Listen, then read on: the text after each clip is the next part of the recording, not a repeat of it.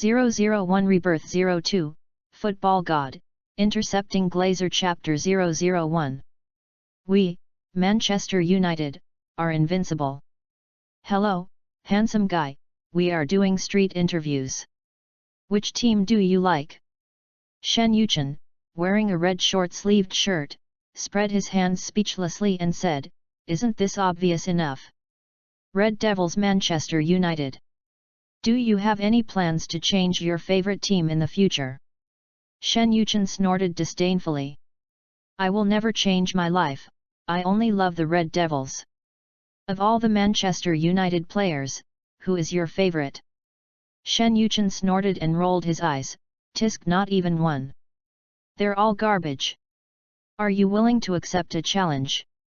Shen Yuchen asked doubtfully, "What challenge?" "Save the Red Devil challenge." Shen Yuchen waved at the man, put his arm around the internet celebrity next to him and said, "I'm busy, don't bother me. I'm going to get a room." January 1, 2002. In the presidential suite of a 5-star hotel in Shaanxi province. Hiss. "I'm reborn." Shen Yuchen looked at the old woman in front of him with shock. Just as he was about to open his mouth to stop it, he heard a ding sound. The Football God system has been successfully bound. The newbie gift pack has been distributed. £1 billion in cash. Newbie mission, host, please acquire a British football club within 1 year. The mission is complete, you can officially activate the system and get generous rewards. Message, International Bank 06548*5161 deposited 1 billion.00 yuan, balance, 1 billion.00 pounds. Shen Yuchen picked up the flip phone from the bedside and looked at the message on it. "Fuck, are you serious?" Hiss. "Shut up." Mr. Shen, what's wrong?" Shen Yuchen pulled back the quilt. After kicking away the affectionate old woman in front of him, he put on his clothes and rushed out of the hotel. After leaving the hotel, Shen Yuchen got into the Mercedes parked at the door. "Uncle Wang, take me to the airport." "Okay, master." Sitting in the car, Shen Yuchen finally woke up from his dream. In his previous life, he was a rich second generation. His father is just an ordinary coal boss. But even so, he remembered that he was driving an Audi in 2002. When did it become a Tiger Head run?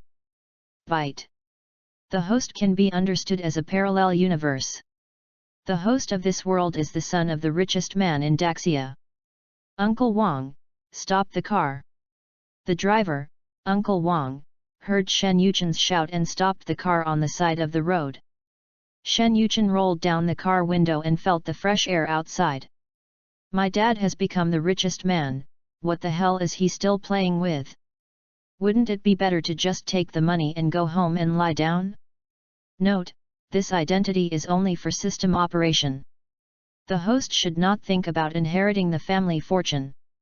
You must rely on your own efforts. £1 billion, limited to football club transactions only, the remaining balance will be automatically recovered by the system. Then, the system played another picture to Shen Yuchen. This is the scene where Shen Yuchen's father donates all his wealth to charity in the future. Shen Yuchen was so upset when he saw this. This system is really fun to play.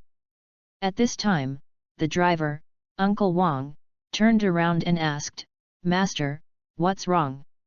Shen Yuchen didn't answer, but took out his cell phone and called his father. "Hey! Dad, I'm out of money. Please transfer some pocket money to me." "Your mother." Shen Yuchen put the phone aside and didn't pick it up again until 5 minutes later. Message, Daxia Bank deposited 500,000.00 yuan at 0669888*5356, balance, 1,363,513.00, Daxia currency. Well, starting from 0 frame. He is indeed my biological father. "Uncle Wang, let's drive." Shen Yuchen sat in the car and thought carefully. Made a summary of the previous life. In my previous life, I started my own business, but after losing hundreds of millions, I never started another business again. He does nothing all day except eating, drinking, whoring, and gambling. He lived a muddled life and was still unmarried in his 40s. As for why he didn't get married, it's all my second brother's fault. Fall in love with every girl you meet. To sum up, it seems that apart from having a better kidney, I have no other advantages. Fortunately, I have a system to rely on after my rebirth. Otherwise, it would be better to die. After arriving at the airport, Shen Yuchen boarded a plane to London. It was more than 10 hours later when we arrived in London. In his previous life, Shen Yuchen loved watching football. A die-hard Manchester United fan, because Ronaldo has fallen in love with the Merseyside club again. So, he is very familiar with London, Manchester, and Madrid. He first went to HSBC to get a credit certificate. Then we took a bus to Seymour Pierce Investment Bank. When I arrived at the front desk of the investment bank, there stood a middle-aged lady with a neat bun and a name tag with Aaron Watson engraved on it. After seeing Shen Yuchen, Irene greeted him politely, "Good afternoon, sir, do you have an appointment?" "No." "So, what business would you like to handle?" After Shen Yuchen told the receptionist his purpose, he handed over the credit certificate in his hand. Irene took the document and her pupils shrank when she saw the £1,000,000,000.000000 at the top of the page. Her tone softened instantly. "Please wait a moment. I'll contact Mr. Harris's assistant." Afterwards, Shen Yuchen was invited to the VIP lounge. A few minutes later, the door of the VIP lounge was pushed open. Harris walked in from outside with 2 assistants. "Hello, Mr. Shen.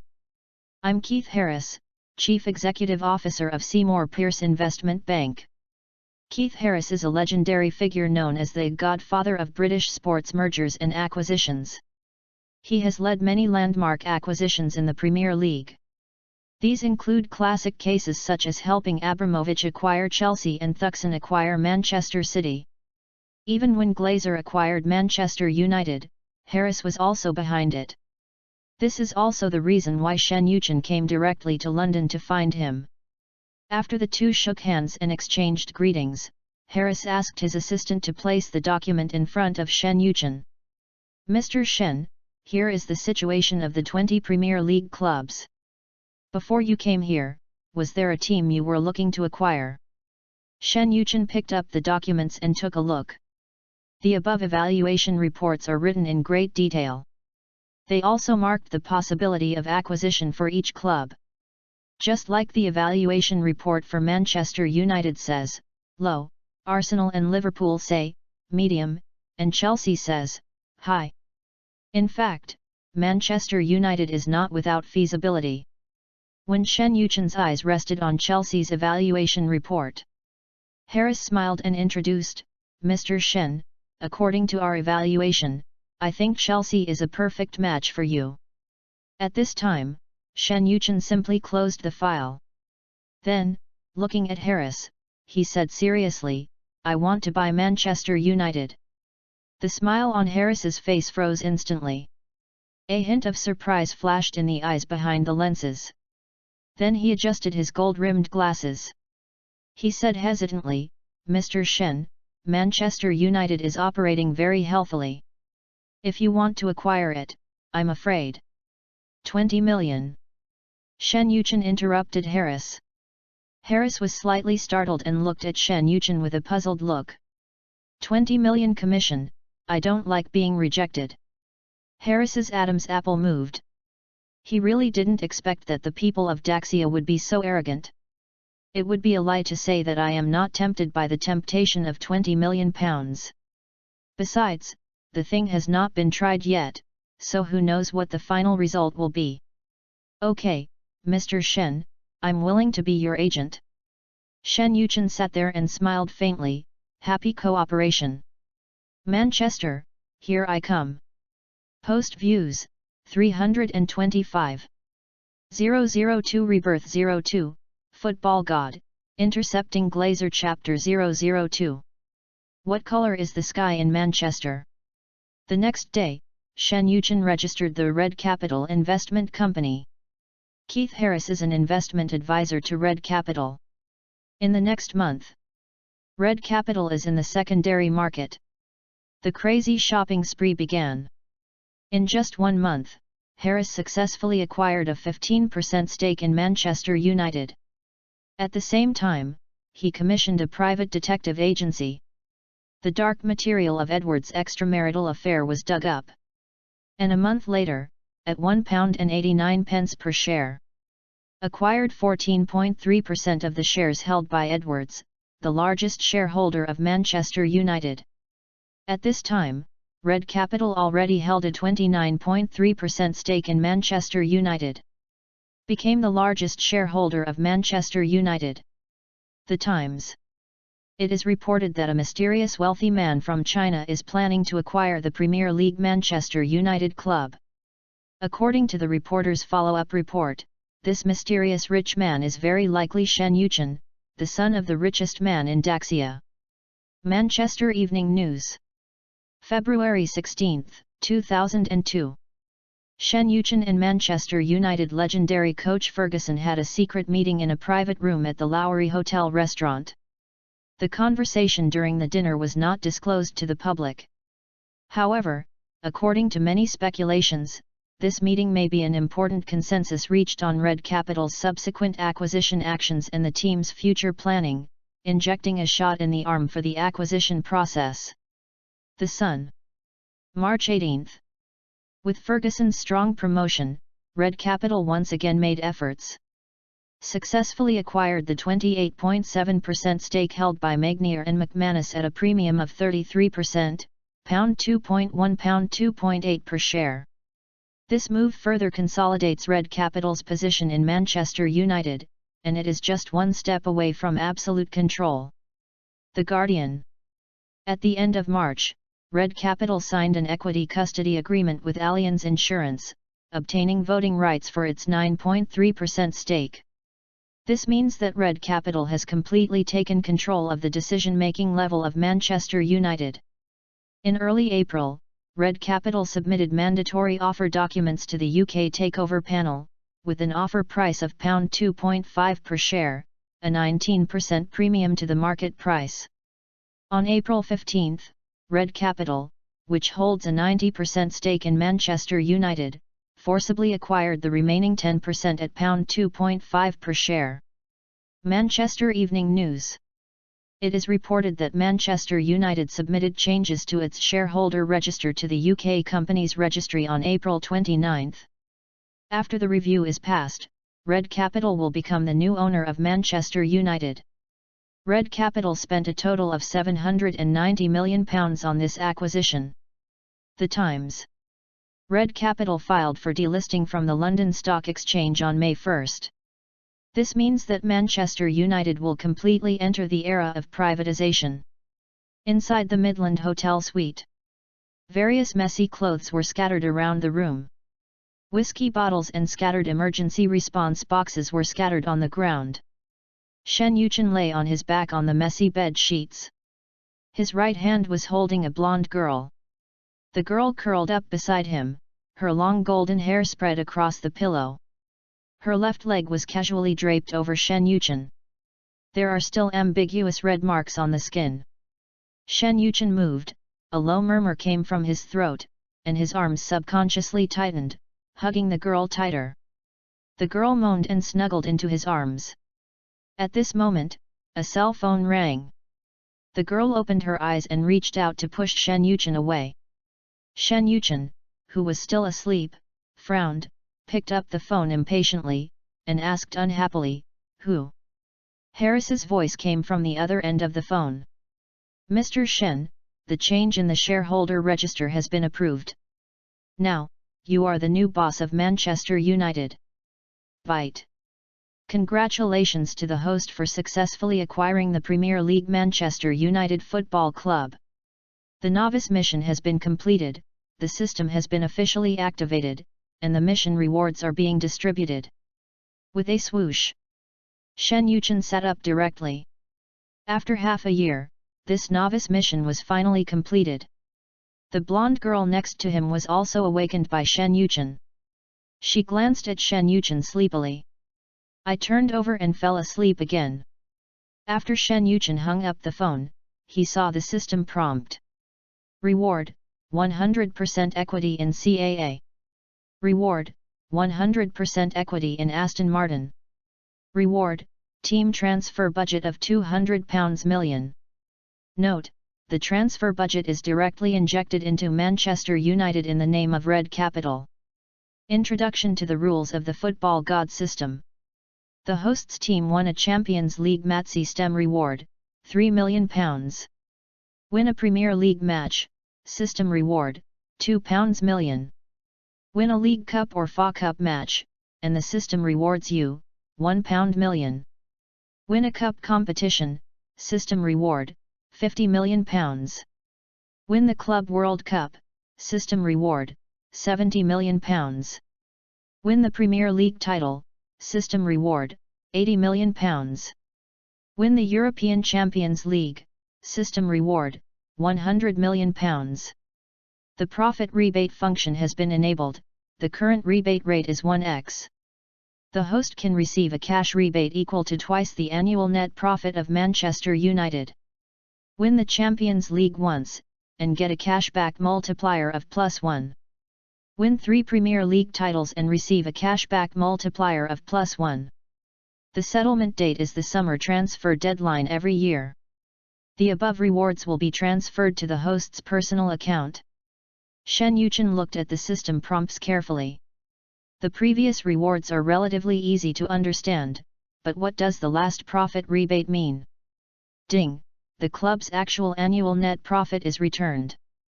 For example, in the 2001-02 season, Manchester United's total revenue was £117 million, total expenditure was £97 million, and net profit was £20 million. Every summer transfer deadline, the system will rebate an additional £20 million to the host's personal account. The rebate multiplier depends on the number of times the host leads the team to win the Champions League and the Premier League. After listening to the system's explanation, Shen Yuchen directly blurted out a national quintessence. Oh shit! What this means is that if Manchester United earns £100 million a year, you can get an extra £100 million. If we win the Champions League 3 times in a row, we can get an extra £300 million? System, no. Winning the Champions League once gives you a multiplier of +1. After 3 consecutive Champions League titles, the multiplier is 4, and the rebate amount should be £400 million. Host, your math was taught by a physical education teacher, right? Hearing this, Shen Yuchen said excitedly, if you say that, I won't be sleepy anymore. Compared with this rebate, the previous rewards are nothing. As an old Manchester United fan, he is very clear about the commercial value of Manchester United. 20 years later, even if he was sucked into a mummy by Glazer. But Manchester United's revenue is still among the top 3 in the world. Apart from Real Madrid and Barcelona, who can earn more than Manchester United? As long as we can improve the team's performance, we can increase its commercial value. He he he he. Post views, 271. 003 Rebirth 02, Football God, Intercepting Glazer Chapter 003. Thinking of this, Shen Yuchen couldn't help but laugh. At this moment, a pair of white and warm arms wrapped around his chest. What is the big boss grinning about? Did you dream about some vixen? A warm breath touched the back of Shen Yuchen's neck. Blonde hair brushed past his ears. The girl deliberately bit his earlobe with her lips and licked it with the tip of her tongue. Shen Yuchen grabbed the restless hands with his backhand. Put the fingertips into your mouth one by one and suck them gently. This caused the girl to laugh softly. He suddenly turned around and pushed the person onto the bed. The little blonde wildcat in front of me is the one I met at the celebration party yesterday. It was none other than the punk princess Avril Lavigne, who was about to become a huge star. I dreamed that a little wild cat bit me all over. As he spoke, he bit her neck, leaving an ambiguous red mark on her fair skin. Avril hooked her arms around his neck and deliberately twisted her body in his arms. Then this little wild cat hasn't eaten enough. She raised her head, staring at Shen Yuchen with coquettish eyes, and said with a long tone, "Come again, Chen." As she spoke, her little hands began to become restless. Shen Yuchen was about to respond when he was interrupted by the ringing of his cell phone. Avril's face immediately fell, and she grabbed a pillow and threw it at the bedside table. "This damn phone is so annoying." Shen Yuchen smiled helplessly and made a gesture to stand up. Unexpectedly, Avril hooked her arm around his neck and gave him a nudge. "Don't answer it, let them wait." The little goblin looked at Shen Yuchen coquettishly and said. Shen Yuchen reached out and pinched her fair and elastic little face and said, "Don't make a fuss. This should be the club's business." Avril wrinkled her nose at him and snorted. After the call was connected, Shen Yuchen heard David Gill's voice. David Gill, former Chief Financial Officer of Manchester United. After Shen Yuchen became the largest shareholder of Manchester United, he directly appointed him as the club's CEO, fully responsible for the club's daily work. "Boss, the press conference is scheduled for 4 p.m. Shen Yuchen checked the time and responded, "Okay, I understand." "Hiss. Boss, what's wrong with you?" Shen Yuchen looked down at Avril. He glared at her with a warning look. However, she turned a blind eye and instead gave a wicked smile. "David, send a car to pick me up at the hotel at 3 o'clock. After saying that, Shen Yuchen hung up the phone. Snap! Shen Yuchen slapped Avril hard on her butt. But instead of crying out in pain, she made a strange sound. "It makes people feel itchy." Shen Yuchen narrowed his eyes, as if considering where to start. Avril slipped away smoothly like a loach. She jumped out of bed and ran to the bathroom to take a shower, leaving Shen Yuchen with a snow-white face. "Grass. Will this make you go?" Shen Yuchen stepped forward, hugged the girl's slender and soft waist, and lowered his head to kiss her. "Chen, let's go to the bathroom." Shen Yuchen laughed and said, "You little devil, you really are." Before he could finish his words, the girl took the initiative to kiss him. This time it was more intense and crazier than before. The two of them reluctantly walked towards the bathroom. Next, enter the VIP paid content. At 3 p.m. Shen Yuchen received a call from David Gill. Just as Shen Yuchen was about to get up, he was entangled by the glutinous rice ball wrapped in a quilt. "Where are you going, darling?" "To attend a press conference." Avril, with her hair in a mess, knelt crookedly on the bed. "I want to go too." She tried to stand up, but her balance was unstable and she fell directly into Shen Yuchen's arms. Shen Yuchen hugged Avril's petite body and said with a smile, "If you are not afraid of making the headlines tomorrow, then put on some clothes." Upon hearing this, Avril smiled wickedly and said, "You are more famous than me, as long as you are not afraid." Shen Yuchen scratched the tip of her red nose. Manchester United's new owner makes a high-profile appearance with a rock star. Tisk, this title seems good. What do you think? Avril couldn't help but roll her eyes at him. "Oh no. I'm calling the paparazzi right now. I've even thought of a headline, 'The Overbearing CEO and His Wild Rose.'" She pretended to look through her phone. "Little ancestor." Shen Yuchen reluctantly pulled her into his arms and gently kissed her restless lips. "After the press conference, I'll take you to a seafood dinner. Make a deal." Avril immediately let go of her hand, turned around and lay back in bed. After Shen Yuchen left, Avril took out her cell phone and called her good friend Daniel. "Baby, I'm in love. Guess who he is?" "Hint Daxia people are super rich." "Oh my god, my little princess, are you in love?" In the press conference room of Carrington Training Base. Hundreds of reporters from around the world were crowded on folding chairs. Metal stands for photographic equipment crisscrossed the carpet. Sky Sports' satellite live broadcast vehicle is debugging the signal. Sky Sports will broadcast today's press conference live worldwide. Shen Yuchen, dressed in a custom-made suit, entered the venue accompanied by David Gill and Ferguson. The originally noisy scene suddenly became quiet. Under the spotlight, Shen Yuchen didn't seem nervous at all. He walked up to the podium calmly and sat down. Ever since his acquisition of Manchester United was exposed by the media, he has become the target of media pursuit all day long. The British media has already revealed his identity clearly. Reports about him being the most handsome second-generation rich man in Daxia, the heir to Daxia's richest family, and the richest boss in the Premier League have already been flying all over the place. Even a reporter from The Times wrote a special report about the Shen family of Daxia. Otherwise, why would Avril say that her current fame is higher than hers? It's not because she just debuted and has no fame. It was because Shen Yuchen's exposure during the acquisition of Manchester United was too high. After the press conference started, David Gill, CEO of Manchester United, spoke first. Ladies and gentlemen, welcome to today's press conference. First of all, on behalf of Manchester United, I want to make this announcement to you. Red Capital has completed the equity change of Manchester United Club. Mr. Shen Yuchen becomes the new owner of Manchester United.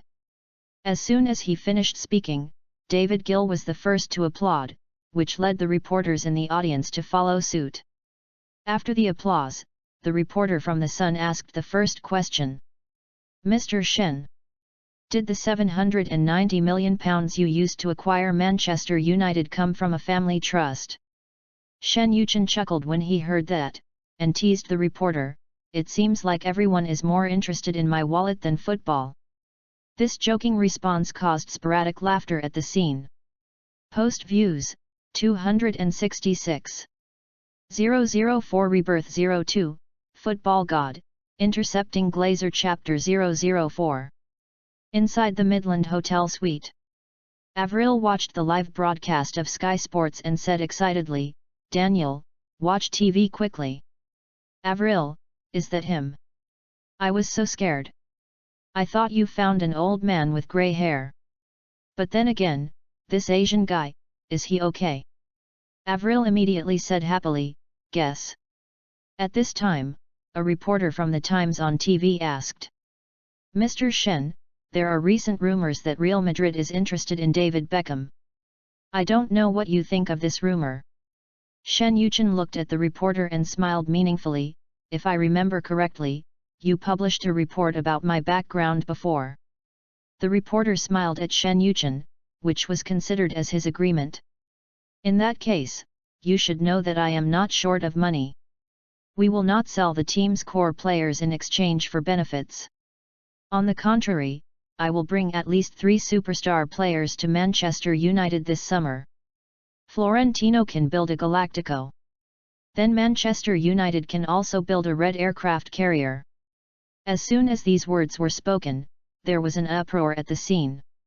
The reporters below began to whisper to each other. They were not discussing whether Shen Yuchen was bragging. Instead, they were discussing who would be the superstar that Shen Yuchen mentioned. 3 months ago, Shen Yuchen's name first appeared in the British media. A reporter from The Guardian once published an article questioning and mocking Shen Yuchen's financial resources. The article also stated that anyone who wants to acquire Manchester United is simply dreaming. But later a reporter dug out Shen Yuchen's capital verification report. Even a reporter from The Times did an exclusive interview on the Shen family of Daxia. Everyone shut up, and no one dared to look down on this wealthy man from the East. On the contrary, this incident indirectly increased the speed at which Shen Yuchen acquired shares of Magnier and McManus. At the same time, it also changed the attitude of Manchester United fans towards Shen Yuchen's acquisition. From the initial boycott and protest, it turned into support and endorsement later. All this is thanks to Harris's operation behind the scenes. Just like today's press conference. All of the reporters below have been carefully screened by Harris and David Gill. Media reporters who have hostile relations with Manchester United are not even allowed to enter the venue. All questions and live broadcast content were designed in advance. The purpose is to help Shen Yuchen establish a very good image in the hearts of Manchester United fans. The press conference ended smoothly as expected. Then, Shen Yuchen held a meeting as the boss for the first time in Carrington's conference room. All of Manchester United's senior management and coaching team were present. The conference room is fully air-conditioned. Shen Yuchen casually put his suit jacket on the back of the chair. The sleeves of his white shirt were rolled up to his elbows, revealing the Patek Philippe watch on his wrist. To his left sat Ferguson and the football management. To the right sat David Gill and executive management. Ladies and gentlemen, today is my first meeting as owner of Manchester United. I hope that through today's meeting, we can reach a common goal with you. Let me be frank. I didn't buy Manchester United for charity. Trophies and victories are what I want. The 2001-02 season has ended. Manchester United fought on many fronts but failed to win any championship. The first topic, I think we should analyze the reasons. Everyone's expressions changed as they listened to Shen Yuchen's words, and the conference room fell into a brief silence. Ferguson stroked the tactical board in his hand and was the first to break the silence. As the team's coach, I have an unshirkable responsibility. Stop! Shen Yuchen raised his hand to interrupt and leaned forward. Now is not the time to argue about right or wrong. Sir Ferguson, I want a solution. Just tell me what you need. Don't worry about the money. Ferguson nodded slightly when he heard this. Then, he looked down at the tactical board in his hand and said, right now, the team is actually in a rebuilding period.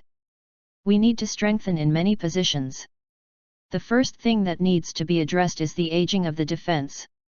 This summer, we urgently need a player who can play as a starting centre-back. And Ferguson looked at the tactical board, hesitant to speak.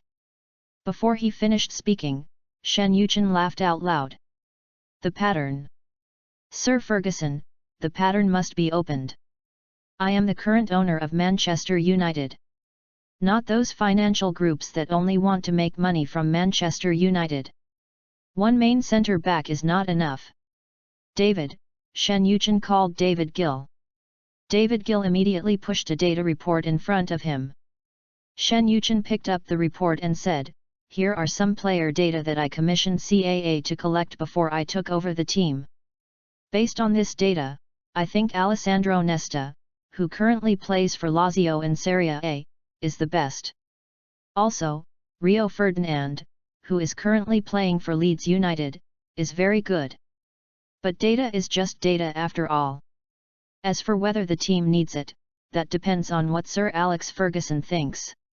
As he spoke, Shen Yuchen pushed the scouting reports of Nesta and Ferdinand in front of Ferguson. Ferguson looked down at the two reports, and the corners of his mouth couldn't help but rise. These two players are the ones he cares about the most. He first took a careful look at them and made a fair assessment. Mr. Shen, both reports are very professional. The ability of CAA scouts is no worse than that of our club.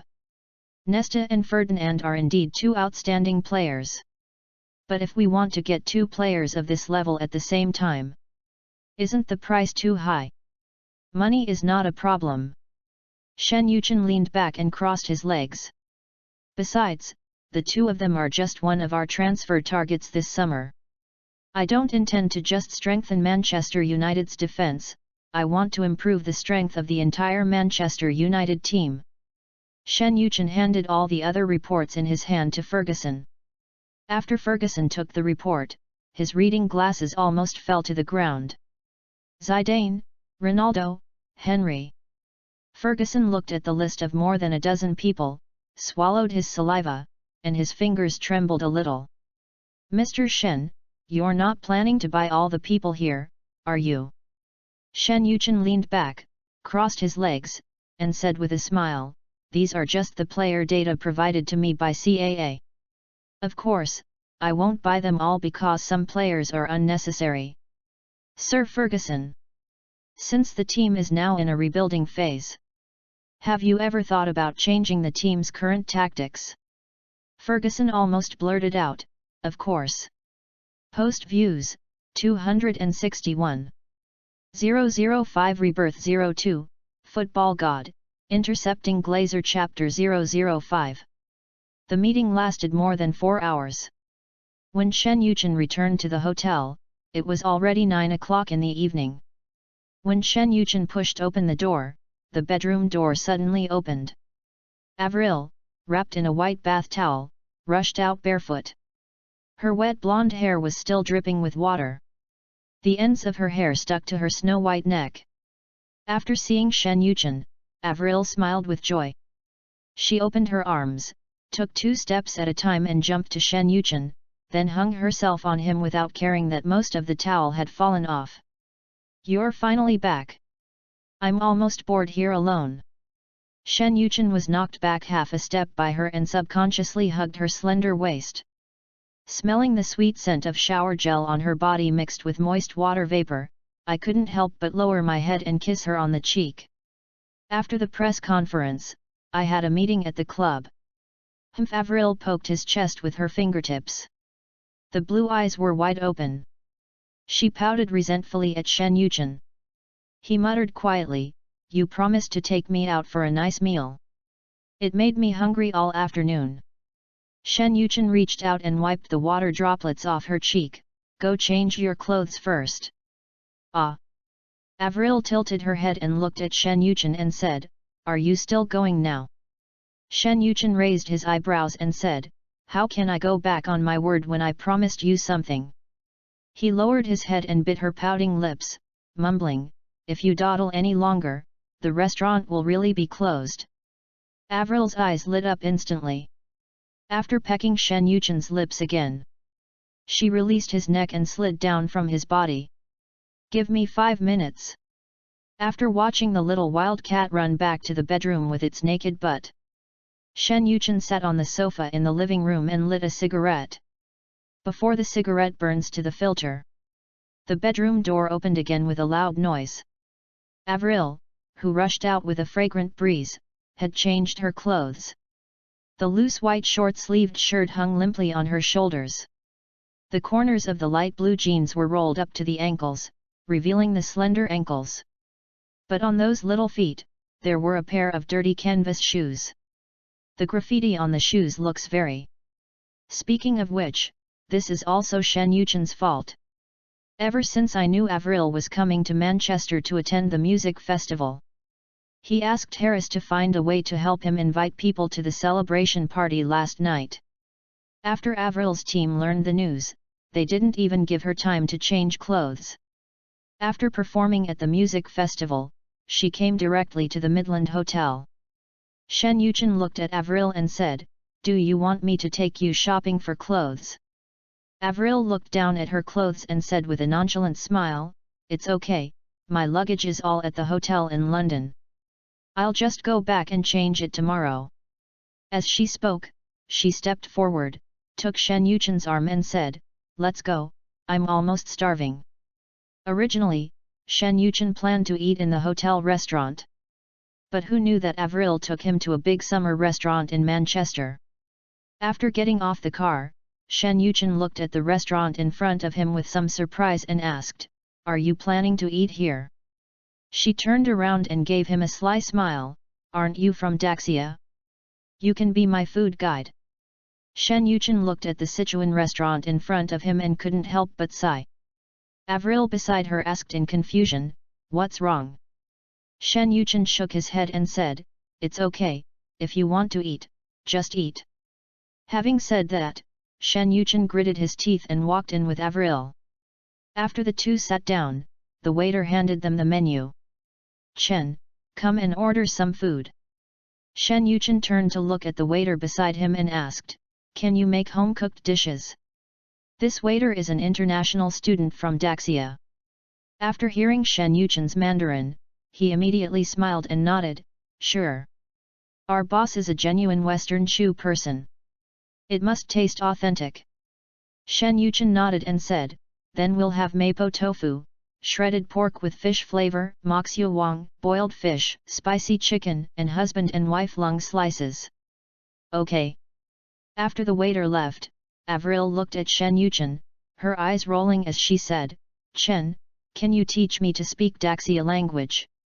Shen Yuchen had just picked up the teacup and taken a sip when he was choked by Avril's sudden request and coughed twice. Teach you Daxia language? Shen Yuchen put down the teacup in his hand, glanced at her eager eyes and said, let me make it clear first, if you can't learn it, you are not allowed to act like a spoiled child or cheat. Tisk. Avril straightened her back in defiance. Don't underestimate me, I'm a top student in school.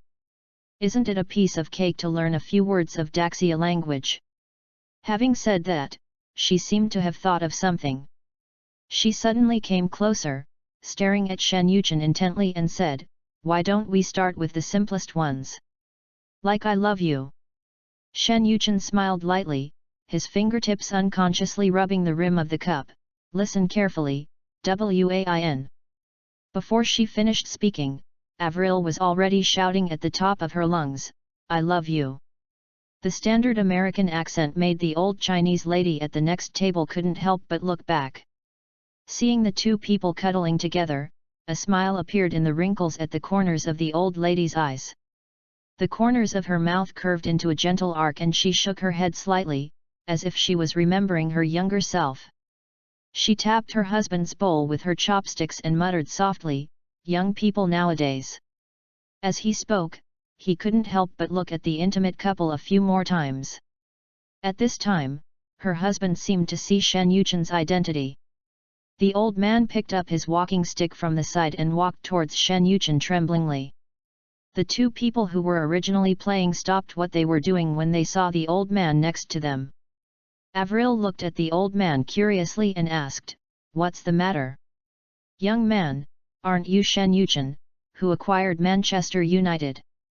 Hearing this, Shen Yuchen smiled and stood up, extending his hand to support the old man. Old man, you have good eyesight. I am Shen Yuchen, please be careful. He caught a glimpse of the worried look of the old lady at the next table and pulled over an empty chair for her to sit down. It's you. The old man's calloused hands tightly held Shen Yuchen's hands, his cloudy eyes filled with a joyful smile. I've lived in Manchester for 40 years and have been watching football for 40 years. From the Munich air disaster to the treble. I have no regrets about not coming. I just never thought that I would see our Daxia team enter the World Cup in my lifetime. What I didn't expect was to see a Daxia man in charge of Manchester United. To be honest, as an old man, I have no regrets in dying. But Xiao Shen, although Manchester United won the Champions League 2 years ago. But Manchester United has big problems right now. Also, the culture of England is different from ours in Daxia. Sometimes, you just have to be open-minded yourself. Don't let some extreme fans influence your own judgment. Shen Yuchen nodded in agreement, thank you for the reminder, old man. I'll remember it. Post views, 265. 006 Rebirth 02, Football God, Intercepting Glazer Chapter 006.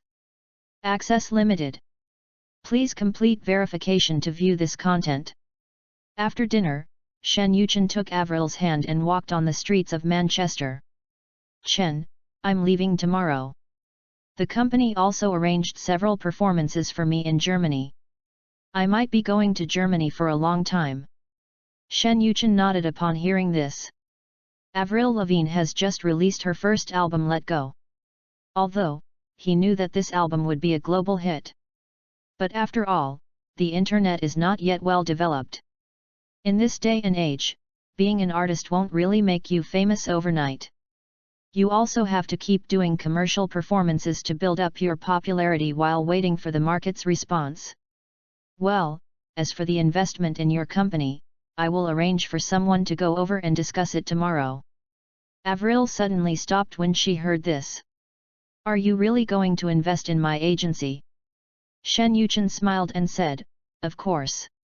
After all, you're the future rock queen. Avril listened to Shen Yuchen's praise and pursed her lips slightly and said, I dare not even think about becoming a diva. I just want to create peacefully. Songwriter is how I breathe. If I could only sing lyrics written by others, I would feel like I was role-playing. Listening to Avril's words, Shen Yuchen thought about it seriously. Then he picked up the phone and dialed a number. Hey, there's no need to plan investments in TMT, let's focus on mergers and acquisitions instead. Well, come up with a plan as soon as possible. Okay, that's it. Avril, who was standing next to Shen Yuchen, opened her mouth into an O shape and her blue-green eyes were wide open. Are you crazy? TMT is one of the top 3 agencies in Canada. You actually said merger and acquisition. Even if you have money, you can't spend it like this. Shen Yuchen put away his phone, looked at Avril seriously and said, Haha, I forgot to tell you, I'm the boss of CAA. CAA is one of the top 3 talent agencies in the world. Merging with TMT will actually give your company's artists better room for development.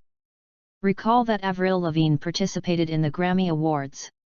It received 8 nominations but didn't win a single award. To put it bluntly, isn't it because the company behind her is too small and can't operate? Avril grabbed Shen Yuchen's tie and said, so what you said about the merger and acquisition on the phone just now was not an impulse at all. Shock and disbelief welled up in her blue-green eyes. Oh. No, wait a minute. CAA is actually yours. Then what you said earlier about arranging people to discuss investment was just teasing me, right? Shen Yuchen. Are you doing a business merger or a relationship? Shen Yuchen looked at the somewhat excited Avril, reached out and hugged her in his arms, and said gently, you said that writing songs is your way of breathing. So, I just want you to be able to breathe freely. Investing in your company also buys out your inspiration for the next 10 years. Looking at Shen Yuchen with a deeply affectionate face, Avril suddenly had an idea. So, you acquired TMT just for me? Shen Yuchen looked at her seriously and nodded. Oh, are you stupid? Then why don't I just terminate my contract with the agency and sign with your company? Why would you spend tens of millions to buy a company? Shen Yuchen. Fuck, that seems to make sense. The penalty for breach of contract in my agency contract is only $1 million. If you want to acquire a TMT company, it will cost at least $50 million. Shen Yuchen, that makes sense. Avril slapped Shen Yuchen on the head. I don't know what you're carrying here. How come you seem like a smart person, but you can't even figure out this kind of thing? Shen Yuchen touched his head and chuckled. He was really surprised by Avril's train of thought. When he left Carrington today, he spoke with the current CEO of CAA by phone. Although CAA is one of the top 3 agencies in the world, its market share in Canada is not high. Investing in TMT is simply about increasing their influence in Canada. However, Avril agreed to terminate the contract and sign with her own company. Then he could totally re-establish a CAA Canadian branch. By this calculation, it really doesn't cost that much money. Thinking of this, Shen Yuchen smirked, bent down and picked up Avril by the waist. She screamed and hugged his neck, her canvas shoes swinging in the air. Shen Yuchen. Put me down. No. He shook his head deliberately, looked at her little face that was puffed up with anger and said. So, in someone's eyes, I can't even tell the difference between 1 million and 50 million. As he said this, he pretended to push her into the Irwell River beside him. Looks like you'll have to let the Manchester River waters calm you down. It's not good for a woman to be too smart. Avril screamed and hit Shen Yuchen on the back. Her golden hair flew messily in the night wind. His blue-green eyes widened. Shen Yuchen. If you dare to throw me down, I'll write a song called 100 Ways to Die as a Black-Hearted Capitalist. She kicked her legs so hard that her canvas shoes almost flew off. Besides, the river water is so dirty, what if my limited edition graffiti shoes get wet? After the two of them played by the river for a while, Shen Yuchen let her go. Avril rolled her eyes at him coquettishly. Looking at my messy hair. She casually pulled off Shen Yuchen's tie and neatly tied her hair into a ponytail. Since you're planning to terminate the contract, are you still leaving tomorrow? Shen Yuchen suddenly pushed her against a stone pillar. Let's go. Avril suddenly stood on tiptoe and bit his chin lightly. Even if you plan to change your agency contract, it can't affect my performance. You're only 18 years old this year, do you really want to work so hard? Before she finished speaking, Avril had already put her arms around his neck and hung herself on him. If you don't fight when you're 18, will you support me when I'm old? She deliberately dragged out the last word, her hair brushing his ear. I've heard that capitalists' promises are more fickle than the weather in Manchester. It's not impossible. Shen Yuchen suddenly held her waist and lifted her up, and their eyes were instantly level. He stared into Avril's blue eyes and said seriously, as long as you are willing. Avril tilted her head to avoid his approaching lips, but her nose accidentally brushed against the corner of his warm mouth. I only believe in myself. She suddenly jumped out of his arms and stepped back 3 steps. Let me be frank. If you want to sign me, there are conditions. Shen Yuchen raised his eyebrows and looked at her while leaning against the stone pillar. Condition? Avril suddenly became serious and tucked her flying hair behind her ear. Help me plan an album production at least once a year, and you must organize a concert tour for me within 3 years. Also, our agency contract is only for 5 years. Shen Yuchen narrowed his eyes slightly as he listened to Avril's conditions. Before he could speak, Avril rushed over, stood on tiptoe and kissed his lips, mumbling, "Don't be so surprised." When she released her mouth, she gently tugged at his collar, "I will only belong to you for the next 5 years." She suddenly raised 3 fingers and said, "I promise you as a rock girl. You're more like a businessman than a singer. What about 5 years from now? Dear Chen, you are so outstanding and so are I. Will you still be with me in 5 years? Post views, 248. 007 Rebirth 02, Football God, Intercepting Glazer Chapter 007. Access limited. Please complete verification to view this content. After a night of romance in the hotel, Avril left Manchester. Shen Yuchen also began to work on his Manchester United reconstruction plan. It was already 10 o'clock in the morning when Shen Yuchen arrived at the Carrington base. David Gill appeared in his office immediately. "Boss, yesterday we submitted offers to Inter Milan, Lazio, and Leeds United. This morning, I received a call from Inter President Massimo Moratti. He wants to talk to you in person." After Shen Yuchen thought for a moment, he said to David Gill, "Well, call Moratti back and I'll talk to him." "Okay." A short while later, David Gill called Moratti's private number. "Mr. Shen, congratulations on becoming the new owner of Old Trafford." Moratti's deep voice, wrapped in a unique Italian accent, came from the receiver. Shen Yuchen leaned back in the leather chair, his fingertips tapping rhythmically on the table. "Thank you, Mr. Moratti. I've heard a lot about you." Moratti's laughter came through the receiver, carrying a hint of meaning. "Mr. Shen's courage is admirable. He made a big move to buy Ronaldo right after taking over." "Haha. Mr. Moratti, I need to correct you. I'm not asking for a purchase, I'm asking for help." "Oh? Help?" Moratti's voice was full of confusion. Shen Yuchen said with certainty, "Yes, help." Moratti couldn't help but chuckle, "Then I really want to hear what Mr. Shen can do to help me." Shen Yuchen's lips curled up with a confident arc. "On May 9, your sports director personally had a very pleasant conversation with Crespo's agent in Rome. If I'm not mistaken, Crespo has become Mr. Moratti's transfer target. Coupled with Lazio's financial crisis, signing Crespo is just a matter of price." There was a brief silence on the other end of the phone, and Morati's light breathing could be clearly heard. Obviously, the revelation of this secret surprised even this experienced Italian businessman. After a long while, Moratti spoke again, his tone a little more cautious. It seems that Mr. Shen also knows a lot about Italian football. But what does this have to do with the help you mentioned? Of course, if Mr. Moratti is willing to sell Ronaldo, then I can help you facilitate Crespo's transfer. I happen to have some good connections in Italian football. There was another long silence. Shen Yuchen, who was a little bored, picked up the pen on the table and drew circles on the paper, waiting for the other party's response. Finally, Moratti said, "How much transfer fee is Mr. Shen willing to pay for Ronaldo?" 35 million euros. Shen Yuchen reported the number without hesitation. All European transfers were conducted in euros, and the exchange rate between the British pound and the euro was 1.6 at the time. "Oh, Mr. Shen, Ronaldo is the best player in the world.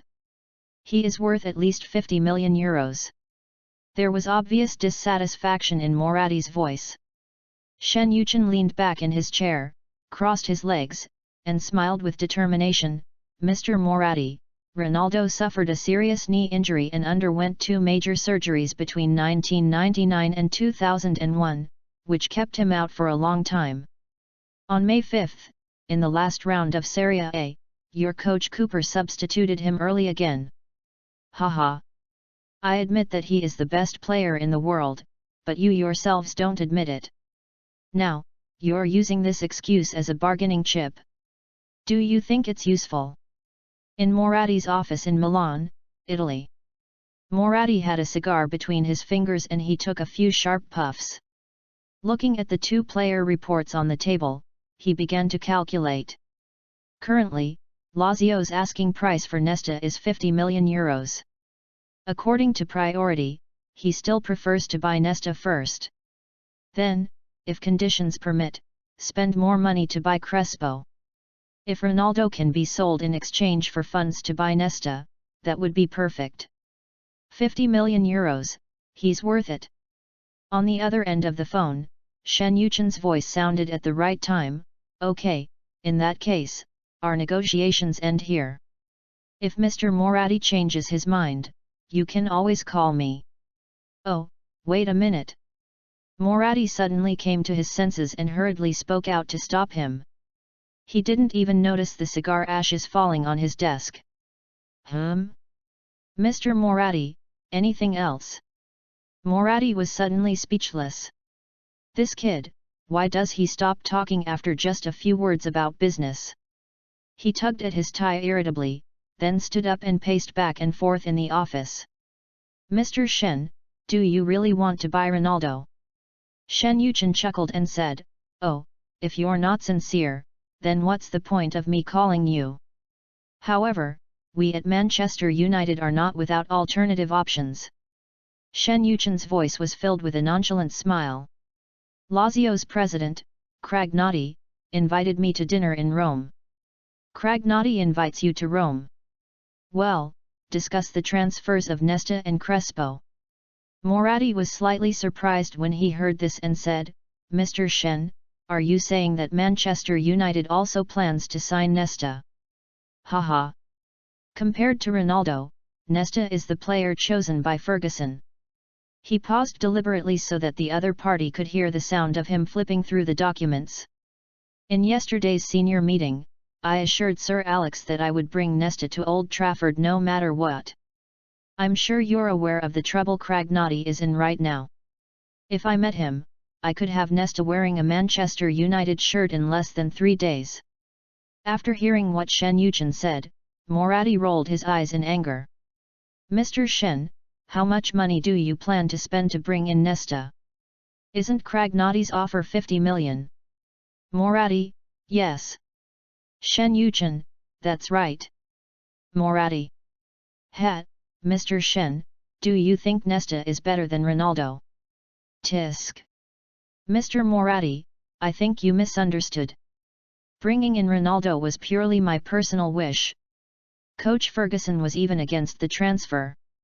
Because we already have a very good Ruud van Nistelrooy. Also, Nesta is at least in very good health now. Ronaldo has just returned from injury. So, I am willing to offer Nesta €50 million. Listening to Shen Yuchen's words, Moratti couldn't help but fall into deep thought. After a long moment, Moratti sighed and said, Mr. Shen, what is the maximum transfer fee you are willing to pay for Ronaldo? If you are sincere, could you please give me a final offer? €40 million, cash. Mr. Shen, I need to have a meeting with the club to discuss this. Could you please give me a few hours? Sure. Post views, 252. 008 Rebirth 02, Football God, Intercepting Glazer Chapter 008. Access limited. Please complete verification to view this content. After hanging up the phone with Moratti, David Gill couldn't help but ask, Boss, how did you know that Inter Milan had contacted Crespo? Why haven't we heard any news? Shen Yuchen spread his hands, looked at David and smiled, it's very simple. Crespo's agent is an employee of another company of mine. After hearing the news, David Gill opened his mouth slightly and raised his voice unconsciously, is Crespo's agent from your company? Shen Yuchen took out a document from the briefcase beside him and pushed it in front of David Gill. Information gap is always the key to negotiation. David Gill lowered his head and looked through the documents. After a long time, he finally understood. So you deliberately threw out Nesta's offer. The purpose is to make Moratti give up. Shen Yuchen shook his head after listening to David Gill's words. We can't sign Nesta yet. Someone is bound to cause trouble for us. David Gill asked in confusion, who would offer a higher price than €50 million?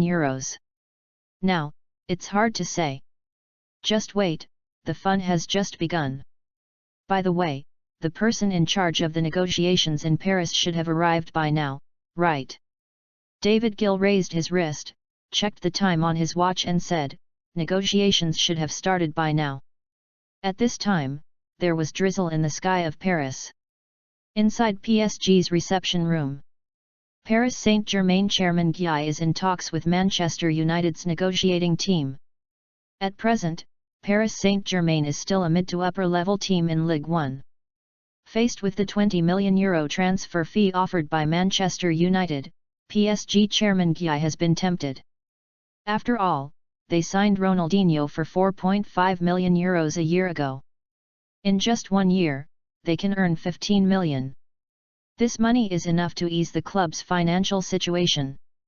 The negotiations took only 1 day for both parties to finalize Ronaldinho's transfer terms. On the other side, after hanging up the phone with Shen Yuchen, Moratti contacted the club's senior management and coaching team for a meeting. In the conference room, Inter Milan's head coach Cooper expressed his opinion first.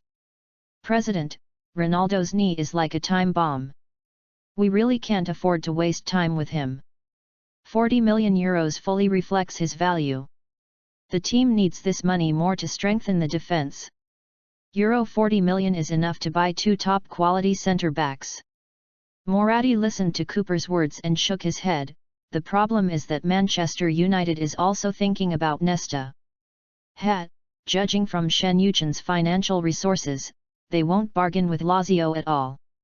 At this time, the technical director Oriali said, President, I just received news that Juventus has offered €60 million to buy Nesta. Upon hearing this, Moratti yelled, are these people crazy? The money in your hands is all blown by the wind. Even Cooper, who was standing by, was shocked when he heard the news.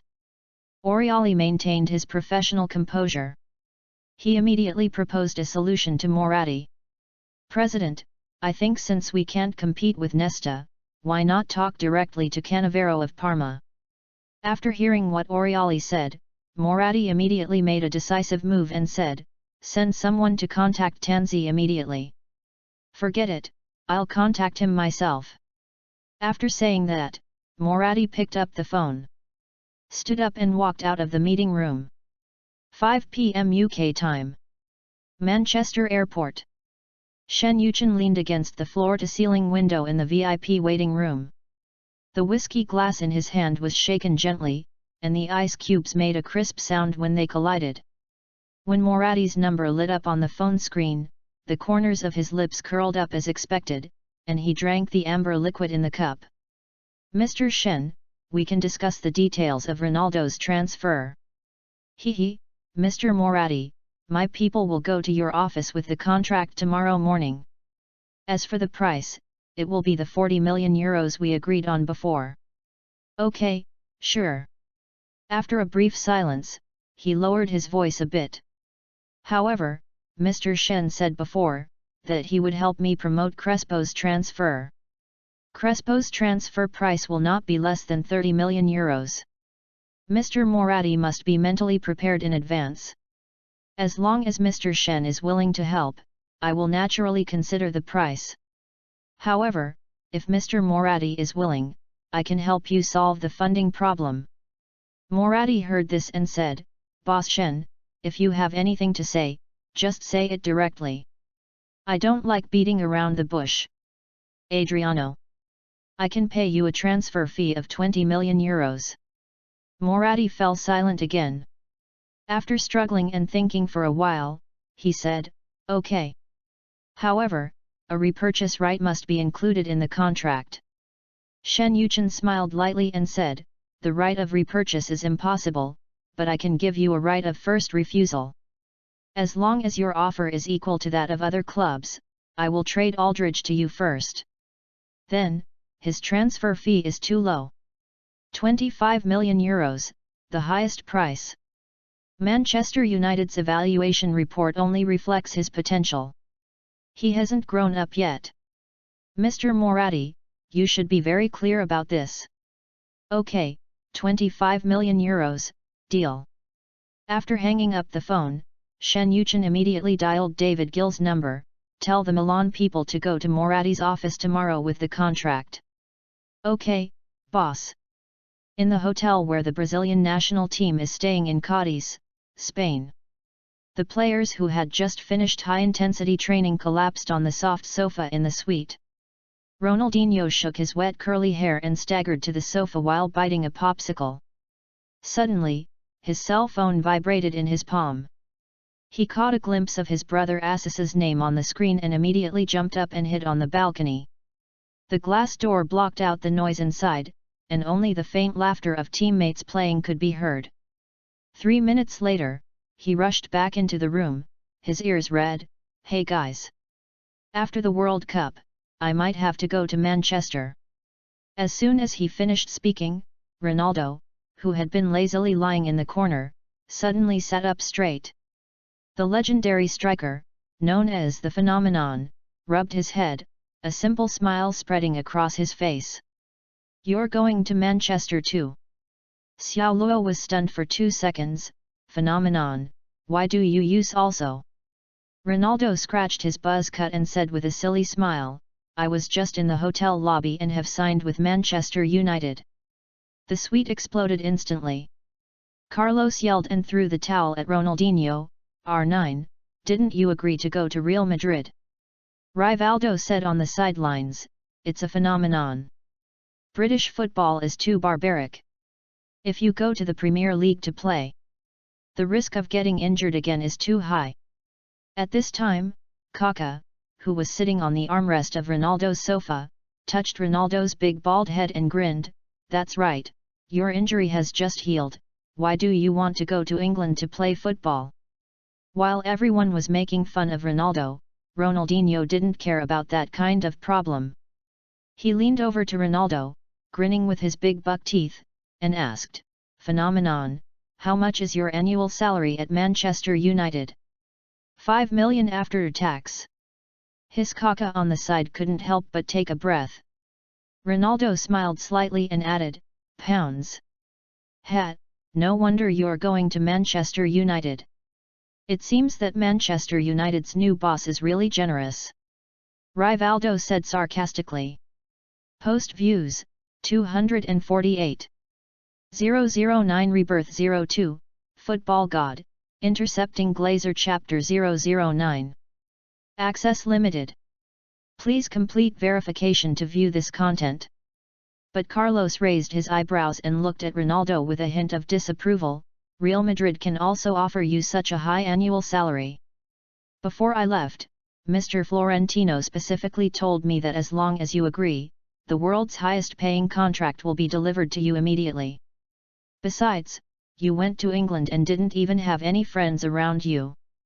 You don't speak English, so it's hard to communicate with you. Ronaldo scratched his head and smiled innocently, but Carlos, some things are more important than money. Also, the owner of Manchester United told me that he would sign at least 3 players from our Brazilian national team. As he spoke, he patted Ronaldinho's thigh beside him. Didn't you see? This kid is also going to sign with Manchester United. Carlos. Rivaldo. At this moment, the phone in Ronaldinho's pocket suddenly vibrated. Come downstairs now. Are you done talking so soon? Kaka? Ronaldinho looked up and glanced at Kaka. Okay, I'll take him down. The moment he hung up the phone, Ronaldinho jumped up from the sofa like a nimble monkey and hooked his arm around Kaka's neck. Brother, the owner of Manchester United wants to meet with you. He's in the hotel lobby right now.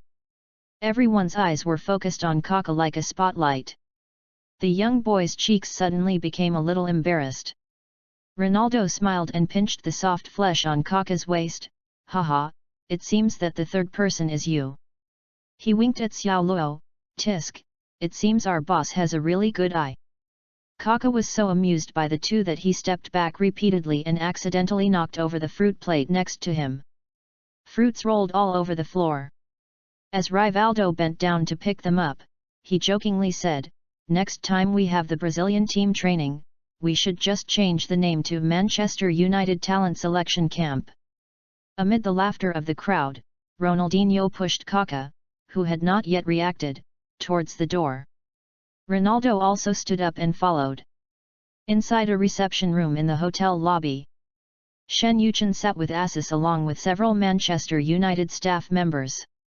Following the sound of footsteps, Ronaldinho, and Kaka pushed the door open. Let's get started. Shen Yuchen nodded slightly, and the staff immediately handed over the contract that had been prepared long ago. Assis also began to discuss the contract details with Ronaldinho.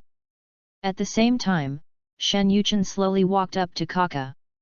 He suppressed his excitement as he looked at his idol from his previous life so closely. Then, he extended his hand towards Kaka and said in a steady voice, Hello, I am Shen Yuchen, the chairman of Manchester United. Kaka quickly stood up, shook Shen Yuchen's hand, and said humbly, Hello, Mr. Shen. Shen Yuchen pointed to the leather sofa opposite and motioned Kaka to sit down. Shen Yuchen leaned on the sofa, looked at Kaka calmly and asked, Do you know why I want to see you? But Kaka shook his head slightly nervously. Kaka, I've read all your statistics and watched your game videos. In my opinion, simply praising you for playing well or saying you are a genius is too superficial. Come to Manchester United. In Manchester, you can get everything you want. Whether it's honor, a stage, or space for growth. Kaka was slightly stunned when he heard this. The young man in front of him, who was about the same age as him, spoke so bluntly that he didn't know how to respond for a moment. At this moment, Brazil's head coach Scolari also came into the reception room. He was wearing a dark sportswear, with sharp eyes and a strong aura. When Ronaldo and the other two saw Scolari, they all looked surprised. They didn't expect the head coach to appear suddenly. Shen Yuchen immediately stood up, walked over with a smile, and shook hands with Scolari. Hello, Coach Scolari. Scolari nodded, and after a brief greeting, the few of them sat down again. The atmosphere inside became more subtle. Kaka twisted his body a little uncomfortably. He glanced at Scolari secretly. At present, Kaka faces two biggest problems if he wants to join Manchester United. One is Kaka's own intention. The second is the Premier League work permit. Therefore, the purpose of asking Scolari to come down was to help Kaka solve this problem. "Are you the boss of CAA?" Scolari asked first after sitting down. Shen Yuchen did not deny it, but smiled and nodded in response. "Haha, it seems like European football is about to get even more lively." As he spoke, Scolari glanced at Ronaldinho, who was signing the contract. Then, I looked at Ronaldo and Kaka. "Boss Shen, it seems you are planning to reform Manchester United's tactics and techniques." Shen Yuchen smiled calmly and said, "Yes, this is the result of a long discussion between me and Coach Ferguson. Although, Manchester United just won the treble 2 years ago. But that's no reason for us to rest on our laurels. Football is a sport that is constantly evolving, and we should also be constantly improving." After hearing this, Scolari nodded in agreement. "Haha, Manchester United already has enough impact on its own, if we add a few of them. I'm kind of looking forward to it. By the way, Mr. Shen, you asked the CAA people to invite me down. Is there something going on?" Shen Yuchen smiled and nodded, pointing his finger at Kaka and said, "It's because of him. As you know, there is a work permit restriction in the Premier League." Scolari instantly understood what Shen Yuchen meant. He turned his head and looked at Kaka, his eyes showing a little more understanding. "Mr. Shen, I understand what you mean. Hawkinson and I are old friends." He patted Kaka on the shoulder and said, "I will give this kid more playing opportunities." Upon hearing this, Shen Yuchen took out a business card from his pocket and handed it to Scolari. "Thank you very much. If you need any help in the future, please feel free to call me." Scolari took the business card, glanced at it, and put it in his pocket. "Haha, if there's nothing else, I'll be leaving first. I still have to arrange their training plan for tomorrow." After saying that, Scolari stood up and left, his footsteps gradually fading away. At this time, Ronaldo looked at Shen Yuchen curiously and asked, "Boss, how did you get the old guy to come down?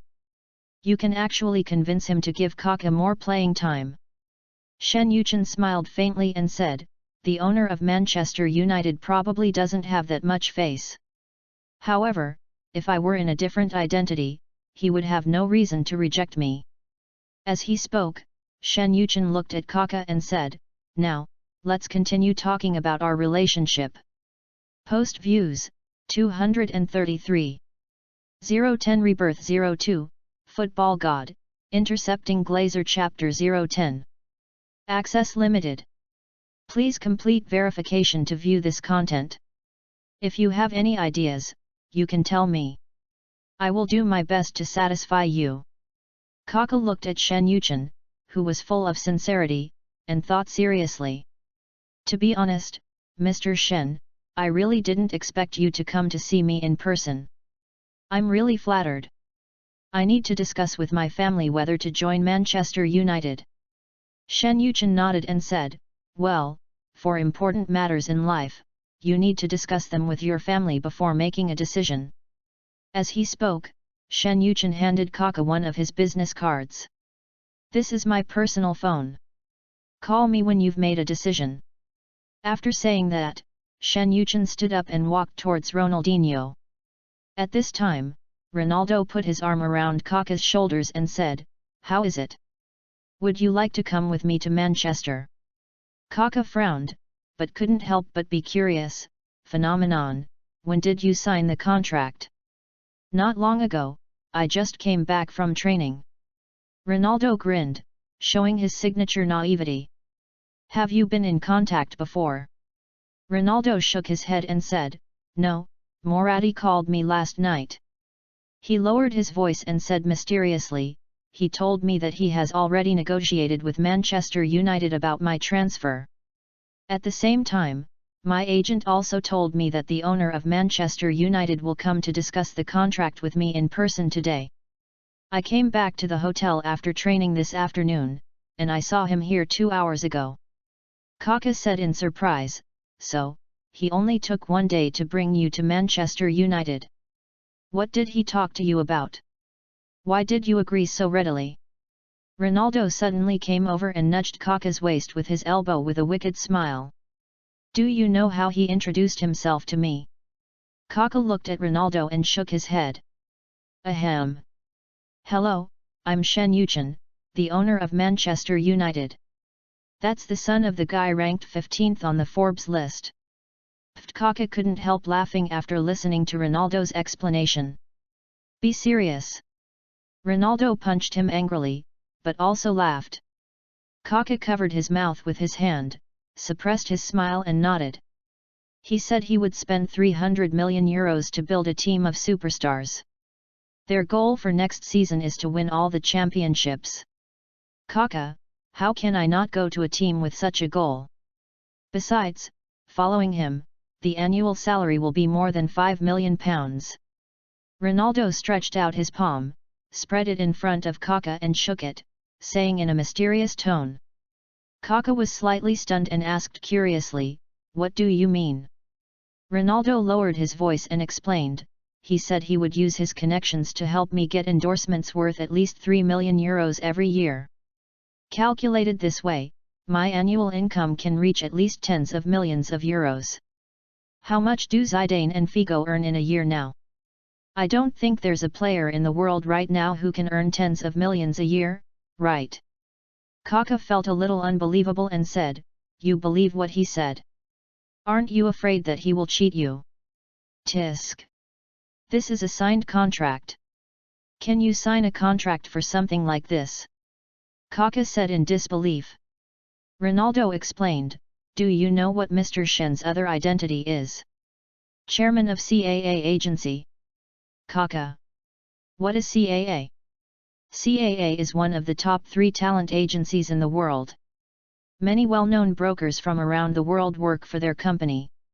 The artists they represent include not only sports stars, but also fashion models, singers, and actors. Mr. Shen signed a 5-year agency contract with me. The promise will help me generate at least 3 million euros in additional commercial revenue each year. Even if I'm not at Manchester United in 2 years, this contract will still be valid. Now, do you know why I agreed to his request so readily?" As he spoke, Ronaldo pointed to Ronaldinho in the distance and said, "Wait until he has signed the contract, then ask him. I guess he feels the same as me. I just don't know how much money he can get in his contract." Kaka found it a little unbelievable and said, "How can a contract be signed like this?" On the other hand, Ronaldinho's signing also went smoothly. After he signed the contract, the 3 of them left together. After leaving the reception hall, Kaka asked, "How is it? How much is your annual salary?" £3 million after tax. But, having said that, Ronaldinho paused mysteriously. The 2 people on the side smiled at each other. "Hey, why aren't you two curious at all? Zheng Xiang has also signed an agency contract, what's there to be curious about?" Kaka said on the side. Upon hearing this, Ronaldinho grabbed Ronaldo's bald head and asked, "How much did your agent ask for?" Ronaldo smiled innocently and raised 3 fingers. 3 million. "Oh shit, I only have 1 million. Ronaldinho said, covering his head in frustration. However, Mr. Shen also said that this will increase according to performance. Also, if you help Manchester United win the championship, you will also receive bonuses based on your performance." Ronaldo nodded and said, "Well, I know that too, but I don't know how they evaluate the bonus. I took a quick look today, but I didn't quite understand it." Ronaldinho then explained, Manchester United has a set of professional evaluation criteria, which are not simply judged by goals or assists. As for the details, I may have to wait until I go to Manchester United to find out. Kaka was listening to their conversation and became more and more curious about Manchester United.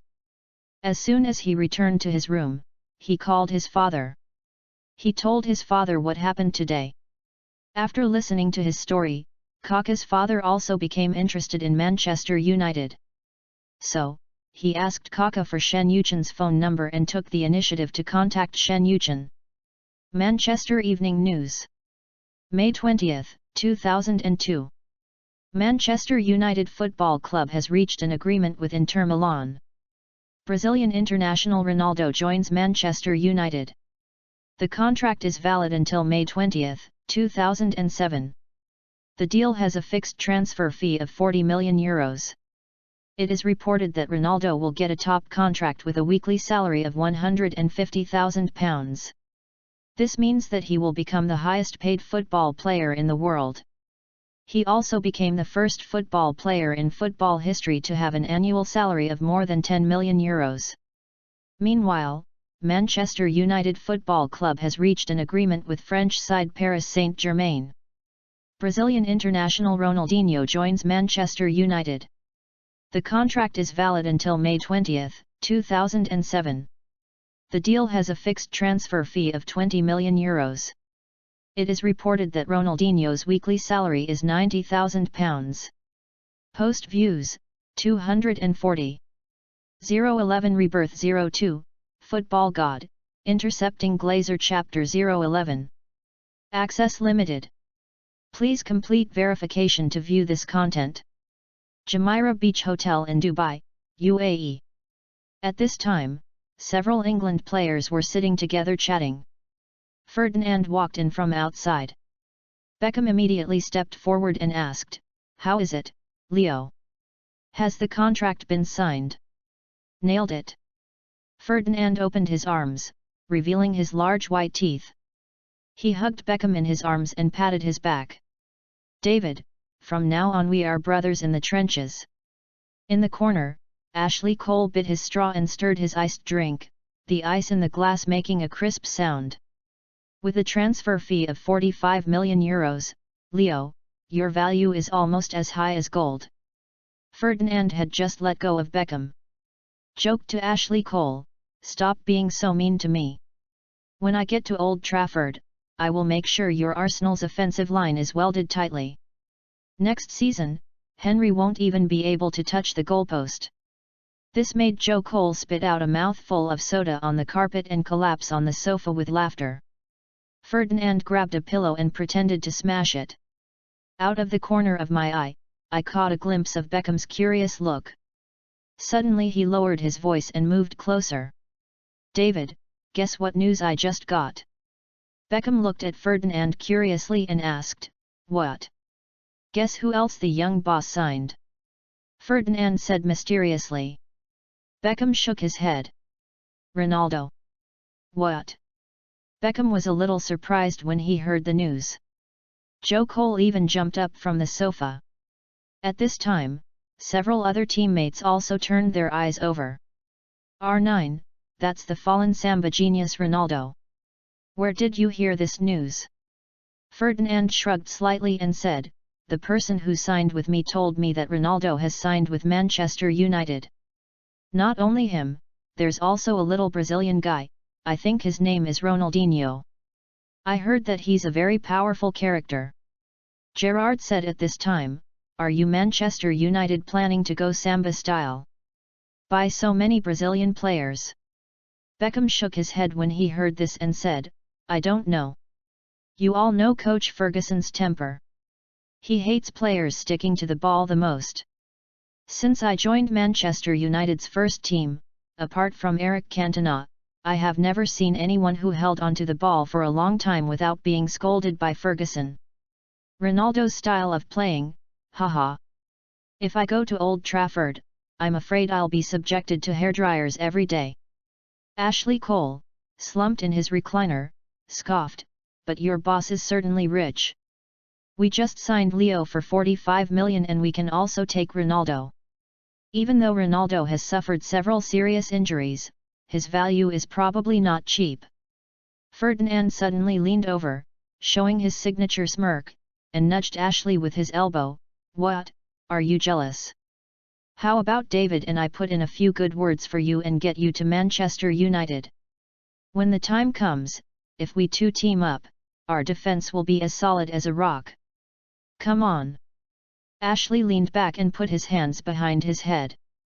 "No matter how much money your boss offers, the professor will never let me go to Manchester United. the current competitive relationship between our two clubs. Unless the sun rises from the west. Before he could finish his words, his cell phone suddenly vibrated wildly on the coffee table.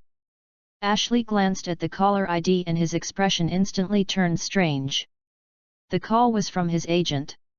He grabbed his phone and walked quickly to the balcony. After answering the phone, Ashley Cole listened to the other party's words with surprise. "What did you say?" Ashley's voice suddenly rose, startling the seabirds resting on the railing. He turned around abruptly, staring at Ferdinand in the room through the glass, his Adam's apple rolling up and down. "You just said that Arsenal has agreed to my transfer to Manchester United. Did the professor tell you this, or is this fake news from that newspaper?" No, Cole, I just finished having dinner with Mr. David Gill, the executive chairman of Manchester United. They are willing to pay you a transfer fee of €40 million. Arsenal's management has agreed to Manchester United's offer. I can tell you very clearly now, as long as you nod. The £75,000 weekly salary is yours. Next season you will be playing at Old Trafford. I have already negotiated all the necessary terms for you. If you agree, Manchester United staff are in Dubai and you can sign with them at any time. £75,000 a week. Are you sure you're not kidding? Ashley Cole lowered his voice, his eyes widening. I'm sure of it. After hanging up the phone, Ashley's hand holding the phone was still shaking slightly. He pushed open the glass door and walked back to the living room with unsteady steps, as if his soul had been taken away from him. Ferdinand was the first to notice something was wrong and asked, "Cole, what's wrong with you?" Gerard also came up to him with concern and said, "Is there an emergency at home? Just let me know if you need help." Ashley swallowed, his eyes scanning everyone's faces. Suddenly, he stepped forward and grabbed Ferdinand's arm. "Tell me quickly, what did you negotiate when you signed with Manchester United? Are there any special clauses in the contract?" Ferdinand chuckled, "No way, Cole, you're not really going to Manchester United, are you?" Ashley Cole looked at Ferdinand, his eyes full of enthusiasm. £75,000 a week salary. It's more than double what I was earning at Arsenal. Only a fool would not go. Ferdinand pointed at Ashley Cole and laughed. This caused Cole to roll his eyes, and finally he grabbed his neck. All right, stop making trouble. I'm telling you something." Ferdinand then started chatting with Ashley Cole. Beckham then turned and went to Bart's room. At this time, Butt and Scholes were watching TV in their room. After seeing Beckham come in, Scholes was the first to ask, "Has Leo signed the contract?" Beckham nodded and said, "Yes." Bart, who was sitting on the sofa, laughed and said, "Wow, our new boss works really fast. I didn't expect Leo to become our teammate so quickly." Beckham shrugged slightly and said, "There are more things you can't imagine." As he spoke, he pointed to the next room and said, "There's another person who seems to be signing the contracts soon." Scholes grabbed Beckham's arm and asked, "Are you also a member of this training camp?" Beckham didn't keep the secret and nodded and said, "It's that guy Ashley Cole. Right now, he's talking to Ferdinand about the contract." Scholes covered his head and exclaimed, "Oh my God, is the boss planning to form an England national team? Is he going to buy Michael Owen and Gerrard too?" Beckham shook his head and said, "I don't think so. The new striker should be Brazil's Ronaldo." Who are you talking about? Post views, 228. 012 Rebirth 02, Football God, Intercepting Glazer Chapter 012. Access limited.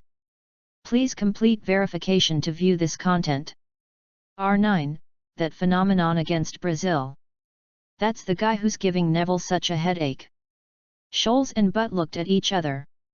Then, the ginger-haired guy made an exaggerated expression and said, "Next season, what opponent can Manchester United not defeat?"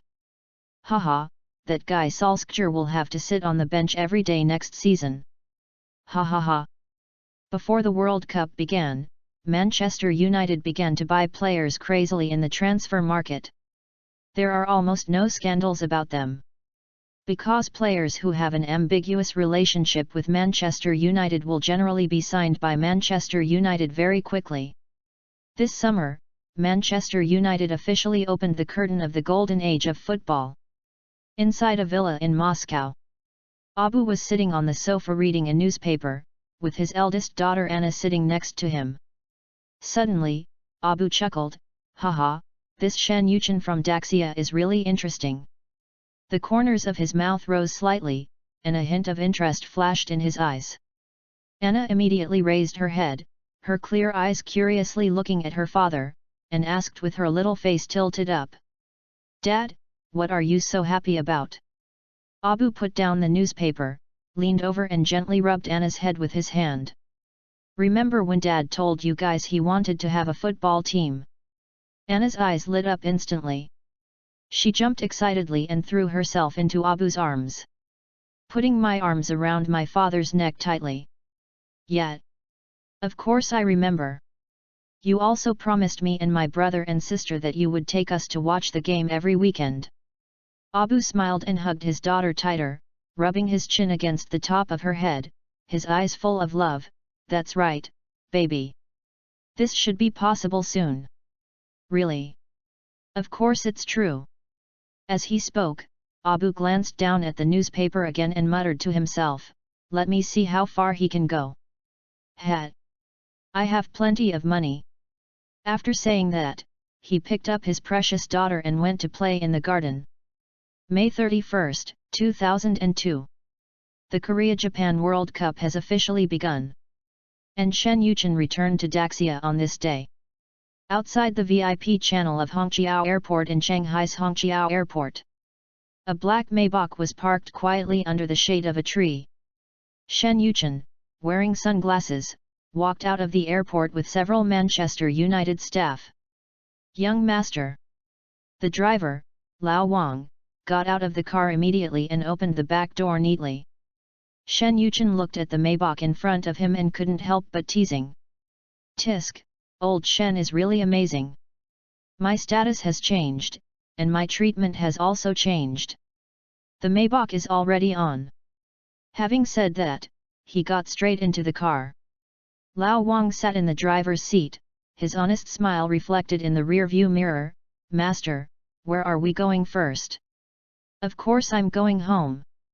Shen Yuchen leaned back on the headrest, closed his eyes and rested, still thinking about the Manchester United transfer window. "Master," Lao Wang's voice suddenly became hesitant, his Adam's apple rolling up and down. "Master specifically told me today that he has a lot of things to do at the company recently and doesn't have time to see you." Shen Yuchen suddenly opened his eyes, his sunglasses slid to the tip of his nose, revealing a look of astonishment. "What the hell? Is he looking for a concubine outside?"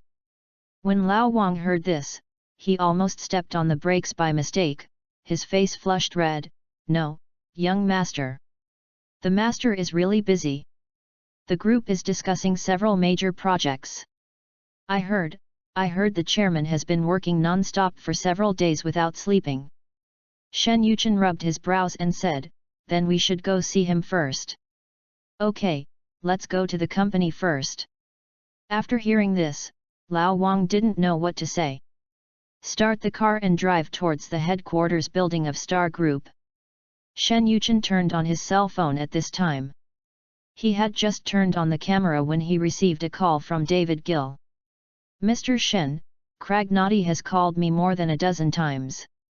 He's almost getting anxious to death now." Shen Yuchen leaned against the leather seat, a mocking smile on his face. "Haha, that old guy, he reaped what he sowed. Do you really think Juventus will spend 60 million euros for Nesta? To put it bluntly, this is a trap set up for him by Juventus and AC Milan. Mr. Shen, how should I reply to him now?" Shen Yuchen looked out the window at the skyscrapers speeding by, his tone cold and decisive. 40 million euros, if he agrees, sign the contract immediately. Any more is out of the question. But, he paused deliberately, his fingertips tapping rhythmically on the armrest, drag him first. There are still 2 months left in the transfer window. No one except us and AC Milan will be the victim of this. Mr. Shen, I'm worried that Real Madrid will suddenly intervene. David Gill lowered his voice. Shen Yuchen snorted lightly, with a sharp flash in his eyes. Don't worry, Florentino is now focusing on the top striker. He wouldn't spend that much money on a defender.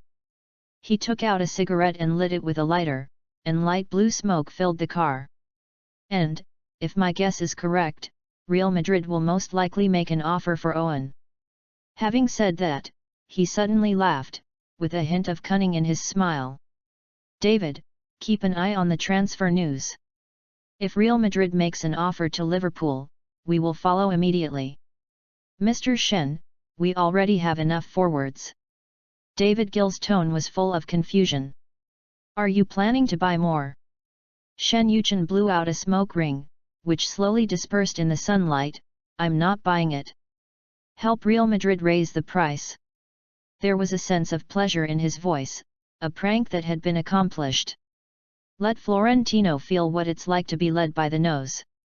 So as to avoid being confronted with us in the transfer market in the future. There was silence on the other end of the phone. Then, David Gill laughed as if he had suddenly realized something. I see what you mean. Leave this matter to me. I guarantee that Real Madrid's transfer budget will be blown away several times. Shen Yuchen nodded with satisfaction. More than 10 minutes later, Shen Yuchen's car stopped at the entrance of the Xingchen Group building. After getting out of the car, Shen Yuchen couldn't help but sigh as he looked at the building in front of him. This doesn't look like the scale that Daxia Company should have had in 2002.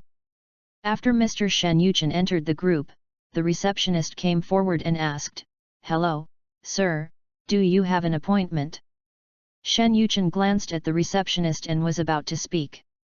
Old Wang rushed into the hall, carrying Shen Yuchen's crocodile leather briefcase. "Master, the elevator has been reserved by the security department. Please come this way." The hall fell into an eerie silence in an instant. Several visitors who were filling out forms looked up, their pens dangling in mid-air. Shen Yuchen nodded to the people at the front desk with a half-smile, then followed Old Dynasty to the elevator.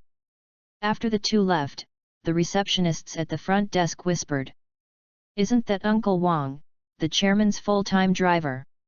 How could he be so respectful to that young man?"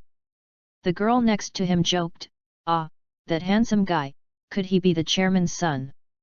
Post views, 219.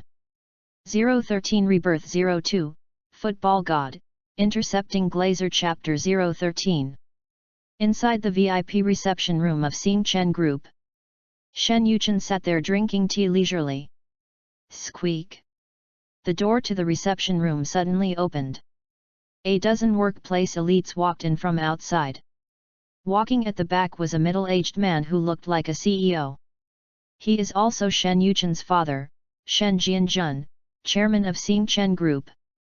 His eyes lazily scanned the team of assistants following behind his father. Suddenly, he raised his head and drank the tea in one gulp. "Boss Shen, are you planning to move the conference room to the reception room?" Shen Jianjun and others sat opposite Shen Yuchen. Shen Jianjun looked at Shen Yuchen seriously and said, "I heard from Secretary Li that Mr. Shen is here to discuss business." He deliberately emphasized the three words Mr. Shen with obvious sarcasm in his tone. "Hey, old Shen!" Just as Shen Yuchen was about to speak, he was interrupted by his father's cold gaze. "Be serious!" Shen Jianjun put on his glasses abruptly, his gaze behind the lenses sharp. "This is the company. If you want to mess around, go home." His voice was so deep and powerful that it made the air in the conference room tremble slightly. Shen Yuchen curled his lips and complained in his heart. Good, old Shen, you have really made great progress. Now that you've become the richest man in Daxia, I think you've become really cocky." Shen Yuchen tugged at his tie and smiled ruffianly, "Old Shen." "No, Mr. Shen." "Then I'll tell you. I would like to invite Xing Chen Group to become Manchester United's top global sponsor." As he spoke, he winked at the Manchester United staff beside him. The accompanying Manchester United marketing director immediately stepped forward and handed the documents and information prepared in advance to the other party's assistant. Shen Jianjun was wearing gold-rimmed glasses and his fingers were quickly flipping through the documents. Suddenly he sneered, his voice as cold as iron, "Is this the business you want to discuss with me? Football sponsorship? Oh! You kid, you really dare to ask for it? 80 million over 4 years, and it's all in euros." Shen Yuchen looked at Shen Jianjun, "Haha. Mr. Shen, please be careful with your words. We are talking about business now. Please also call me Mr. Shen." "You." Facing the somewhat exasperated Shen Jianjun, Shen Yuchen said calmly, "We are now discussing cross-border business cooperation. As the chairman of the Star Group, I hope you can treat my proposal with a professional attitude." Shen Jianjun glanced at Shen Yuchen fiercely and sneered, "This sponsorship requires a large investment and a long payback period. The risk is too high. That's because you're short-sighted. Shen Jianjun, I knock? This brat with small arms, dares to talk to me like this now?" Shen Yuchen leaned forward slightly and asked the person next to him to hand over another plan. "Take a look at this." Although Shen Jianjun looked disgusted with Shen Yuchen, but he still opened the plan. At this moment, an assistant behind Shen Jianjun, after scanning Ronaldo's name, suddenly exclaimed, "R9." Upon hearing this, Shen Jianjun turned around and looked at the man. The assistant quickly covered his mouth. "I'm sorry, Mr. Shen." Shen Jianjun didn't blame him, but asked, "Do you know this person?" The assistant lowered his voice and leaned close to Shen Jianjun's ear and said, "Boss Shen, this guy is a world-renowned football star. Not only do I know him, but anyone in Daxia who likes football should know him." After listening to his assistant's words, Shen Jianjun began to re-examine the plan. At this time, Shen Yuchen began to speak. "Nowadays, Daxia's real estate is entering a stage of rapid development. Xing Chen Real Estate's businesses are almost all over the country. The total population of Daxia is 1.4 billion. According to our research report, there are as many as 200 million football fans. And Manchester United is the team that attracts the most attention. How big is this advertising market? If Xing Chen Real Estate's Chinese logo is printed on Manchester United jerseys and appears in Premier League and Champions League matches, how many times will the brand exposure be multiplied? For 80 million euros, Xing Chen Group will become Manchester United's global strategic partner. This market effect is far beyond what you can measure with data right now. More importantly, I will simultaneously develop the Chinese market and exponentially increase Manchester United's influence in the country." Shen Jianjun listened to Shen Yuchen's words, still a little unconvinced. Is it really that exaggerated? At this time, the assistant stepped forward again and said, "Mr. Shen, this year is the World Cup year, and the Daxia football team has entered the World Cup for the first time in history. Now, the topic of football has become a hot topic for everyone on the streets. I think we can really consider this cooperation plan. This may be an opportunity for Xing Chen Real Estate to achieve internationalization." Upon hearing this, Shen Jianjun began to think seriously. After thinking for a while, he said to Shen Yuchen, "I will have the group's people carefully analyze this plan. I'll have someone inform you when the results are out."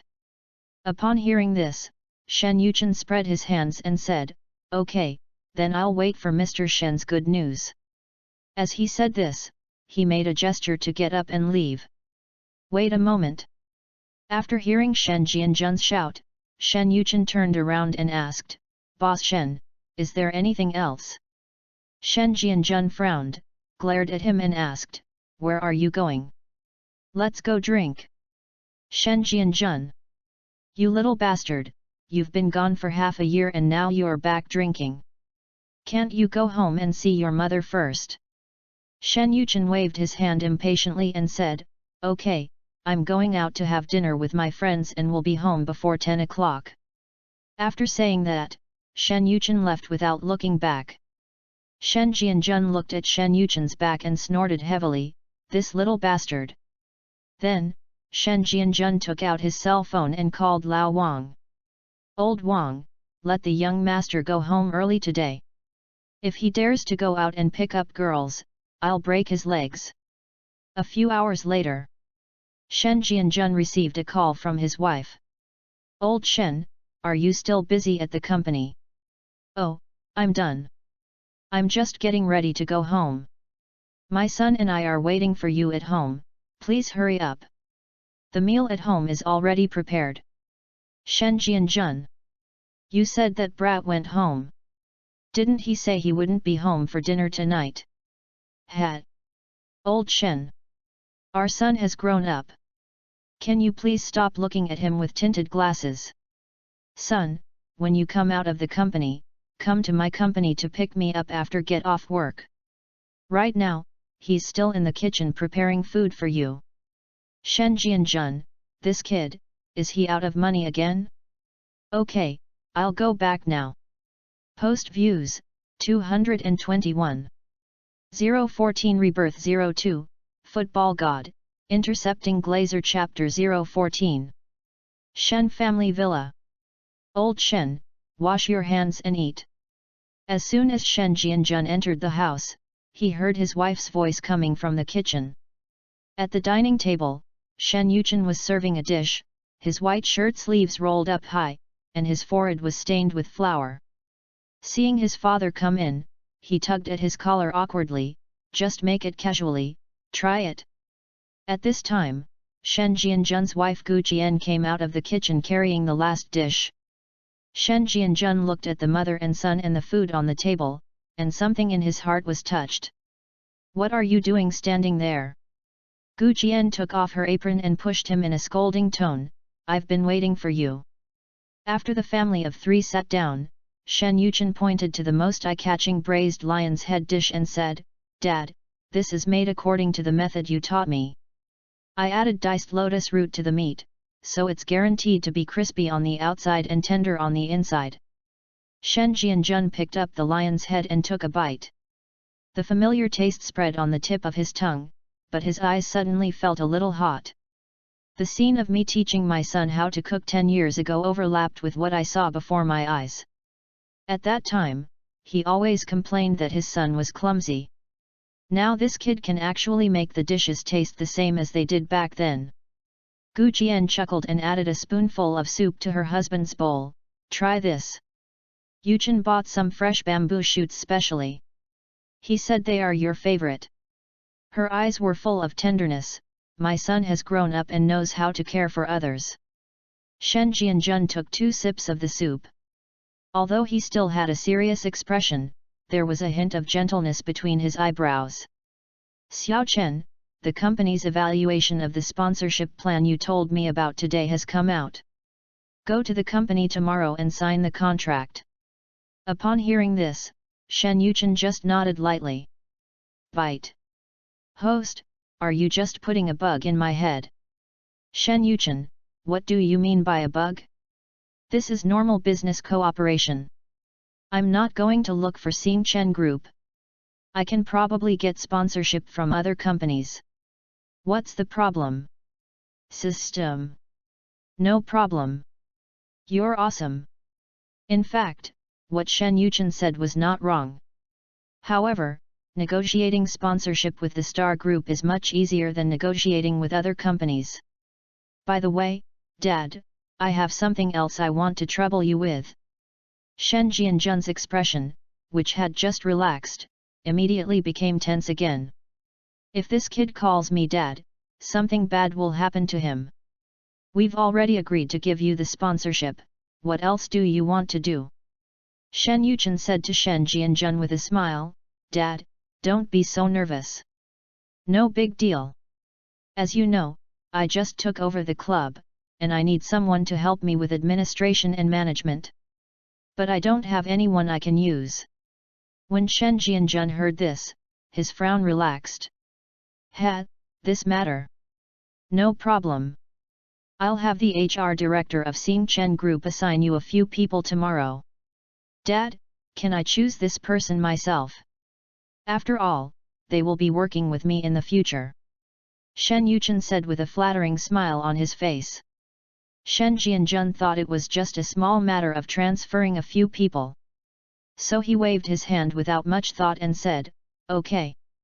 After getting the approval, Shen Yuchen raised a triumphant smirk on his face. Then he took out the personnel files that he had prepared earlier.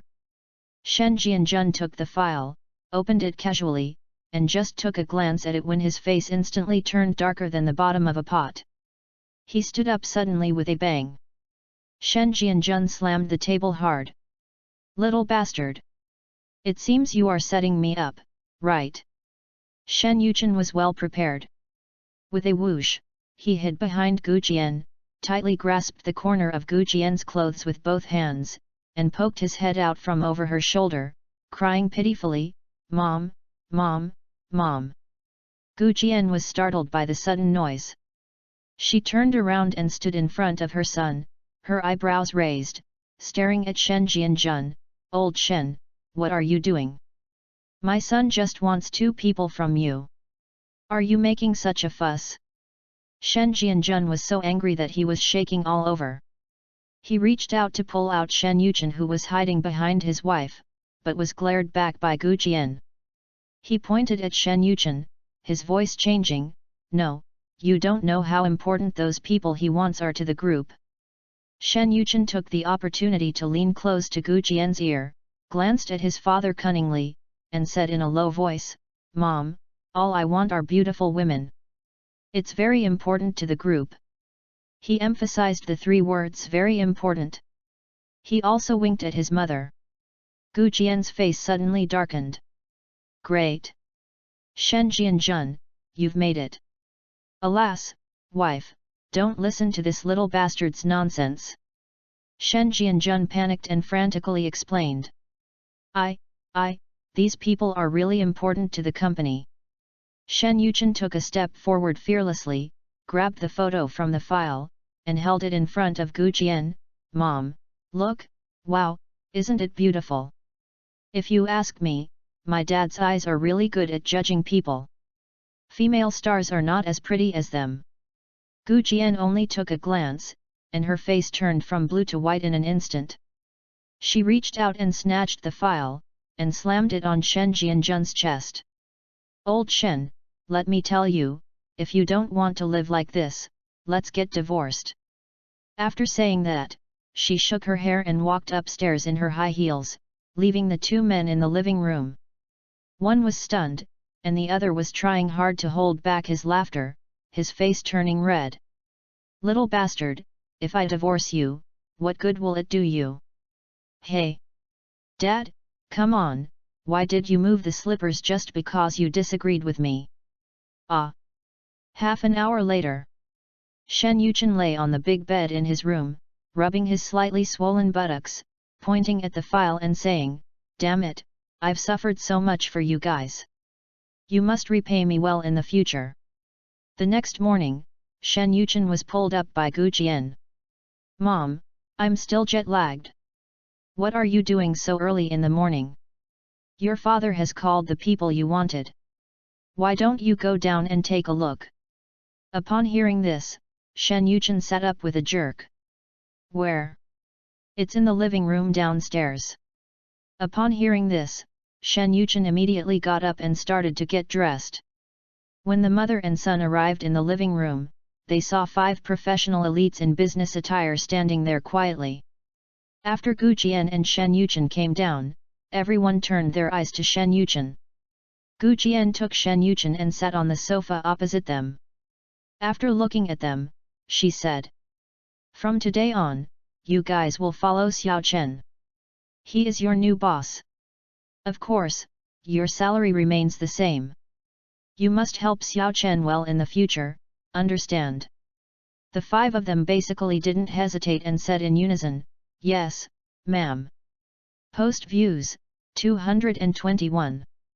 015 Rebirth 02, Football God, Intercepting Glazer Chapter 015. Andy, Guanwen, Jian Ai, Stella, Qin Shigu Jian sat on the sofa, glanced at the people in front of them, raised the corners of their mouths slightly, and nodded with satisfaction. Then, she turned her head and looked at Shen Yuchen who was sitting beside her, her eyes full of tenderness. "Son, Mom is going to the capital to visit your grandpa today. Will you go with Mom?" Upon hearing this, Shen Yuchen tapped the armrest with his fingers. After thinking for a moment, he raised his head and said, "Mom, I still have to go to South Korea. There are several cooperation projects there, and I have to go there in person to discuss them. Besides, the club is at a critical stage right now. There are all kinds of events to prepare for, players' training arrangements, and a lot of things waiting for me to deal with." Gu Jian raised her eyebrows slightly, a hint of surprise flashed in her eyes, and she laughed softly. "Oh, I didn't expect my son to be so ambitious now. You used to be so out of tune, playing around everywhere, but now you've made me take notice." She paused, then said, "Okay, then Mom won't keep you. Take care of yourself outside and don't overwork yourself. Don't be rash when discussing cooperation. Be steady." Shen Yuchen smiled and nodded, "Mom, don't worry. I'm old enough to take care of myself. When you go to see Grandpa, please say hello for me and bring him some of his favorite snacks. I'll come back to see you once I finish my work here." Gu Jian stood up, walked to Shen Yuchen, and patted his shoulder gently. "I know you have grown up. Then Mom will leave first. If you encounter any trouble outside, remember to tell your family and don't try to handle it alone." Shen Yuchen also stood up and walked Gu Jian to the door. "Mom, please be careful on the road. Send me a message when you get there." Gu Jian responded and left with her exquisite handbag. Shen Yuchen looked at his mother's departing back, sighed slightly, and turned back to the living room. He looked at the five people standing opposite him and said, "You will follow me from now on. How much do you know about Manchester United?" The five of them looked at each other, and a subtle silence filled the air. Andy was the first to break the silence. She pushed up her gold-rimmed glasses, a professional smile on her face. "Mr. Shen, I'm a finance major, so I don't know much about football clubs." Shen Yuchen nodded when he heard this and looked at the others. Jian Ai folded her hands in front of her, her delicate body straightened under her black suit. "Boss Shen, I work in human resources, and I don't know much about running a football club." Stella bit her lower lip lightly. "Mr. Shen, I am the business director of Xing Chen Group. I have little involvement in business cooperation in the sports industry," Stella said a little embarrassedly. Shen Yuchen nodded and turned his gaze to the remaining two people. Qin Shi reacted quickly and said immediately, "Mr. Shen, I'm a law graduate and I'm currently in charge of the group's legal department. I can answer any legal questions you have." She spoke very quickly, with the efficiency that is unique to a workplace elite. After Qin Shi finished speaking, Guanwen immediately said, "Shen." Guanwen was about to speak when he was interrupted by Shen Yuchen's sudden question, "Andy, do you know anything about Aston Martin?" Andy was stunned for a moment, then reacted, "Oh, of course I know this, it's a well-known British car company." She paused and added, "It's just that they've been making losses year after year due to excessive investment in research and development in recent years." "Yeah, not bad." Shen Yuchen suddenly stood up and walked in front of Andy. "I hereby appoint you as Chief Executive Officer of Aston Martin. I'll leave this company to you." He reached out and patted Andy on the shoulder, "Just don't bankrupt me." "Andy." Andy's eyes widened, his face speechless. Before she could digest the news, Shen Yuchen had already turned to Stella, "Do you know about CAA?" "Of course I understand. Xing Chen Group has business cooperation with many artists under CAA. Stella's voice rose unconsciously, and her tone was full of confidence. Well, CAA is now in your hands. Go to the Los Angeles headquarters tomorrow and take up the position of executive president of CAA. Shen Yuchen put his hands in his pockets and said nonchalantly. My request is the same as Andy's. Just don't bankrupt me. Mr. Shen, Stella was about to speak, but was interrupted by Shen Yuchen raising his hand. Jane Ai. Qin Shi, you two are going to Manchester tomorrow. Jian Ai will serve as the financial director of Manchester United, and Qin Shi will be in charge of the legal department. He glanced at the two men's pale faces and suddenly smiled. Don't worry, I will arrange for someone to help you familiarize yourself with the business. Guan Wen, who had been left out, finally couldn't help but speak. Boss Shen, what should I do? Shen Yuchen looked up at Guan Wen, a sly smile on his face. You. Be my assistant. He deliberately stretched out the last syllable, looking at Guan Wen's instantly frozen expression, and added, don't underestimate this position. As my assistant, you have to participate in all core decision-making. Guan Wen was speechless when he heard this. After all, I am the executive director of Xing Chen Group, and he actually asked me to be his assistant? At this time, Jian Ai on the side said, Mr. Shen, I have always been working in human resources. You don't think you can handle finance, do you? How about you two switch? Shen Yuchen pointed at Guan Wen in front of her. Guan Wen's originally lowered eyes suddenly lit up, and his carefully drawn eyebrows rose. Unexpectedly, Jian Ai suddenly took a step forward and said sincerely. No, I can do it. As long as Mr. Shen trusts me, I can learn anything I don't know. I have a very strong learning ability. Guan Wen looked at Jian Ai, who was filled with righteous indignation, opened his mouth and closed it again, his carefully made-up red lips trembling slightly. Qin Shi, who was standing by, quietly tugged at her sleeve, but she shook it off calmly. Very good. Shen Yuchen put his hands in his pockets, and the smirk on his lips became more and more obvious. Since everyone has no problems, let's go back and prepare. Guan Wen, please buy me a plane ticket for Zhangfei to Seoul. Guan Wen bit his back teeth tightly, his nails digging crescent-shaped marks on his palms. After a long while, he finally squeezed out a few words from his throat. It's Mr. Shen. When she turned around, her high heels made a harsh sound on the ground, and she wanted to vent all her frustrations in this sound of friction. After they left the Shen family villa, Qin Shi took Guan Wen's arm and said, Boss Guan, if you don't like it, go talk to Boss Shen. Let him find someone else to be Mr. Shen's assistant. Guan Wen nodded upon hearing this. Andy said at the side, don't go to Mr. Shen, it's useless. Post views, 222. 016 Rebirth 02, Football God, Intercepting Glazer Chapter 016. Andy, why? Qin Shi is the youngest among the group. My experience is not as rich as the others. Stella on the side quickly understood the meaning of Andy's words. It's obvious that the madam is targeting us. Didn't you hear what madam said? Just work hard for Mr. Shen and your salary will remain the same. So, don't worry about what Mr. Shen tells us to do. Our salaries are still paid by the Xing Chen Group. Qin Shi said unconvincedly, we all work diligently in the Xing Chen Group. Madam shouldn't treat us like this, right? No, I still have to go find Mr. Shen. At this moment, Jian Ai grabbed Qin Shi and said, Xiao Qin, don't get excited. Everything has two sides. As soon as Jian Ai said this, everyone turned their eyes to her. Think about it, Mr. Shen only has this one son. Even though he's only 21 now. But he will definitely take over Mr. Shen's class in the future.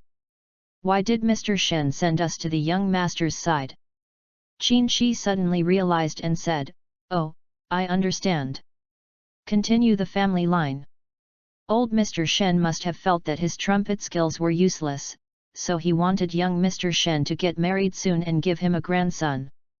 The four girls looked at Qin Shi, blinked, and were speechless. Andy covered his forehead and said to the others, "Okay, let's go. I still have to go home and pack my bags." Hearing this, Stella followed and left. Guanwen seemed to have accepted his fate and took Jian Ai's arm as they walked towards their shared apartment. Only Qin Shi looked at the backs of several people in some confusion. Am I wrong? On the afternoon of June 2, Ulsan, South Korea, Shen Yuchen, along with Guanwen, Qin Shi, and two Manchester United staff members, met with Kaka's father in a cafe. After some conversation, Shen Yuchen reached an agreement with Kaka's father. Afterwards, Shen Yuchen signed a contract with Kaka at the Hyundai Hotel in Ulsan. The two parties signed a contract valid until June 2, 2008. At the same time, Manchester United paid a transfer fee of €8 million to Sao Paulo club. This deal seems very insignificant this summer. Because, compared with the transfers of Ronaldo, Ferdinand, and others, €8 million is really not enough. However, in Lisbon, Portugal, an equally inconspicuous transfer was taking place. Manchester United signed a 17-year-old Portuguese player for €7.5 million. At the same time, Manchester United loaned the Portuguese youngster to Sporting Lisbon for 1 year. This also means that the young player will have to wait a year before he can play for Manchester United. June 11, Lodi Hotel, Jeju Island. Boss Shen, why are you still buying strikers? If we buy so many players, the club's expenses for the year will be too high. Don't you plan to buy Nesta? Ferguson said anxiously on the phone. Shen Yuchen was sitting in the reception room of Lodi Hotel. Looking at Ito, who was signing the contract, he gave instructions to a few people beside him and then found a quiet corner to sit down. Old man, don't be impatient. You see, I don't buy people blindly. Didn't we say that starting from next season, we're going to make a tactical change? Fanai, a pivotal center forward. Ronaldo, a comprehensive center forward. Adriano, although young, is physically strong. Ole Gunnar Solskjaer is a striker with a great sense of position. But we still lack a very fast striker. Ferguson covered his head and said, "No, Mr. Shen, if you buy Irving, who should I start?" Irving? I didn't say I wanted to buy Irving. Ferguson suddenly said excitedly, today David Gill offered Liverpool €65 million. Would he do this without your permission? Hey, this matter. I asked him to do it. But don't worry, Owen won't come.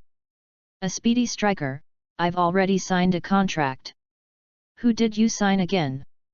Shen Yuchen glanced at Ito, who was not far away, and said with a smile, don't worry, it's definitely worth the money. Coach Ferguson, you must trust the vision of a businessman. Ferguson chuckled and said, believe me, it's your money anyway, so just don't feel bad about it. After saying that, Ferguson hung up the phone. This old bitch! Dare you hang up on me?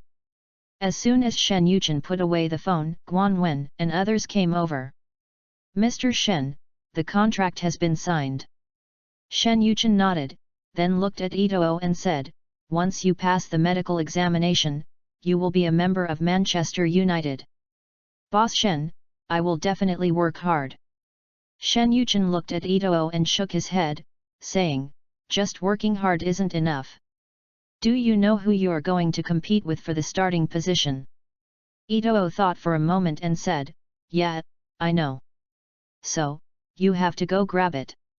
At Manchester United, no one will give up their starting position. Every minute of playing time must be earned by yourself. Do you understand? Ito's eyes lit up and he nodded heavily, I understand. If you have any questions or ideas, be sure to communicate more with Coach Ferguson. That old man, although his temper exploded a little, but his love for football is very pure.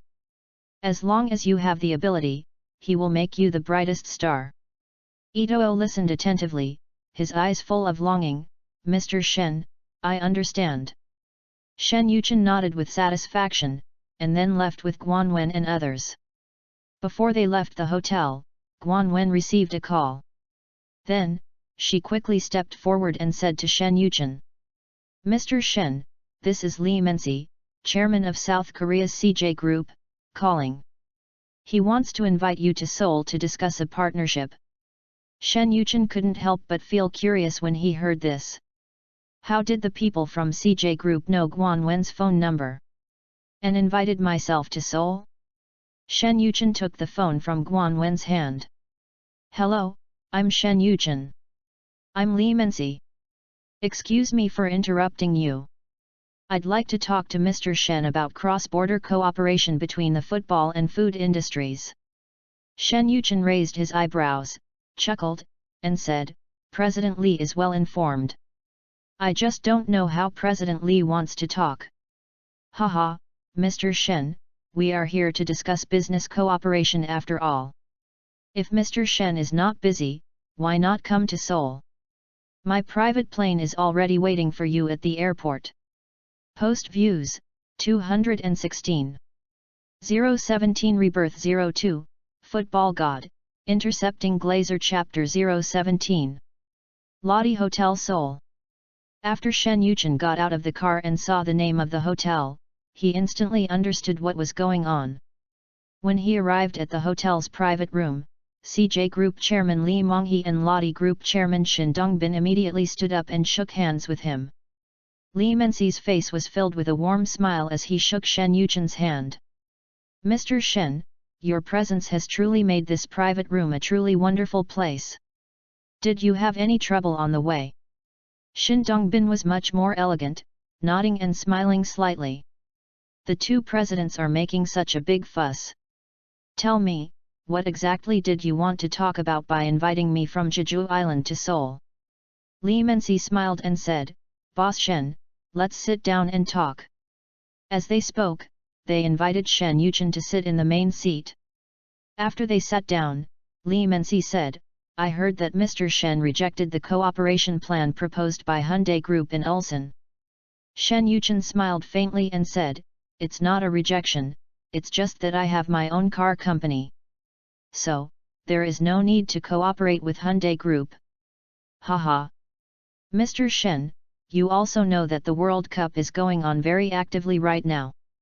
We also want to take advantage of this opportunity to take advantage of it." "President Li, if you just want to discuss a simple sponsorship contract, shouldn't you need to invite me to Seoul for dinner?"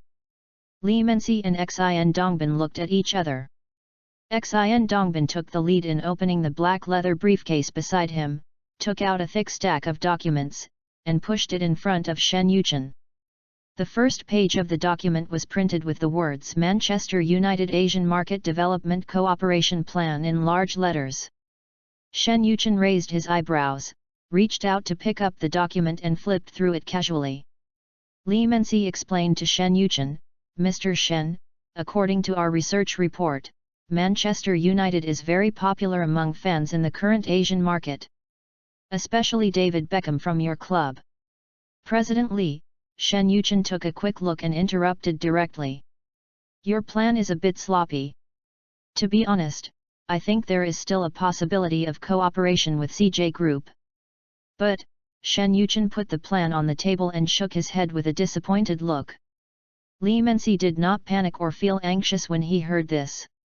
He still maintained his smile and said to Shen Yuchen, "Mr. Shen, we are very sincere in cooperating with Manchester United. It's just that time is a bit urgent. This plan is really not very well done." Shen Yuchen shrugged nonchalantly and said, "Actually, we can just talk directly. If you have any ideas, just add them to the contract when you're done." Upon hearing this, Li Mensi's expression lit up and he said, "Oh, yes, Mr. Shen is indeed straightforward. Well, first of all, you want to invite Manchester United to play a commercial game after the World Cup. That's totally fine. Because our club is now also planning related activities for Manchester United's Asian tour. Currently, the confirmed matches are 2 games held in Daxia's capital and Xiangjiang. If you are interested in cooperating, we can now confirm the schedule and game time. As for your proposal to open Manchester United-themed hotels in Asia, the problem is this. Because our club itself is also planning to build a Manchester United-themed hotel. After hearing Shen Yuchen's words, Xin Dongbin asked curiously, Mr. Shen, could it be that Xing Chen Group is also planning to invest in the hotel industry? Shen Yuchen shook his head slightly and said, this matter has nothing to do with Xing Chen Group. It was Manchester United who pushed for it. I have already had contact with Hilton Group, and they are interested in working with me. When Shen Dongbin heard this, he suddenly put down his crossed legs. He leaned forward slightly, looked at Shen Yuchen expectantly and said, Mr. Shen, can we discuss this matter in detail? If possible, our Lottie Group can also cooperate with you. Shen Yuchen seemed to have anticipated that he would be interested in this. So he winked at Guan Wen, who was standing beside him. Guan Wenli took out a plan from his handbag. This is the licensing plan I discussed with Hilton Group. Because Hilton Hotels is currently only responsible for developing the European market. So, we currently don't have any partners for developing the Asian market. You two may want to take a look first. If you are interested, we can continue the discussion. After Shen Dongbin took the plan, he felt a little numb when he saw the English text on it. Then he asked the translator beside him to dictate to him. At this time, Li Mensi, who was sitting next to him, also became interested. Korean. President Xin, what do you think of this plan? Shin Dongbin replied, they are only responsible for authorization. To put it bluntly, they don't spend a penny, but they still take 15% of the profits every year. If we only open a few, I'll have no problem with that. But now we are talking about building the entire Asian market. This plan is simply not something that my Lottie Group and I can handle.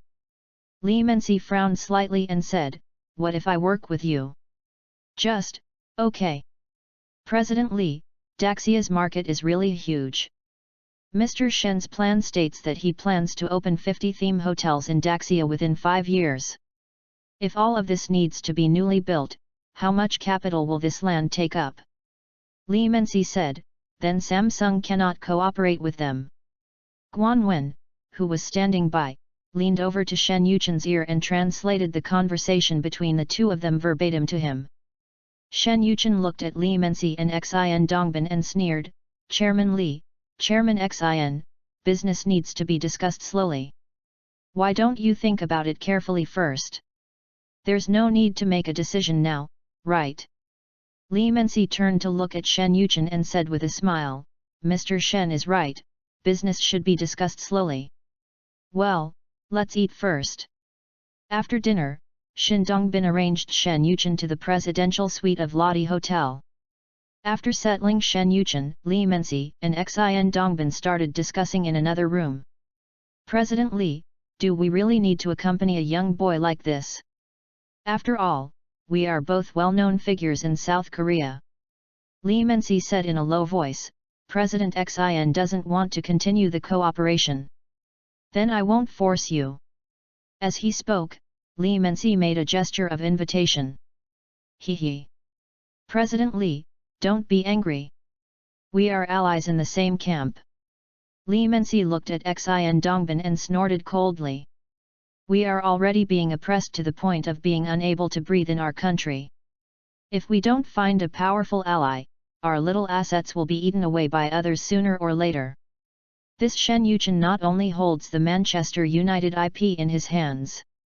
More importantly, his father is the richest man in Daxia. Our ultimate goal is to establish a cooperative relationship with Xing Chen Group through cooperation with Shen Yuchen. Post views, 219. 018 Rebirth 02, Football God, Intercepting Glazer Chapter 018. Access limited. Please complete verification to view this content. Then President Li, what are you going to do next? Li Mensi flicked the ash from his cigarette, narrowed his eyes and fell into deep thought. Let's stabilize Shen Yuchen first. It would be best to keep him in South Korea for a while. Let's reach an agreement on cooperation with Manchester United as soon as possible. Shin Dongbin pushed his gold-rimmed glasses and couldn't help asking, the question is, what if he insists on leaving tomorrow? How do we stay? A sly smile suddenly appeared on Li Menzi's lips. He reached into his suit pocket and pulled out 2 photos. I do have 2 cards in my hand, but I don't know if they will work. Shin Dongbin was stunned when he saw the photo. Then he suddenly realized and couldn't help clapping his hands. President Li has great tactics. Haha. Looks like I should start an entertainment company someday. In Shen Yuchen's room, Guan Wen sat on the sofa next to Shen Yuchen. Mr. Shen, how do you plan your next trip? Do you need me to book your flight in advance? Shen Yuchen thought for a moment and said, don't worry for now. I think we can stay in Seoul for a few more days. Are you saying that the cooperation with Lottie Group and CJ Group is likely to continue? Shen Yuchen looked at Guan Wen and said with a smile, do you know why they are so enthusiastic about me? Of course it's impossible because I'm the chairman of Manchester United. Their goal is to establish a cooperative relationship with the Star Group through me. Their ultimate goal is to develop the Daxia market. Guan Wen couldn't help but frowned when he heard what Shen Yuchen said. These South Korean chaebols are so selfish. There's no way the Star Group can gain any advantage by cooperating with them. Shen Yuchen nodded and said, perhaps others are like this. However, this Li Menzi should be a little special. Guan Wen asked in confusion, why? This involves the family affairs of those chaebols. This Li Menzi is the eldest son of the former chairman of Samsung. Logically, he should be the heir to Samsung. But in the end he lost to his own brother. After his brother came to power, how could he possibly let the deposed crown prince have an easy life? Whether it's cooperation with Manchester United or seeking cooperation with Xing Chen Group, they are all springboards for CJ Group's internationalization. Come to think of it, I think Li Menzi has a pretty good eye. Dong dong. There was a sudden dull knock on the door. Shen Yuchen winked at Guan Wen, and Guan Wen immediately stood up to open the door. Guan Wen opened the door and saw 3 women. The leading woman, wearing a navy blue Chanel haute couture suit, raised the corner of her mouth with a standard business smile and asked, is Mr. Shen resting? Who are you? Guan Wen looked at the woman puzzledly. I'm Li Miyung from CJ Entertainment, and Li Monghe is my father. After she finished introducing herself, Shen Yuchen's lazy voice came from the room.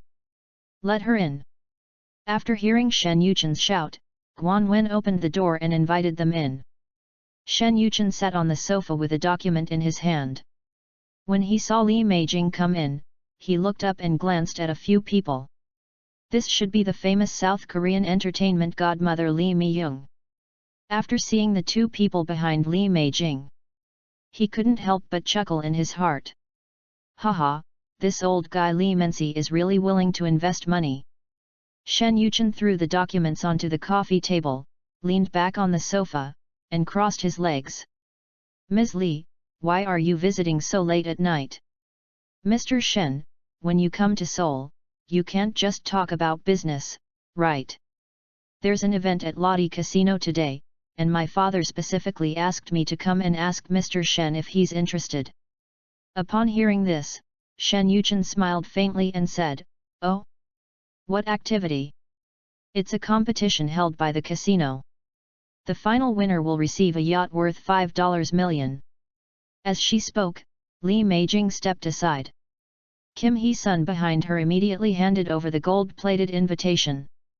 The cover is printed with the silver-plated logo of Lottie Supreme Gambling King Challenge. Shen Yuchen took the invitation letter, looked at it and asked, what are the conditions for participating? You only need $500,000 in chips to participate. My father has already prepared the bargaining chips for Mr. Shen. Li Yonghyun, who was standing behind Li Miyung, took a step forward holding a black box. Shen Yuchen stared at the chips and suddenly chuckled, President Li is very thoughtful. Okay, then go down and have some fun. A hint of subtle pride flashed across Li Meijing's eyes, and she immediately stepped aside to introduce, Boss Shen, these two are my employees. They are, one is an actor and the other is a singer. However, I am very familiar with the rules of the casino game. If Mr. Shen doesn't mind, let them be your playmates. It will also be convenient for me to explain the rules to you. Shen Yuchen turned to look at Guan Wen, raised his eyebrows and smiled, you go and rest first, I'll go down with them to have some fun. Guan Wen rolled her eyes. She snorted, grabbed her handbag and stood up, Boss Shen, have a great time. Li Meijing looked at Guan Wen's departing back and secretly breathed a sigh of relief. The first step of the plan was successfully completed, and the rest depends on the two of them. Li Meijing turned around and told Jin and Li, accompany Mr. Shen well and make sure he has a good time. Okay, President Li. Li Meijing brought Shen Yuchen to the basement floor of Lodi Hotel. As the elevator door opened, the underground casino came into view. The sounds of gambling tools colliding, the dealer's announcement of cards, and the guests' laughter were intertwined. Li Meijing stopped in the baccarat area and said with an apologetic smile, Mr. Shen, I suddenly have something urgent to deal with. Miss Li, don't you want to play together? No, but don't worry. She winked at Kim Hee-sun and Li Yonghyun. They will serve Mr. Shen well. Before she finished speaking, Jin Zishan had already put her arm around Shen Yuchen like a little bird, Mr. Shen, let me take you to play 21. Li Yonghyun hooked her arm around his other side and said, if you ask me, playing all-in is more exciting. Boss Shen, do you dare to try your luck? Shen Yuchen was surrounded by two people and walked forward. Li Meijing looked at the backs of the three people and breathed a sigh of relief. Then she walked towards the casino's monitoring room. In the monitoring room, Li Mensi and Xin Dongbin were both sitting there. Looking at Shen Yuchen on the surveillance video, Li Mensi smiled with satisfaction and said, Xiaojing. You did a good job. It is my honor to share my father's worries. Li Mensi stroked the jade ring in his hand, his eyes fixed on the surveillance screen. Shen Yuchen was surrounded by two women and walked towards the blackjack table. Shin Dongbin pushed up his gold-rimmed glasses and asked the bodyguard behind him, is the helicopter ready? I'm ready. Shin Dongbin nodded in satisfaction, looked at the screen and said, now it depends on whether this gentle place works well. Post views, 203. 019 Rebirth 02, Football God, Intercepting Glazer Chapter 019. Access limited. Please complete verification to view this content. Inside the casino, Shen Yuchen and the other two sat in front of a baccarat table. Mr. Shen, the rules of today's event are very simple. The time limit is 2 hours. Whoever has the most profit from chips will be the winner today. Li Zhenxian explained for Shen Yuchen on the side. Shen Yuchen raised his eyebrows lazily and suddenly reached out to hook Li Zhengxian's shoulders. She was caught off guard and fell into his arms. His fingertips caressed the fair and smooth skin of her shoulders lightly and gently. The corner of his mouth curled up into a smile. I think this part is a huge waste of time. Li Yonghyun's eyelashes trembled violently, and the tips of her ears instantly turned crimson. Mr. Shen, it's your turn to place your bet. Shen Yuchen stretched out his left hand and gently pushed the chips in front of him forward. Buy a tie. At this moment, the dealer who was about to deal the cards couldn't help but tighten his grip. Even Kim Hee-sun, who was sitting next to her, was speechless. She bit her red lips, leaned closer and whispered, Mr. Shen, although the odds of a tie are high, but it's exciting. Shen Yuchen interrupted her casually. His fingertips were still drawing circles on Li Yonghyun's shoulders. Feeling her skin slightly hot due to nervousness, the dealer took a deep breath and began to deal the cards. Shen Yuchen calmly took out a cigar from the inside pocket of his suit. Kim Hee-sun on the side quickly took out a lighter and helped Shen Yuchen light the cigarette. At this point, the dealer has already opened his cards. The card is 8 points. Shen Yuchen then said to Li Zhenxian, "Help me open the cards." Li Yonghyun and Kim Hee-sun were much more nervous than Shen Yuchen. Because they have no idea that there is someone controlling the situation behind the scenes. When Li Yonghyun turned over the first card, it was a 5 of diamonds. She subconsciously turned her head and glanced at Shen Yuchen. Shen Yuchen said calmly, "Keep driving." Li Zhengxian's fingertips trembled slightly, pinching the edge of the second card and hesitant to turn it over. At this time, Kim Hee-sun stepped forward and directly turned over the cards in Li Yonghyun's hand. It's a 3 of clubs. After seeing this result, Li Yonghyun couldn't help but breathe a sigh of relief. The dealer pushed 10 times the chips in front of Shen Yuchen. Shen Yuchen originally planned to continue going all in. But the dealer told him that the maximum bet for a single game was $1 million. Shen Yuchen shook his head helplessly and said, "Boring." At this moment, Xin Dongbin, who was on the other side of the surveillance camera, rubbed his brow and said, "This kid, he really saw through it." Li Mensi said nonchalantly, "I can see that he didn't leave either. Tell the people below to keep his chips at around $10 million. 2 hours later, Shen Yuchen looked at the $10 million chips on the table and said speechlessly, "It seems that this 10 million is already the upper limit. Li Mensi, this old guy, is really stingy." At this time, the casino manager came over. "Hello sir, congratulations on becoming the winner of today's event. Mr. Shen, this is the key to a yacht worth $5 million. We have a helicopter ready for you." Shen Yuchen glanced at the 2 beauties beside him and said, "Would you two like to go out to sea with me?" Kim Hee-sun and Li Yonghyun looked at each other and nodded in unison, "Yes." 3 days later, under the arrangement of Lottie Group, Guan Wen came to the yacht where Shen Yuchen was. After she entered the yacht, she went to the door of the room and knocked. Seeing no response from inside, she pushed the door open. "I saw Shen Yuchen and the 2 beauties lying on the bed and sleeping." Cough cough, Guan Wen coughed lightly. Seeing that Shen Yuchen didn't react, she knocked on the door with her hand. Shen Yuchen shuddered suddenly and woke up from his sweet dream. When he opened his eyes, he saw Guan Wen standing in front of him, and he immediately woke up. "Ouch, you scared me. What's wrong?" Guan Wen glanced at the 2 people beside him, whose eyes were still hazy. Shen Yuchen immediately understood what she meant. He stood up directly from the bed. Guan Wen suddenly covered his eyes in panic. "Ah!" She screamed and turned and ran away.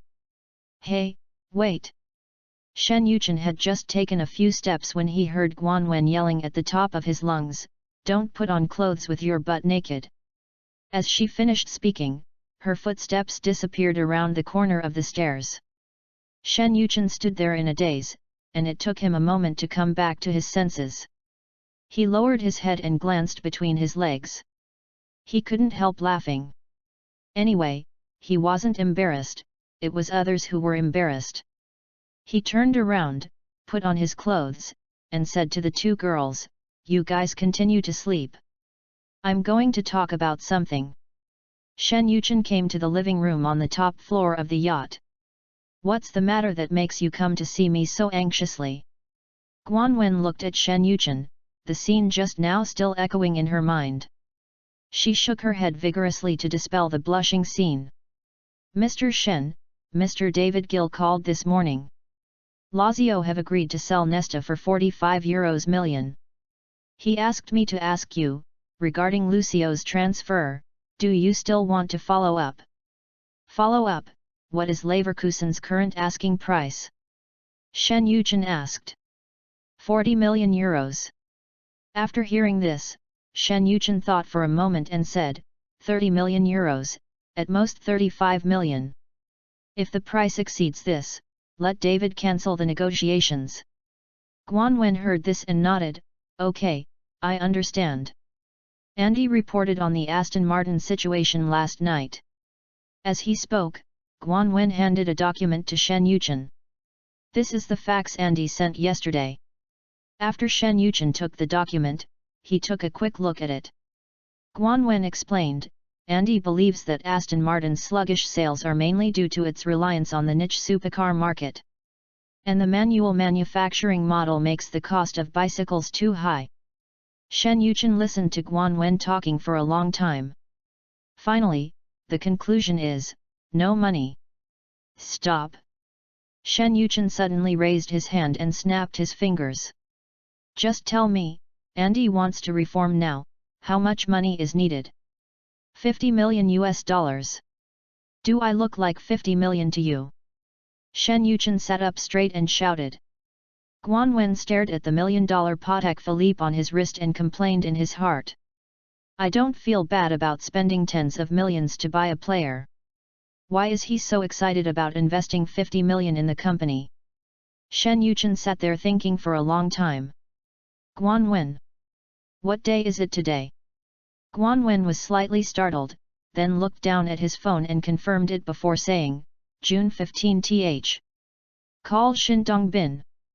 Guan Wen didn't think much about it and picked up his phone to call Xin Dongbin. President Xin, I have something I would like to ask you for help. He. Mr. Shen, you're too polite. Tell me what you want, and I'll arrange for someone to take care of it for you. Guan Wen. Post views, 200. 020 Rebirth 02, Football God, Intercepting Glazer Chapter 020. Access limited. Please complete verification to view this content. He glanced at Guan Wen and suddenly lowered his voice and asked, 50 million is enough. Guan Wen blinked, looked at Shen Yuchen's half-smile, and nodded as if possessed by a ghost. Yes, yes, Andy has calculated it very clearly. That's right, Mr. Xin. Aren't there World Cup games these days? I want to play a little gamble. Xin Dongbin's hearty laughter came from the other end of the phone. Hey, I don't think it's a big deal. We have a handicap in our casino. If Mr. Shen wants to play, I'll arrange for someone to go over and place your bet. Boss Xin, I'm having a big time. If you're lucky enough to win, your wallet will probably bleed a lot of money. Xin Dongbin. Mr. Shen, how much do you want to buy? 30 million US dollars. Bet on England to win tonight. I know that every casino or gambling organization has a limit. That's why I want Mr. Xin to come up with a solution. Of course, I won't let you work in vain. I'll give you a 5-point handling fee. Xin Dongbin was stunned when he heard this. This young man really plays big. Okay, I'll think of a way for you. Okay, I'll have my assistant transfer the money to you later. Guan Wen, who was standing by, couldn't help but want to die after hearing the conversation between Shen Yuchen and Xin Dongbin. When Andy asked him for a 50 million investment, he made a fuss. He spent 30 million to buy the game, but the money was spent with just a few words. This young master is truly a genius. Shen Yuchen hung up the phone, threw it on the sofa, and turned around to bump into Guan Wen, who looked like he had lost all hope in life. He raised his eyebrows and pulled the corners of his mouth. What's wrong with you? Is anyone sick in the family? If you have any questions, please tell me anytime. I'm a very open-minded boss. Guan Wen gave Shen Yuchen a fierce look and said, Boss Shen, Andy has been working day and night for that 50 million. You're so good. You threw away 30 million on a bet. Shen Yuchen stood up slowly, took out a bottle of 1982 Lafite from the wine cabinet, and opened the cork with a bang. Isn't this a way to help Andy? I feel bad for investing my own money in Andy. Guan Wen covered his forehead speechlessly and sighed, all right, the money is yours anyway, spend it however you want. Okay, go transfer the money to Xin Dongbin later, and check with him about the tour. Guan Wenchao and Shen Yuchen curled their lips and said, oh. Then she got up and left. After Guan Wen left, Shen Yuchen stretched. I've been on this yacht for 3 days. If I stay any longer, my kidneys will be broken. Looking at the scorching sun in the sky, Shen Yuchen said to himself, how about going for a walk on the street? On June 15, in the World Cup round of 16, England defeated Denmark 3-0 and advanced to the quarter-finals of the World Cup. In this game, Shen Yuchen invested $30 million. According to the odds of 1 to 0.8, Shen Yuchen won 24 million.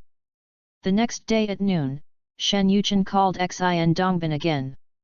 This time, he is ready to buy 50 million for the draw between Spain and Ireland. That night, Spain drew 1-1 with Ireland in regular time. The odds for a draw in this match are 1:3.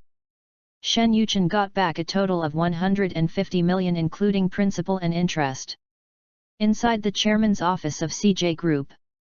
Haha, you're worthy of being a professional football player. He made $120 million in 2 days. What a genius! President Xin, what is he going to buy today? We might as well buy less too.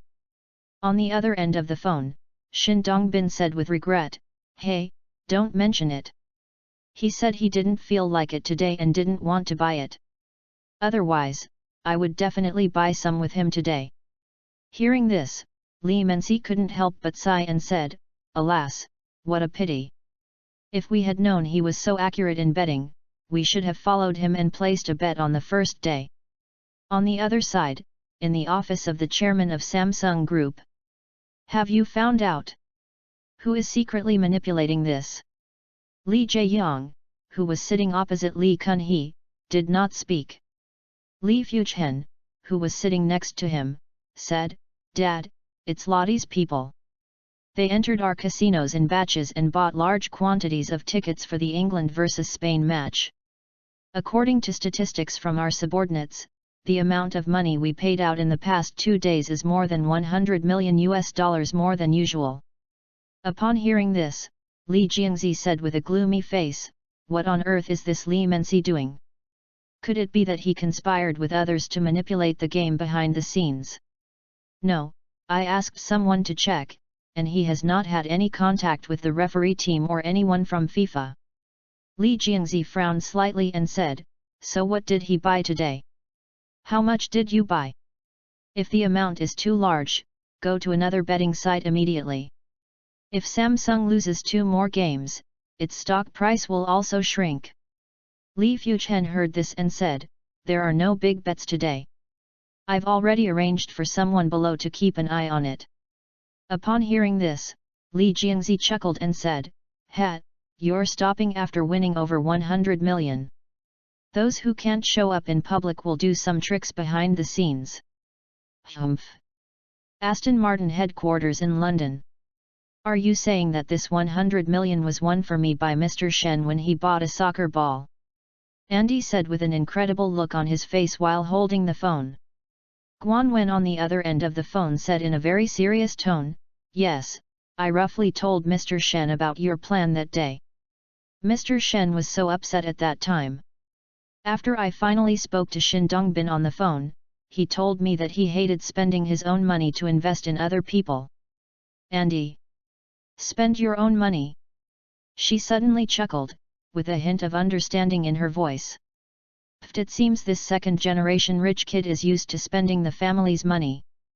Mr. Shen suddenly signed a property division agreement before the new year, transferring all of Xing Chen Group's overseas businesses to his name. This second-generation rich kid probably hasn't adapted to the transformation from a cash machine to a miser yet. That's right. Guan Wen sighed exaggeratedly on the phone. After he hung up on Shin Dongbin, he was still mumbling about how he hated using his own money to invest in other people. However, he asked me to tell you that Aston Martin is offering Manchester United a 3-year, $50 million sponsorship contract. Andy was speechless when he heard this. Wouldn't it be better if he just invested in Manchester United? What do you mean by going around in circles here? Guan Wen's voice was tinged with a sly smile. Sister Andy. Think about it, having the Aston Martin logo printed on Manchester United's pitch? Isn't that more effective than running 10 advertisements? Don't look at Mr. Shen's young age, he's very smart. It not only brings sponsorship to the club, but also makes your company's name popular. Andy also thought about it and felt that this seemed to be the case. Okay, then I'll send someone to sign the contract. Guanwen said, don't worry. Young Master Shen said that once the contract is signed before May of next year, the money can be transferred over. Andy asked in confusion, what does he mean? Oh, Sister Andy, don't you understand this? What I mean is, you can use this money for a year first. Post views, 195. 021 Rebirth 02, Football God, Intercepting Glazer Chapter 021. Access limited. Please complete verification to view this content. June 30th. The green field is the chessboard of the gods. Toddy's red card fell on a rainy night in Quanzhou. Ahn Jungwon's header broke open the Apennines goal. Taekwondo ultimately defeated football. Xiao Luo's arc went over Zimon's head. Batistuta's tears flooded the Sendai arena. Zidane's back sank earlier than the group stage points. This is the twilight of the gods. It is also the dawn of mortals. The Lion King sat inside the door and sighed with self-blame. Crush tank tracks with samba steps. When the World Cup trophy crashed into the waves in Rio de Janeiro for the 5th time. This World Cup also came to a less than perfect end.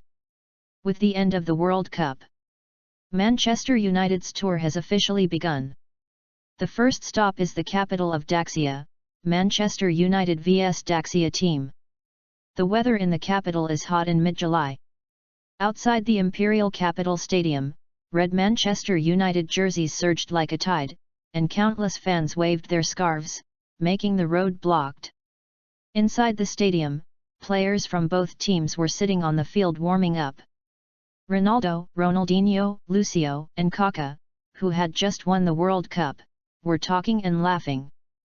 Beckham stepped on the football and shook his wet hair in front of his forehead handsomely, causing the female fans in the stands to scream. Every player is like a shining star. The red jerseys they wore. It shines brightly under the light. It contrasts beautifully with the giant banner Red Devils Never Rest on the sidelines. In the players' lounge, Ferguson was discussing tactics with the newly hired assistant coach Queiroz. Shen Yuchen huddled beside the two of them, listening to the two old guys' serious discussion. Ferguson suggested, I think we should try 4-4-2 in the first half and follow Manchester United's previous style of play. Queiroz shook his head and said, if that's the case, then Ronaldinho and Ronaldo can't start at the same time. I think it's okay to have them both come on as substitutes in the second half. Ferguson was very humble and directly adopted Queiroz's suggestion. In the first half, he sent out Manchester United's original lineup as the starter. Then, he began to study how to make substitutions and change the formation in the second half. Ferguson circled Ronaldinho's position on the tactical board. Queiroz did not raise any objections. But Shen Yuchen couldn't help but ask, why let David go? As he spoke, he pointed to the audience and said, how many people here are here to see him? Ferguson rolled his eyes at Shen Yuchen and said, Mr. Shen, we are just using this game to experiment with the possibility of tactical changes. No, you are experimenting with tactical possibilities. I have no objection.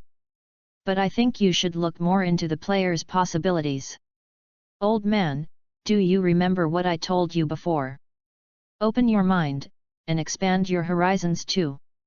After hearing this, Ferguson couldn't help but ask, Mr. Shen, what do you mean? Shen Yuchen stood up and walked to Ferguson, taking the pen directly from his hand. Then, he drew a few lines on Ferguson's tactical board and wrote, David's best position is right winger. Ferguson nodded and said, that's right. So what are his strengths and weaknesses? The strengths are crossing and running. But the weaknesses are relatively poor breakthrough ability and creativity. Yes, Look at Gary Neville behind him. Isn't he also better at attacking than defending? So, sometimes David needs to use his movement to help Neville fill in the gap. To put it another way, if you put Ronaldinho in this position, what will become of the entire right side? If we were to replace them with a team with strong counter-attack capabilities, wouldn't this place be like an unguarded corridor? After listening to Shen Yuchen's words, Ferguson looked at Quires. Hehe, the problem is, today we're facing the Daxia team. Upon hearing this, Shen Yuchen glared at Ferguson fiercely. Tisk! Old man, you can't just do whatever you want just because they're against the Daxia team. This is clearly an invalid experiment. Ferguson felt a little dissatisfied when he heard Shen Yuchen's rebuke. Hey, you kid! Then tell me, what constitutes an effective experiment? Upon hearing this, Shen Yuchen snatched the tactical board. Then he turned the page again and started drawing. After finishing the drawing, Shen Yuchen threw the tactical board to Ferguson and said, "You two, study this formation." Ferguson picked up the tactical board, took a look at it, and muttered, 42-31. You, let David play as a defensive midfielder. Partnering with Roy Keane. At this moment, Quires, who was standing aside, suddenly had his eyes light up. Good idea, that's a good idea. Sir Ferguson, I think we can really give this lineup of Mr. Shen's a try. As he spoke, Quires told Ferguson about his thoughts. However, what Quires said was far more professional than what Shen Yuchen said. The details of each position are explained very clearly. After listening to Quires' words, Ferguson was also moved. Just try it as you said. When the big screen showed Manchester United's starting lineup, the commentator's voice rose 8 octaves. Goalkeeper, Barthay. Defenders, Ashley Cole, Nesta, Ferdinand, Gary Neville. Midfielders, Giggs, Roy Keane, Scholes, David Beckham. Forwards, Ronaldo, Solskjaer. When the game whistle sounded, the noise in the Imperial Capital Stadium almost blew off the dome. The Daxia team kicked off first, and Soumijin passed the ball to Xiao Jiyi. Xiao Jiyi knocked on Zhao Jun's again. At the same time, Manchester United players quickly began to press forward. Seeing that the opponent was coming on strong, Zhao Jun's once again passed the ball back to Li Weifeng. Ronaldo, who had already started accelerating, had no intention of breaking at all. There was only the ball in his eyes, and he rushed towards Li Weifeng. Fuck, it's a friendly match, bro, why are you fighting so hard? Li Weifeng complained in his heart and immediately passed the ball to the goalkeeper. However, Ronaldo still did not accelerate, and rushed towards the goalkeeper Zhang Jin of the Daxia team like a stunt ball. Zhang Jin took a look at the situation on the court before taking the ball. In fact, not only Ronaldo, but also Solskjaer, Beckham and Giggs also pressed in front of the central defender. In a panic, Zhang Jin could only kick the ball towards the midfield. Seeing the opponent's goalkeeper kicking the ball, Ferdinand and Nesta both moved towards the opponent's center forward at the same time. Nesta overpowered Soumijin and headed the ball, but Ferdinand easily stopped it with his chest. In an instant, the ball was transferred to Manchester United. Post views, 193. 022 Rebirth 02, Football God, Intercepting Glazer Chapter 022. Access limited. Please complete verification to view this content. In the VIP seats of the Imperial Capital Stadium, Shen Yuchen sat down with Ian Todd, head of Nike's European football business. Mr. Shen, Ronaldo is still in great shape after winning the World Cup Golden Boot. And the partnership of Ferdinand and Nesta, arguably the strongest central defender partnership, right? Plus you have a lot of talent in the midfield. It seems like you, Manchester United, will be competing for the Champions League next season. Shen Yuchen watched the game below and said with a faint smile, Mr. Todd, shouldn't your Nike company value their commercial value more?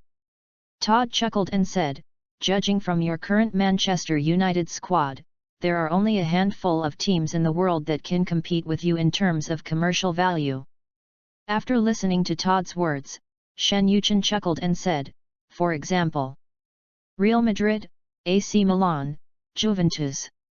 Shen Yuchen nodded and said, yes, they are all teams sponsored by Adidas. According to Mr. Todd's suggestion, it would be better for me to seek cooperation with ADI. After all, their brand status in the football field is higher than your Nike. Todd. Mr. Shen, that's not what I meant. I really want to work with Manchester United. Otherwise, I wouldn't have flown all the way from the United States to Daxia to see you, right? Shen Yuchen turned to look at Todd and said, flew here specially? Mr. Todd, as far as I know, Nike's Asia Pacific headquarters is in the capital. Your special trip is a bit far-fetched.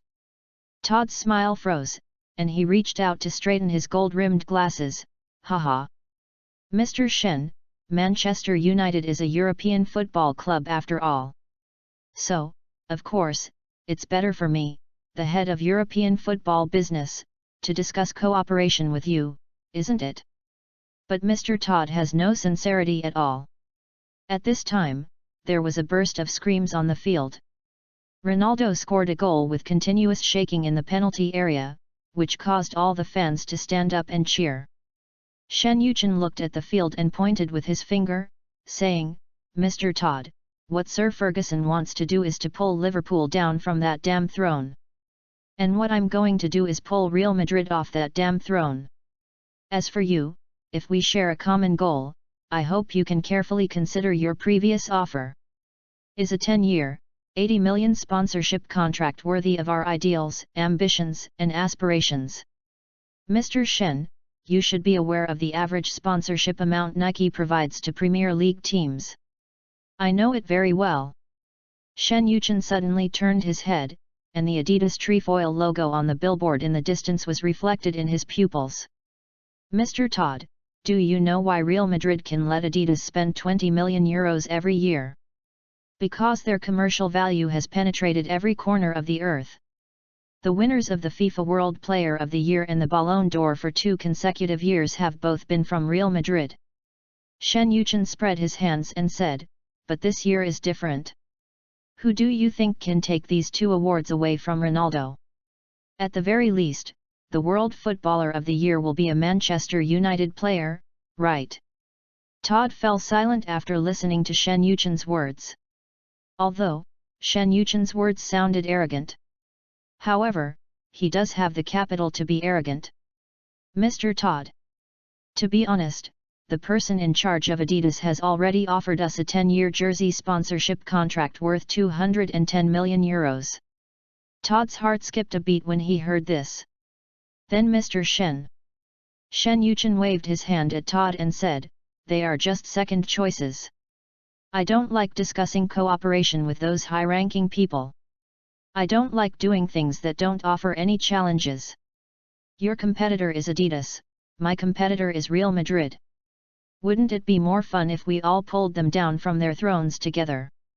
Todd's Adam's apple rolled up and down, his eyes fixed on Shen Yuchen.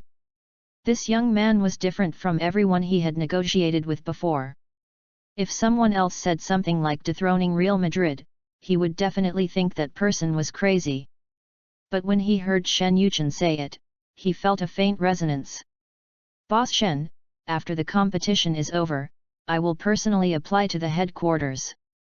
We will definitely get you a satisfactory quote. A faint smile appeared at the corner of Shen Yuchen's lips.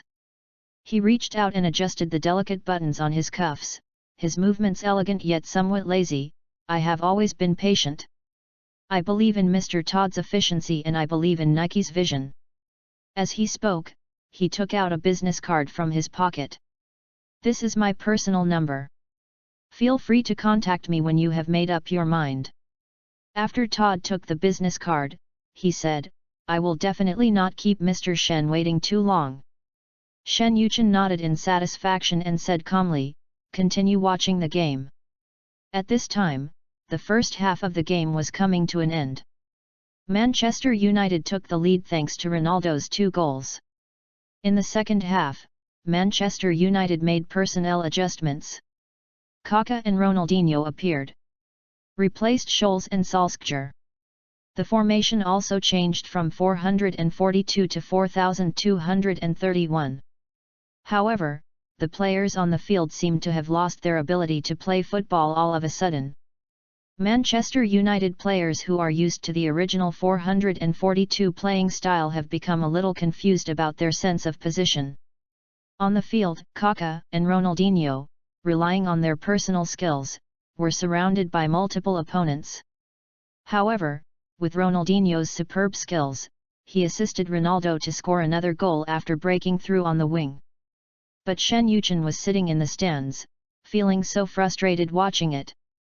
In the end, the game ended with a score of 3-0. After returning to the hotel, Shen Yuchen took Ferguson to a meeting with his assistant coaching staff. 5 days later, Manchester United came to Hong Kong to play the second game of the tour against the Hong Kong Stars United. The attendance at the Hong Kong Hung Hom Stadium was also full.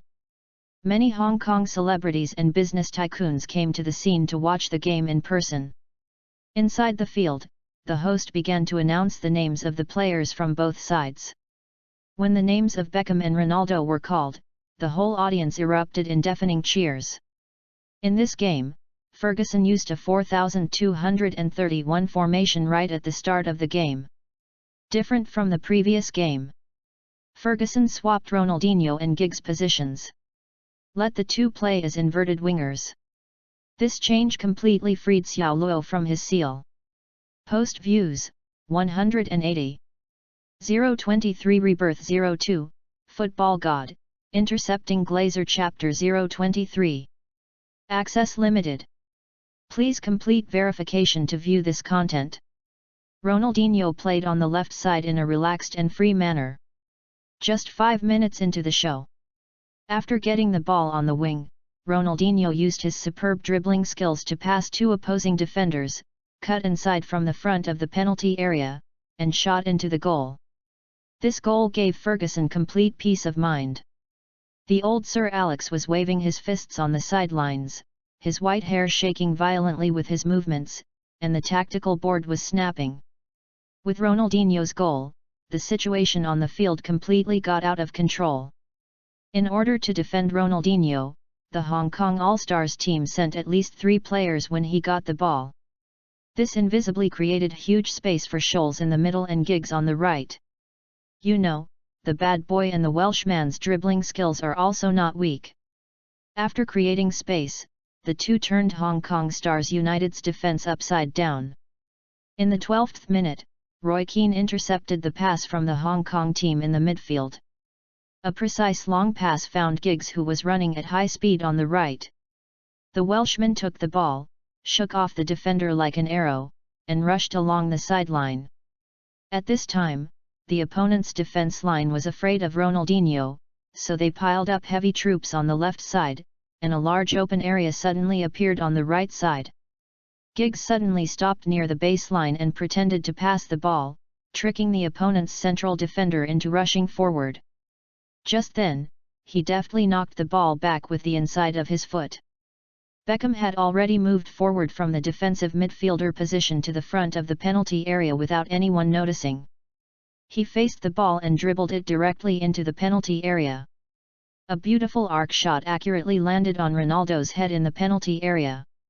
The alien did not jump, but relied on his sense of smell and his judgment of where the ball would land. At the right place at the right time. Facing Beckham's pass, he headed the ball.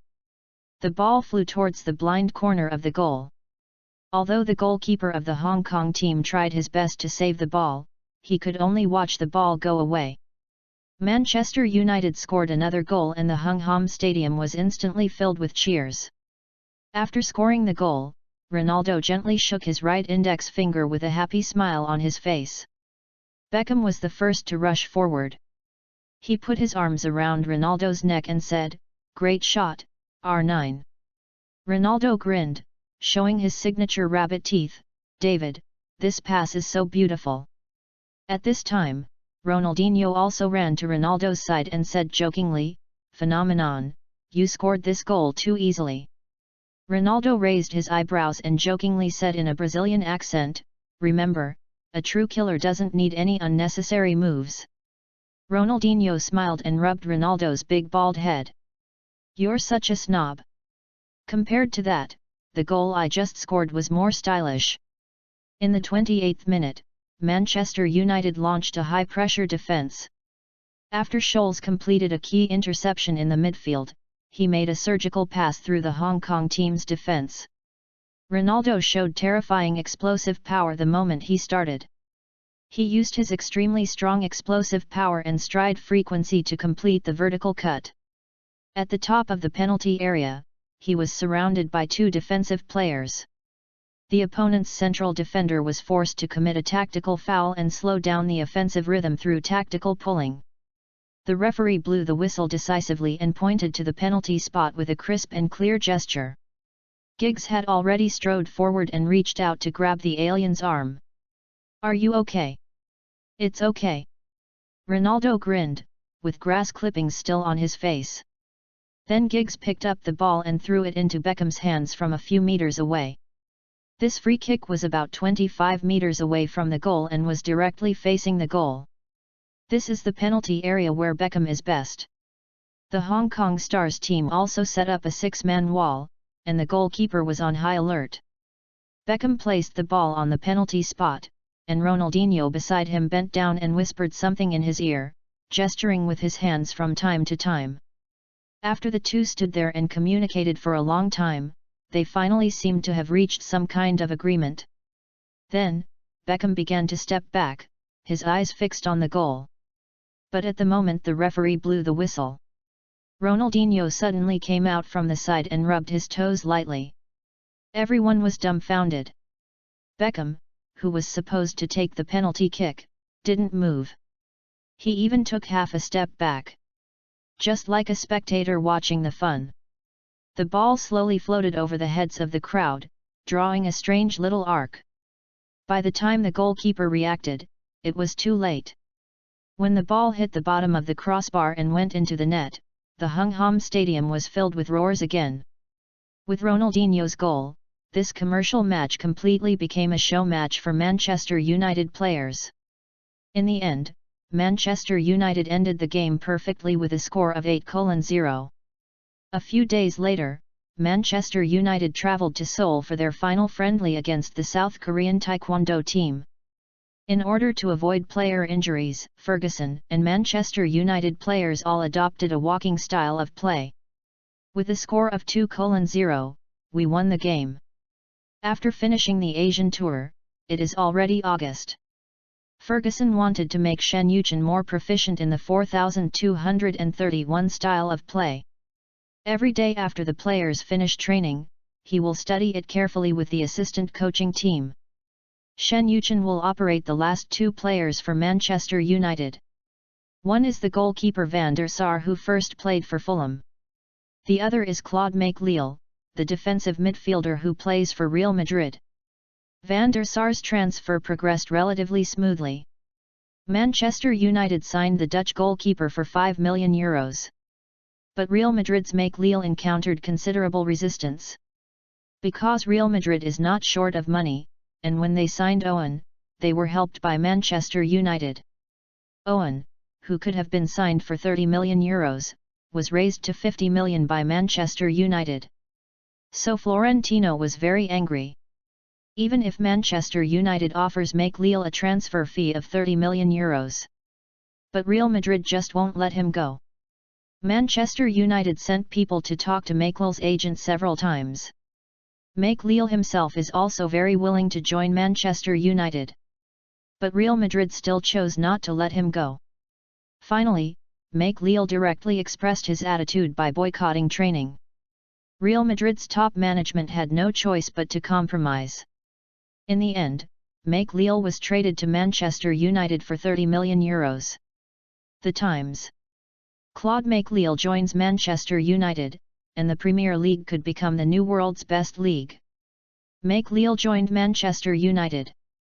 This deal not only changed the player's personal career trajectory, but also has the potential to reshape the power landscape of European football.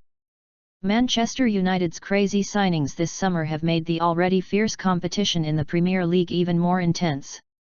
When Manchester United has such a luxurious lineup, the Premier League's competitiveness in the Champions League will be greatly enhanced, and the title of the world's #1 league may be well deserved. Teams from other leagues will probably have to rack their brains on how to deal with this Red Devils. Post views, 182. 024 Rebirth 02, Football God, Intercepting Glazer Chapter 024. Access limited. Please complete verification to view this content. Manchester Evening News. Shen Yuchen and Ferguson King bomb combination, Manchester United launched the Red Aircraft Carrier plan. Under Shen Yuchen's management and Ferguson's persistence, Manchester United's signings this summer can be described as a dream. The investment of €320 million not only brought in strong players such as Ronaldo and Nesta, but also built a very competitive lineup system. This indicates that Manchester United has officially launched its own Red Aircraft Carrier plan, and the new 4231 tactical style will also exert great power with the support of a number of superstars. In the new season, Old Trafford will surely become a red fortress that will tremble in fear for all opponents. The Guardian. Manchester United's bold signings may change the football landscape. Manchester United's crazy signings this summer have completely disrupted the peace of European football. An investment of €320 million has enabled Manchester United's lineup to achieve super evolution. From the shining stars on the offensive end to the major reinforcements in defence and midfield, this Manchester United has the strength to challenge for the Champions League title. What is even more worrying is that their recruitment targets are directly aimed at core players of traditional giants such as Real Madrid, which is undoubtedly a strong challenge to the existing football landscape. In the new season, Manchester United will become a terrifying opponent that all teams cannot underestimate. The Sun. Manchester United and Nike sign a 10-year £230 million partnership. After the hustle and bustle in the transfer market has subsided a little, Manchester United has dropped another bombshell in the business field. According to reliable sources, Manchester United has successfully signed a 10-year sponsorship contract with sports brand giant Nike worth up to £230 million. The conclusion of this contract can be described as a win-win cooperation. For Manchester United, the huge sponsorship fee of £230 million will undoubtedly inject a shot in the arm for the club's finances. After just spending €320 million on player recruitment, the arrival of this money will greatly ease the club's financial pressure and provide solid economic security for the team's future sustainable development. Not only that, cooperation with a world-renowned brand like Nike will further enhance Manchester United's brand influence worldwide. With Nike's powerful marketing network and promotion capabilities, Manchester United's jerseys and related peripheral products are expected to usher in a new round of sales boom in the global market. With the official implementation of this contract, Manchester United's jerseys for the new season are also highly anticipated. Arsenal must win. On August 11, the England Community Shield final will be held at Wembley Stadium. The two teams facing each other are Arsenal, the double champions last season, and Manchester United, the Red Devils that attracted global attention this summer. When the players entered the field, the whole stadium erupted in deafening cheers. Arsenal captain Adams led Henry, Vieira, and other stars into the stadium. On the Manchester United side, Roy Keane, wearing a new red jersey, led a group of new blood of Manchester United and made his first official appearance. With the referee's whistle, the game officially began. As soon as the game started, both sides started a fierce fight in the midfield. Vieira blocked Scholl's pass with his chest and swung it to the side without looking back. The French winger dribbled the ball. Ashley Cole practically leaped forward with his foot. A well-aimed sliding tackle sent the ball directly out of the sideline. Arsenal used the sideline ball to continue to put pressure on Manchester United's backcourt. Nesta, standing at the core of the defence, shouted loudly, "Keep close to the man, don't retreat, stick to him." The moment the throw-in was taken, Roy Keane immediately stepped forward and used his shoulder to hold Bergkamp's back to receive the ball. Ferdinand filled in the position in time to form a double team, and the ball rolled towards David Beckham in the entanglement of three people. Beckham made a long pass and Ronaldo started instantly. Campbell grabbed the back of his jersey tightly and said, "Don't rely on the referee." Ronaldinho suddenly accelerated, and the hem of his jersey was pulled very long. However, the jersey showed no signs of being torn. The referee blew the whistle at this time, giving Manchester United a free kick opportunity in the front court. Campbell immediately raised his hands to look innocent. It seems like he is complaining about the referee's decision. At this time, Roy Keane rushed to the referee excitedly and shouted fiercely, his hands never left Ronaldo's jersey from beginning to end. "Shouldn't this be a yellow card? If our jerseys weren't of good quality, R9 would be playing naked on the field right now." The referee took a half step back expressionlessly, raised his right hand and made a "game continues" gesture. At this time, Arsenal captain Vieira also came over. "Referee, don't listen to his exaggeration, it's just a normal physical confrontation. These South American wimps are too weak." "Fuck you mom, who the hell are you calling a wimp? Your whole family are cowards." Vieira looked at the referee with an innocent look and said, "Referee," he cursed. The referee left with an expressionless face, ignoring the two enemies completely. Vieira spread his hands and stepped back. But as he turned around, he muttered in a voice that only the Manchester United captain could hear, "Look at your new jerseys. Red really suits you to play the victim." Keane's pupils suddenly contracted and he raised his foot to chase. Beckham rushed over in time and grabbed his arm. "Roy. Free kick." The two people who caused the conflict, Ronaldo and Campbell, were standing at the top of the Arsenal penalty area, looking at the two people who were cursing with clear faces. Campbell seemed accustomed to this kind of scene. But Ronaldo seemed to still not understand what was going on. What's more, he couldn't quite understand what the two people were cursing at. Therefore, the expression looks a little ignorant. At this time, Beckham stood in front of the ball at the top of the center circle, his eyes sweeping across Arsenal's defense. Arsenal's defense retreated as a whole and tightly guarded the penalty area.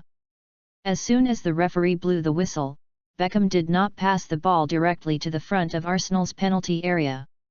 Instead, he passed the ball to Nesta.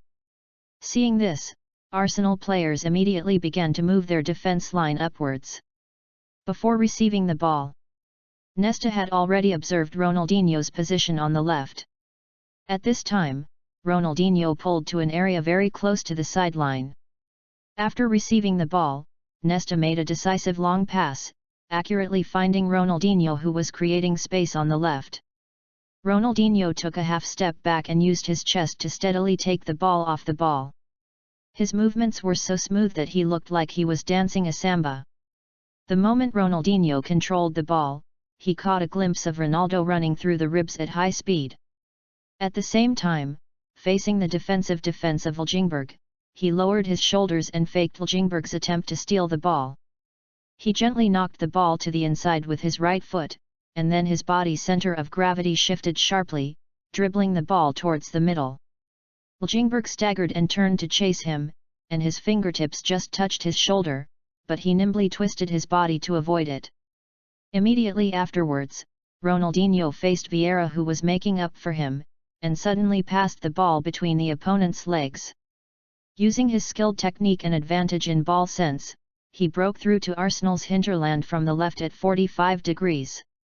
Manchester United must win. Post views, 181. 025 Rebirth 02, Football God, Intercepting Glazer Chapter 025. Vieira's interception missed and he could only turn around with gritted teeth. There was a gap in Arsenal's defense and Ronaldinho took the opportunity to accelerate. just when Ronaldinho was about to reach the front of the opponent's penalty area. Gilberto, Arsenal's new signing this summer and Ronaldinho's teammate in Brazil, came up to defend in time. Gilberto seemed to know Ronaldinho very well and was also very wary of him. He stepped forward and pressed closely, but didn't dare to kick easily.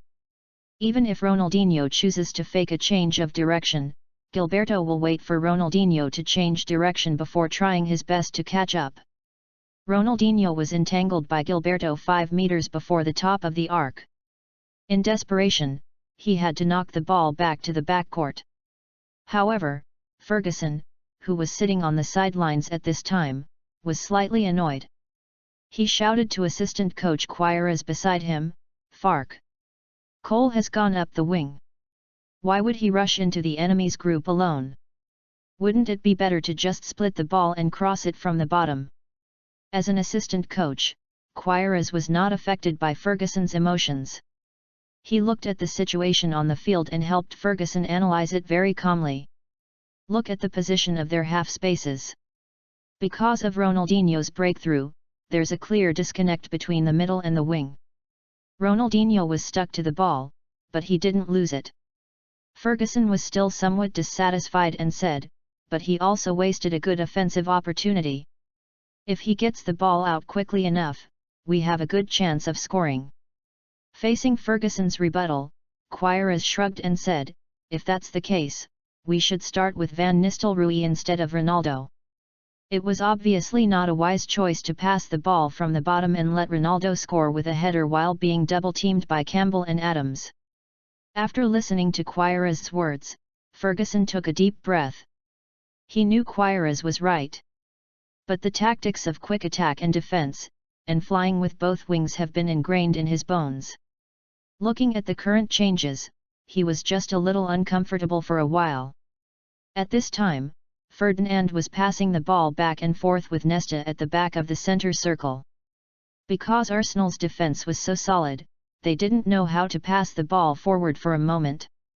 Seeing this, Beckham retreated to provide support. But as soon as he got the ball, Bergkamp immediately stepped forward and pressed him from behind.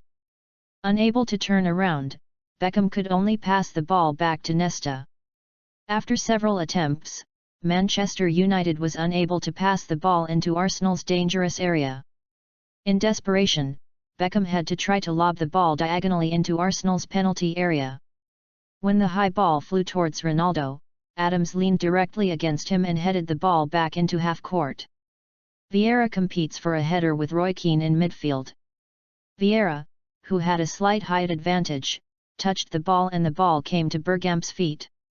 Bergkamp chested the ball and stopped it to the side and back.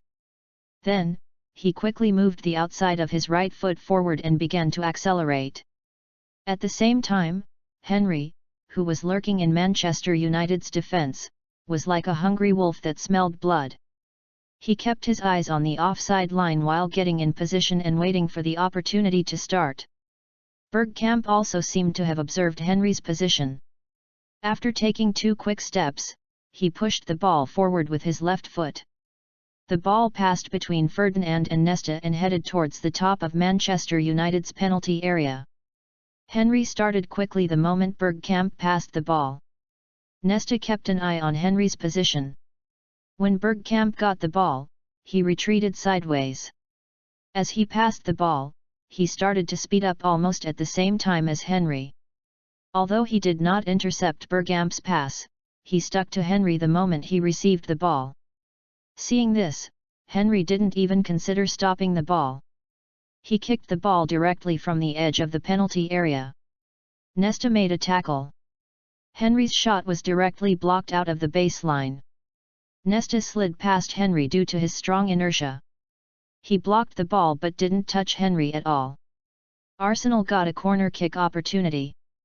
At this time, Henry stepped forward and stretched out his hand to pull up Nesta, who was lying on the ground. There seemed to be a hint of helpless smile on the corner of his mouth. That smile seemed to be saying, "Brother, is it really necessary to risk your life like this?" After Nesta stood up, she also smiled at Henry. That smile seemed to be responding to Henry, "Brother, you are still too young. This defense was beautiful though. But Ferguson on the sidelines was furious. He started like crazy, attacking the players on the field. It would have been fine if Ferguson hadn't scolded him, but after scolding him, things got even worse. Manchester United's original players may have already adapted to Ferguson's hairdryer. But these new players are obviously not used to it.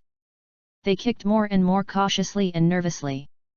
After Ronaldinho tried to break through several times without success, he didn't dare to try again. When Beckham saw that his teammates were unable to break the deadlock, he subconsciously moved forward. However, this also gave Arsenal more opportunities to counterattack by taking advantage of the gaps in the middle. Fortunately, Manchester United's current central defender combination is quite strong. With the help of the newly transferred Van der Sar's high interception, Manchester United's goal was kept safe. Otherwise, Arsenal could have opened the champagne in advance at the end of the first half. Shen Yuchen, who was sitting in the stands, was almost angry to death when he saw the chaotic players on the field.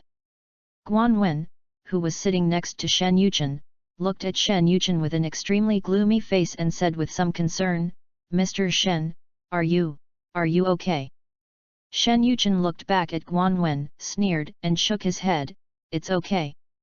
Then he looked up at the time. At present, the game has been going on for 40 minutes. There are 5 minutes left in the first half. Shen Yuchen stood up and said to Guan Wen, "Please sit down for a while. I'm going to go out for a while.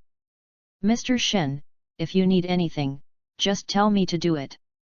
Guan Wen was about to stand up when Shen Yuchen reached out and held his shoulder.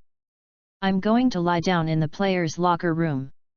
If we kick the ball like this, we're bound to lose." Hearing this, Guan Wen stood up and said, "I'd better go with you." Seeing this, Shen Yuchen said nothing more and took Guan Wen to Manchester United's player locker room. The first half of the game is over. Manchester United and Arsenal are currently tied at 0:0. Roy Keane walked down the tunnel, complaining, "What kind of football is this? When has Manchester United ever played such an ugly game?" Beckham was also helpless and sighed. He had no complaints about sacrificing his position for the team. But the game turned out like this, he felt so frustrated. Several Brazilian players looked serious and remained silent. Ferguson's face looked a little unhappy at this time. All the players knew that they would probably face another round of roars in the locker room soon. Post views, 172. 026 Rebirth 02, Football God, Intercepting Glazer Chapter 026. The first person to return to the players' locker room was Giggs. As soon as he pushed open the door of the locker room, he saw Shen Yuchen sitting inside. "Mr. Shen." Giggs greeted Shen Yuchen politely. But deep down I started to have doubts. Shen Yuchen nodded to Giggs and motioned him to sit down first. Afterwards, other players also returned to the locker room one after another. After seeing Shen Yuchen, they all felt the same as Giggs.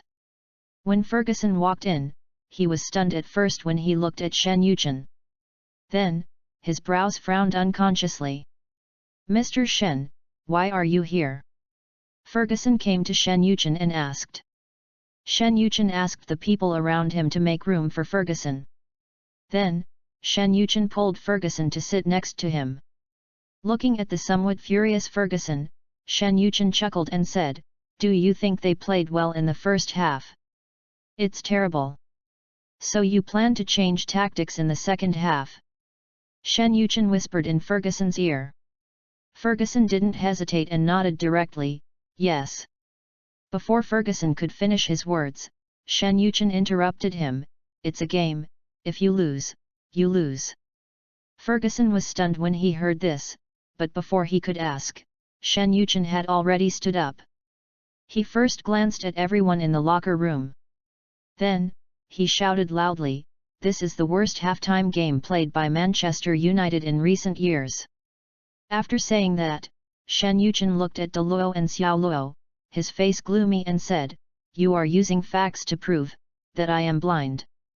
As he spoke, he gave the two of them a thumbs up and said, "The World Cup champion is really arrogant."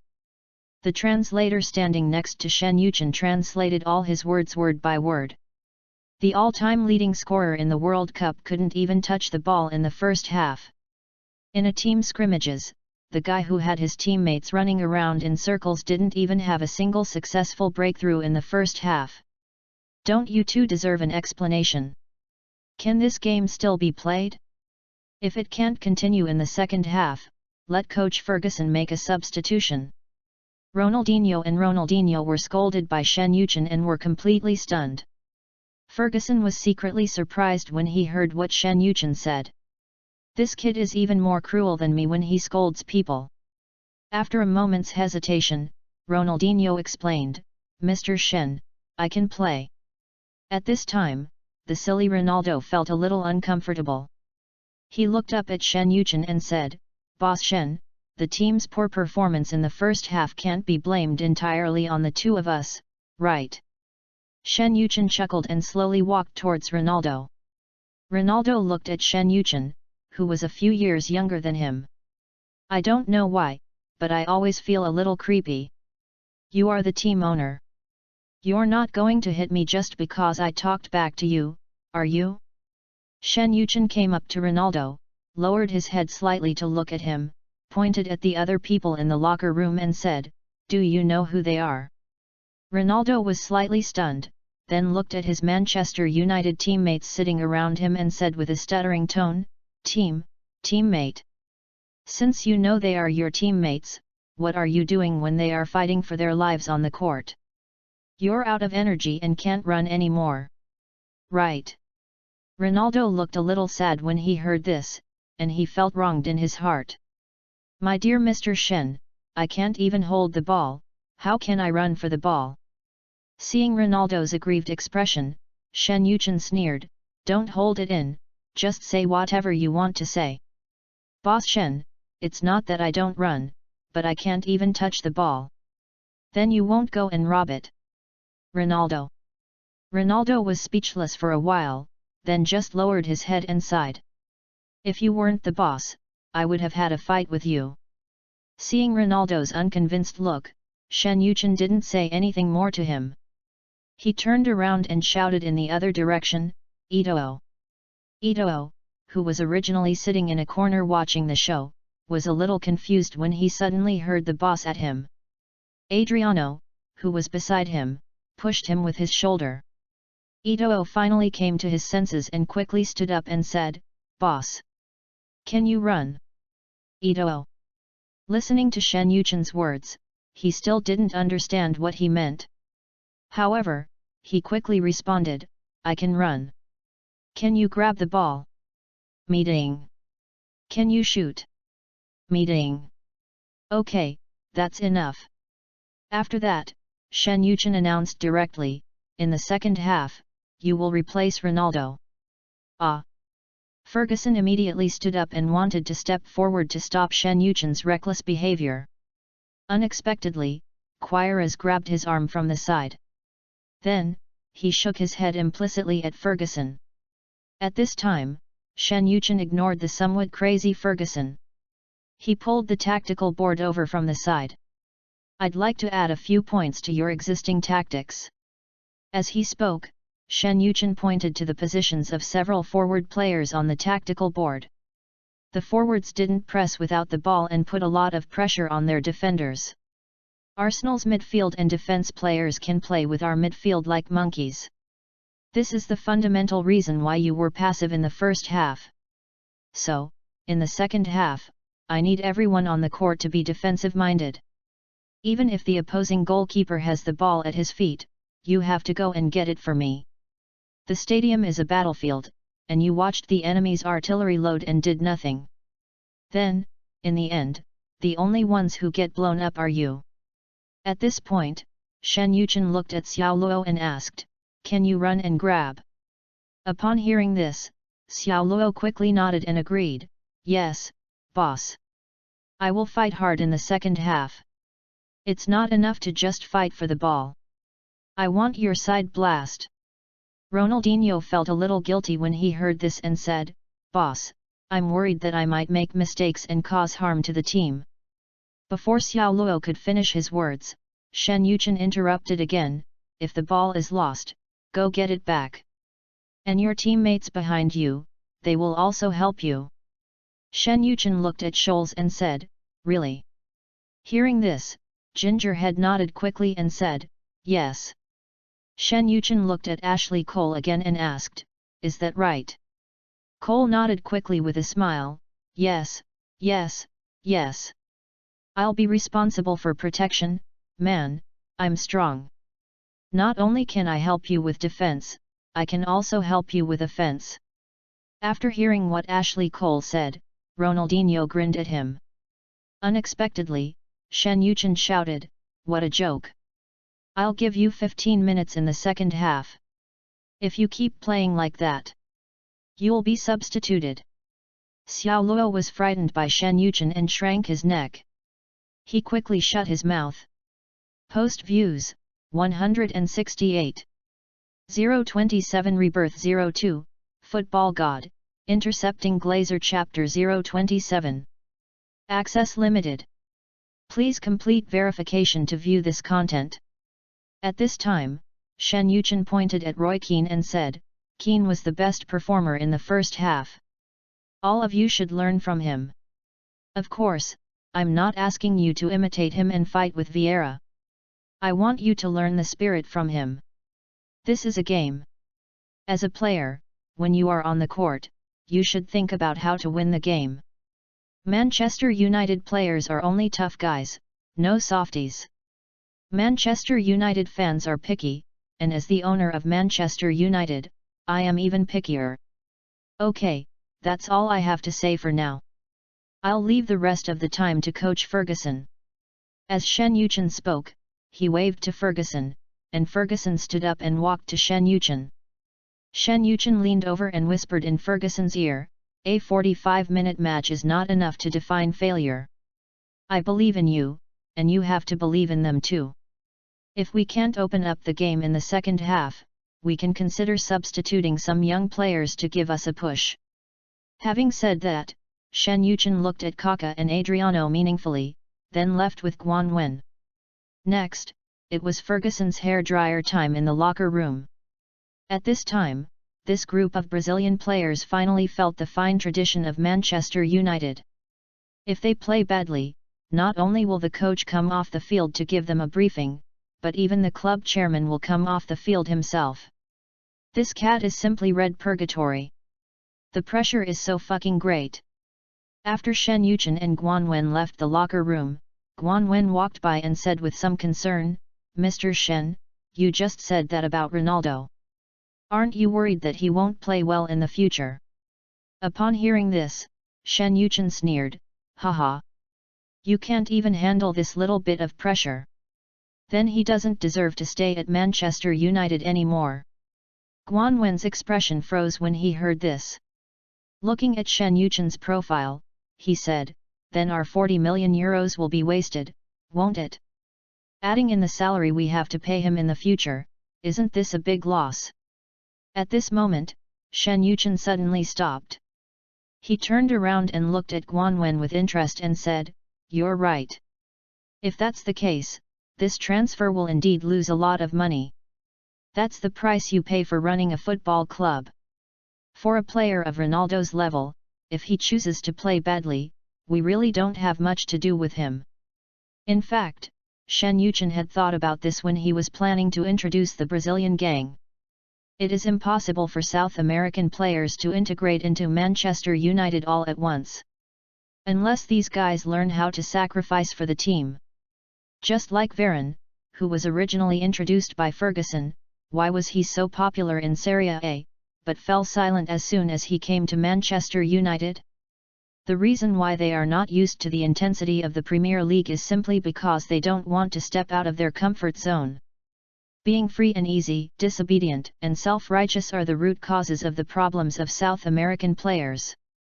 If this trend cannot be stopped immediately, these Brazilian players will only bring disaster to Manchester United. Guan Wen listened to Shen Yuchen's words, shook his head helplessly and said, "This kind of business. Oh. It's really troublesome. It's not just about the player's value or the commercial value that needs to be considered. More importantly, we need to consider human nature." Guanwen couldn't help but hold his breath when he said this. She seemed a little worried about Shen Yuchen. But Shen Yuchen smiled disapprovingly and said, "Well, it's troublesome, so I bought so many people. If one person can't do it, there will always be someone else who aspires to that position. Do you think it's so easy to get a starting position at Manchester United?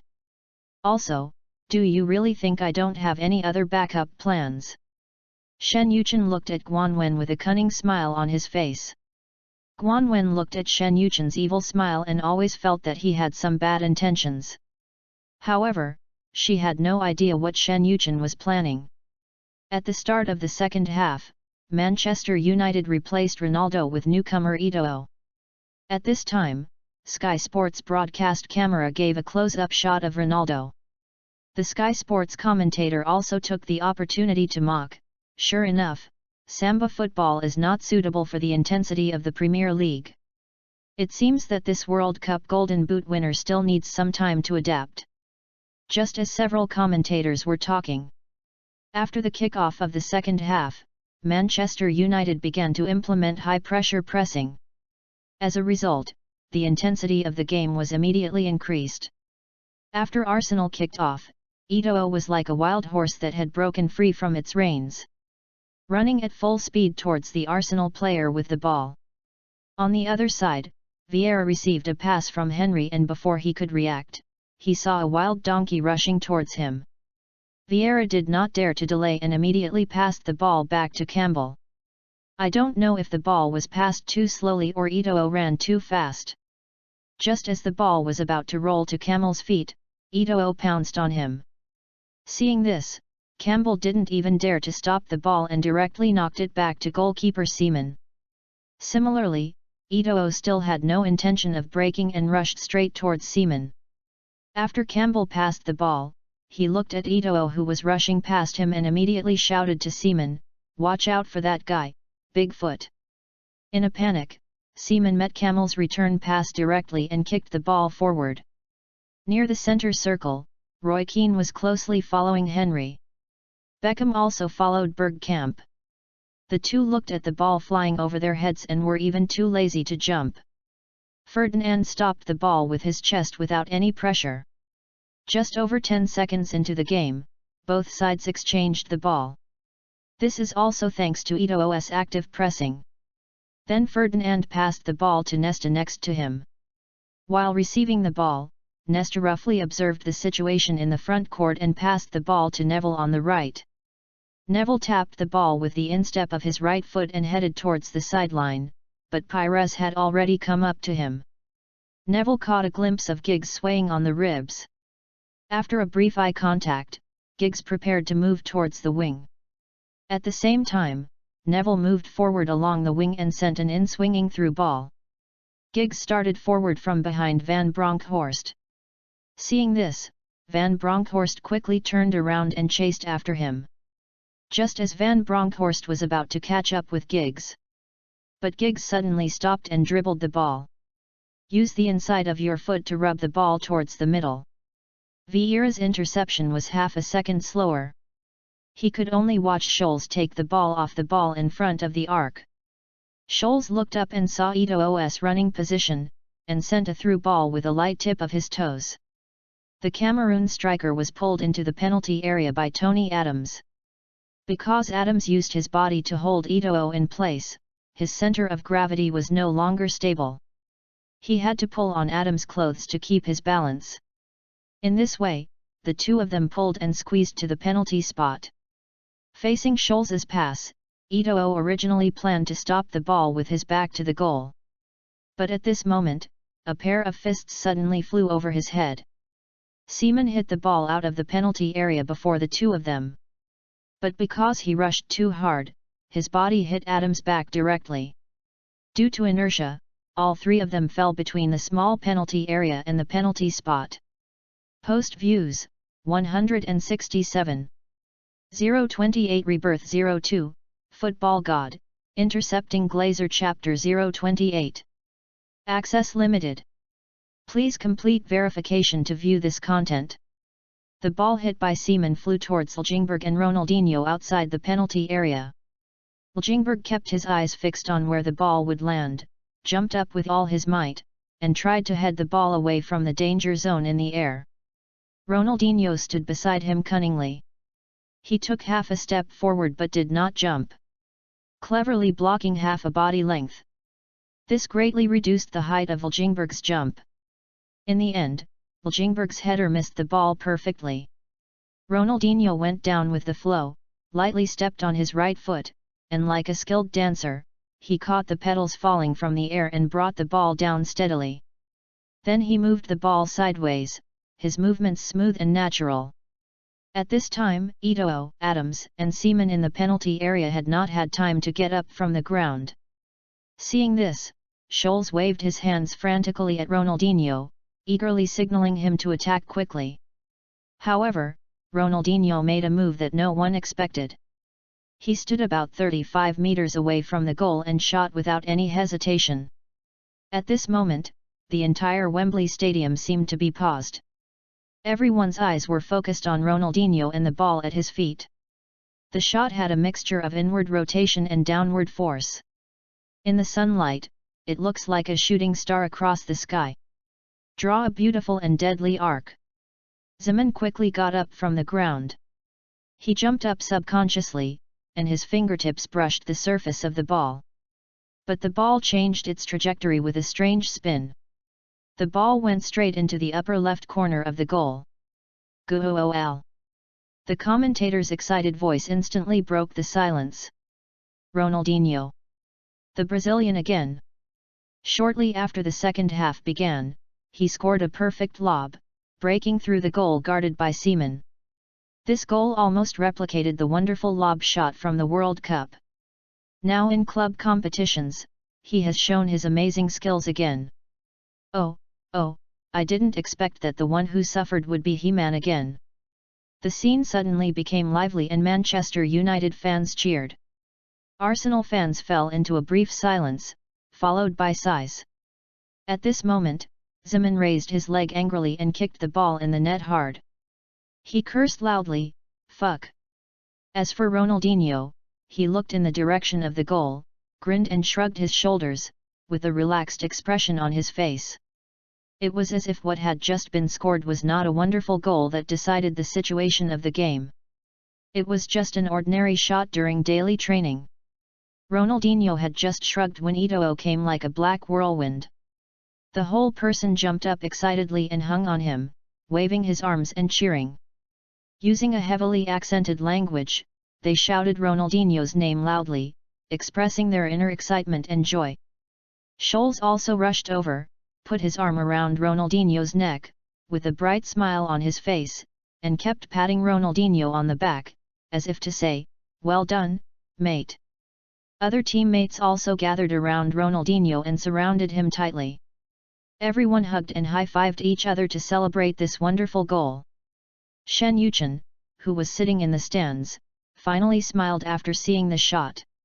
He said to Guanwen beside him, "Ronaldinho, this guy, his ability to connect with the ball is unmatched. The pass, the flick, and the shot, the connection was so fast.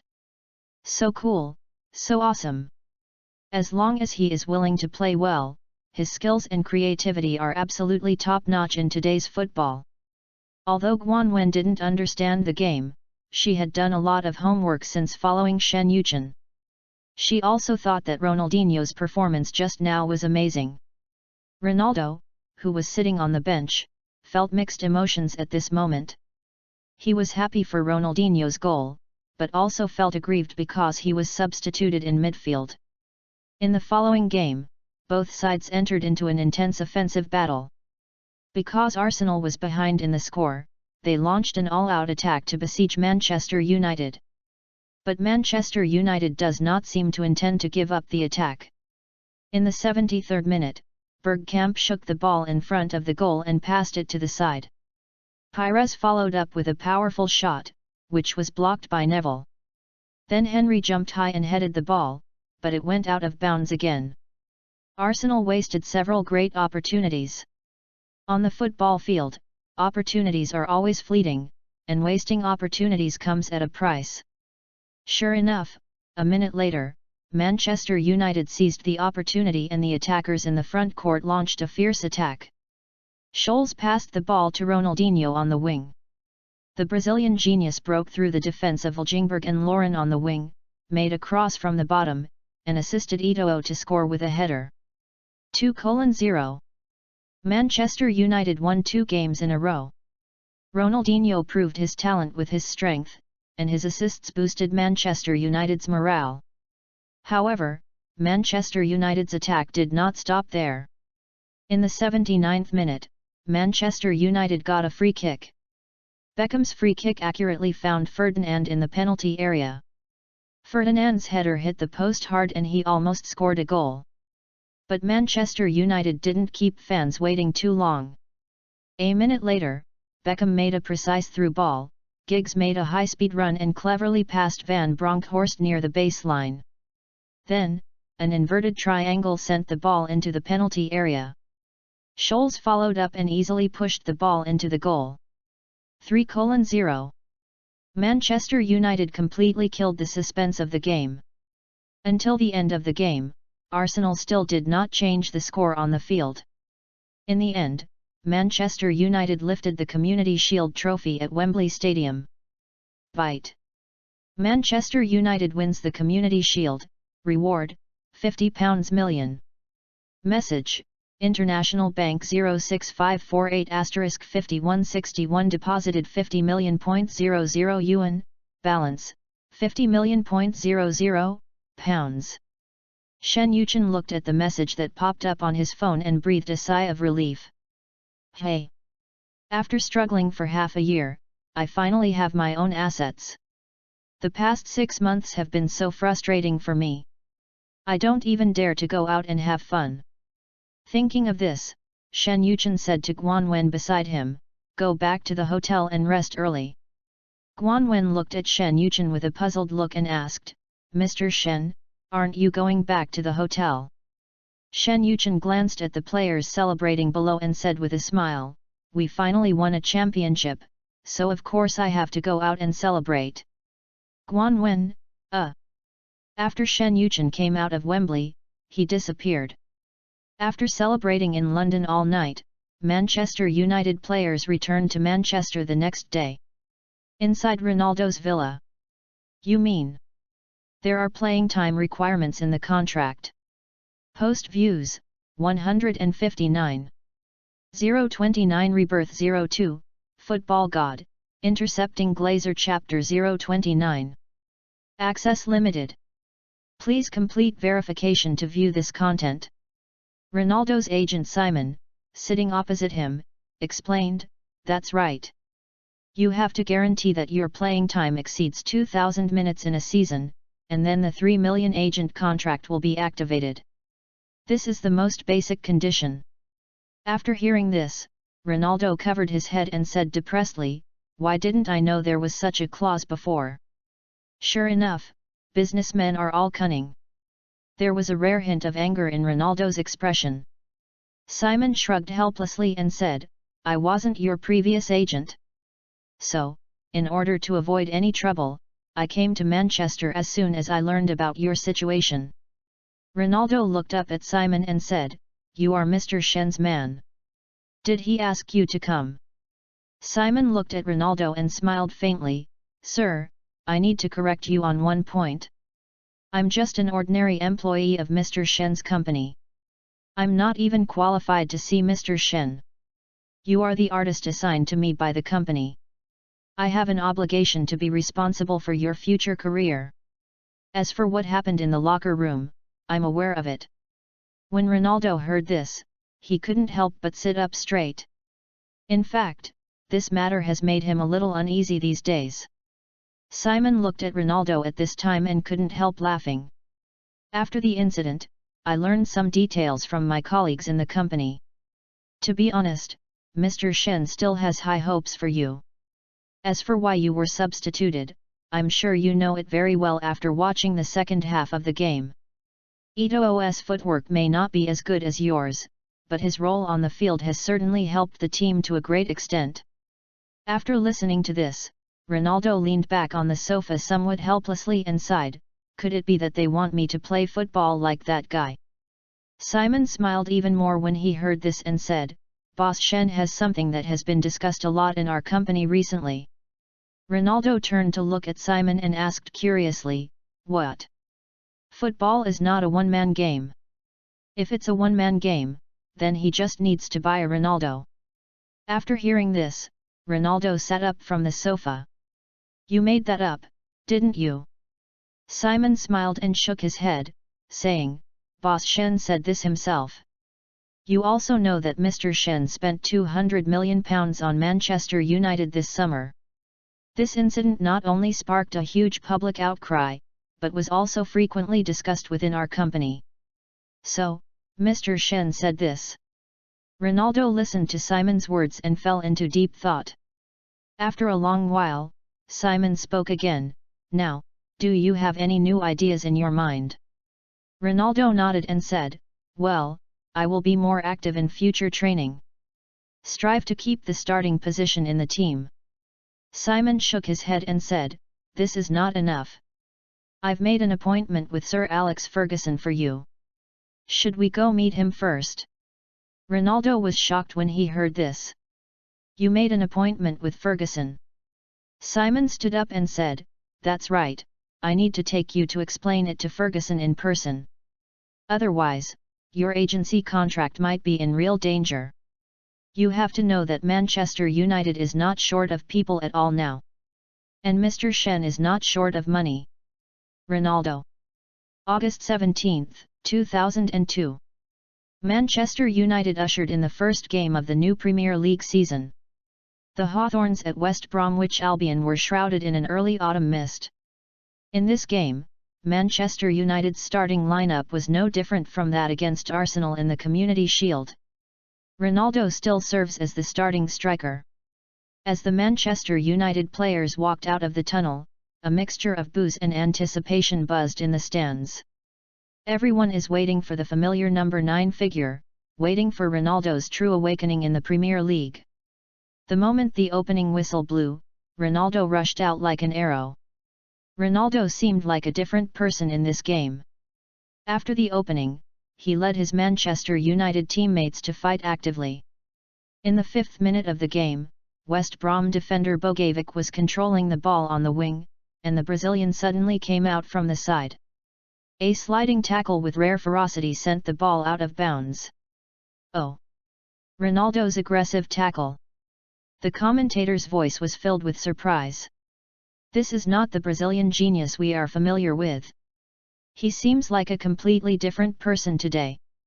Sir Alex Ferguson watched Ronaldo's performance from the sidelines. The corners of his mouth, which were chewing gum, were almost stretched to the back of his ears. Queiroz pushed his glasses in the coaching booth, and the first red dot was already drawn in the column of Ronaldo's running distance on the notebook. In the 12th minute, Manchester United launched a quick counter-attack. Beckham made a long pass from midfield, and Ronaldo suddenly started to move away from Macaulay, who was close to him. West Bromwich Albion goalkeeper Kelly left the goal to attack, but saw the Brazilian suddenly change direction at the top of the penalty area and use the outside of his foot to kick the ball towards the far post. There, Giggs made a high-speed run and shot into the empty goal. 1-0. Manchester United took the lead, but Ronaldo did not celebrate as usual. Instead, he immediately turned and ran towards the centre circle, patting Giggs on the back on the way. Look at this combination.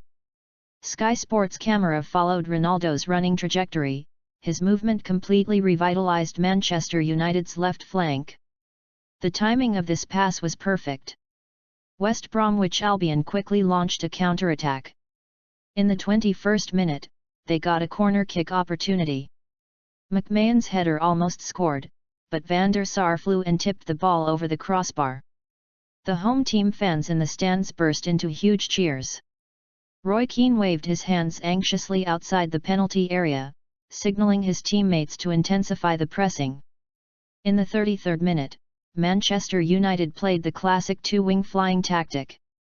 Neville made a cross from the right, Ronaldo suddenly changed direction in the penalty area, shook off two defenders, but was tackled by Bogovic, who was returning to defence at the moment of shooting. The referee pointed to the penalty spot without hesitation. The whole stadium was in an uproar. West Brom players surrounded the referee to protest, while Ronaldo stood up, patted the grass, and put the ball on the penalty spot. "He's going to take it himself," the commentator shouted excitedly. This is Ronaldo's first penalty since joining Manchester United. The Brazilian took a few steps back, his eyes fixed firmly on the lower right corner of the goal. With a run-up and a kick, the ball went into the net like a cannonball. 2-0. After scoring his first goal for Manchester United, Ronaldo did not celebrate excessively. He just smiled and high-fived his teammates, and when he high-fived Beckham, he specifically pointed out his running route. Post views, 163. 030 Rebirth 02, Football God, Intercepting Glazer Chapter 030. Access limited. Please complete verification to view this content. Shen Yuchen, who was sitting in the stands, looked at the performance of several people on the field and smiled with satisfaction. "I've started communicating with my teammates, which is a very good thing." Guan Wen informed Stella after the competition that Simon did a great job and give him a performance bonus. Guan Wen, who was standing by, responded while taking notes in his notebook. In the second half, West Bromwich Albion stepped up their attack. In the 57th minute, Horsfield's shot was saved by Van der Sar, and Knut's follow-up shot into the empty goal was blocked by Nesta's knee on the goal line. "Oh my God! Nesta's goal line clearance!" The commentator almost shouted at the top of his lungs, "Is this the strength of the World Cup's top defender?" In the 75th minute of the game, Ferguson replaced Ronaldo with Eto'o. Manchester United fans who came from afar stood up and applauded Ronaldo. Even a large number of home fans gave Ronaldo a warm round of applause for his performance. After leaving the field, Ronaldo sat next to Kaká with a big grin on his face and said with a smile, "How about it, brother, did you play well?" Kaká looked at Ronaldo, whose head was smoking, and picked up a bottle of water from the side and handed it to him. "This is the first time I've seen you run like this. You ran at least 2 kilometers more than in your usual races, right?" After taking a sip of water, Ronaldo said, "I don't know, but I've definitely been running more than usual. I'll go back later and look at the data to find out." R9, tell me the truth, are you worried that your starting spot will be taken away by that guy? Ronaldo sat there, rolled his eyes at Kaká and said, "I'm not worried about the ball.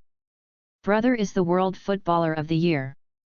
Please be more respectful when you talk to me next time." Before Ronaldo could finish his words, Kaká rubbed his big bald head with his backhand. Adriano, who was standing by, looked at the two playing and said in a bored tone, "When can I play?" As a result, at this moment, Ferguson suddenly shouted, "Kaká!" Kaká, who was joking with Ronaldo, suddenly stood up after hearing Ferguson's shout. Ronaldo kicked Kaká on the leg and said, "Come on, little bastard." After changing his clothes, Kaká was called over by Ferguson. After giving him some instructions, he prepared to replace Scholes with him. Kaká stood on the sidelines, the light shining on his chiseled face. The deep eyes are as bright as sapphires. His brown curly hair was soaked with sweat and stuck to his full forehead. When the corners of the lips are slightly raised, a shallow dimple will appear on the right cheek. The red jersey highlights the clean lines of his shoulders and neck. The whole person is like a boy who walked out of a comic book, handsome and pure. After Scholes high-fived him, the young man pointed his hands devoutly to the sky, put on the red number 22 jersey, and ran towards the stadium. This was his first official appearance since joining Manchester United. After seeing Kaká, the Sky Sports commentator couldn't help but jokingly said, "If I hadn't looked at the information, I wouldn't have thought that this young man Manchester United signed was actually Brazilian. Are all Brazilians this handsome nowadays? The game was in the 88th minute. And everyone thought that the game would end with a score of 2-0. Kaká completed the interception in midfield. The ball bounced twice on the instep of his feet, and suddenly he rubbed it to the right with the outside of his foot. Bogovic was a little slow in blocking the ball and could only watch Kaká pass by him. At this time, the Sky Sports commentator's voice was filled with surprise. This footwork. Wait, he wants to solve the problem alone. The Brazilian ignored Giggs, who was on the wing. Instead, he strode past Clement's flying tackle and passed the ball. Kaká, oh my God, Kaká has reached the front of the opponent's penalty area. Look at how fast he runs. It was so fast. 2 West Bromwich Albion players surrounded him outside the penalty area like an iron barrel, but Kaká suddenly changed direction to the left. Taking advantage of his physical strength and absolute speed, Kaká strode away from the 2 men and reached the heart of West Bromwich Albion's penalty area. At this time, Ferguson stood up in shock, his eyes fixed on Kaká, who was running with the ball. Just when everyone thought Kaká was about to shoot himself. However, the moment he touched the ball, he passed it to Eto'o, who was making a forward run. However, the ball was blocked by Macaulay midway. As luck would have it, the ball that was taken back once again somehow ended up at Kaká's feet. This time, the Brazilian had already adjusted his pace and swung his right foot to meet the rebound.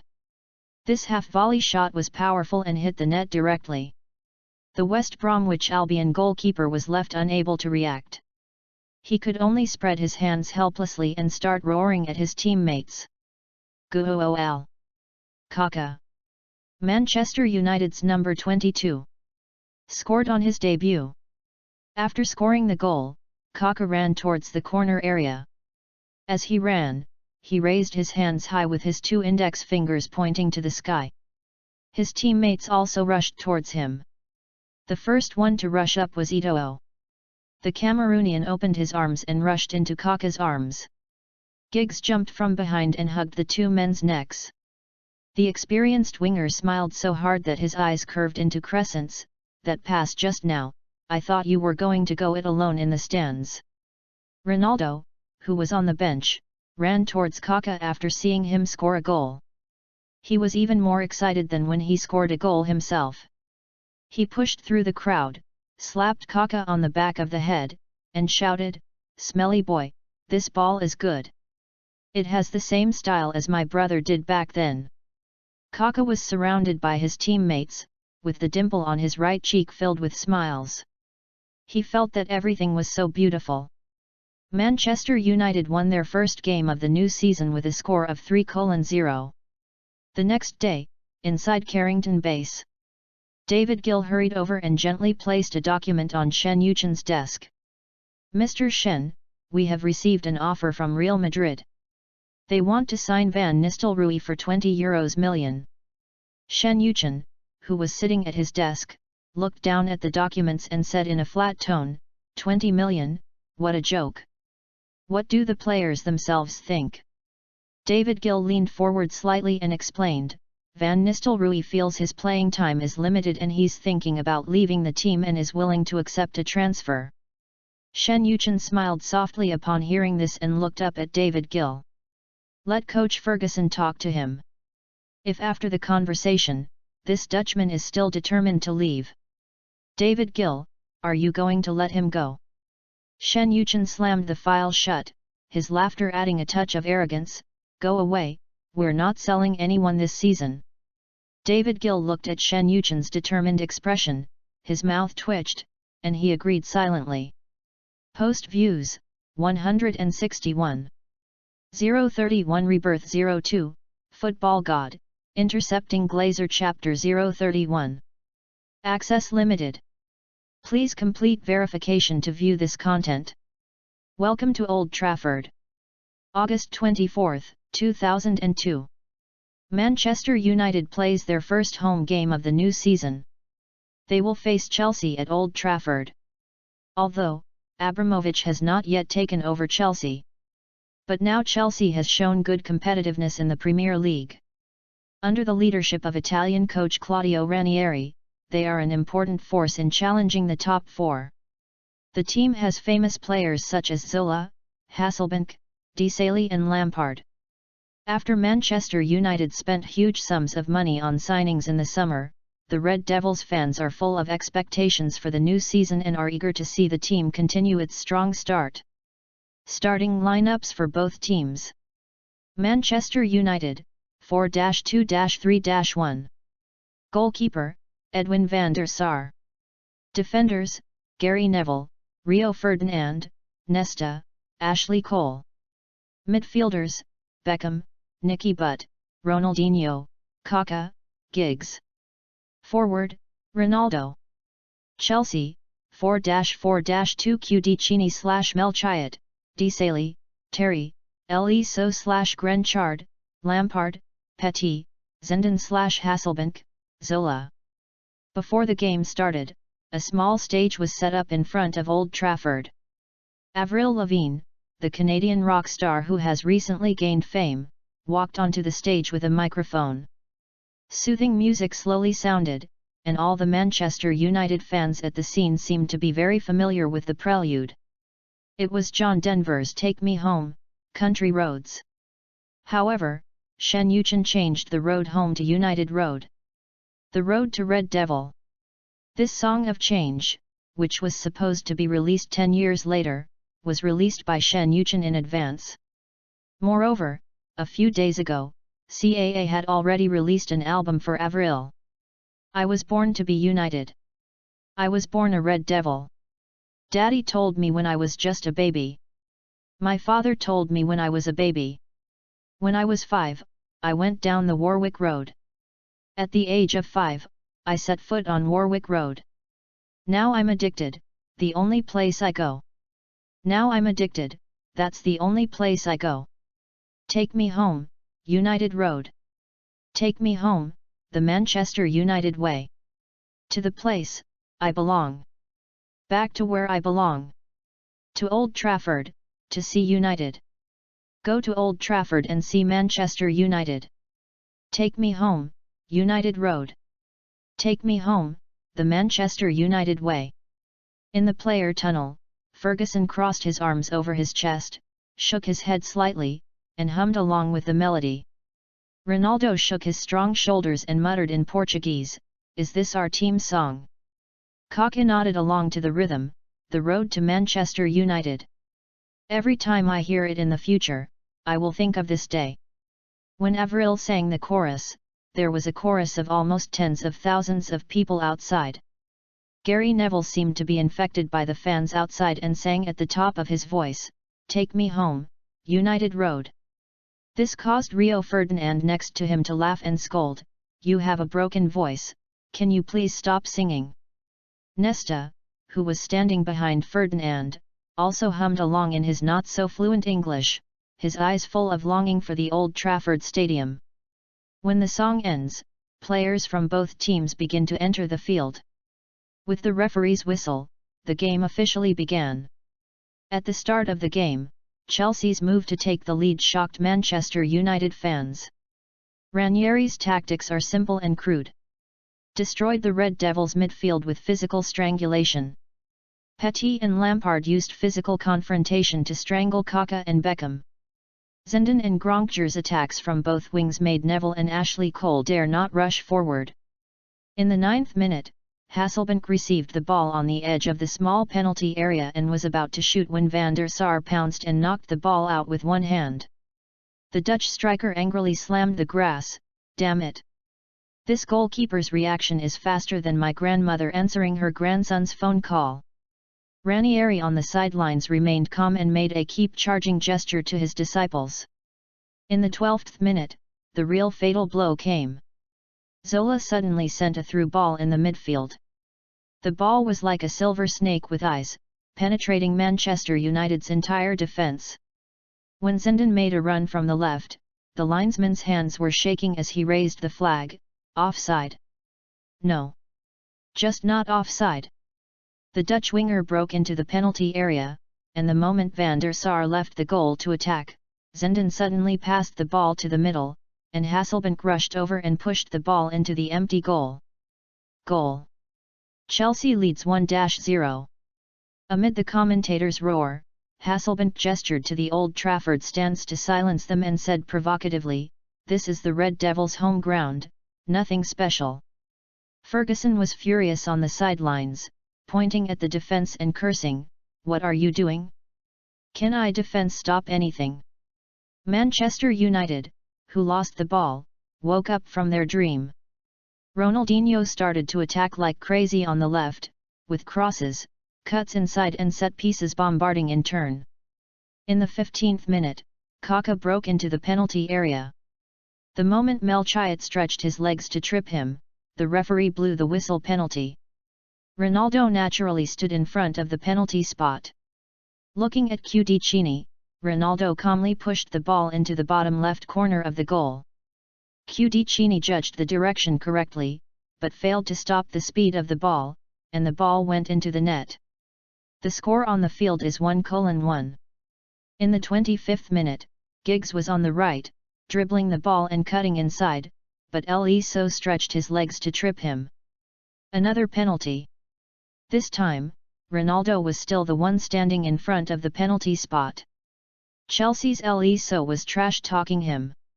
Ronaldo looked at Eliso and smiled foolishly, then he ran up and shot in one go, and the ball hit the lower left corner like a cannonball. Overtake 2-1. After scoring the goal, Ronaldo ran around the field, shaking his index finger, his face full of joy. On the sidelines, Ranieri covered his face and lamented, "2 penalties. Why does this script seem like a comedy? How fucking funny."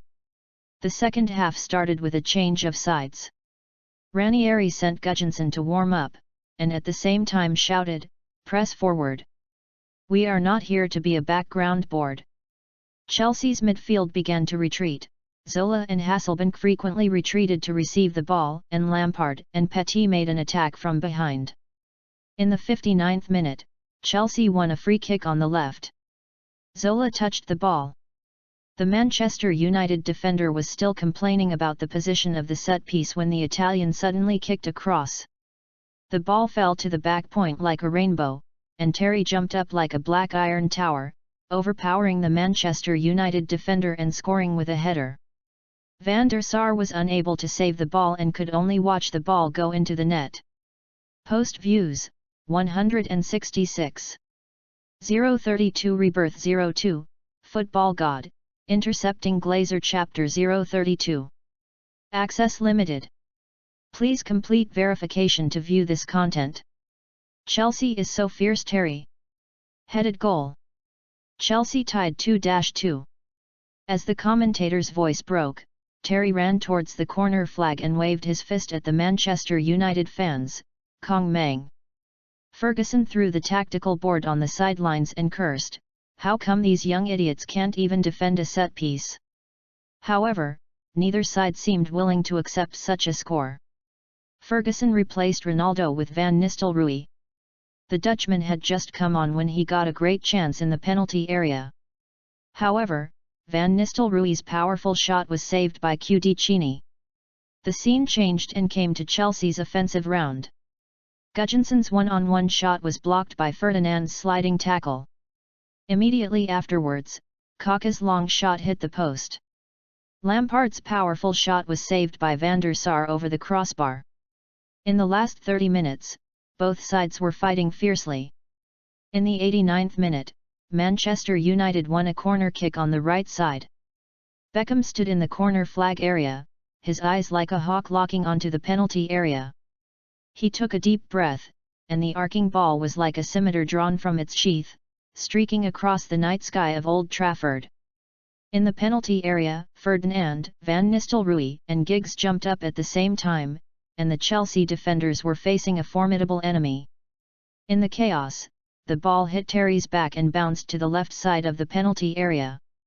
At this time, Kaká came in from the back like a ghost, and when the ball was about to land, he volleyed with his left foot.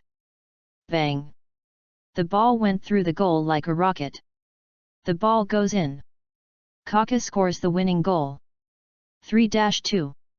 As the commentary roared, Kaka rushed to the corner flag area and excitedly pumped his fist in celebration. Manchester United players crowded around, Beckham jumped on Kaka's back, Giggs pulled his jersey and screamed, and Ferguson jumped like a child on the sidelines. Chelsea players collapsed to the ground, Terry held his head and lamented, and Zola walked silently towards the centre circle.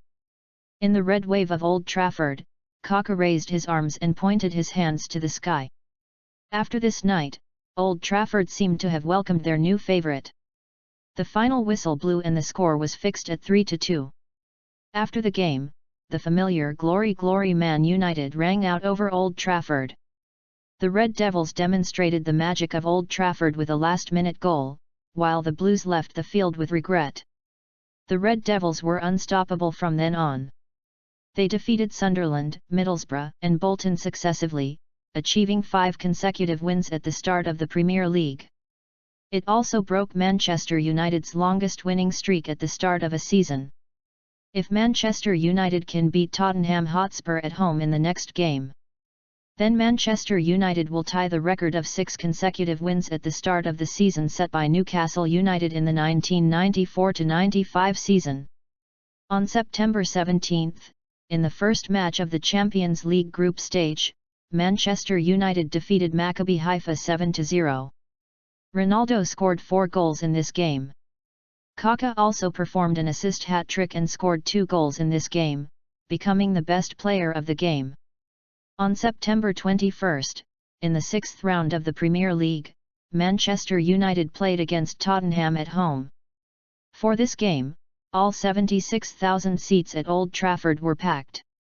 There were even a lot of Manchester United fans standing outside the stadium. Tottenham manager Glenn Hoddle said with a wry smile at the pre-match press conference, "We are not facing a team, but a red beast that is making history." Before the game, Manchester United invited Britney to sing United Road. Britney, who appeared in a Manchester United jersey, caused the fans at the scene to burst into thunderous screams. It has to be said that Britney's global influence was at its peak at that time. The singer, known as the Little Queen of Pop, had her signature long golden hair flying with the dynamic rhythm. She was wearing a well-tailored red Manchester United jersey, and she pushed the atmosphere to a climax as soon as she appeared on the stage. After the song was over, as Britney left the stage, players from both teams began to enter. With the referee's whistle, this highly anticipated duel officially began. Against Tottenham, Manchester United continued its previous strong offensive style.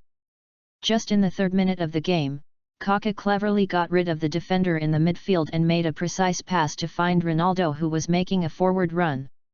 The latter had a one-on-one opportunity, but unfortunately the final shot was slightly off the post. In the 8th minute, Ronaldinho received a long pass from Beckham on the left. Facing the close defence of Darren Anderton, the Brazilian made a gorgeous Cruyff turn to pass his opponent. The fans at the scene burst into exclamations, and before the admiration died down, Ronaldinho was already sprinting down the sideline like a cheetah. When he was about to reach the baseline, he suddenly stopped and stepped firmly on the ball. At this time, Tottenham right-back Stephen Carr came from the side and formed a 2-on-1 situation with the returning Anderton. Facing the double-team defence, Ronaldinho suddenly used the inside of his left foot to gently tap the ball to the outside, pretending to pass it, which caused the 2 players to stretch their feet to block it at the same time. At the moment when the defensive player's centre of gravity shifted, he quickly pulled the ball back with the outside of his right foot, followed by a feint, and swung his body greatly to deceive the defensive centre of gravity of the 2 players. Then he passed through the gap between the 2 people like a ghost. Beautiful! Thunderous applause and cheers instantly erupted in the stands of Old Trafford. Ronaldinho, who broke free from the defence, did not rush to cross the ball. Instead, he looked up and observed the running positions of his teammates in the penalty area. At this time, Ronaldo was surrounded by defensive players in the penalty area. On the contrary, Kaka was standing at the top of the penalty area with no defensive players around him. Ronaldinho decisively passed the ball in the direction of Kaká. Kaká adjusted his pace to meet the incoming ball and leaned his whole body forward. Then use your left foot to kick a half-high arc. The football, wrapped in the wind, flew straight into the lower left corner of the goal. Tottenham goalkeeper Kathy Keller flew to save the ball, but her fingertips could only barely brush the edge of the ball, and she watched helplessly as the football hit the net like an arrow. Goal. 1:0. Kaká scored again. This young man is simply amazing. The commentator's roar blew off the roof of Old Trafford, and more than 70,000 fans jumped up from their seats at the same time, with red scarves flying all over the sky. Kaká ran towards Ronaldinho with his arms open. The two Brazilians hugged each other excitedly. Ronaldo, who was behind them, chased after them like a whirlwind and pounced directly on the two of them. Beckham and Giggs rushed forward with their arms raised high, and the five of them pressed together like a pyramid, and the flashlights in the stands formed a galaxy of stars. The giant screen in the stands repeatedly replayed Kaká's goal moment. In the slow motion, the delicate movement of his ankle when he touched the ball was clearly visible. The half-high arc ball, with a strange rotation, went into the net through the gap between Keller's fingertips and the goal post. Post views, 155.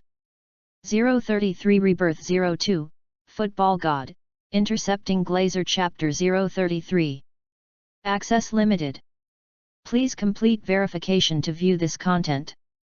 Kaká's goal was like a raging fire, instantly igniting Manchester United's offensive frenzy. In the 12th minute, Beckham received a pass from Giggs in the midfield. He looked up and observed the situation in front of him. Suddenly, a long pass came from 40 meters away. The ball flew across half the field like a precision-guided missile and landed straight on the left side of the penalty area. Ronaldinho started quickly, shook off the defense of Tottenham defender Darren Anderton, stopped the ball with his chest and shot directly, but Keller flew to save the ball from going out of bounds. Ferguson on the sidelines waved his fist excitedly, "That's it. Keep pushing forward." After a corner kick, Beckham's pass once again found Ferdinand in the penalty area. The English central defender jumped high and made a powerful header, but unfortunately it was slightly higher than the crossbar. A sigh of regret erupted from the stands. But then there was encouraging applause. The fans waved flags and chanted the players' names. In the 20th minute, Ronaldinho showed his magic again. After receiving a pass from Kaká in the midfield, he faced a double team from two Tottenham players, but suddenly poked the ball through the gap between them, and then accelerated to break through from the side. Then, he passed the ball diagonally to Ashley Cole, who was making a forward run. Cole made a cross from the bottom, and Ronaldo shot in the small penalty area, but was blocked by Tottenham defender Ledley King. The ball bounced out of the penalty area. Kaká quickly inserted and volleyed the ball without waiting for it to land. The shot was powerful and at a tricky angle, and Keller made another brilliant save, tipping the ball over the crossbar. "What a pity!" The commentator's voice was full of regret, and the fans at Old Trafford also sighed and held their heads. However, Manchester United's attack did not weaken in the slightest. In the 28th minute, Giggs completed a wonderful 1-2 combination with Neville on the left. Then, he dribbled the ball to the front of the penalty area, suddenly stopped and passed the ball to Beckham, who was making a run. The heartthrob didn't hesitate and took a long shot. The ball flew towards the upper right corner of the goal like a cannonball. Keller jumped up with all his strength, touched the ball with his fingertips, and lifted the ball over the crossbar. The continuous attacks made Tottenham's defense exhausted. Hoddle shouted anxiously on the sidelines and kept adjusting tactics. But Manchester United's attack was like a surging tide, one wave after another. In the 35th minute, Kaká took the ball in the midfield and started his signature long-distance run. He dribbled past three Tottenham players in a row and entered the penalty area as if there was no one around. Tottenham's defense quickly retreated, but Kaká passed the ball to Ronaldinho, who was unmarked at the critical moment. Ronaldinho made a slight adjustment and pushed the ball, but it was blocked by Keller's foot. In the stoppage time, Manchester United still did not give up the opportunity to expand the score. Beckham took a corner kick from the right side, and there was chaos in the penalty area. Ferdinand jumped high at the back post and headed the ball, but the ball hit the post and went wide. When the referee blew the whistle to end the first half, Manchester United had completed 12 shots and had a ball possession rate of 70%. But they still entered the locker room with only a 1-0 lead. Ferguson waved the tactical board in the locker room and shouted passionately to the players, "Good job, guys. Keep up this pressure-driven attack in the second half. Their defenses are already crumbling. Let's make another push and completely defeat them." The second half started with a change of sides. Manchester United still maintains the initiative on the field. In the 48th minute, Manchester United got a free kick in the front court. Beckham stood in front of the ball, staring intently at the penalty area. He made a gesture indicating Nesta and Ferdinand to press into the opponent's penalty area. Kaká and Ronaldinho were roaming around the edge of the penalty area. Beckham took a run up and kicked the ball, and a beautiful arc crossed the sky. Nesta jumped high in the middle, but unfortunately his header was too straight and was firmly held by Kasey Keller. In the 60th minute of the game, Kaká got the ball in the midfield and started his signature long-distance run. He dribbled past 3 Tottenham players in a row as if he were in empty space. Tim Sherwood chased after him desperately, reaching out to try and pull at Kaká's jersey, but the Brazilian deftly twisted his body to avoid it. "Get back to defense! Get back to defense quickly!" Hoddle shouted anxiously on the sidelines. After Kaká broke into the penalty area, he attracted the attention of the entire Tottenham defense. Just when everyone thought he was going to shoot, he suddenly passed the ball to the unmarked Ronaldo. Ronaldo easily pushed the ball into the goal. After scoring the goal, Ronaldo happily ran over and hugged Kaká high up. Goal 2-0. R9 and Kaká's Samba connection helped Manchester United extend their lead. The commentator pounded the commentary desk, and the die-hard fans in the north stand lit red smoke bombs. After taking a 2-goal lead, Manchester United players seemed to relax. Ronaldinho continued to tease the opponent's fullback on the wing. Finally, when he broke through the wing, he was tackled by the angry Stephen Carr and knocked to the ground. Ronaldinho lay on the ground, holding his ankle and rolling around in pain. "Get up! Stop pretending to be dead!" Stephen Carr kicked the grass, but was pushed by Kaká, who suddenly stood up and staggered. The referee's whistle sounded. Roy Keane had already jumped up and rushed towards Carl. The iron-blooded Red Devil captain's finger nearly pierced the other man's Adam's apple. Want to destroy him. Carl's face turned red from being pinched, and he struggled and screamed, "It's just normal defense. Let me go." Kaká's usually gentle eyes were now burning with anger. "His ankle is bleeding. You call that normal?" Tottenham captain Tim Sherwood rushed up from the back row and pushed Keane, but the latter shook him off. "Get away from me, you accomplices." Ronaldo held down Keane, who was about to pounce on Carl, and shouted, "Roy! Calm down. The referee is watching." In the chaos, Shellingham tried to separate the two sides, but was pushed away by Giggs. "Don't fucking touch our people." The push was so powerful that Shellingham stumbled back 2 steps. Shellingham touched his aching chest and felt a little angry. After all, he played for Manchester United for 4 years and was a core member of Manchester United's treble-winning team. But at this moment, the teammates who once fought side by side with him were reluctant to even give him a glance. After all, time has passed and people have forgotten about you. The conflict is not over yet and the situation is on the verge of getting out of control. Ferguson and Hoddle rushed out of the coaching seats almost at the same time. The 2 old coaches rushed into the crowd, shouting at their own players and using their bodies to forcibly separate the 2 opposing parties. The coaching staff members followed closely behind and hurriedly pulled the entangled players apart, barely easing the tense atmosphere a little. Referee Atkinson's face was ashen as he strode towards the center of the conflict. First, he pointed the yellow card at Carl, who looked unwilling, then turned around to warn Keane, and finally glanced at Sherwood, who tried to mediate but was also involved in the dispute. 3 consecutive yellow cards still couldn't suppress the lingering tension on the field. Post views, 153. 034 Rebirth 02, Football God, Intercepting Glazer Chapter 034. Access limited. Please complete verification to view this content. While Manchester United and Miami were in the midst of an exciting match, far away in an apartment on Bonifalda Street in Porto, Portugal, a middle-aged man in his 40s sat in front of the TV and watched the live broadcast of Manchester United vs Tottenham. There was a leather notebook on the table in front of him. During the clash between Manchester United and Tottenham players, the man looked down at the pattern drawn in the notebook. "Hey! Ferguson is truly worthy of being called the godfather of Manchester United. The transformation of David Beckham this season has been incredibly successful. Not only is he strong in defense and running ability, but more importantly, he has a precise long pass.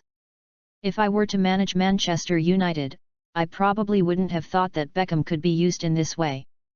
But unfortunately, their front 3 are strong in attack but weak in defense. Plus 2 fullbacks who like to push forward and attack. If Nesta wasn't on the defensive line, Manchester United would never have conceded so few goals." Mourinho rubbed his hands and sighed, "It's great to have money." Just as Mourinho was sighing, Manchester United scored again.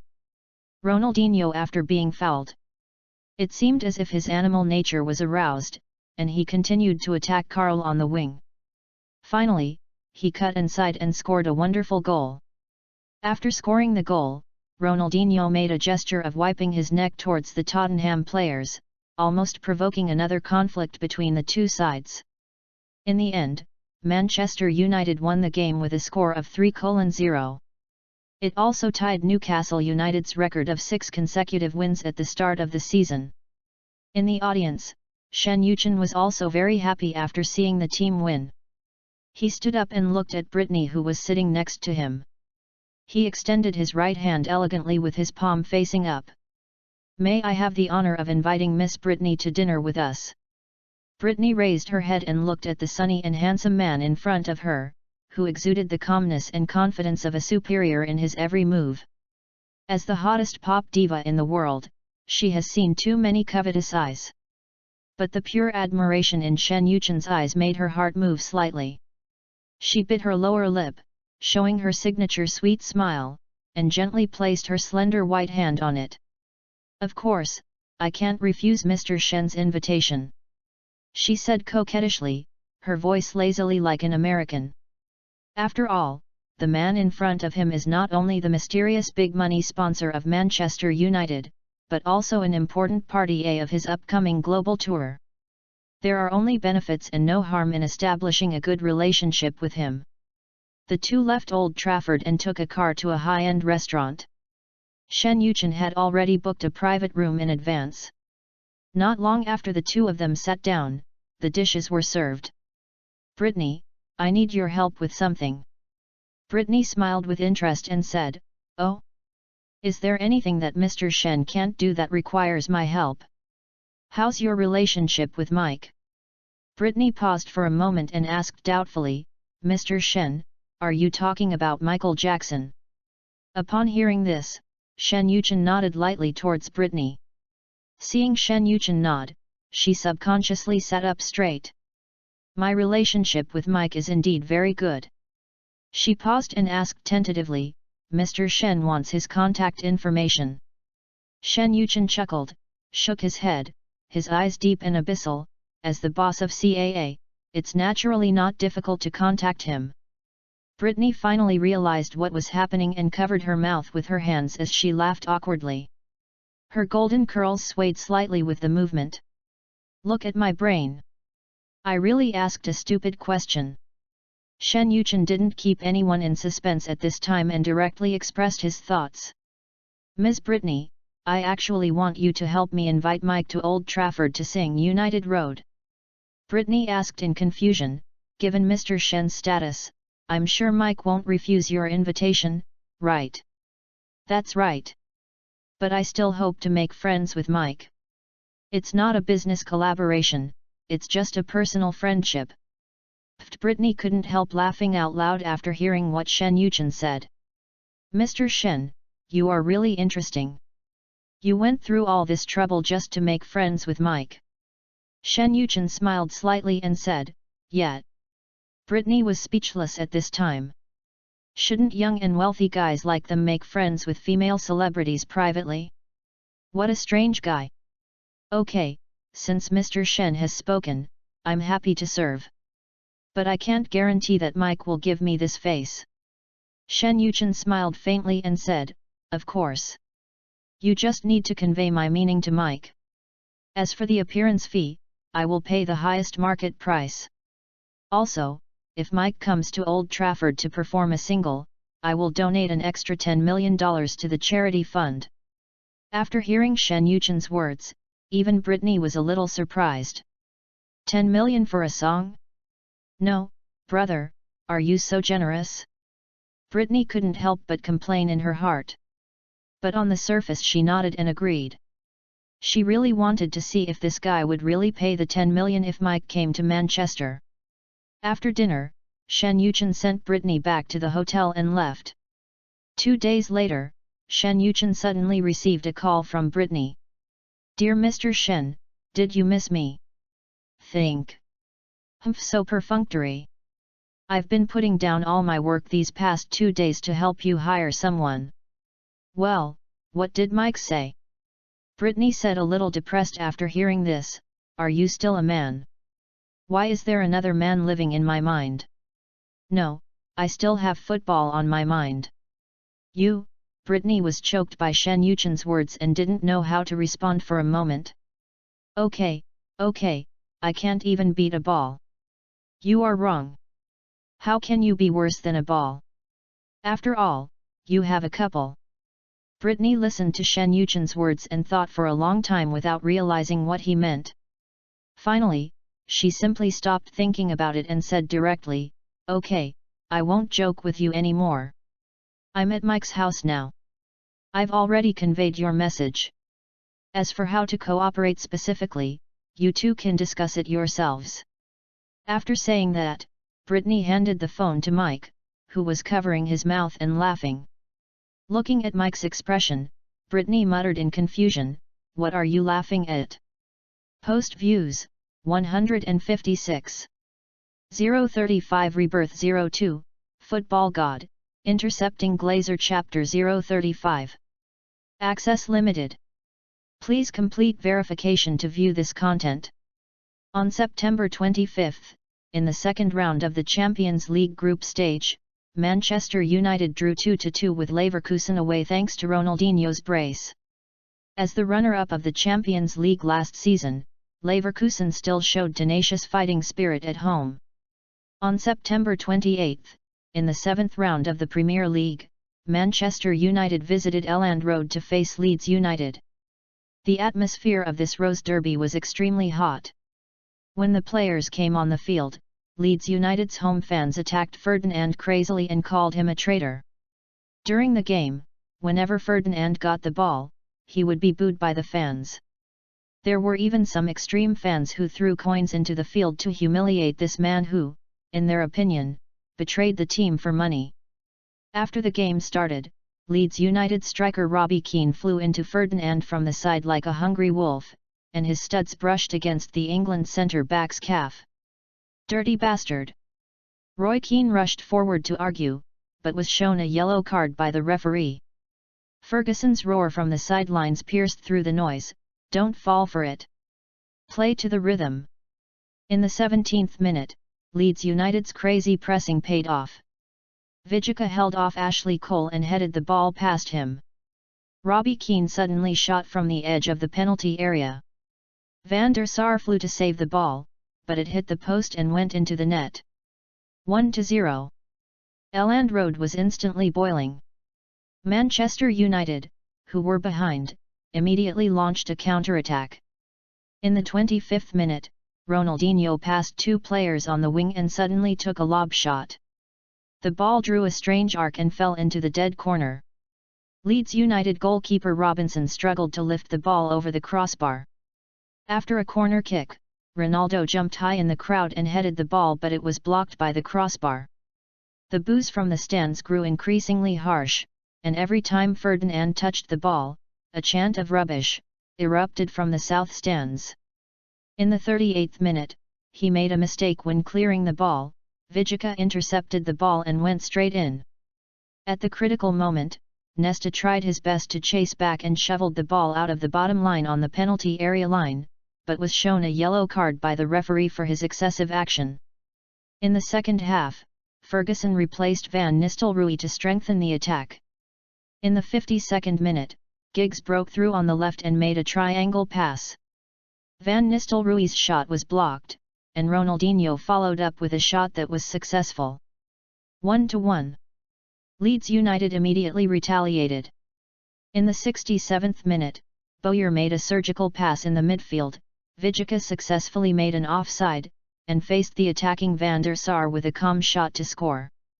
2-1. The White Sea in the stands surged wildly, and Leeds United fans danced a mocking dance towards the visiting team's bench. Manchester United, in desperation, launched a final offensive. In the 88th minute, Kaka made a long pass from midfield to find Van Nistelrooy in the penalty area. The Dutchman leaned on the defender and made a clever shot past Robinson and shot into the empty goal. 2-2. The Old Trafford fans section exploded instantly. When the final whistle blew, players from both teams shook hands amidst the boos. Manchester United's winning streak came to an abrupt end. It's a shame we didn't break the record, but that's football.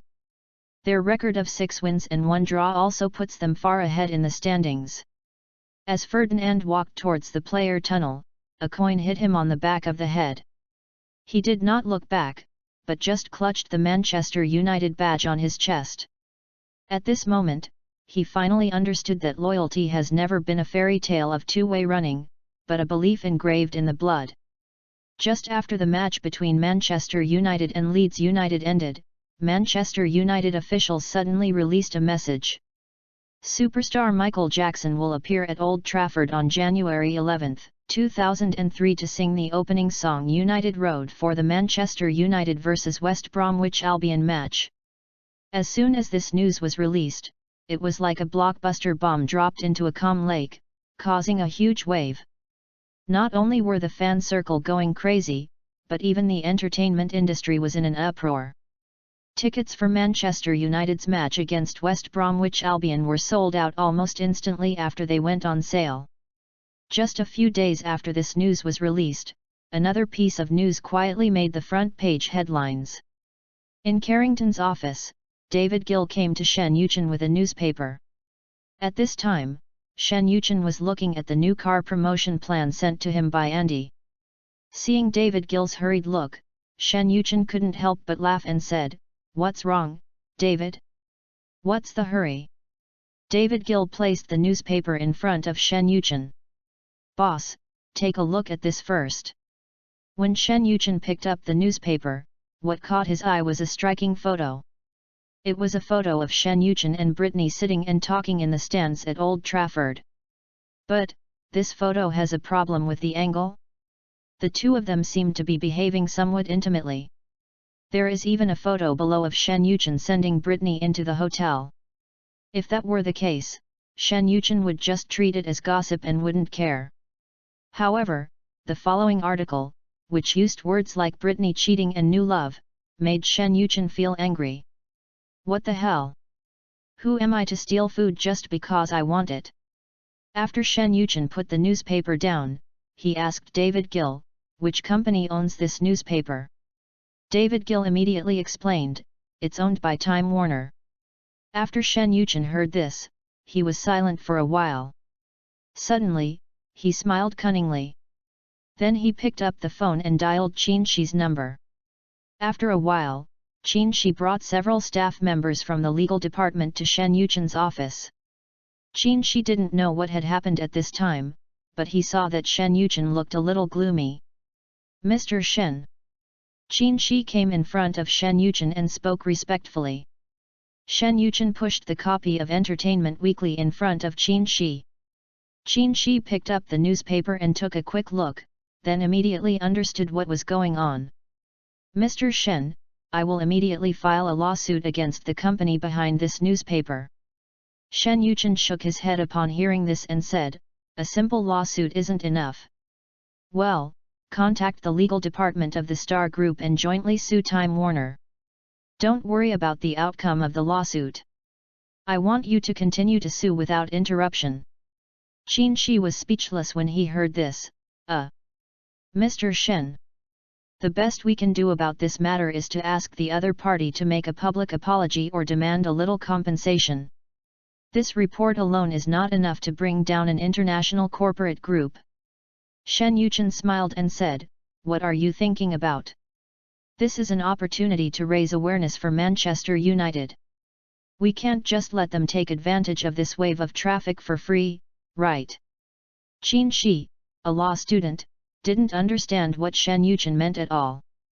Flow. Seeing that Qin Shi didn't understand, Shen Yuchen didn't say anything more to her and immediately said. Go find Jian Ai later, and you two can connect. I will pay for the legal expenses privately.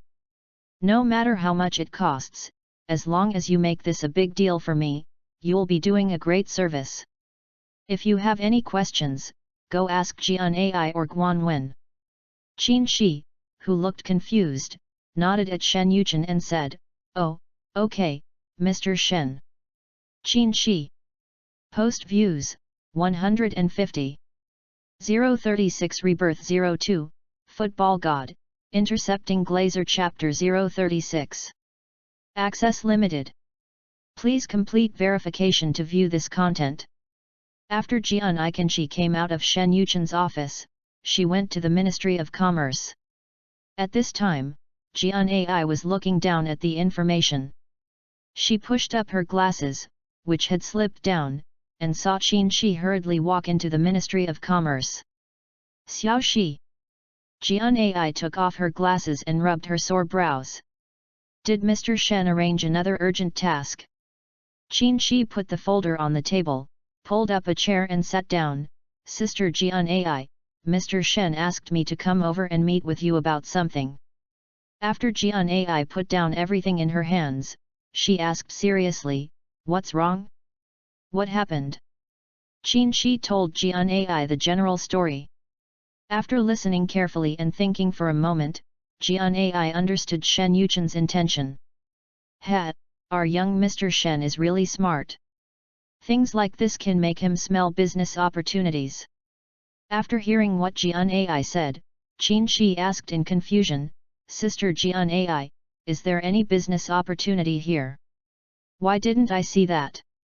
Jian Ai looked at Qin Shi and smiled lightly, then began to say, Boss Shen asked me to create a video platform before. After saying that, Jian Ai turned on the computer in front of her, found a video and played it for Qin Shi. After watching the video, Qin Shi opened his mouth slightly. No, why does Mr. Shen have this kind of habit? He's picking up girls with a video. Jian Ai.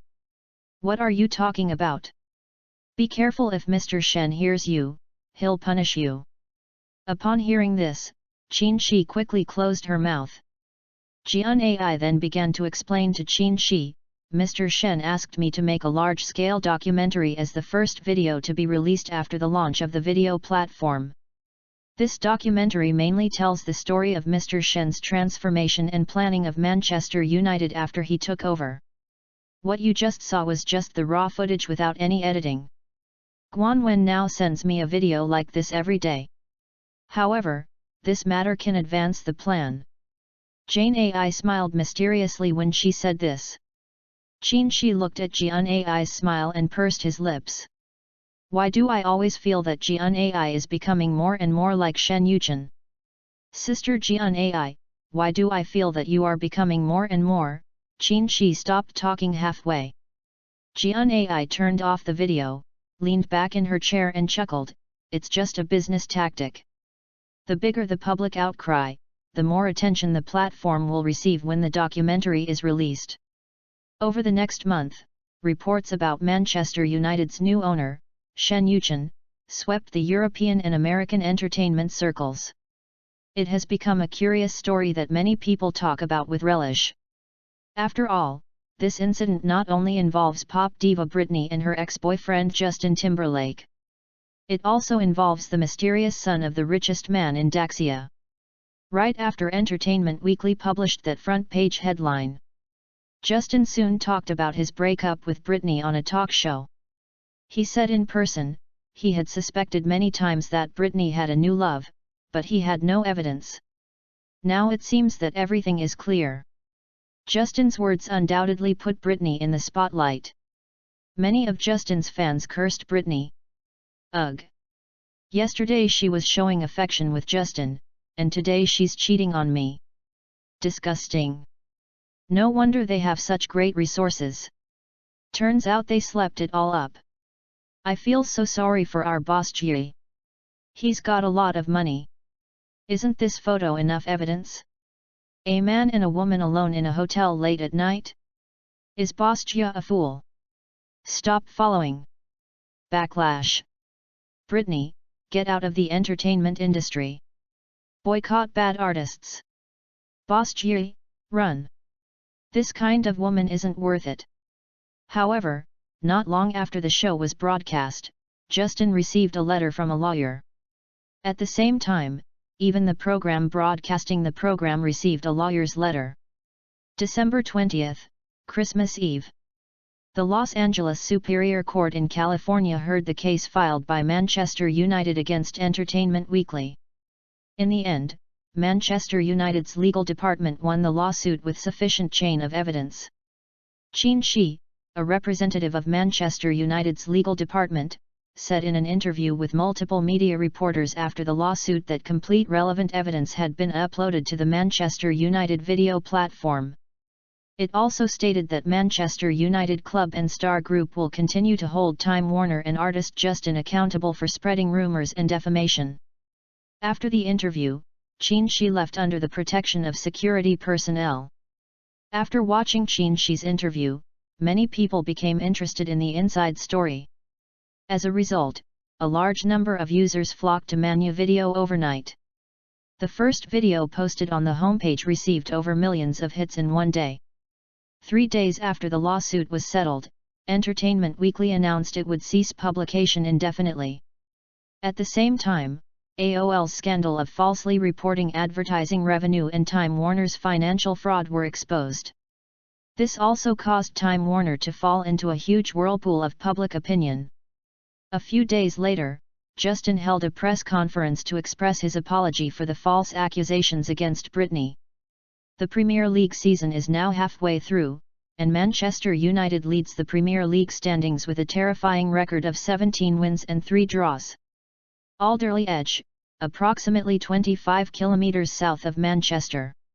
It's a prime location in Cheshire, known for its affluent communities, top private schools and low crime rate. Many Manchester United players live here, and some fans jokingly call it the Red Devils Player Village. Among them, a New Year's party is being held in David Beckham's villa. Because it is the winter break, the club gave the players a short vacation. So, almost all the players of Manchester United came to this party. At the same time, Victoria also invited many celebrities and supermodels to participate. Among them, Ronaldinho was undoubtedly the one having the most fun. Swaying freely in the flowers like a samba dancer. Ronaldinho and Adriano followed him, drinking beer one after another. Only Kaka and his girlfriend Caroline were sitting quietly in a secluded corner. Shen Yuchen came to Kaka and Caroline with a glass of wine. When Kaka saw Shen Yuchen, he immediately prepared to stand up, but Shen Yuchen waved his hand to signal him to sit down. Shen Yuchen looked at the two people hugging each other sweetly and joked with a smile, "When are you two planning to get married?" The young Kaka felt a little embarrassed after hearing what Shen Yuchen said. Caroline, who was sitting next to Kaka, didn't understand what Shen Yuchen said. After Kaka explained, Caroline shyly buried her head in Kaka's arms. Shen Yuchen looked at the expressions of the two and couldn't help but feel a little confused. Aren't these two people a little too innocent? Post views, 147. 037 Rebirth 02, Football God, Intercepting Glazer Chapter 037. On the other side of the party, Victoria was chatting with her good friend Cheryl. That must be Shen Yuchen, the owner of Manchester United. He's much more handsome in person than he looks in the newspapers. Cheryl said with a slightly tipsy drunken tone as she took Victoria's arm. Victoria smiled slightly and said, "Are the photos taken by the paparazzi in the newspapers good enough? It's not like you haven't been photographed by paparazzi before. However, Mr. Shen himself is indeed more handsome, but I don't like this type of man, task." Victoria pouted and shook her head. Cheryl on the side stared at Shen Yuchen closely, with the corners of her mouth unable to stop rising. Victoria, who was standing by, saw this and nudged her lightly with her elbow, saying, "Girl, are you attracted to me?" Cheryl didn't hide her inner desire at all. She nodded towards Victoria and said, "I just wonder if President Shen will like me like this." "Hey, what do you think is his relationship with Brittany?" Victoria shrugged and said, "I don't know either. I haven't heard David say that. But let me guess. He must have some involvement with Brittany. Otherwise, I wouldn't defend her so publicly. Even if it's not related, there must be some ideas." After hearing what Victoria said, Cheryl couldn't help but said with a bit of disappointment, "Ah. Then I have no chance." Hearing this, Victoria chuckled, put her arm around her shoulders and said, "Your figure is no worse than Brittany's. As a man, who doesn't like to cheat? It all depends on whether you have what it takes to get into his bed. Look at all the beautiful women here today. If you don't seize the opportunity, others will take advantage of it." After hearing what Victoria said, Cheryl not only did not feel embarrassed, but she felt a little excited. Just then, Beckham and Ashley Cole came to the two of them. Ashley Cole looked at Cheryl a little reserved and embarrassed. It's impossible to do that to Beckham, who is standing next to him. "Hey, man, didn't you want to come over and get to know someone? How can you attract girls' attention with your dick look?" In desperation, Beckham introduced Cheryl, "This is my good friend, Ashley Cole. He wants to meet you, Cheryl." Victoria couldn't help but smile when she heard what Beckham said. Beckham looked at his wife helplessly. Cheryl smiled generously at Ashley Cole and said, "Hello, nice to meet you." After hearing Cheryl's response, Ashley Cole said excitedly, "Can I ask you to dance?" Cheryl glanced at them and said politely, "Sorry, I have something else to do. You guys chat first, I'll come over later." With that, Cheryl left with her glass of wine. Looking at Cheryl's departing back, Ashley Cole seemed a little lonely. Beckham then lowered his head and asked Victoria, "Where is Cheryl?" Victoria chuckled and said, "Haha, go seize the opportunity." Cheryl held the wine glass and walked straight to Shen Yuchen. At this time, Shen Yuchen, who was still chatting with Kaka, couldn't help but feel confused when he saw Cheryl. This woman seems to be Ashley Cole's wife, right? No, at this time, the two of them probably haven't met yet. But, Shen Yuchen glanced in the direction of Beckham and the others. He saw Ashley Cole staring at him with his eyes wide open. Shen Yuchen couldn't help but find it a little funny. Cheryl looked at Shen Yuchen's slightly raised mouth corners and felt happy immediately. Then, she immediately stepped forward with her glass raised and said, "Mr. Shen, my name is Cheryl. May I have the honor of having a drink with you?" Shen Yuchen smiled faintly and said, "Of course." After the two clinked glasses, Shen Yuchen glanced at Kaka and the other man beside him and said, I won't disturb you two from talking about love. Shen Yuchen stood up and said to Cheryl, beautiful lady, shall we go somewhere else to drink? As he spoke, Shen Yuchen extended his left hand towards Cheryl. Cheryl was overjoyed, but she still suppressed her excitement and smiled gently at Shen Yuchen, saying, okay. As she spoke, she had already placed her hand on Shen Yuchen's palm.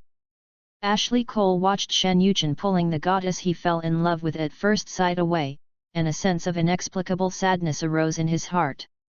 David Beckham, who was standing by, put his arm around his shoulders and said, Cole, there are plenty of good girls out there.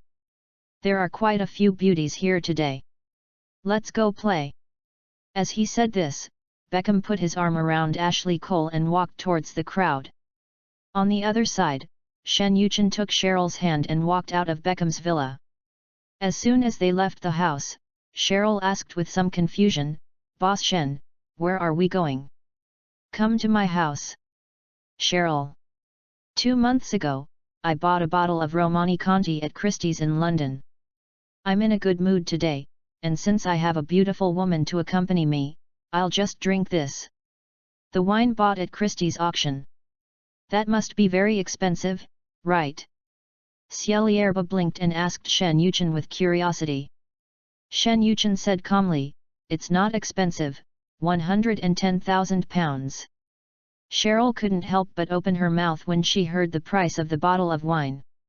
Cheryl, who just turned 20 this year, grew up in a relatively privileged family, but only people of her level can afford a bottle of wine worth 110,000 pounds. After a while, the two arrived at Shen Yuchen's villa. After entering the villa, Cheryl took a quick look and said, it turns out that Mr. Shen and David are neighbors. Shen Yuchen pointed to the area around the villa and said, almost all the people living around here are Manchester United players. To be honest, the relationship between me and those players is pretty good. They often come to visit me. Cheryl heard this, but a hint of doubt flashed in her eyes. Oh? Then why did I hear that Mr. Shen is a very strict boss? Besides, there are rumors that the Manchester United players seem to be afraid of you. Shen Yuchen then went to the wine cabinet, took down the bottle of Romani Conti, and returned to Cheryl with 2 more wine glasses. So, who do you think is the real me? As he spoke, Shen Yuchen handed the poured wine glass to Cheryl. Cheryl took the glass, took a sip and said, I think it's neither of the two. Upon hearing this, Shen Yuchen leaned against the bar. The second button of his white shirt had been unbuttoned, revealing a small piece of cold white skin. Shen Yuchen smiled at Cheryl with interest, raised the wine glass in his hand and said, oh? Then go on. Cheryl walked around Shen Yuchen in her high heels, staring straight into his eyes and said, based on Mr. Shen's age, half of Manchester United's players are about your age. And half of them are several years older than you. You are all of the same age, so it won't be difficult to have common topics. But you are the owner of the club after all, so you should have the authority as the helmsman. So, Cheryl hesitated to speak here, and suddenly a coquettish look appeared in her eyes.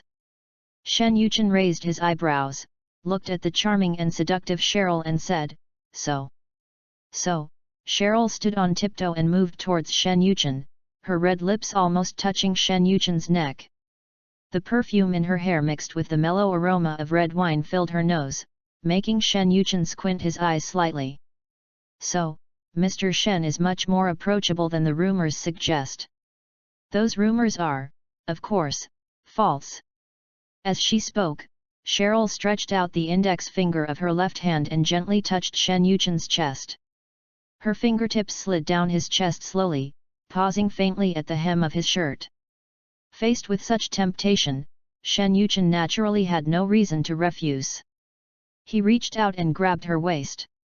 Cheryl fell into his arms, looked up at Shen Yuchen, and said in a soft voice, Mr. Shen, can I call you by your name? Shen Yuchen nodded slightly when he heard this. Cheryl continued, Chen, a man like you is every woman's best choice. I really want to be that woman. As she spoke, Cheryl stood on tiptoe and took the initiative to kiss Shen Yuchen. Cheryl's kiss was soft and light. The experienced Shen Yuchen could sense a sense of youthfulness from her passionate kiss. It seems that this is still a rosebud waiting to bloom. So, Shen Yuchen did not show any weakness and deepened their kiss. The two kissed passionately. Cheryl's arms unconsciously hugged Shen Yuchen tightly, and her body kept rubbing against his body. Shen Yuchen could clearly feel Cheryl's passion. Shen Yuchen's breathing became heavy. Just as the two were kissing passionately, the phone rang. Hello motorcycle. When Shen Yuchen took out his cell phone, Cheryl originally planned to stop what she was doing. But Shen Yuchen simply hugged her neck and pressed her against his chest.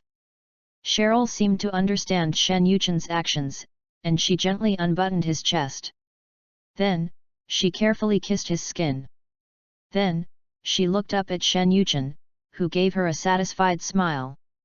Cheryl lowered her head again and gently kissed his Adam's apple. Shen Yuchen did not stop her, but answered the phone. Hello. Mr. Shen, I'm Brittany. Oh, sweetie. What can I do for you? After hearing that it was Brittany on the other side, a hint of cunning flashed in Cheryl's eyes. She deliberately drew circles on his chest, causing Shen Yuchen to feel hot all over. Finally, just hold Cheryl's head down. Post views, 146. 038 Rebirth 02, Football God, Intercepting Glazer Chapter 038. Mr. Shen, I want to apologize to you for what happened to Justin. I'm really sorry for causing you trouble because of me. Hey, it's no trouble. I didn't intend to argue with them, but they are blind. Brittany felt a lot more relieved when she heard Shen Yuchen's tone. By the way, Mr. Shen, Justin suddenly held a press conference to apologize to me. Did you do this? Shen Yuchen hesitated for a moment and then said, well, how should I put it? I didn't do this, but it should have something to do with me. The video platform company under my name has cooperative relationships with European and American film and television companies and record companies. He wants to continue to develop in the entertainment industry. It will do him no good if he doesn't apologize. Hearing this, Brittany suddenly said, oh, so that's how it is. No matter what, I still want to thank you. If it weren't for Mr. Shen this time, I don't know what I would have done. Nothing, we're all friends. You don't have to be so reserved with me. Shen Yuchen suddenly looked down. On the other side of the phone, Brittany was lost in thought for a moment, then said a little embarrassedly, Mr. Shen. Mr. Shen, I have something else. Talk to me, don't be so shy, just tell me what you want to say. Mr. Shen, my agency contract will expire soon. After the contract expires, I want to sign with your company, is that okay? Hearing this, Shen Yuchen chuckled and said, sign with my company. Hey, that's it. Of course you can, hiss. Brittany, hey? Mr. Shen, what's wrong with you? Shen Yuchen frowned slightly and warned Cheryl with his eyes. Damn it, can't you be gentler? It hurts me. Oh, it's okay, well. I still have some things to take care of here. As for the contract, I will arrange for someone to connect you. Well, okay, I won't bother you anymore. After hanging up the phone, Shen Yuchen grabbed Cheryl's hair. Next, enter the VIP paid content. Although it was cold in Manchester on January 11th, the whole city seemed particularly lively because of Michael Jackson's arrival.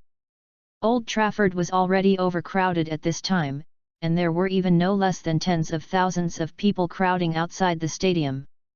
The city government even dispatched hundreds of police officers to ensure that the game could proceed smoothly. Michael Jackson walked into Old Trafford surrounded by security personnel. The moment he appeared on the stage, there was thunderous cheers from the audience. When Michael Jackson stood in the middle of the court, he didn't just start singing. He picked up the microphone, extended his right hand and said, "Next, Please welcome my good friend, the Queen of Pop, Madonna." At this time, the eyes of more than 70,000 fans at the scene turned to the player tunnel.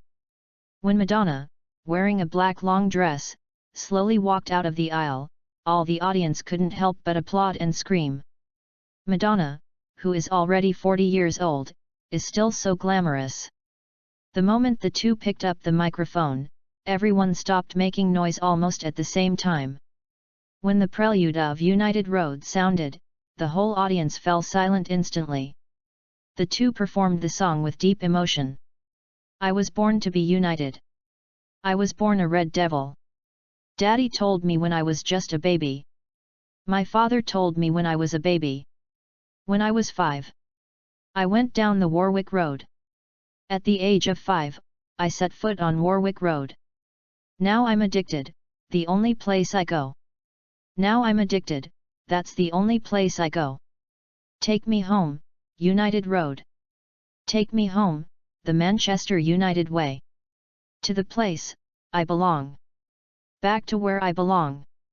To Old Trafford, to see United. Go to Old Trafford and see Manchester United. Take me home, United Road.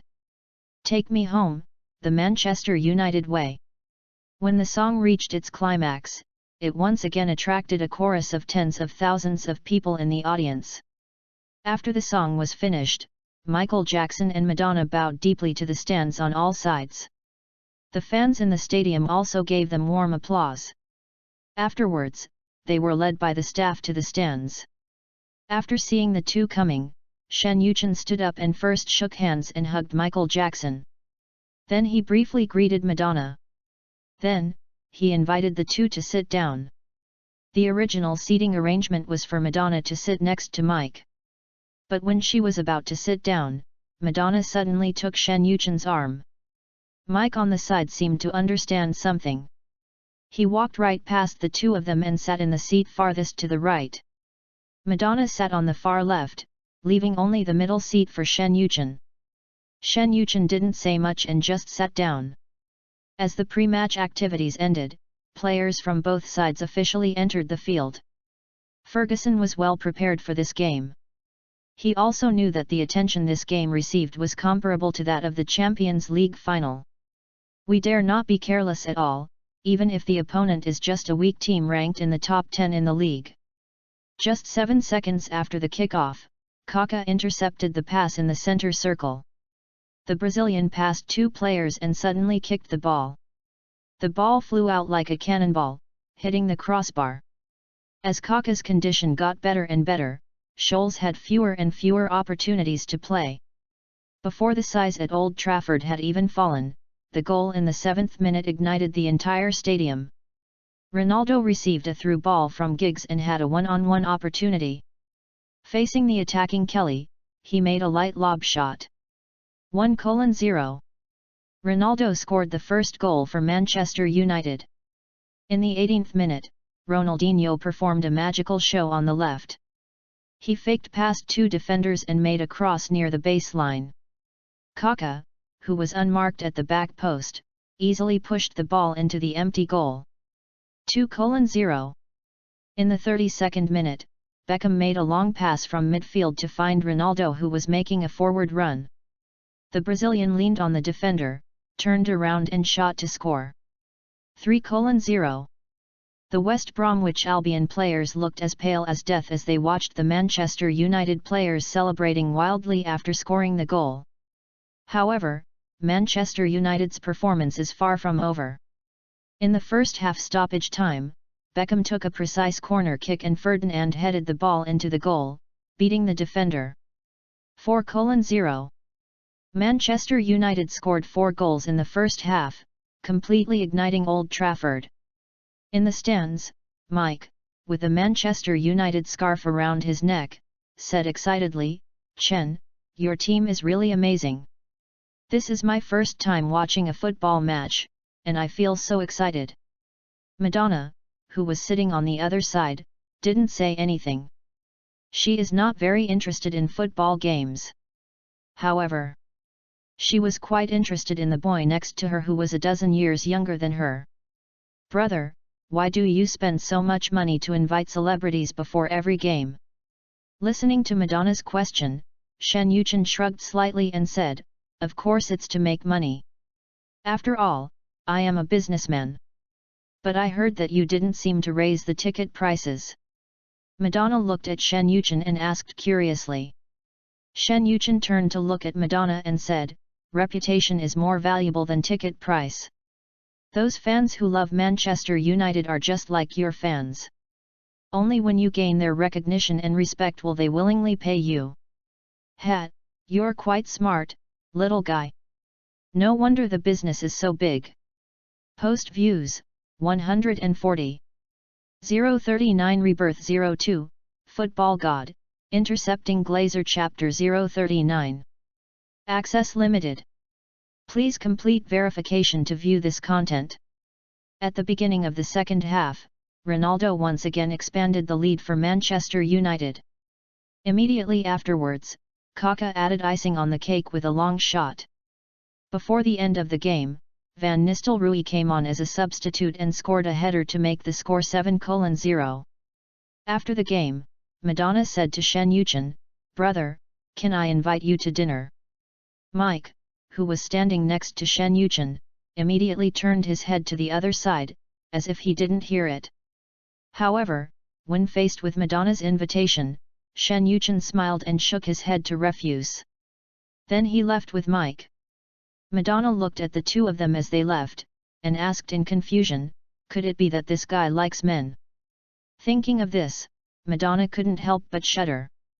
After returning to the hotel, Madonna felt more and more that something was wrong, so she called Mike. But the phone rang for a long time and no one answered. Madonna was a little speechless and said, oh my God, they are not, really, ah. Just as Madonna was daydreaming, Mike's assistant called her back. You mean, the two of them are attending a press conference right now? Okay, I got it. After hanging up the phone, Madonna turned on the TV. The post-match press conference between Manchester United and West Bromwich Albion was being broadcast live on TV. At this time, Shen Yuchen and Michael Jackson were sitting at the podium. Shen Yuchen said into the microphone, everyone, I'm going to take advantage of this press conference to announce something to you. Manchester United will officially launch a charity fund project for underprivileged children. From next season, 5% of every ticket sold at Old Trafford will go directly into the fund to support education and development programs for underprivileged children around the world. After Shen Yuchen finished speaking, a reporter immediately raised his hand and asked, Mr. Shen, will the price of Manchester United home game tickets increase next season? Shen Yuchen looked at the reporter gently and said, I know what you are worried about. Let's put it this way, as the club develops, ticket prices will definitely be adjusted based on market demand in the future. However, this is all for the future. What I can confirm is that there will be no changes to Manchester United tickets next season. Also, regarding the foundation, as I mentioned, it's 5% of ticket sales. Even if Manchester United ticket prices increase in the future, the foundation will only receive more funds. In addition, Michael Jackson will personally donate $10 million to the foundation. We are also honored to invite Mr. Michael to become the ambassador of our foundation. Madonna looked at Shen Yuchen on TV, with the corners of her mouth slightly raised. This little guy is really interesting. No wonder Mike called me personally and invited me to come to Manchester. As she spoke, she picked up her phone and called Mike's assistant. Hey, go tell Mike to donate the £3 million Manchester United gave me for the commercial performance to the foundation. After a while, Mike was seen whispering something to Shen Yuchen on TV.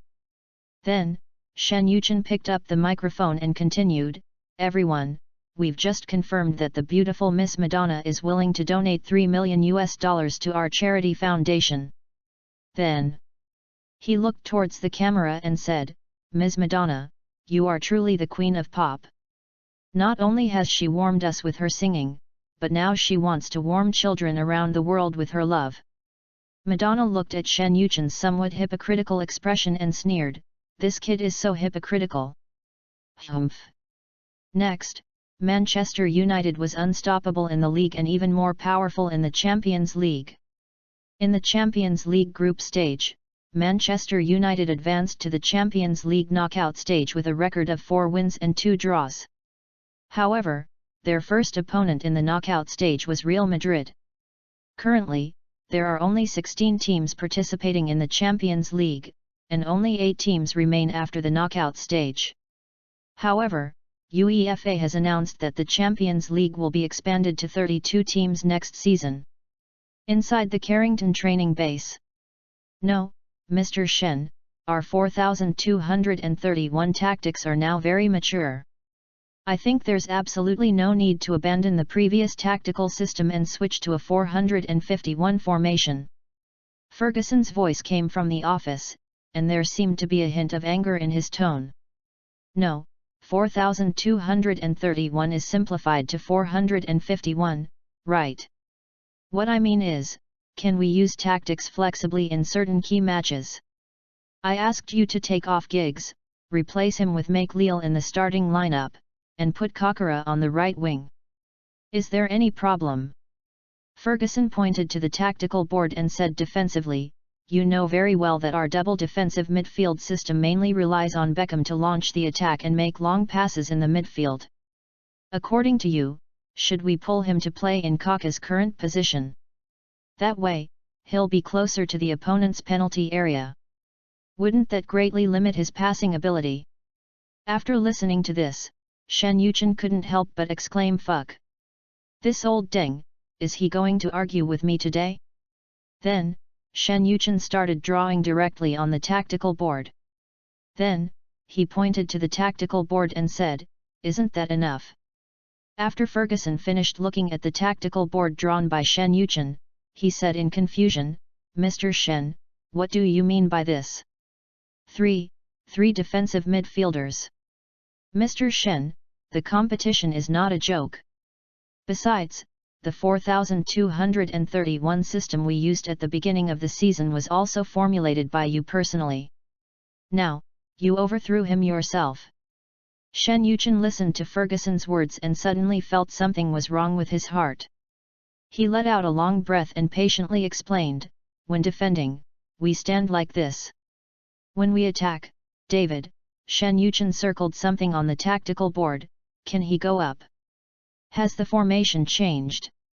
Or we could change someone, like Keane or McLeal. Any questions? Will it affect the effectiveness of the attack? Ferguson stared at the tactical board and thought for a moment.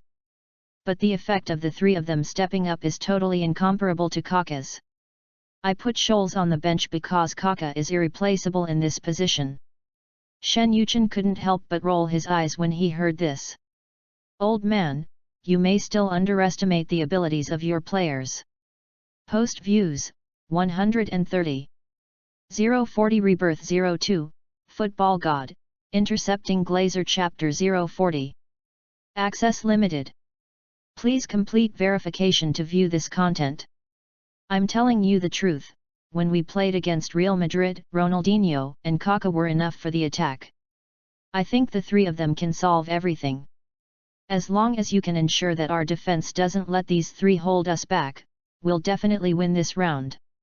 Ferguson looked at Shen Yuchen and said in disbelief, really? Shen Yuchen nodded seriously at Ferguson and said, really? Ferguson thought about it for a while, then gritted his teeth and said, okay, I'll trust you this time. I will arrange new tactical arrangements for the team tonight. Tomorrow, I will conduct special training on the new tactics. Shen Yuchen said, notify me when the meeting is tonight. Ferguson turned to look at Shen Yuchen, and after a moment of silence, he nodded. On April 8, 2003, Manchester United will visit the Bernabeu. The red aircraft carrier, built at a huge cost, faced off against the Galacticos of La Liga. The total value of the players of both teams in this match exceeded €500 million, and it is also known as the most expensive match in history.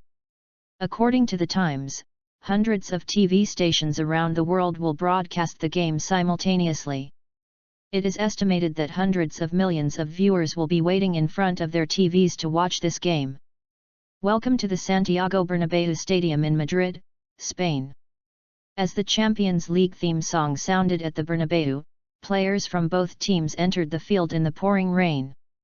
The starting lineups of both teams also began to scroll on the big screen at the scene. Real Madrid's starting lineup. Goalkeeper, Casillas. Defenders, Roberto Carlos, Yera, Elguera, Salgado. Midfielders, Cambiaso, Goody, Zidane. Forwards, Raúl, Owen, Figo. Manchester United's starting lineup. Goalkeeper, Van der Sar. Defenders, Ashley Cole, Ferdinand, Nesta, Gary Neville. Defensive midfielders, Roy Keane, Beckham, McLeal. Attacking midfielders, Ronaldinho, Kaká. Forward, Ronaldo. As soon as the game started, the Galacticos took the lead. Amidst cheers from the crowd, Goody made a long diagonal pass to find Owen, who was moving forward quickly. Owen leaned on Ferdinand and turned to shoot. The football went straight into the lower right corner with a sound of breaking through the air. Van der Sar fell to the ground sideways as if he had predicted it. His fingertips brushed the edge of the ball and lifted it out of the baseline. Former Liverpool player and Golden Boy Award winner Michael Owen came on and shot a powerful shot to scare the opponent. The Bernabéu stands erupted in exclamations, with some fans excitedly pounding the railings with their hands. This Dutchman. His reaction is too quick. The scene changed, and the visiting team Manchester United's attack was at the gates of the city. Ronaldinho made a lateral move on the left and passed the ball, but it was blocked. Beckham followed up and shot a stunning shot that went straight into the blind corner. Casillas flew to save the ball in front of the goal. This is not over yet. Beckham took a tactical corner kick. Kaká got the ball on the left and sent it into the penalty area with a cruise missile, but the ball eventually slipped past the goal. In the 10th minute, Real Madrid took advantage of McLeal's pass error in the midfield and then launched an attack. Zidane passed the ball to Carlos, who followed up. Carlos dribbled past Gary Neville and made a decisive cross. At the moment the Brazilian defender made a low cross, Owen had his jersey grabbed by Ferdinand in the penalty area, but he still gritted his teeth and completed the shot. As a result, the football went straight to the second-tier stands. Owen lay on the ground, pointed at Ferdinand and said to the referee, "Hey, he pulled my jersey." Ferdinand patted the grass debris on his hands and smiled at Owen. "Hey, honey, how come you've become soft after coming to La Liga?" Owen glared at Ferdinand fiercely and got up from the ground. 2 minutes later, Manchester United's attack came again. Ronaldo received a long pass from Beckham in the penalty area and made a fatal return pass. Kaká followed up with a lob shot, but the ball went high. It was a very unfortunate goal. This might have been the closest chance for either team to score since the start of the game.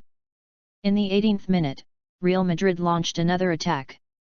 Salgado made a forward pass and Figo received the ball. He used bicycle kick to shake off Roy Keane and was knocked down by the latter. There is no doubt that this ball was a foul. The referee waved his hand and Keane received the yellow sapphire package. At the same time, it also gave Real Madrid a free kick opportunity in a good position. Goody, who took the penalty kick, accurately guided the ball into the penalty area. Yera jumped high in front of the goal, but unfortunately his header was not strong enough and Van der Sar took the ball steadily. 2 minutes later, Real Madrid's offensive continued to approach the city. Zidane passed the ball to Figo, who came in from the flank. The right-wing superstar stopped the ball and volleyed it slightly over the crossbar. In the 25th minute, Zidane made another penetrating pass. But unfortunately, Owen made a mistake in receiving the ball in front of the goal, and Nesta took the opportunity to clear the ball away. In the 30th minute, Real Madrid's offensive swept in again. Goody instigated an attack and passed the ball to Zidane, who knocked the ball into the penalty area with a cross. Ferdinand cleared the ball, but it was not kicked far enough, and Goody got the ball again and shot at the goal.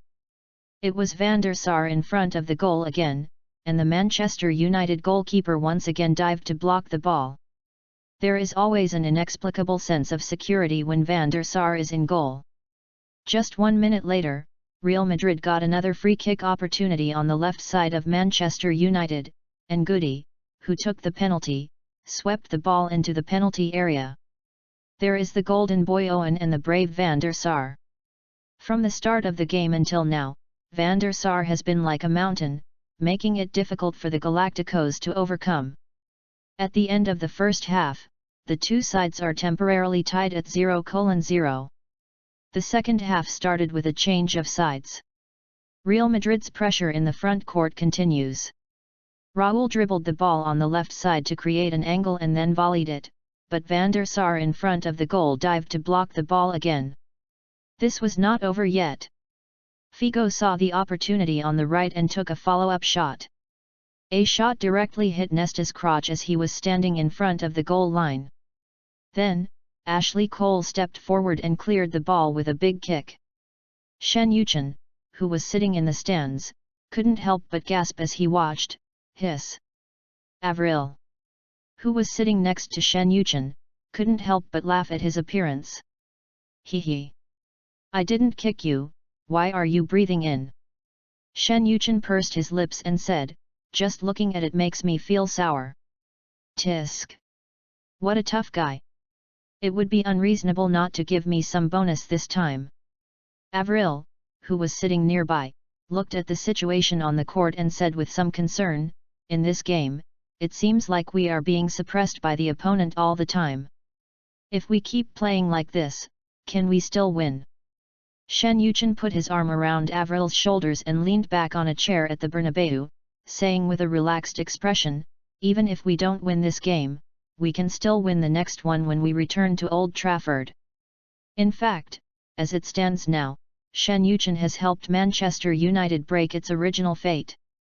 According to my memory from my previous life, the final result of Manchester United's game was a 1:3 defeat away from home. Back at home, a classic battle was staged.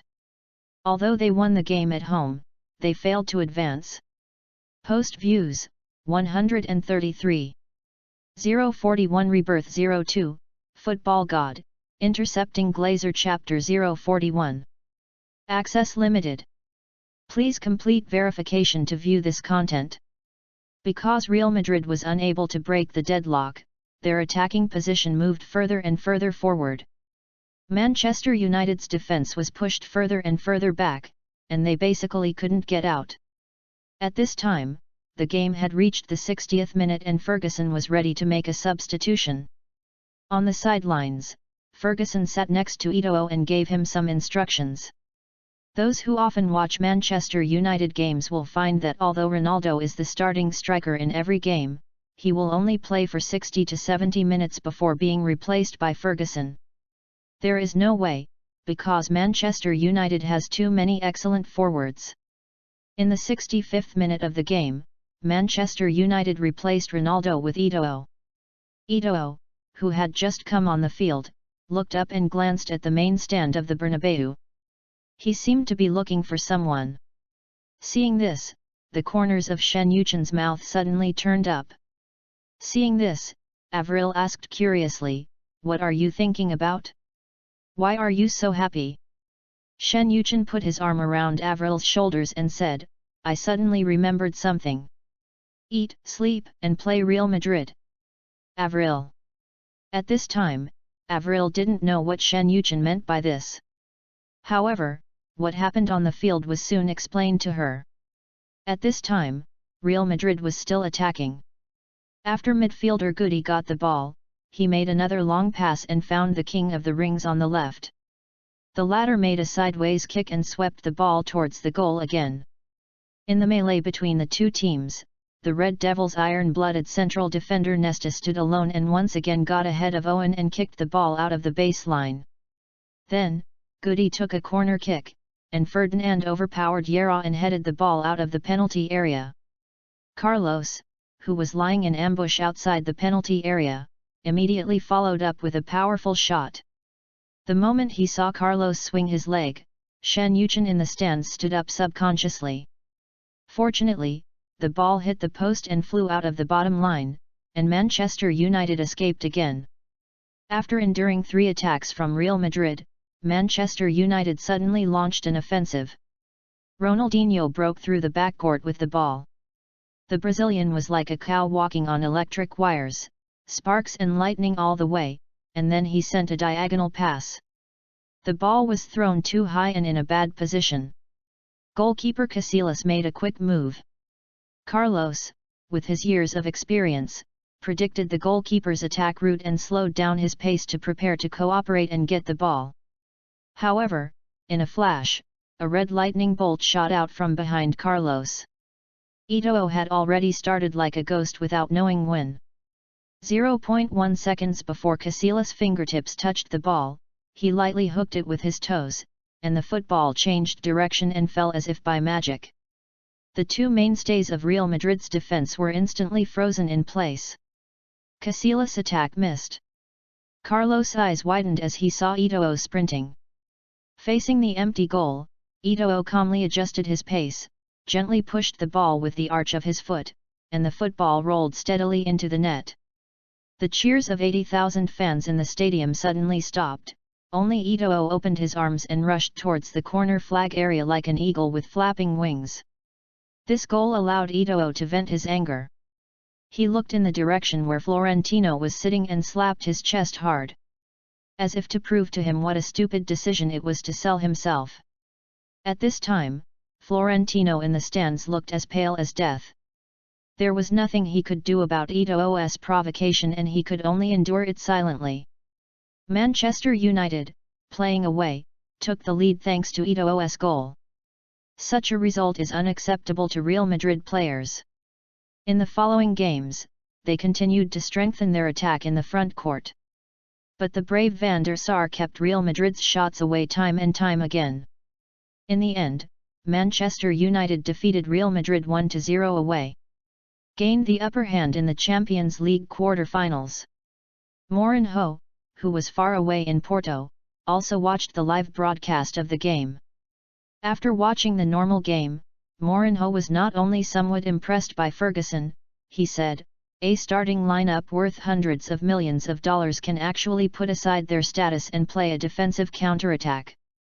Ferguson really deserves respect and Manchester United deserves to win this game." On the other side, Ancelotti, who was far away in Milan, also watched the live broadcast of the game. He asked the assistant coach to conduct a tactical analysis of the game. He showed great interest in the 4-3-21 formation adopted by Ferguson. After completing the tactical analysis, Ancelotti looked at the various data in his hands, shook his head and sighed, "If only we could have a Kaká, that would be perfect. However, we can learn from Beckham's style of play." As a result, a new tactical prototype instantly appeared in Ancelotti's mind. He plans to try to get Pirlo to emulate Beckham's style of play. After the match with Real Madrid, Shen Yuchen took Avril to travel in Madrid and Barcelona for 3 days. 3 days later, Avril flew to New York to attend an event. Shen Yuchen returned to Manchester. Shen Yuchen, who was somewhat bored, sat in Carrington's office, playing the recently released Legend. "I haven't played this old game for many years, and I still feel a little addicted when I play it again. We played until midnight." At 12:15 in the morning, Shen Yuchen came out of his office. When he passed by Ferguson's office door, he saw that the light inside was still on. Shen Yuchen knocked on the door gently, then pushed it open and walked in. At this time, Ferguson was wearing reading glasses and sitting at his desk looking at the computer. After seeing Shen Yuchen come in, Ferguson asked in confusion, "Mr. Shen, why are you still at the base so late?" Shen Yuchen was a little confused and asked, "Shouldn't I be the one asking you this? Grandpa, why haven't you come home yet?" Ferguson pushed up the frame of his glasses and raised his head, saying, "I haven't been home in the last few days." Shen Yuchen came to Ferguson, curious about what he was looking at. "Oh my God, you're still here watching game replays so late?" Ferguson smiled gently at Shen Yuchen and said, "Haha, this year's Champions League final will be held at Old Trafford. It would be a great feeling to lead the team and win the Champions League at Old Trafford. Shen Yuchen pulled a chair from the side and sat next to Ferguson. Wouldn't it be even better if we could win the Triple Crown? Ferguson rolled his eyes at Shen Yuchen and said. You really put pressure on me. Shen Yuchen smiled and put his arm around Ferguson's shoulders and said, I was just kidding. However, the day after tomorrow is the FA Cup semi-final against Arsenal. You should get some rest. You're ruining your health by being so careful. Ferguson shook his head at Shen Yuchen and said, I'm fine. It's the end of the season. It's just these 2 months, and we can get through it with some hard work. Shen Yuchen looked at Ferguson and couldn't help but feel a little respect in his heart. Post views, 125. 042 Rebirth 02, Football God, Intercepting Glazer Chapter 042. Access limited. Please complete verification to view this content. Manchester United vs Arsenal in the FA Cup semi-final. Originally, the historical flying boot incident happened during this FA Cup match. However, Manchester United will not be affected by off-field factors at all now. Since Shen Yuchen took over Manchester United, he has replaced all the players' agents with people from his own company. He then had CAA create custom business plans for all Manchester United players. At the beginning of the season, Shen Yuchen's big money signings had a huge impact on Manchester United's veterans. Kaka replaced Scholes in the starting lineup because of his outstanding performance.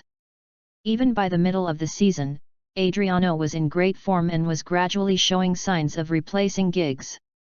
For this purpose, Shen Yuchen held a small meeting with these Manchester United veterans. The members of the class of '92 are the cornerstone of Manchester United. No matter who the club buys or sells, the foundation of class '92 will not be touched. On the contrary, he still needs these people to help the newcomers who have just joined the team. Beckham and Ronaldo are the two most famous players. Shen Yuchen has set up a special team of agents for the two of them. In order to allow Beckham to focus more on playing football, he specifically spoke to Victoria privately twice. Shen Yuchen guaranteed that Beckham could get more endorsements and also invested in Victoria's clothing brand.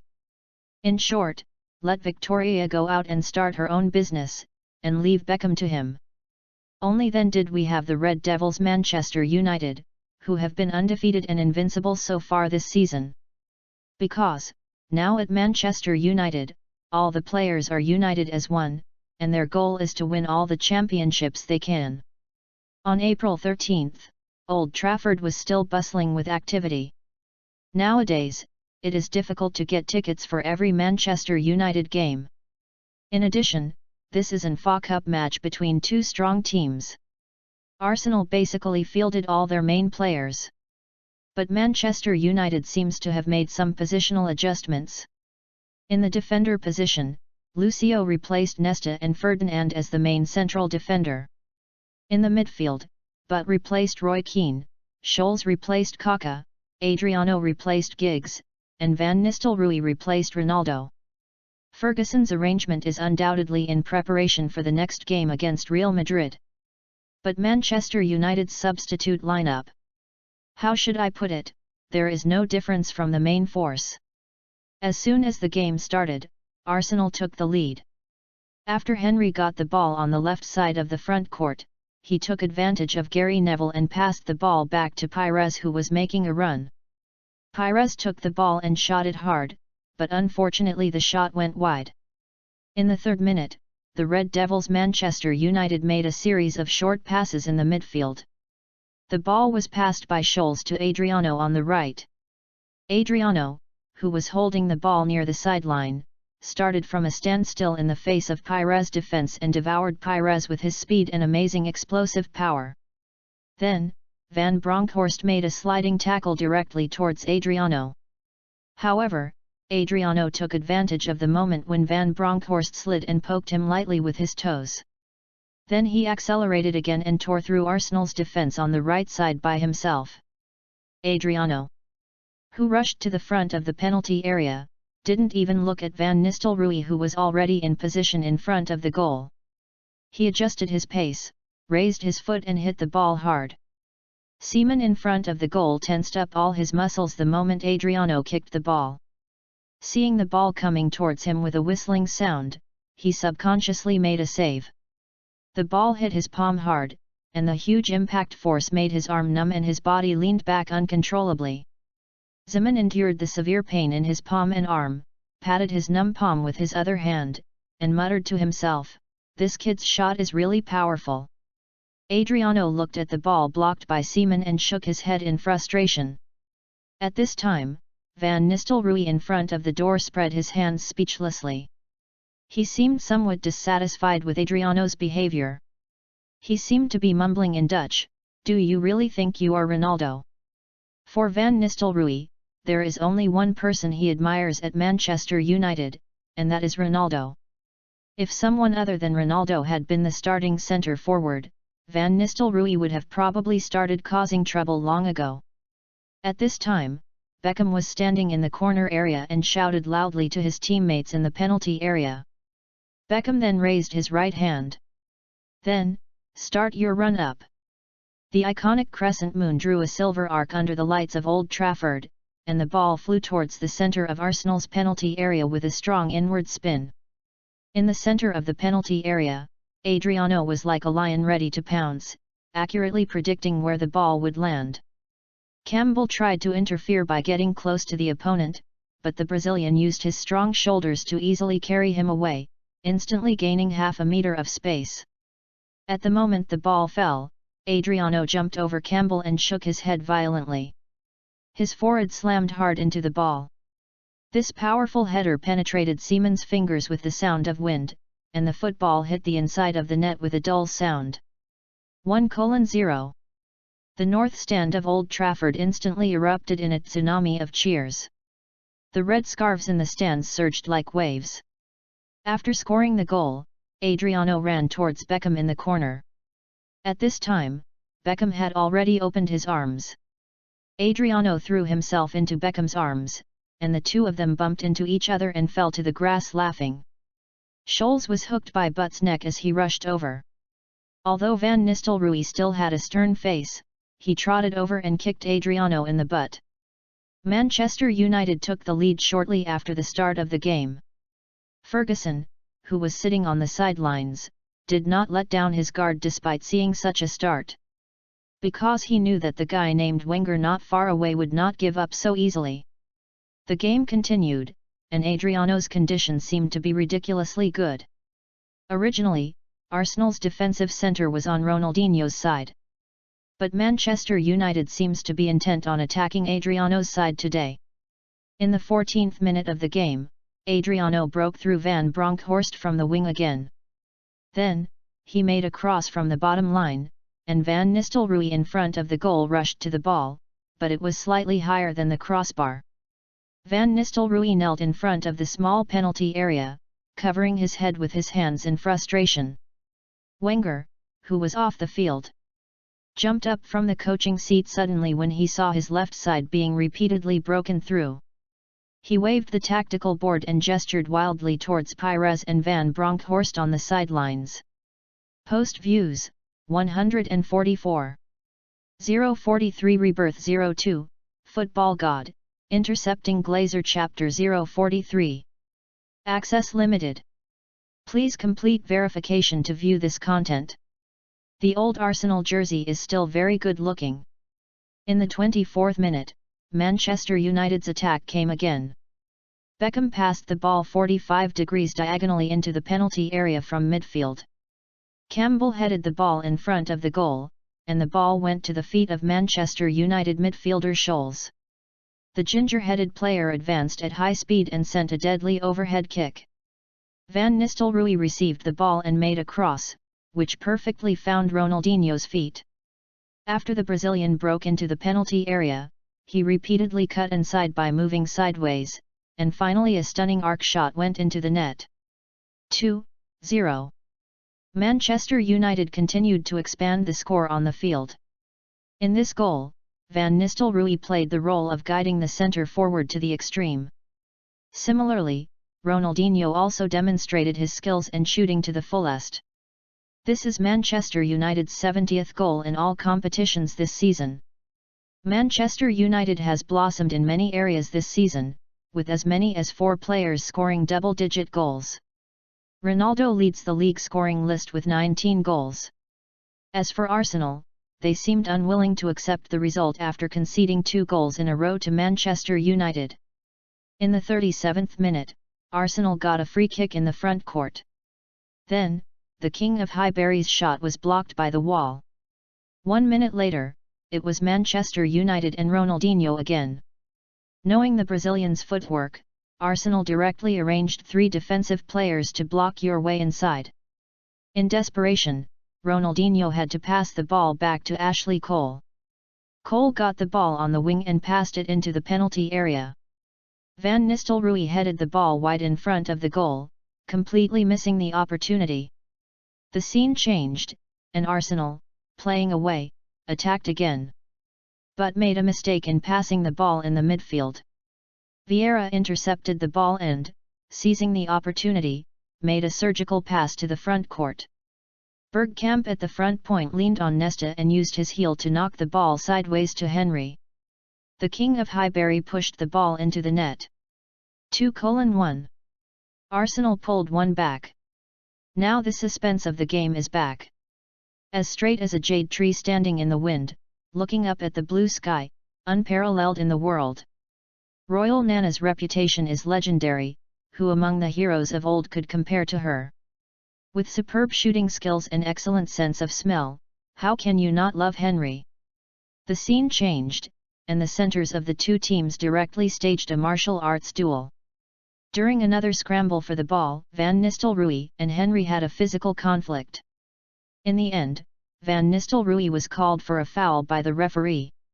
Henry, who was knocked to the ground, stood up and argued with Van Nistelrooy. Van Nistelrooy was not a coward, and he directly engaged in a double-headed confrontation with Henry. The 2 men had firm eyes and greeted each other's relatives in their respective languages. I originally thought that since Keane didn't play, I wouldn't be able to see Vieira performing crosstalk with him today. As a result, talented people emerge in every generation, and the Dutch are no less eloquent than the Irish. As for how intimate the greeting was, I can only say that even the dog shook its head when it heard it. Even the referee who stepped forward to stop it couldn't stand it anymore. After showing each of them a yellow card, they were reluctantly pulled apart. At this point in the game, the atmosphere was clearly tense.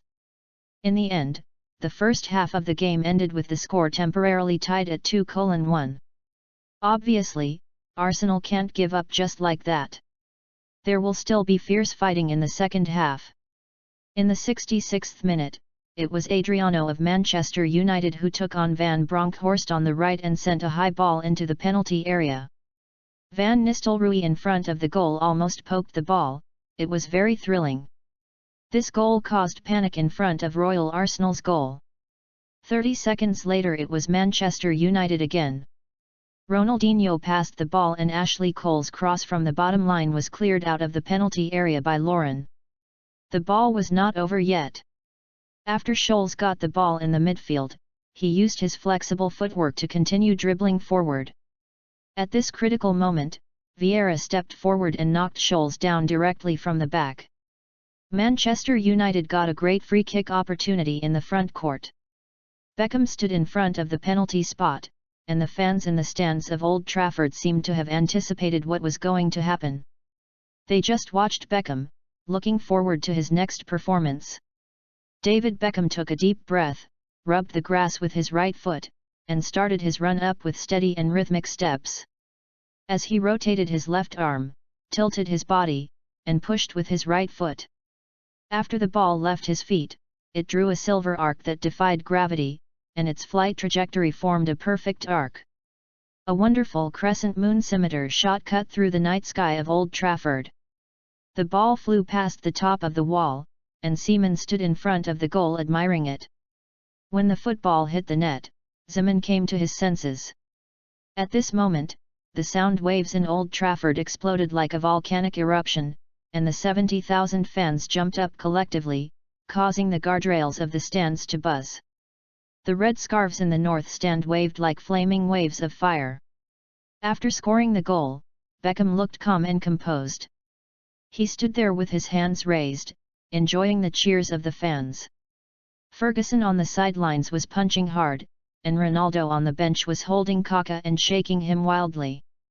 The Brazilian's mouth was so wide open that the entire football could be stuffed in. Arsenal's defensive players stood there in a daze.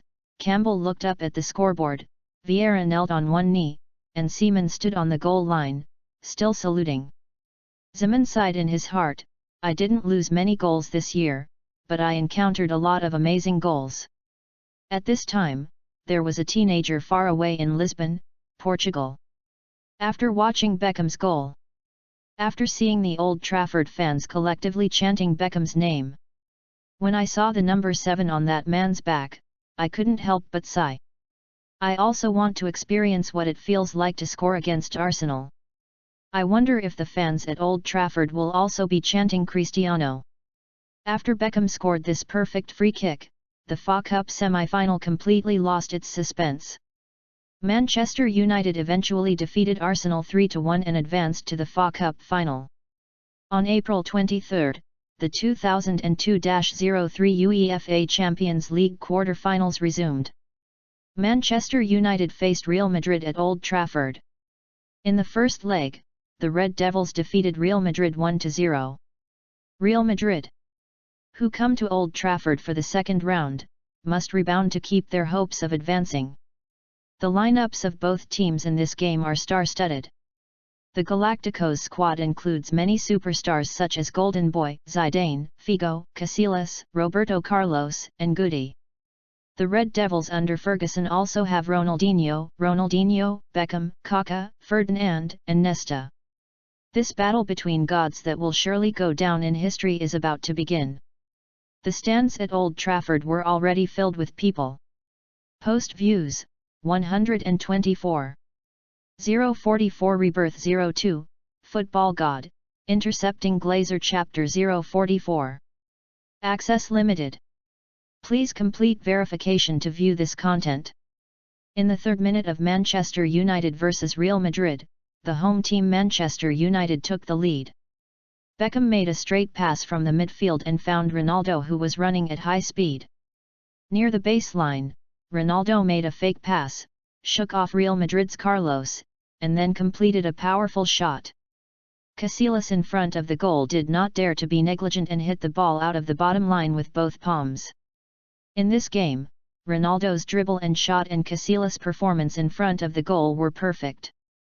Immediately afterwards, Beckham took a corner kick and Nesta headed the ball in front of the goal, but it went wide. 8 minutes later, after Manchester United seized on Real Madrid's mistake in the front court, Manchester United's attacking group in the front court began to instigate high-speed counter-attack opportunities. Beckham made a cross from near midfield to find Kaká. The latter's straight pass instantly tore through the Galacticos' defense. The alien rushed in at high speed and fired a powerful shot into the penalty area. The ball hit the near corner and Casillas was unable to save it. 1-0. Manchester United took the initiative at home, and the total score between the two teams came to 2-0. The ball shot by Ronaldo hit the absolute blind spot, and Casillas in front of the goal had no way to stop it. There is no logic to aliens when they get serious. Real Madrid, who were trailing behind in all the scores, began to launch a large-scale siege.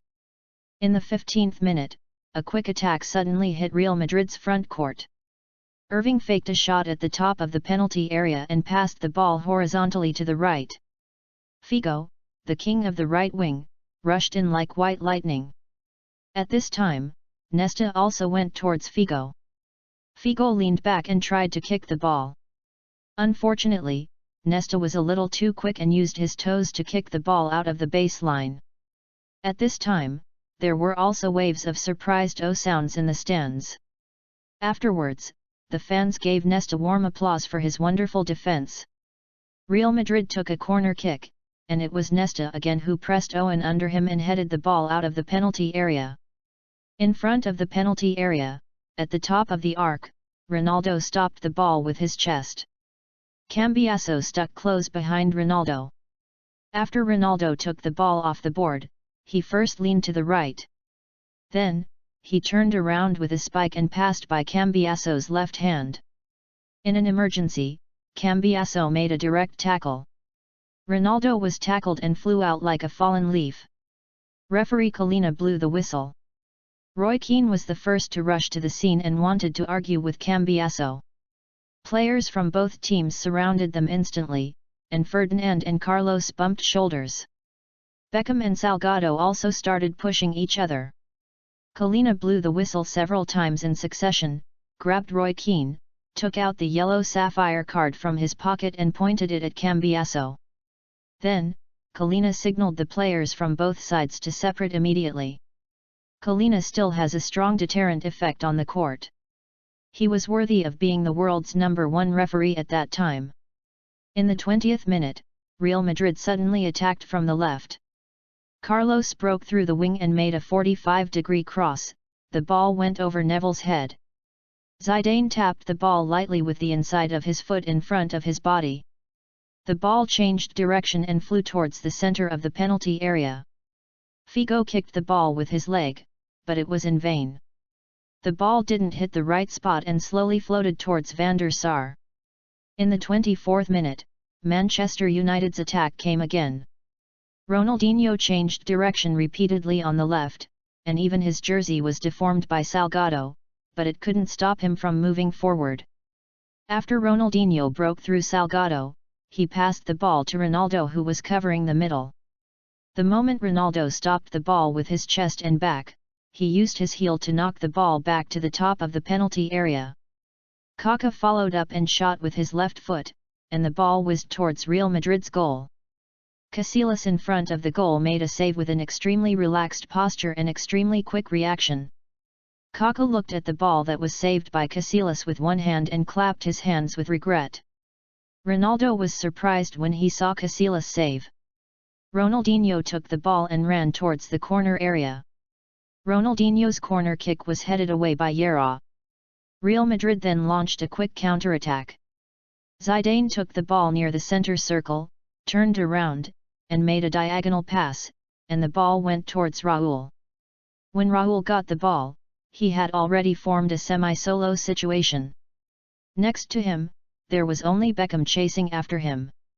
The two formed a 1v1 situation on the left side of Real Madrid. After approaching Raúl, Beckham directly put pressure on him with his body. Then, he seized the opportunity and made a clean tackle, hooking the ball down from the side and back. Raúl, who lost the ball, lay on the ground with his hands spread out. At this time, Collina's whistle did not sound. Instead, she raised her hand to signal him to get up.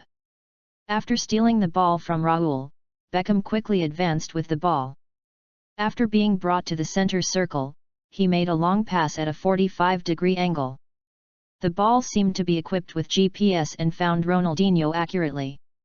Ronaldinho, standing on the far left sideline, did not move. Facing Beckham's pass, he stopped with his chest and unloaded with the instep. The football seemed to be stuck to his feet and stopped steadily. The entire action of stopping the ball looked very easy.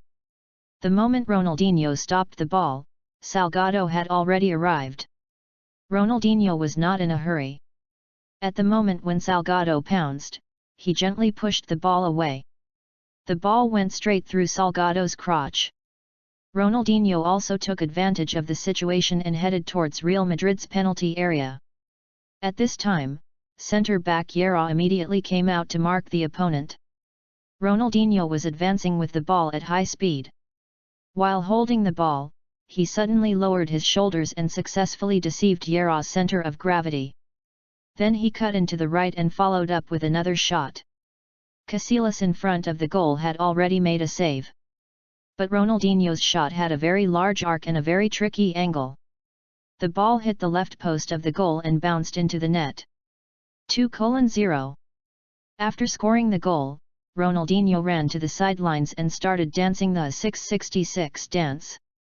Several Manchester United teammates also ran over, following the sole dancer stiffly, twisting along. The players on Real Madrid's side all looked very depressed. Casillas got up from the ground in front of the goal and started punching and yelling at his teammates. "What are you all doing? How can we kick this? Please, everyone, wake up. This is the Champions League." As Casillas shouted, a feeling of powerlessness rose in his heart. He really wanted to win, but the people in front of him were just as sure as the others. There are also those uncles in the front court. We've conceded a goal here, but Uncle Raúl is still lying there trying to commit a foul. This is also playing football. However, Casillas' roar did not seem to wake up the somewhat silent Galacticos. Towards the end of the first half, Beckham launched an attack from the backcourt with a long pass. Ronaldo strode forward but still managed to take the ball off the defense of Yera and Carlos. In desperation, Yera had to foul Ronaldo and bring him down. Post views, 120. 045 Rebirth 02, Football God, Intercepting Glazer Chapter 045. Access limited. Please complete verification to view this content. Manchester United got a free kick opportunity in a great position in the front court. A blonde boy in red stood in front of the penalty spot. Beckham swung his arms widely to show off his crescent moon sword. The ceiling of football's appearance, he can shoot arrows through the air from 100 paces away, and his magic sword flies in the shadow of peach blossoms. Casillas in front of the goal could only watch the ball and sigh. With flowing blonde hair, she is an extremely elegant free kick master. In this goal, Beckham used the crescent moon technique to its full potential. The score on the field has reached 3:0. I originally thought this was a century-long showdown like Mars hitting the Earth. Unexpectedly, just after half-time, the Galaxy battleship was sunk by the red aircraft carrier. When the referee blew the whistle to end the first half of the game, Shen Yuchen in the stands looked at the players' smug expressions. It seemed as if the game was over. So he sat up suddenly, turned around and left his seat. Guan Wen, who was standing by, was a little confused. He quickly stood up and chased after him, saying, "Boss Shen, where are you going? Go to the locker room." Guan Wen. Guan Wen looked at Shen Yuchen's expression and felt that he was somewhat dissatisfied.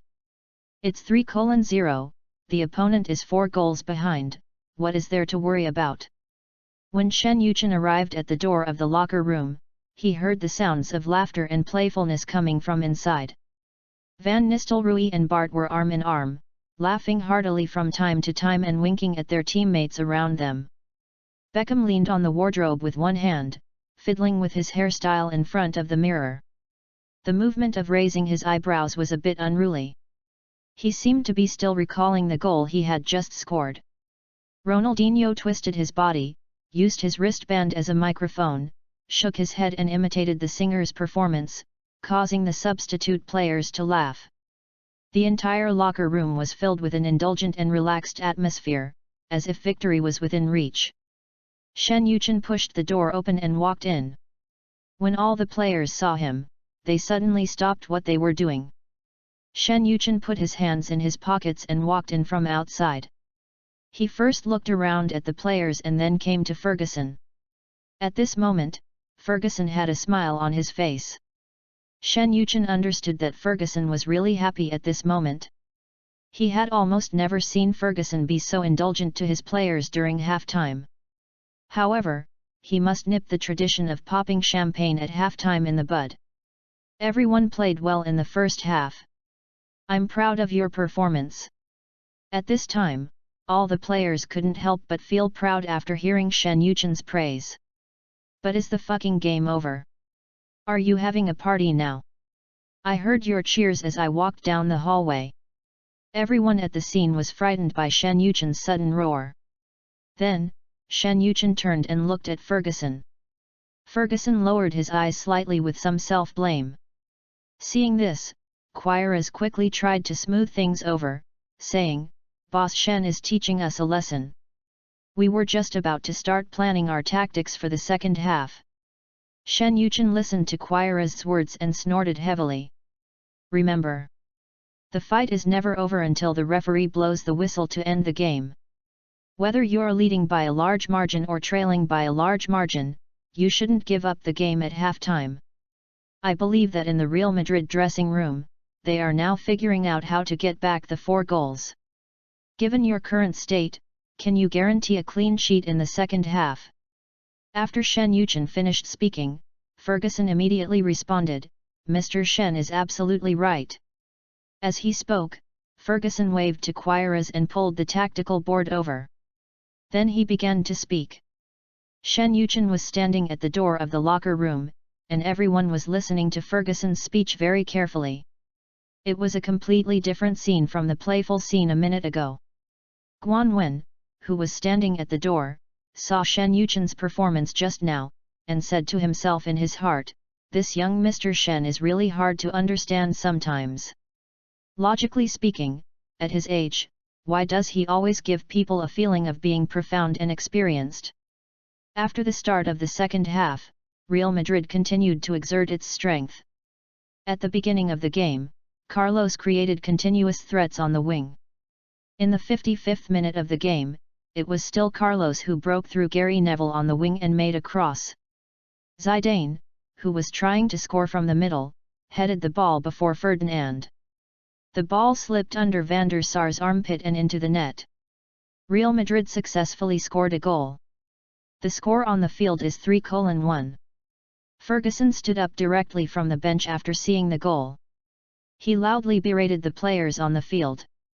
Afterwards, he called Kaká and Beckham to the sidelines and gave them some instructions. We can't just sit back and take a beating now. We must push the formation forward. You two must get the ball cleanly in the midfield and pass it out quickly. Let the players in the front court shout more. Find an opportunity and hit the opponent directly from behind. After giving his instructions, Ferguson patted the two of them on the shoulders. Now, there are only 2 of them who can help Manchester United turn the situation on the field. As long as the 2 of them perform normally, Manchester United's offence will definitely improve. In the 60th minute, Figo suddenly changed direction in front of Manchester United's penalty area, and his feint made Ashley Cole stagger half a step. Then, Figo took a long shot and the ball hit the crossbar and flew out. In front of the goal, Van der Sar kicked the ball forward, Ronaldo received a long pass in front of the penalty area, turned and shot, but the ball was too fast and Casillas missed the save.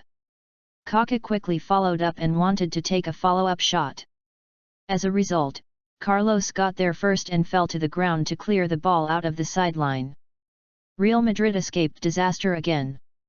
In the 65th minute, Manchester United continued to put pressure on Real Madrid. Gary Neville made a cross from the right and Ronaldo headed the ball into the goal. Ronaldinho was disturbed by the defender when he shot.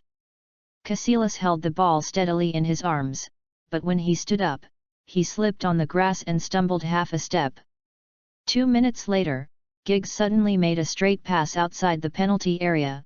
Kaká successfully made an offside move and swept the ball in front of the goal before falling to the ground. Ronaldo jumped out like a spring and shot easily into the empty goal. 4-1. After the ball went in, Ronaldo performed a glider celebration. Many fans who like Ronaldo seem to be familiar with this celebration. After the score was widened again, Real Madrid's attack became more and more crazy. But the holes in their defense are getting bigger and bigger. If Ferguson had not replaced Ronaldo early, Real Madrid's central defender would have been almost beaten by him. However, as luck would have it, it was not Van Nistelrooy who came on to replace Ronaldo. But it was Eto'o who got excited when he saw Real Madrid. Post views, 125. 046 Rebirth 02, Football God, Intercepting Glazer Chapter 046. Access limited. Please complete verification to view this content. At the end of the game, Real Madrid's continuous attacks were fruitless. Manchester United, having suffered 3 blows from Real Madrid, launched another attack. First, Solskjaer, who had just replaced Ronaldinho, made a powerful shot in the left penalty area, but it was saved by Casillas in front of the goal. Eto'o's follow-up shot was again blocked by the Real Madrid goalkeeper. Casillas was simply amazing in this game, making many high-level defenses to keep the goal intact. If it weren't for Casillas' heroic performance in this game, Real Madrid would have suffered a devastating defeat. 1 minute later, Manchester United's steel torrent came again. Solskjaer held the ball on the right and swept it towards the penalty area, but was cleared by Real Madrid players. Ferdinand, who followed up from the outside, drew his bow and shot the ball away. The power, explosiveness, and leg swing of this ball are extremely fast. It almost happened on Old Trafford Street. Regardless of the result, the shooting action is still quite cool. 5 minutes later, Real Madrid's defense made a mistake in clearing the ball, and Solskjaer's shot was blocked. If it didn't work once, he tried twice. Manchester United's Solskjaer shot again and this time paid direct tribute to Ferdinand.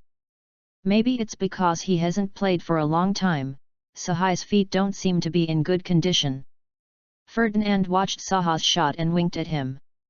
That expression seemed to be saying, "Brother, your shooting skills are not much worse than mine."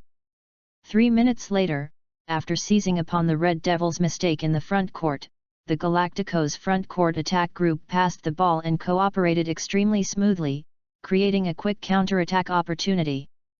The situation at one point became 5 against 3.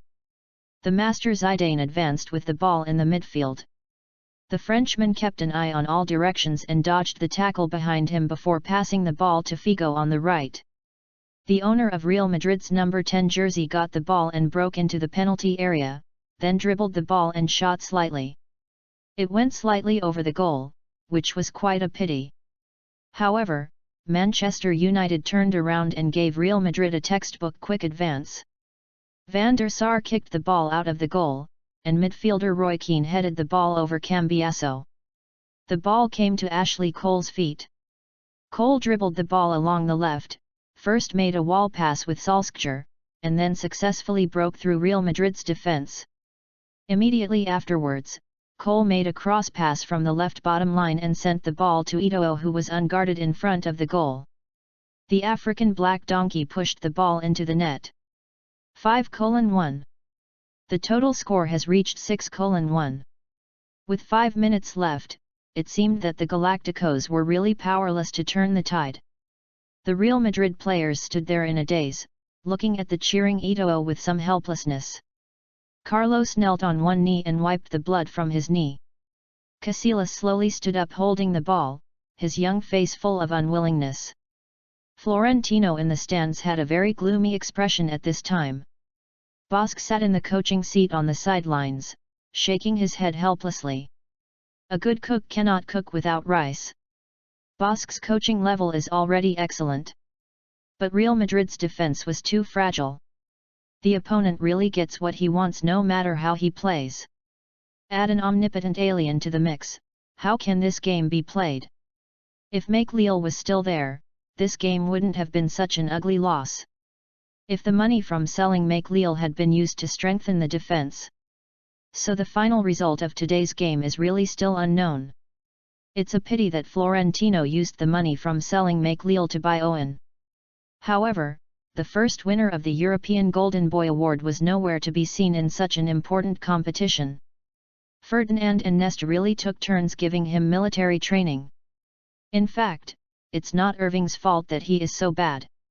Irving's technical characteristics are speed and finishing ability during quick counterattacks. But Shen Yuchen discussed this matter with Ferguson for a long time. Ferguson's original plan was to go head-to-head with Real Madrid. It's the same whether it's at the Bernabeu or at Old Trafford. But Shen Yuchen insisted on moving the defense line back, giving up the ball and launching a counterattack. As a result, the effect was unexpectedly good. Manchester United's front court players are indeed fast. In addition, there is Beckham in a cruising position in the midfield, who can shoot wherever he points. Real Madrid's defense really couldn't withstand Manchester United's attack. If Real Madrid can lower their guard, do a good job of defense first, and then take it slow, they may still have a chance. But Real Madrid spent a lot of money to buy Irving this season, so they can't just put him on the bench in a game like this, right? As a meritorious player of Real Madrid, Raúl can't not start, right? Manchester United moved their defense back, and there was no high point in front of Real Madrid's goal. Morientes, who was sitting on the bench, could only watch anxiously.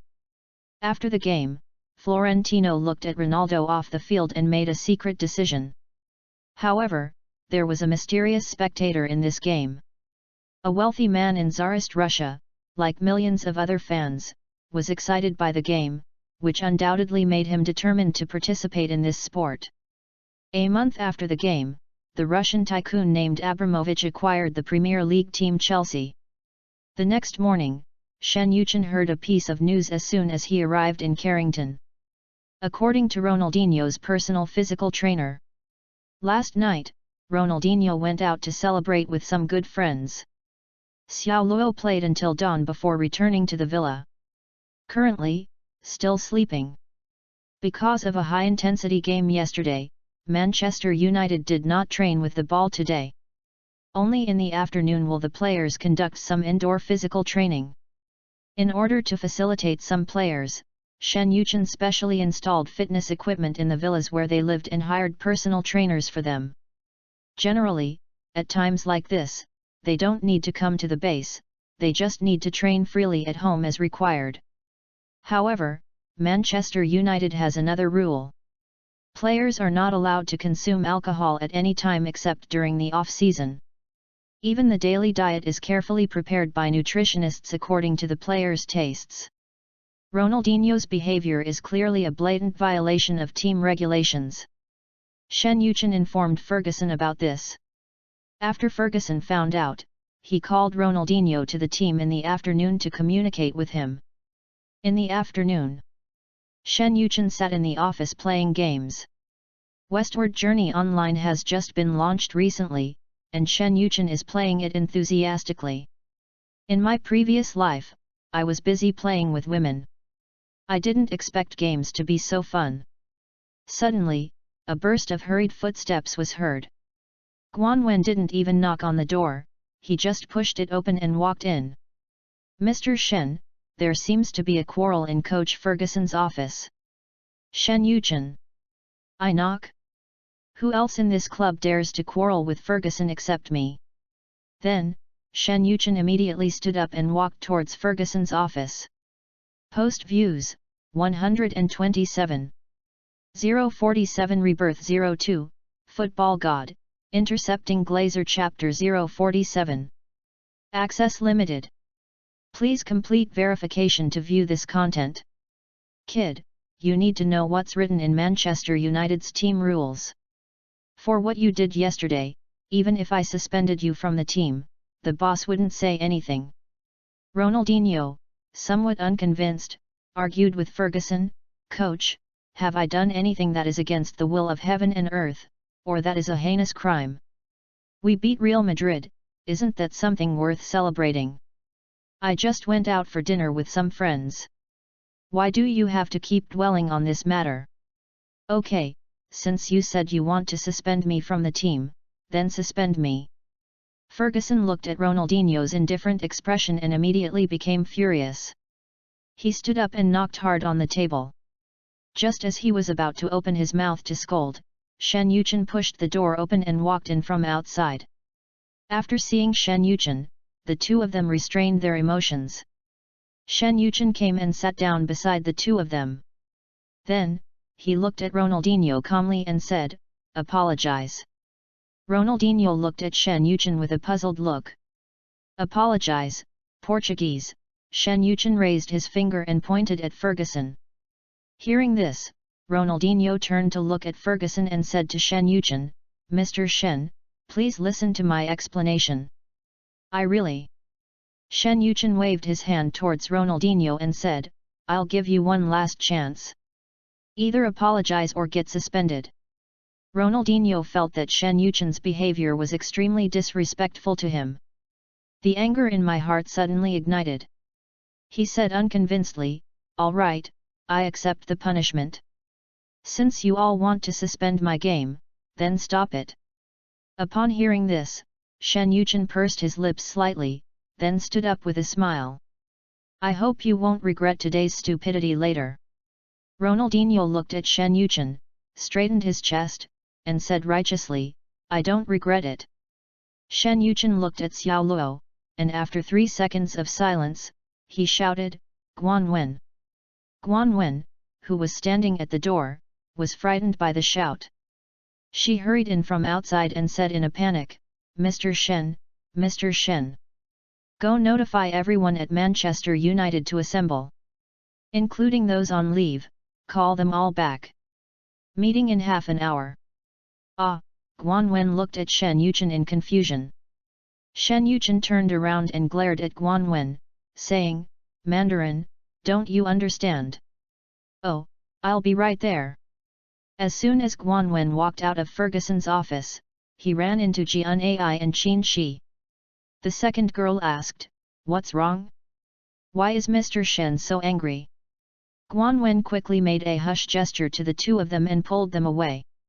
In the office, Ferguson didn't want to make a big deal out of this matter. He tugged at Shen Yuchen's arm and defended Xiao Luo, "Boss Shen, there's no need to inform the entire team about this. Calm down first, I'm talking to him." However, Shen Yuchen simply waved his hand and said, "No need to talk anymore. Rules are made for them to follow. Otherwise, why do we have those regulations?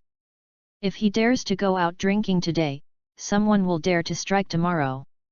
If this continues, Manchester United will only become more and more chaotic." Ferguson sighed helplessly upon seeing this. He stood up and walked over to Xiao Luo, patted him on the shoulder and said, "Kid, go out first. I want to talk to Mr. Shen." Ronaldinho looked at Shen Yuchen's angry expression and knew that today's incident had really gotten out of hand.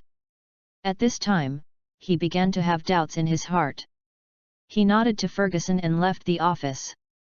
After Ronaldinho left, Ferguson sat next to Shen Yuchen and began to persuade him, "Shen, how come you are even more irritable than an old man like me?" Shen Yuchen turned around, looked at Ferguson, and suddenly laughed, "Just tell me, can we beat Juventus without him?" Ferguson raised his eyebrows slightly, shrugged his shoulders and said, "The depth of our current lineup is no problem. That's all right, isn't it? What else do you want to persuade? Although, this juncture is quite critical. But we are 9 points ahead of Arsenal in the standings, and our next game against Juventus is in about 10 days. You have plenty of time to prepare." Ferguson rolled his eyes at Shen Yuchen and said, "You really know how to cause me trouble." Shen Yuchen pursed his lips and said, "I'm not trying to cause you any trouble. The sooner the trouble is resolved, the better. There's an old saying in Daxia, kill the chicken to scare the monkey.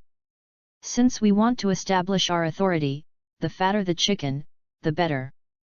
After listening to Shen Yuchen's words, Ferguson was slightly surprised and asked, "Chen, what are you going to do with Ronaldinho?" "Indefinite suspension." Ferguson. "Fuck, does the punishment have to be so severe?" Shen Yuchen smiled faintly at Ferguson and said, "If the law is not strict, authority will not be established. If authority is not established, morality will not be respected. If the law is unknowable, then its power is unfathomable." Ferguson. "What do you mean?" "Actually, this matter can be big or small. We can also give a verbal warning. But if Ronaldinho is suspended indefinitely, what will the other players think? What would you think if you were a player?" Ferguson. "How the hell would I know?" Half an hour later, at the Carrington training ground. Everyone at Manchester United Club, from top management to players to staff, gathered together. Shen Yuchen stood at the front, holding the microphone and began to speak. "We beat Real Madrid yesterday and that was something to be happy about. I understand your joy. But that's no reason for some of you to spend the night drinking and chatting with friends. It's clearly written in Manchester United's team rules. During the season, no player is allowed to drink alcohol or consume unhealthy foods. Do you treat the team rules as a mere decoration? Shen Yuchen said the last sentence in a high voice. After hearing what Shen Yuchen said, some people below couldn't help but whisper to each other. Ronaldo, Kaká, and others had now turned their attention to Ronaldinho, who was standing at the back. At this time, Shen Yuchen took out a bill from his pocket and held it high. This is the bill for some of our players spending at Sankey's last night. As for how I got it, hee.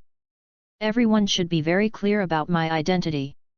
The owners of bars and nightclubs throughout Manchester treat me as a VIP. When Ronaldinho heard this, he lowered his head in shame. Therefore, I now announce that this player who violated team rules will be suspended indefinitely from the team. When Shen Yuchen said this, everyone present was stunned. Post views, 130. 048 Rebirth 02, Football God, Intercepting Glazer Chapter 048. Access limited. Please complete verification to view this content. Ronaldinho was obviously a little upset after hearing the penalty. He was about to speak when Giggs beside him pulled him away. Giggs signaled him with his eyes, telling him not to act impulsively. In Giggs' view, now that the boss has made the penalty decision in front of everyone, the matter has been finalized. Since the boss didn't mention any names, he was obviously trying to save face for Ronaldinho. If he jumps out now, his time at Manchester United will be over. Calm down first. I'll go and plead with Mr. Shen for you later. He's probably just angry now. Once Mr. Shen calms down, everything should be fine. After the collective meeting, more than a dozen players came to Ferguson's office door. Guan Wen was guarding the door at the time. When he saw these people coming, he said, "Are you here to plead for Ronaldinho?" "Yes, Assistant Guan, please tell Mr. Shen and the coach," Giggs said to Guan Wen in a kind tone. Guan Wen nodded upon hearing this. Then she turned around and walked into the office. After a while, Guan Wen opened the door and walked out. She said to Giggs and Ronaldo, "Just come in, you two." After hearing this, the two of them gave instructions to their other teammates and walked in. As soon as the two of them walked in, Beckham and others heard Shen Yuchen's roar. He talked back to the head coach and made a mistake without any remorse. "Didn't I give him a chance? Ask Ferguson if I was here before and told him that as long as he apologizes, I will pretend nothing happened. But what about him? He said he has no regrets." Ronaldo and Giggs were a little at a loss after being called by Shen Yuchen. The roar was heard clearly by everyone standing outside the door. Beckham shook his head helplessly and said, "It seems that Mr. Shen is really angry. I'm afraid this matter is not so easy to resolve." At this time, Kaká and Adriano, who were standing at the back of the crowd, put their arms around Ronaldinho's shoulders and tried to comfort him. After Giggs and Ronaldo came out, they came to Ronaldinho and said, "Let's go back today. Boss Shen is still angry now.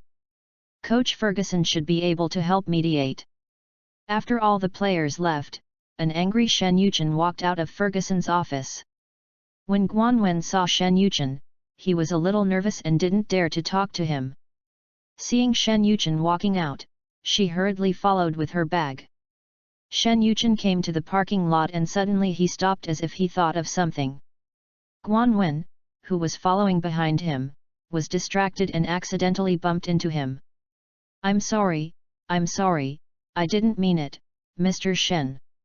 Shen Yuchen looked at the flustered Guan Wen and asked softly, "What do you want to eat today?" Guan Wen, Guan Wen looked at Shen Yuchen with some confusion.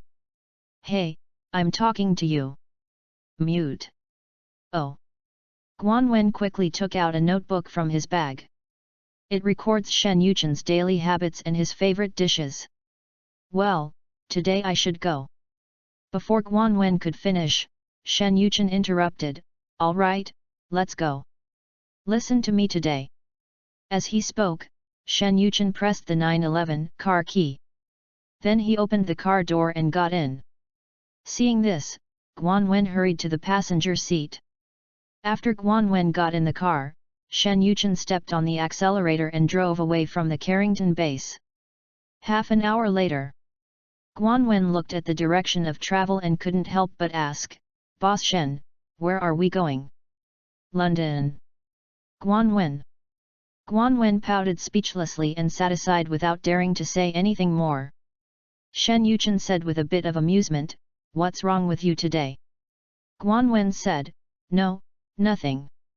"Haha. According to your usual self, if I said I was going to London, you would definitely complain to me directly, I have to work overtime again." Shen Yuchen imitated Guan Wen's tone and said in a coquettish voice. Guan Wen listened to Shen Yuchen's words, lowered his head in embarrassment and said, "No way, how dare I complain to the boss?" "Tisk, you don't dare. Just tell me, after being with me for the past 6 months, what is it that you dare not say? I tell Qin Shi every day to tell people to stay away from me. I am just an uneducated and unskillful playboy. Why, are you so afraid of Qin Shi climbing into my bed?" Guan Wen turned around, glared at Shen Yuchen, and said, "Am I wrong?" "Humph." Shen Yuchen was a little speechless and said, "I'm not saying anything bad about you, but do you have misogyny?" "No." Shen Yuchen looked at Guan Wen and shook his head speechlessly. Seeing this, Guan Wen asked tentatively, "Boss Shen, are you not angry now?" Shen Yuchen asked with some confusion, "When did I get angry?" You almost knocked Carrington over just now." "Hey, that's just pure acting. It's for those people outside. Given my status, what else do you think is worth my anger?" Guan Wen was a little confused and asked, "Acting? You mean you were just acting the whole time?" "Why?" Shen Yuchen said calmly, "Manchester United needs this scene, and so does Ferguson, so I'm going to act it out." "Are you really not angry about Xiao Luo's matter?" After a few seconds of silence, Shen Yuchen said, "How should I put it? Ronaldinho, that's why I bought him. If I say that I anticipated everything that would happen today from the moment I bought him, would you believe me?" Guan Wen looked at Shen Yuchen, feeling an indescribable feeling in his heart. Guan Wen hesitated for a moment, then nodded and said, "I believe it." Upon hearing this, Shen Yuchen couldn't help but turn his head and look at her. Then, a relieved smile appeared on the corner of his mouth. "Hehe, thank you so much for believing in me. You are now a qualified assistant." Guan Wen. "Even if we punish Xiao Luo today, he will become more and more arrogant as his fame continues to rise. Dealing with him like this today will not only clear away the bad habits within Manchester United.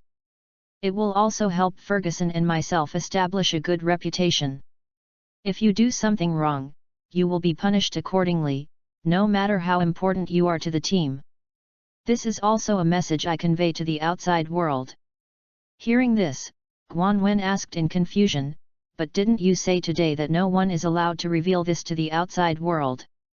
Upon hearing this, Shen Yuchen smiled mysteriously and said, "Then do you know why I called the cleaning staff here today?"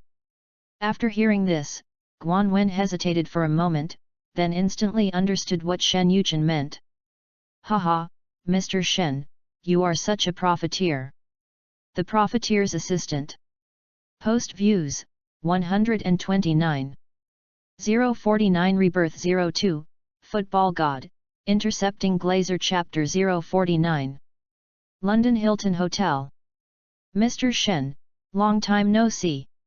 When Harris saw Shen Yuchen, he hugged him enthusiastically. "Harris, you look so radiant, it seems like something good has happened to you recently." Harris smiled at Shen Yuchen. "Look at what Mr. Shen said. My face is all red, isn't it because I'm happy to see Mr. Shen?" Shen Yuchen rolled his eyes at him and said, "Tisk, no one would believe that. By the way, Mr. Shen, I have a guest who wants to meet you. Is it convenient for you?" Shen Yuchen looked at Harris curiously and asked, "Oh? Who is this guest?" It's a friend from Russia. He has admired you for a long time. He has told me several times that he wants me to introduce him to someone. I'm worried that you're busy, Mr. Shen, so I don't dare to bother you easily. Shen Yuchen had already guessed that the distinguished guest Harris was talking about should be Abu. This old guy, is he worried about being busy? He was probably worried that I would say too much and disrupt his business. Haha. Harris, we're old friends, so it's awkward to bother you like that. Since I'm your honored guest, why don't we have a meal together? Harris heard this and quickly responded, okay, then I'll call him right away. Half an hour later, Shen Yuchen met Chelsea's legendary helmsman, Abramovich, in the restaurant of the Hilton Hotel. After Harris introduced the two to each other, they sat down around the dining table. After sitting down, Abramovich said to Shen Yuchen, Mr. Shen, you have made an indelible contribution to Manchester United's current success. I believe Manchester United will create many records under your leadership. Shen Yuchen listened to Abu's praise, but he didn't agree with it in his heart. He smiled at Abu and said, Boss Abu, you have such a close relationship with Harris, could it be that you also want to buy a team for fun? When Shen Yuchen said this, Harris's heart skipped a beat. Sir, this is a big deal, please don't ruin it. Please, please, take your time and chat. Having worked with Shen Yuchen for half a year, Harris knows Shen Yuchen's character too well. This gentleman, although he usually appears polite and easygoing, but he dares to say anything. Besides, you have no way to deal with him. Who says he is the financial sponsor? Abu looked at Shen Yuchen, hesitated for a moment, then smiled and nodded, yeah. I do have this idea. I don't know, is Mr. Shen welcome? Shen Yuchen looked at Abu and said nonchalantly, of course I welcome you. Well, I guess I'm the only one who welcomes you. Shen Yuchen thought. After all, it is your presence that can stimulate the market. I bought so many players last season just to make a fortune this summer. Listening to Shen Yuchen's words, Abu couldn't help but laugh and said, Boss Shen is really straightforward. I actually really like making friends with people like Mr. Shen. Shen Yuchen smiled at Abu and said, I felt a sense of familiarity with Mr. Abu the moment I met him. Mr. Abramovich, if you come to Manchester next time, please contact me so that I can show my hospitality. After hearing what Shen Yuchen said, Abu said happily, it seems that we are destined to be friends. As he spoke, Abu raised the wine glass in front of him and clinked it with Shen Yuchen. Shen Yuchen was drinking while thinking in his mind. I remember that Abu's daughter seemed to be pretty. We haven't played with that little Russian girl yet. I don't know how old her daughter is now, and whether what she writes will be reviewed. However, he treats me as a brother, but I am thinking about his daughter. Isn't this not good? After the two of them drank a glass of wine, Abu asked Shen Yuchen, Mr. Shen. Hey, Lao Buletin, just call me Xiao Chen. Honestly, always, it sounds so strange. Abu. Haha, okay, then, Xiao Chen, since we're friends now, can you help the chief of staff with something? Shen Yuchen nodded and said, okay, go ahead. Afterwards, Abramovich told Shen Yuchen that he wanted to acquire Chelsea. After listening to this, Shen Yuchen analyzed it to Abramovich, there is no problem in acquiring Chelsea. Judging from the current situation, Chelsea is ranked 4th in the Premier League and has a high probability of qualifying for the Champions League next season. Buying Chelsea is indeed your best option. However, compared to Chelsea, Manchester United's foundation is much worse. When I say foundation, I don't just mean the players and the cultural attributes of the club. Upon hearing this, Abu couldn't help but ask curiously, what are cultural attributes? Shen Yuchen patiently explained, after taking over a club, the first goal you need to clarify is not what kind of achievements you want to achieve next season. First of all, you have to instill a culture in the club. I don't know, how many Manchester United games has Mr. Abramovich watched? Hearing this, Abramovich said without hesitation, I have watched every game since you took over Manchester United. Even if I'm busy with work, I'll still watch the video. Shen Yuchen smiled upon hearing this and said, I don't know. What else can you see from this Manchester United team besides their skills and tactics? Upon hearing this, Abu thought about it seriously. Well, Manchester United's game is very overall. It gives people a sense of teamwork, unity, and passion.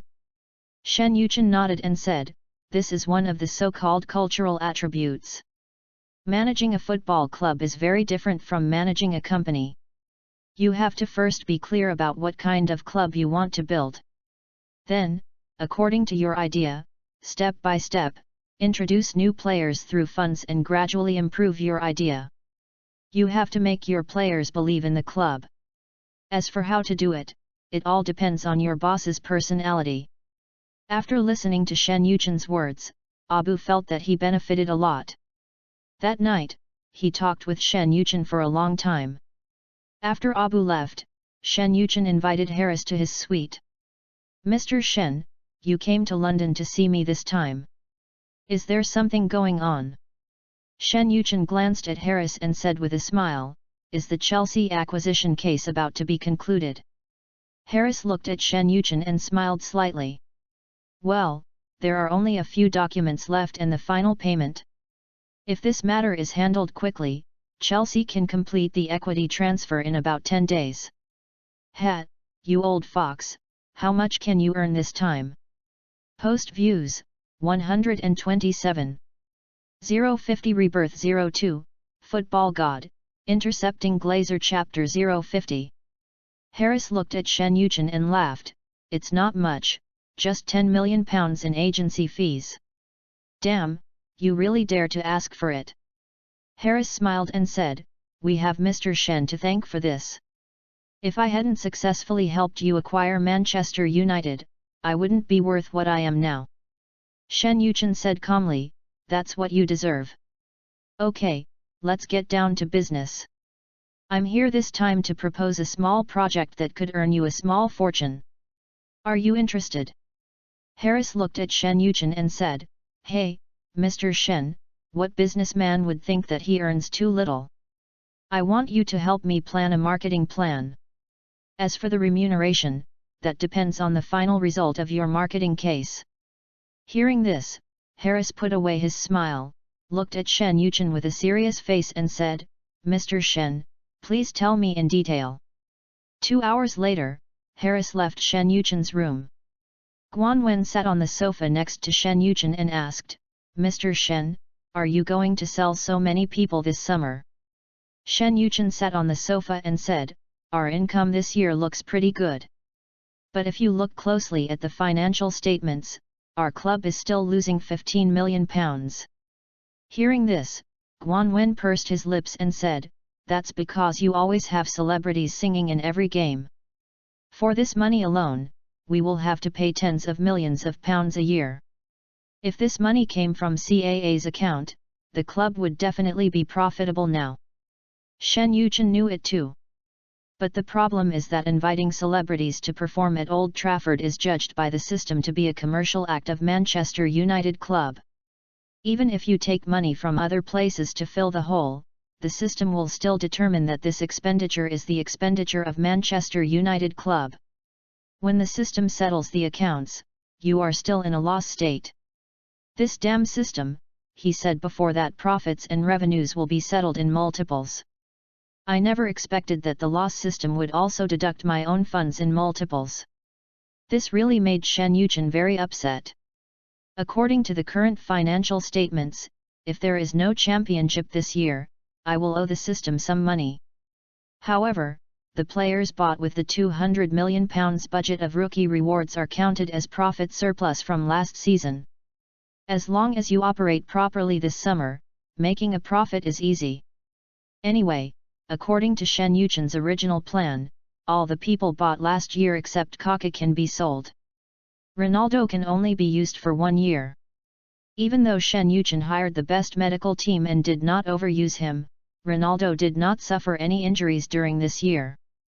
But he suffers from hypothyroidism.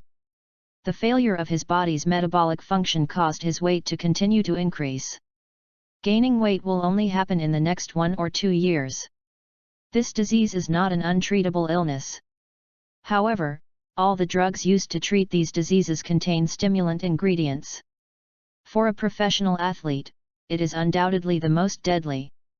But now Manchester United still faces a problem in selling Ronaldo. Although they have a lot of forwards, who will start and who will be on the bench. Van Nistelrooy, Eto'o, and Ade were all willing to be Ronaldo's substitutes. Now that Ronaldo is gone, whoever starts will cause dissatisfaction among other players. Therefore, this summer, Shen Yuchen not only has to sell players, but also has to rescreen several practical newcomers. There are still 2 months left until the summer transfer window opens. If I don't plan well, all the foundation I have accumulated this year may be lost in one day.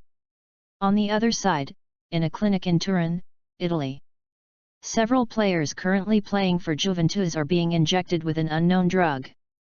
Juventus CEO Magai sits in his office at the clinic. You've already experimented with it, and it's all right, right? Don't worry, sir. We've already done clinical trials and are sure that we can increase a player's muscle strength in a short period of time without causing any side effects on the player's body. Moji looked at the attending doctor and said in a low voice, "It's better this way, otherwise." The Champions League semi-final against Manchester United is just a few days away. Although Juventus is currently very strong. But for Magai, he was not sure he could beat Manchester United in the semi-finals. If it were a domestic league, he could still think of a way. But the Champions League games are completely beyond his ability. When necessary, he can only take extraordinary measures. Recently, there have been rumors flying around about Ronaldinho. White Hart Lane. On April 26, when Manchester United played away against Tottenham, Ronaldinho did not even appear in the starting lineup. Such an arrangement makes the outside world more convinced of the reliability of the rumors. Logically speaking, Manchester United only needs a draw in this game to win the Premier League Championship trophy 3 rounds in advance. For such an important game, there is no reason for Ferguson to exclude the core player Ronaldinho from the roster. However, facts speak louder than words. When the game was in progress, the broadcast camera found the person involved, Ronaldinho. At this time, he was wearing casual sportswear and sitting in the stands watching the game. The Sky Sports commentator speculated, maybe Ronaldinho was injured in the match against Real Madrid. That's why he didn't appear in the starting lineup today. However, Sky Sports commentator Mark Hughes, a former Manchester United player, said, "Haha. I heard that doesn't seem to be the case. There is nothing wrong with Ronaldinho's body. It seems like, oh, no, I can't go on. I'm afraid of receiving a lawyer's letter." Mark Hughes' double entendre further fueled fans' speculation. Receive a lawyer's letter? Shit, could this matter be related to Mr. Shen? Could it be that Ronaldinho offended Mr. Shen and was kicked out of the team by Ferguson? Oh no, my elf. You said you were fine, why did you offend Mr. Shen? Fans watching the Manchester United game in front of the TV all felt sorry for Ronaldinho. After all, Ronaldinho's football skills really conquered them. But compared to Ronaldinho, brother Shen, how is the one that these fans truly deserve to support? They believed that since Mr. Shen could bring them a Ronaldinho, even if Ronaldinho was gone, Mr. Shen would also bring them other world-class superstar players. In addition, in this game, even without Ronaldinho, Manchester United still played very dominantly. At the end of the first half, with Ronaldo's 2 goals, Manchester United's victory was almost a foregone conclusion. They were all thinking about how to celebrate Manchester United's championship. So they had no time to care about Ronaldinho. Post views, 123. 051 Rebirth 02, Football God, Intercepting Glazer Chapter 051. Access limited. Please complete verification to view this content. In the end, Manchester United defeated Tottenham 4-0 at White Hart Lane. When the referee blew the whistle to end the game, Tottenham CEO Levy, who was in the stands, stood up and extended his right hand towards Shen Yuchen in a friendly manner. "Congratulations, Mr. Shen. Your performance this season was truly amazing." When Levi shook hands with Shen Yuchen, the broadcast camera also recorded this moment. Mark Hughes took the microphone and shouted, "Let us congratulate Manchester United for winning the 2002-03 Premier League title." At the same time, Manchester United fans have to thank one person, and that is the young man in the camera. He gave Manchester United new life and made it a real aircraft carrier. Tonight, the Manchester sky will be dyed red by fireworks. When Beckham held up the Barclays Trophy, White Hart Lane seemed to have become Manchester United's home ground. The Manchester United fans in the stands instantly turned into a boiling red ocean. They waved their scarves and threw their jerseys, and the noise almost overturned the White Hart Lane Stadium. At this time, fireworks were lit and music was played at Old Trafford. More than 70,000 Manchester United fans who did not travel to London are still waiting at Old Trafford. When Beckham clinked his glasses, they all sang "Glory Glory Man United." In a Manchester bar, fans who had never met each other hugged and cried. Someone stood in front of the TV, showing off the tattoo of Beckham's portrait on his right arm. There were also fans driving modified cars covered with Manchester United flags, roaring and speeding through the streets. This night is destined to be sleepless. This night is destined to belong to Manchester United. On the night that Manchester United won the championship, Harris travelled to Barcelona to meet with Laporta. "I can help you get elected president of Barcelona in next month's election. And I can help you get Ronaldinho from Manchester United. Mr. Laporta, are you interested in making a deal?" Guess who wins? May 7, Alpi Stadium, Turin, Italy. Serie A champions Juventus played host to the visiting Red Devils Manchester United. For this game, the Silver Fox Lippi is ready for battle. Ferguson, who entered the field chewing gum, looked very relaxed. After the starting lineups of both teams were announced, the Sky Sports commentator began to introduce the lineups of both teams. Juventus.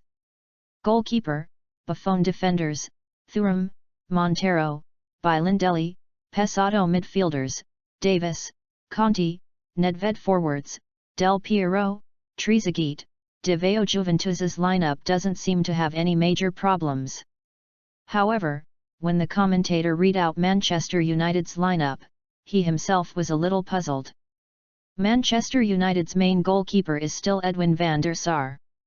The new goalkeeper has played almost every game for Manchester United this season and his performance has been quite stable.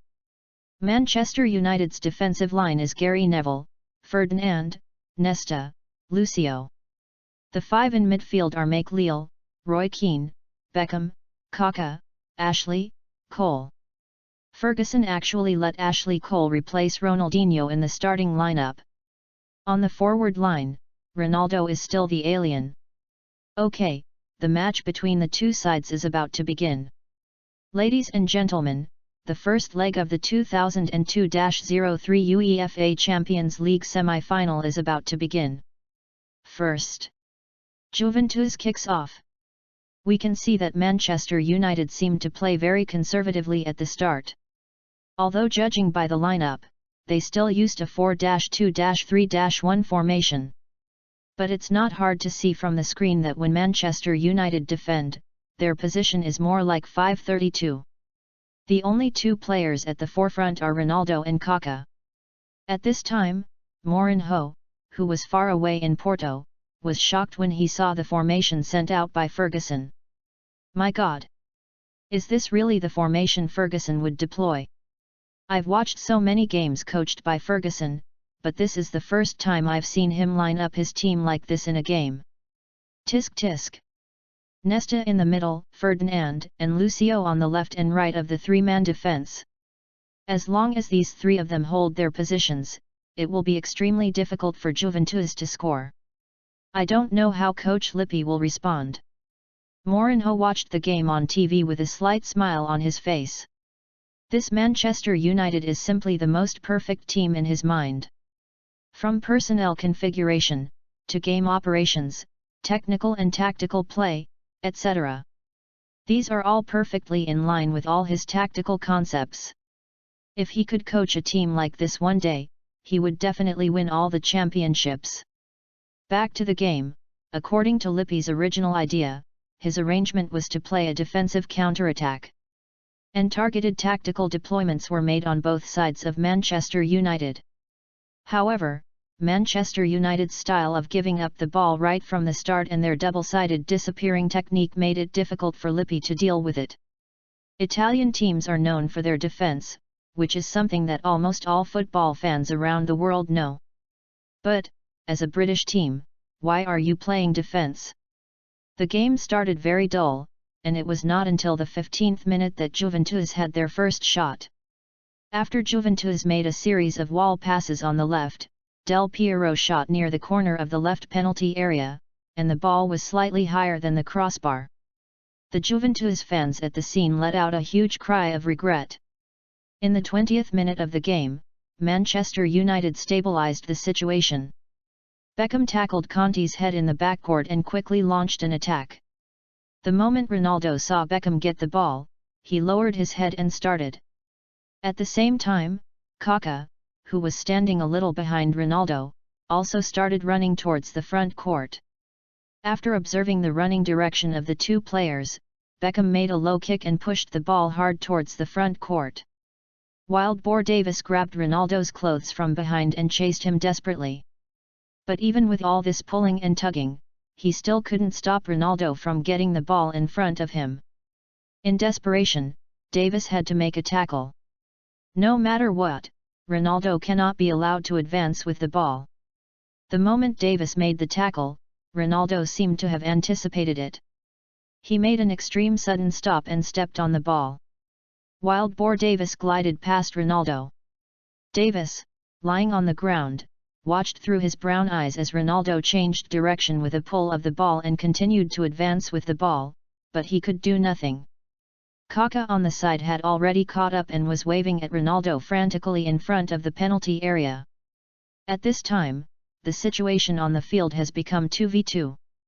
Post views, 125.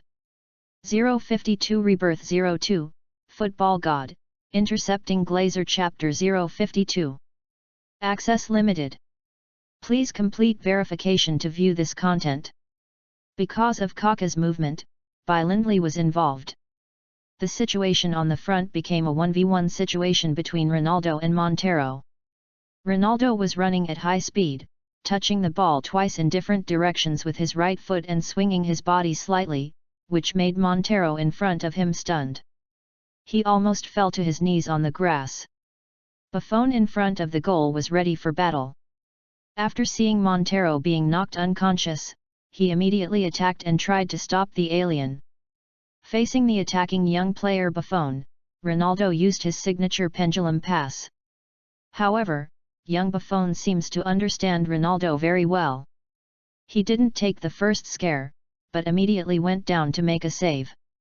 Instead, he stood in position, lowered his arms, and blocked Ronaldo's shooting angle as much as possible. Seeing that he was not fooled, Ronaldo was not in a hurry and continued to push with the outside of his foot, intending to bypass Buffon directly. Seeing this, Buffon became anxious. "This is too bullying. My standing in front of you is affecting your shot a little, right? Do you have to shoot around me?" So Buffon quickly rushed in the direction of Ronaldo. Who knew that Ronaldo would stop and dunk the ball again the moment Buffon rushed out? Buffon missed the ball and glided past Ronaldo. After stopping the ball, Ronaldo stood in place and gently pushed with his left foot. The ball rolled into the empty goal. Manchester United leads Juventus 1-0 away. The world's #1 center. Shen Yuchen, who was sitting in the stands, stood up in disbelief with his hands on his head after seeing the goal. Guan Wen, who was holding a camera at the side, asked worriedly, "Boss Shen, what's wrong with you? Oh my god, this is incredible. What the hell is this monster? I've watched so many highlights and I've never seen a goal like this. This ball should have never appeared before." Guan Wen looked at Shen Yuchen, who was talking to himself, and felt a little puzzled. What is a person mumbling about? He was always calm when Manchester United scored goals before. Why am I so excited today? While Guan Wen was thinking about it, Shen Yuchen suddenly turned around, put his hands on her arms, shook her and said, "Guan Wen, did you take a clear picture just now?" Guan Wen quickly said, I took it, I took it, I took it." "Boss Shen, please let go first, you're hurting me." On the field, Buffon half knelt there, looking at Ronaldo and Manchester United players celebrating, and shook his head helplessly. It was the first time that he was scored against in such a humiliating way. This goal will eventually fill his entire life. Even many years later, Buffon still could not forget the goal scored by Ronaldo that day. In an interview program before the 2030 World Cup, Buffon recalled, "At that time, I was still too young. When I saw Ronaldo was about to change direction, I rushed out anxiously. If I had stood more steadily, maybe I could have saved the ball. Maybe, if Ronaldo hadn't scored that goal, we could have really advanced and I might have won my first Champions League title. Unfortunately, there are no ifs in this world." The scene returns to the court, where Montero is lying on the ground unable to get up. He covered his knees with his hands, looking extremely painful. Juventus team doctor entered the field carrying a medical bag. After an examination by the team doctor, he made a substitution gesture to Lippi on the sidelines. After seeing the team doctor's gesture, Lippi's brows, which were already slightly furrowed even deeper. He immediately walked towards the bench and settled towards Ferrara, who was changing his jersey. "When you come on the pitch, tell Nedved and Davis that if you can't stop Ronaldo from getting the ball, just pass it to him. Don't give him the opportunity to get the ball directly into our defense. Let Thuram shrink a little and help protect the middle. Manchester United will not attack from the flanks in this game. Their attacking force consists of only Ronaldo and Kaká." Afterwards, Ferrara, who came on the field with a mission, replaced Montero, the king of red cards in Serie A and known as the striker butcher, who was carried away on a stretcher. When Ronaldo saw Montero being carried away on a stretcher, he felt inexplicably happy. When he was playing in Serie A, he was kicked by this guy many times. But Ronaldo, being a good guy, never gets angry at anyone. In the following game, Davis kept clinging to Ronaldo, while Conti kept clinging to Kaká. Although they would not be able to get the ball easily, Juventus' attack did not seem to be easy to fight. Piero was closely guarded by Makelele and could not perform at all.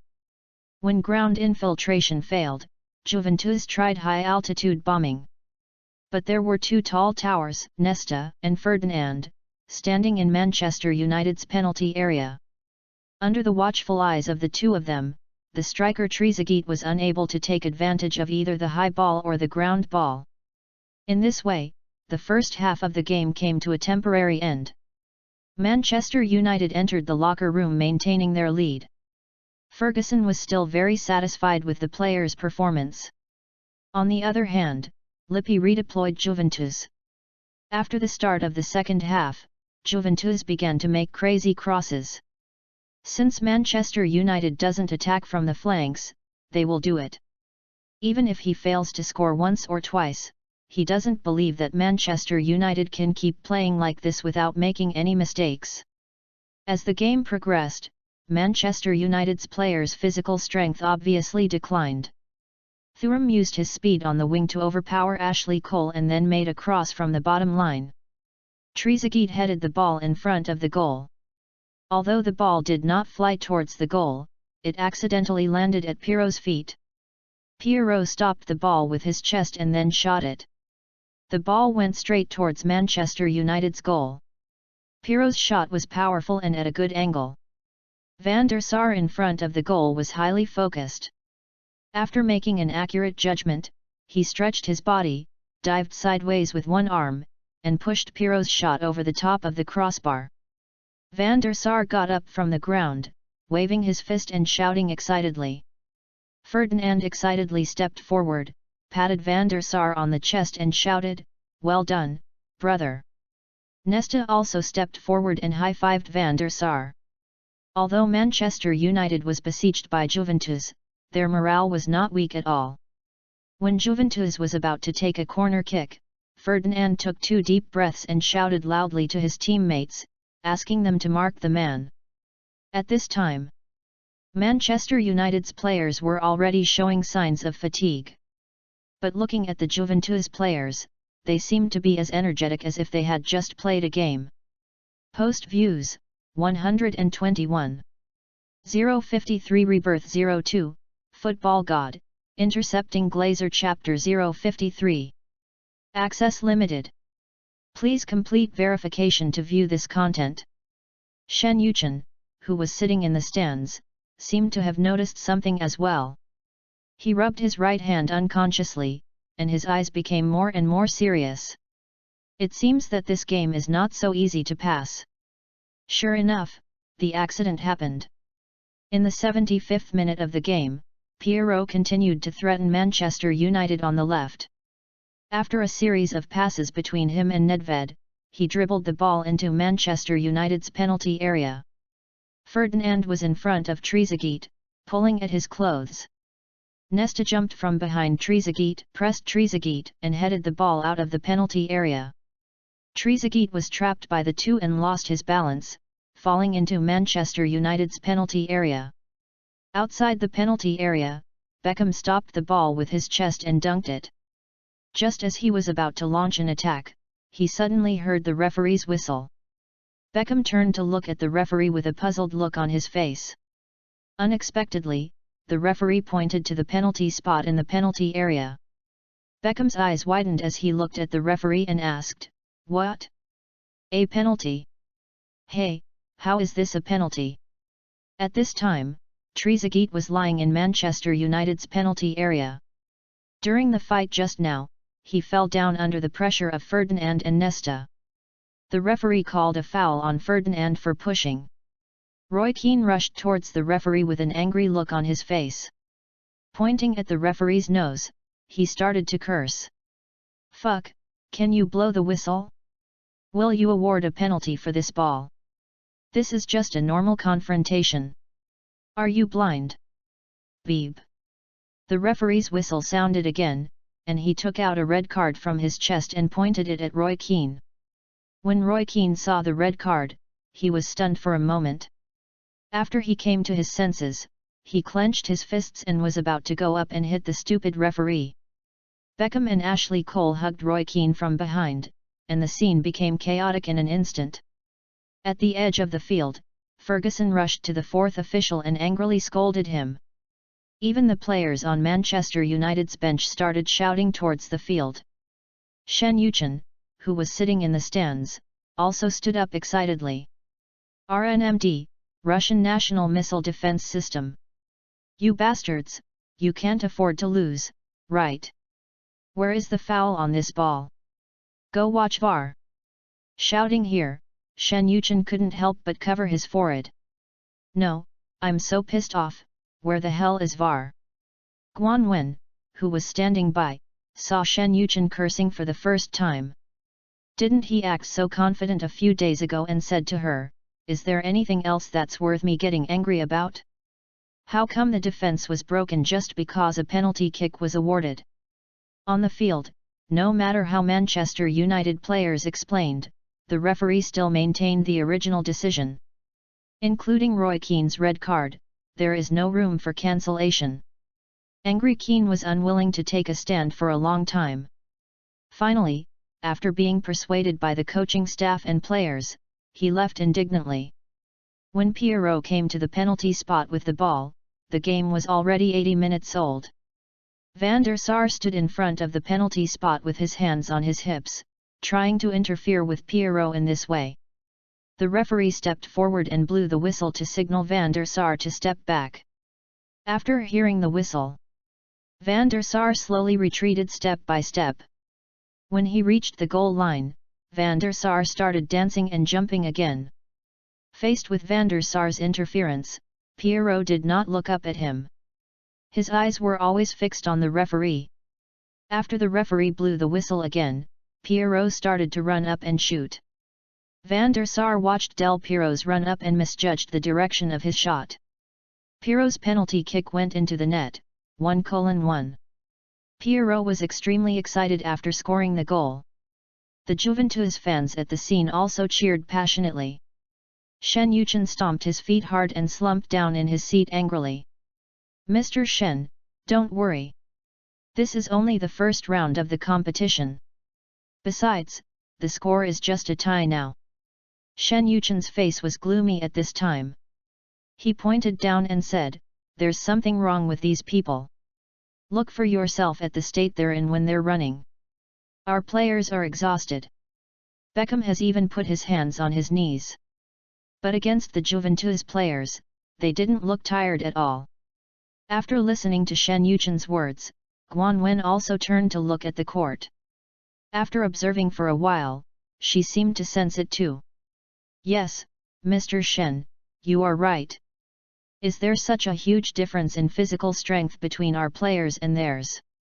Shen Yuchen chuckled and said, "Haha, have you forgotten the first mission I gave you after you came to England? Did you hire a fitness coach and personal trainers for the players? You spent a lot of money to hire such an excellent team from Germany, France, Spain, and so many other places. Do you think that if there's going to be a problem, it's going to be us?" Guan Wen reacted immediately after being reminded by Shen Yuchen.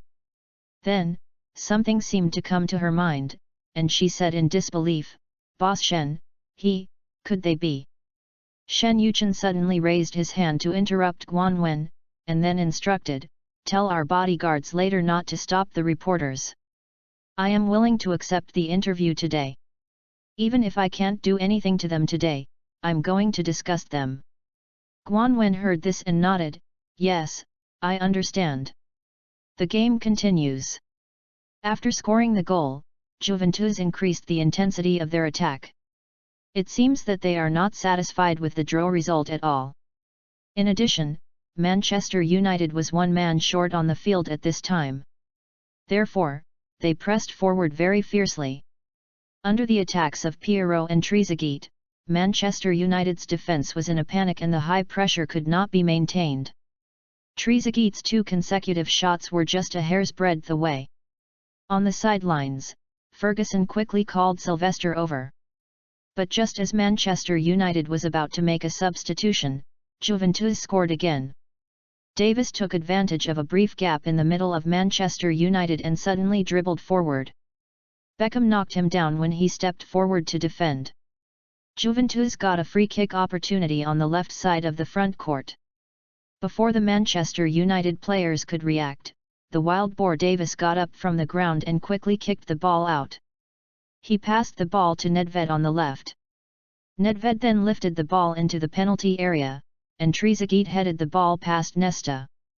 The ball hit the net from under Van der Sar's armpit. 2:1. Juventus successfully reversed the score. After scoring the goal, Trezeguet excitedly took off his shirt. They started running around the field and cheering. Post views, 113. 054 Rebirth 02, Football God, Intercepting Glazer Chapter 054. Access limited. Please complete verification to view this content.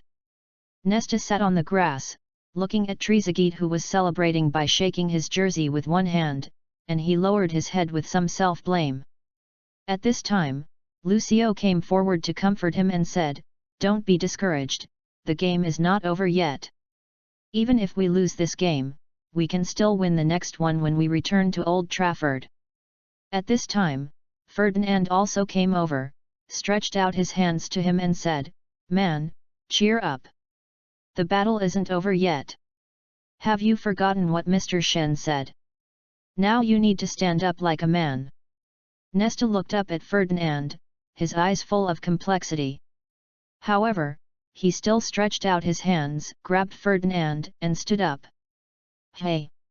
Nesta took a deep breath and said, "That's right, the game is not over yet." Then, he clapped his hands vigorously and said, "Guys, let's work hard together and try to take him down one more time." Beckham stepped forward and lightly punched Nesta in the chest. "That's right." He then shouted to the other Manchester United players, "Everyone hold on, calm down. This is only the first round.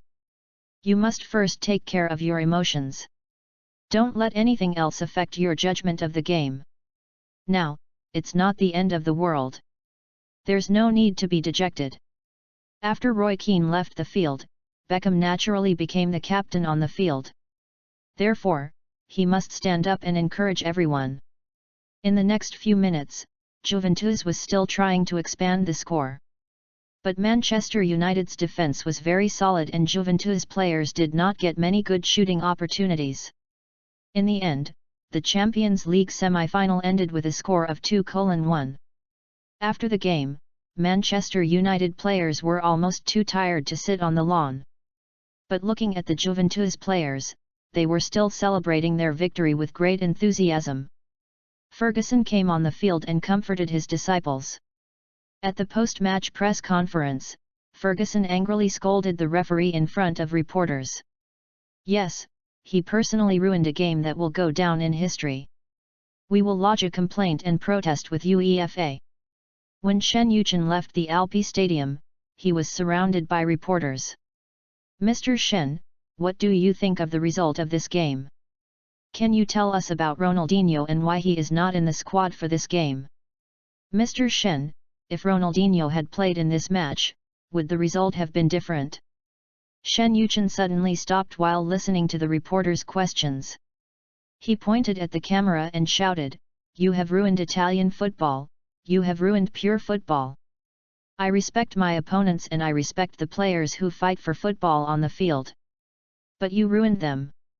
Italian football is over. Let's go to Old Trafford and show you what pure football is." After saying that, Shen Yuchen left the Alpi Stadium under the escort of bodyguards. After the game, Roy Keane was banned from playing in the Champions League for 3 matches by UEFA and fined €20,000. This penalty means that Roy Keane will not be able to play in the next game. Even if Manchester United can reverse Juventus at home, he still cannot represent Manchester United in the Champions League final. Manchester United appealed against UEFA's punishment, but was ultimately rejected by UEFA. Shen Yuchen's post-match remarks made the front-page headlines of major European newspapers the next day. The statement "Italian football is over" directly pushed Shen Yuchen to the forefront. Italian fans were laughing at his incompetence and rage, saying that the team built with money was vulnerable. The media in other countries maintained a neutral attitude. However, they are still unwilling to miss this wave of traffic.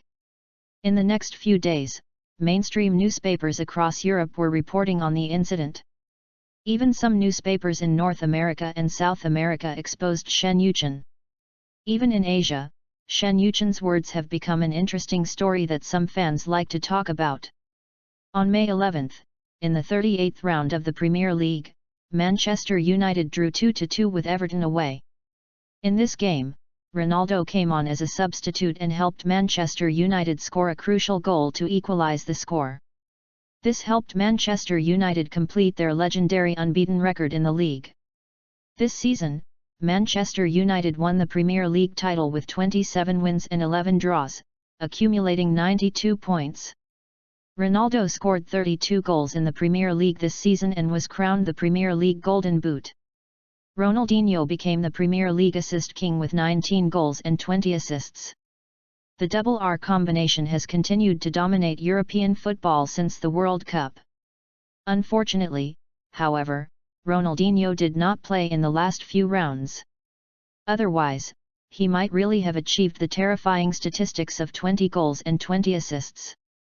After the game, Ronaldo said in an interview with reporters, "I am very grateful to the club, coach, and teammates for their help. This has been the best season of my life. Coach Ferguson helped me a lot, and my teammates helped me a lot too. I hope that in a few days, in the match against Juventus, I can continue to contribute to the team. May 15th. Old Trafford. The second leg of the Champions League semi-final will be staged here. The ratings of this game are no less than those of the game between Manchester United and Real Madrid. The Theatre of Dreams was packed tonight. Not only was the stadium packed, but there were also tens of thousands of Manchester United fans outside. They support their favorite teams with their singing, shouting, and cheering. The Juventus players were already shocked by the roar of Manchester United fans while they were warming up on the field. Listening to the neat shouts of "Manchester United must win." The Juventus players were also shocked. I thought the fans at Juventus home stadium were crazy enough, but I didn't expect the fans at Old Trafford to be even more crazy. After the players finished warming up, Shen Yuchen walked out of the player tunnel holding a microphone. At this time, the Old Trafford scene shouted his name. Shen Yuchen! Shen Yuchen! Shen Yuchen! The coach of Juventus and Lippi looked at the young man from Daxia from afar. He really didn't expect that this young man would be so popular. Post views, 120. 055 Rebirth 02, Football God Intercepting Glazer Chapter 055. Access limited. Please complete verification to view this content. The prelude of United Road sounded at the Theatre of Dreams and the fans cheered. It seems that today, Boss Shen will personally lead them in singing the war song. Shen Yuchen. I was born to be united. As Shen Yuchen's singing began, Manchester United fans almost sang along with him. But after Shen Yuchen finished singing the first sentence, a female voice familiar to Manchester United fans appeared. Then they saw Avril, wearing a Manchester United jersey, walking out. Daddy told me when I was just a baby. Then, the little Queen Brittany appeared behind Avril. When I was 5, I went down the Warwick Road. Madonna also walked out of the player tunnel. Now I'm addicted, the only place I go. Next, a crazy figure appeared, pushing the atmosphere to a climax again. Michael Jackson sang as he walked towards Shen Yuchen. Take me home, United Road. Take me home, the Manchester United way. To the place I belong. Back to where I belong. To Old Trafford, to see United. Go to Old Trafford and see Manchester United. Take me home, United Road. Take me home, the Manchester United way. In the player tunnel, Trezeguet said to his national team teammate Thuram, the owner of Manchester United really knows how to have fun. I heard that at every home game at Old Trafford, there will be a star singing the theme song for them. Hey, tell me, how much would it cost to invite Michael Jackson to sing?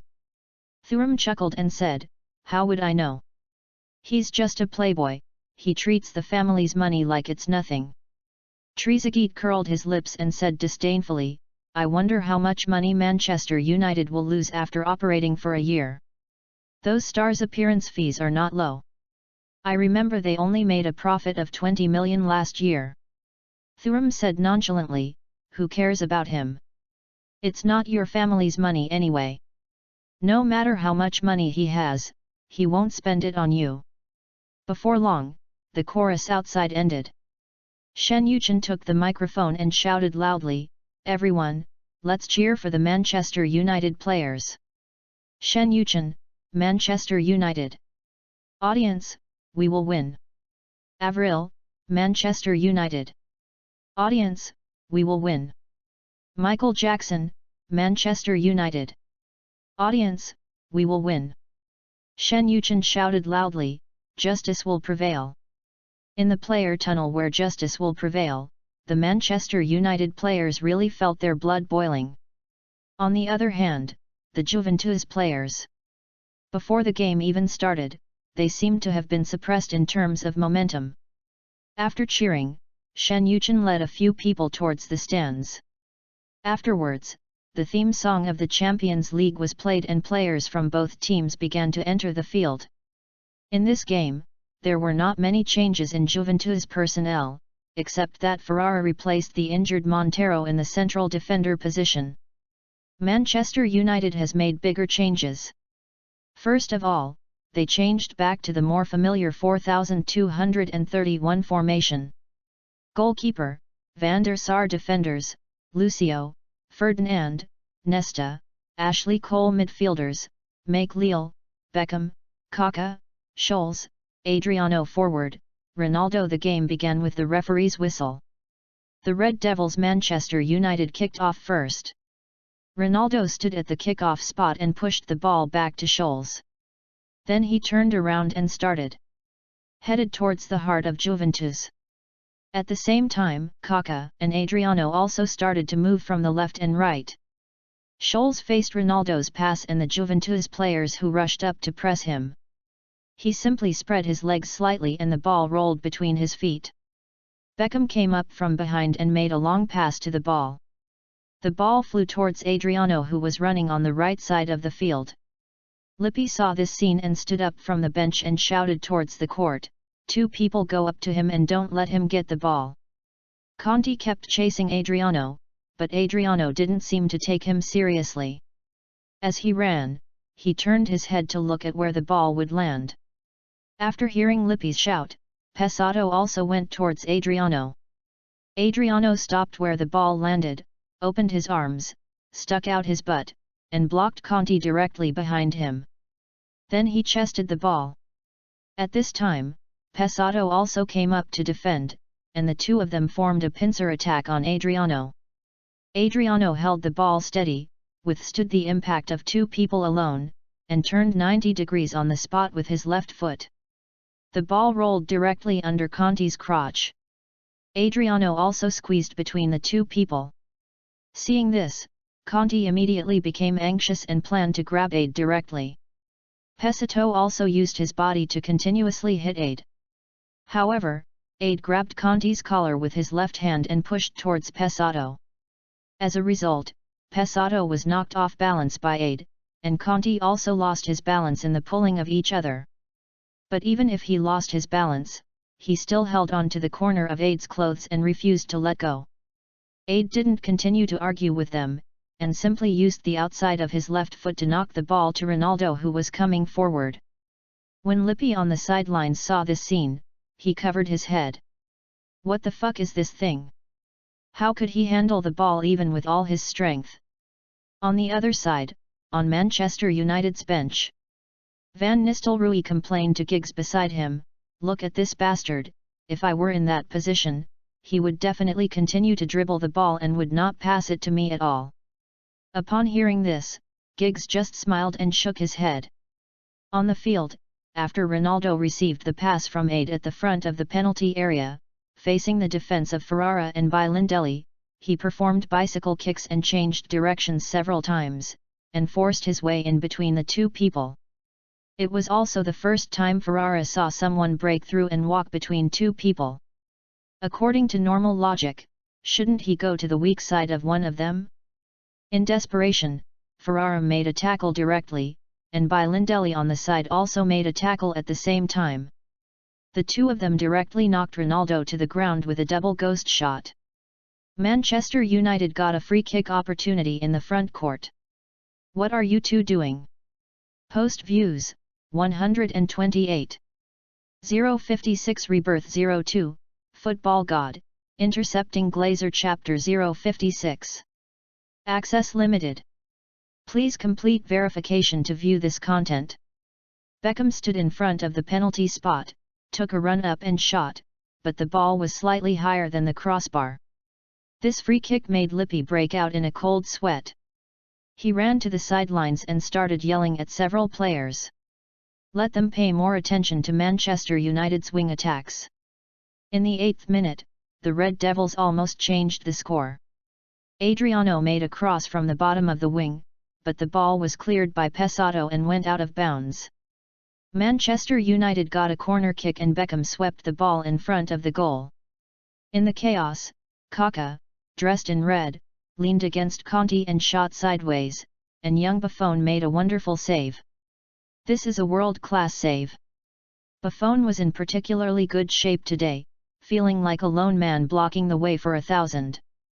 In the opening period, Manchester United played more aggressively, and the old lady's defence was put in a very passive position by rounds of high pressure and attacks. When the game reached the 31st minute, Juventus's front court launched a wave of equal attacks.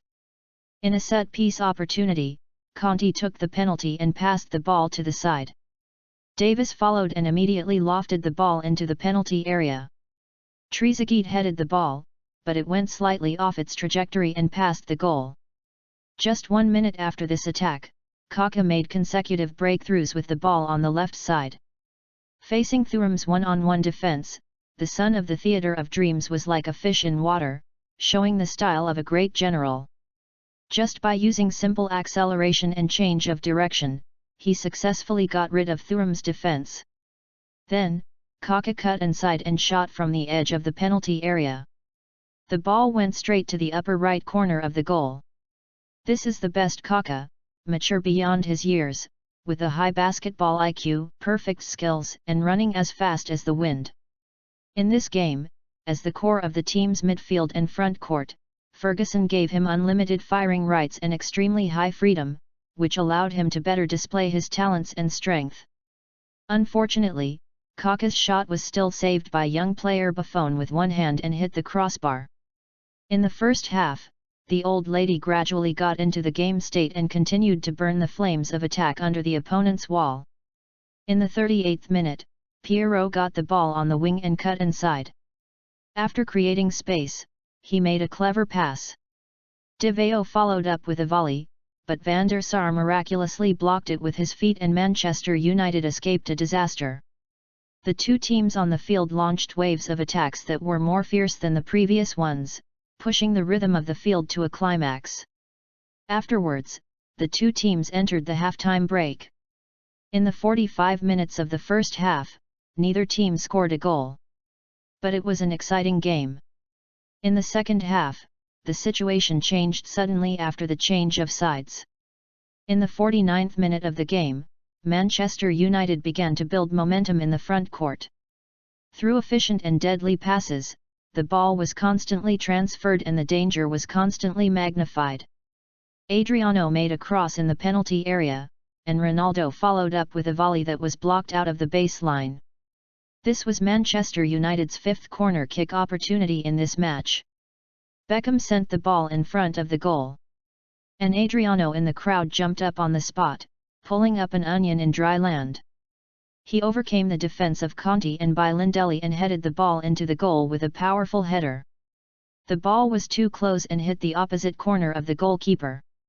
Even if the young player Buffon had a quick reaction, he could only watch the ball and sigh.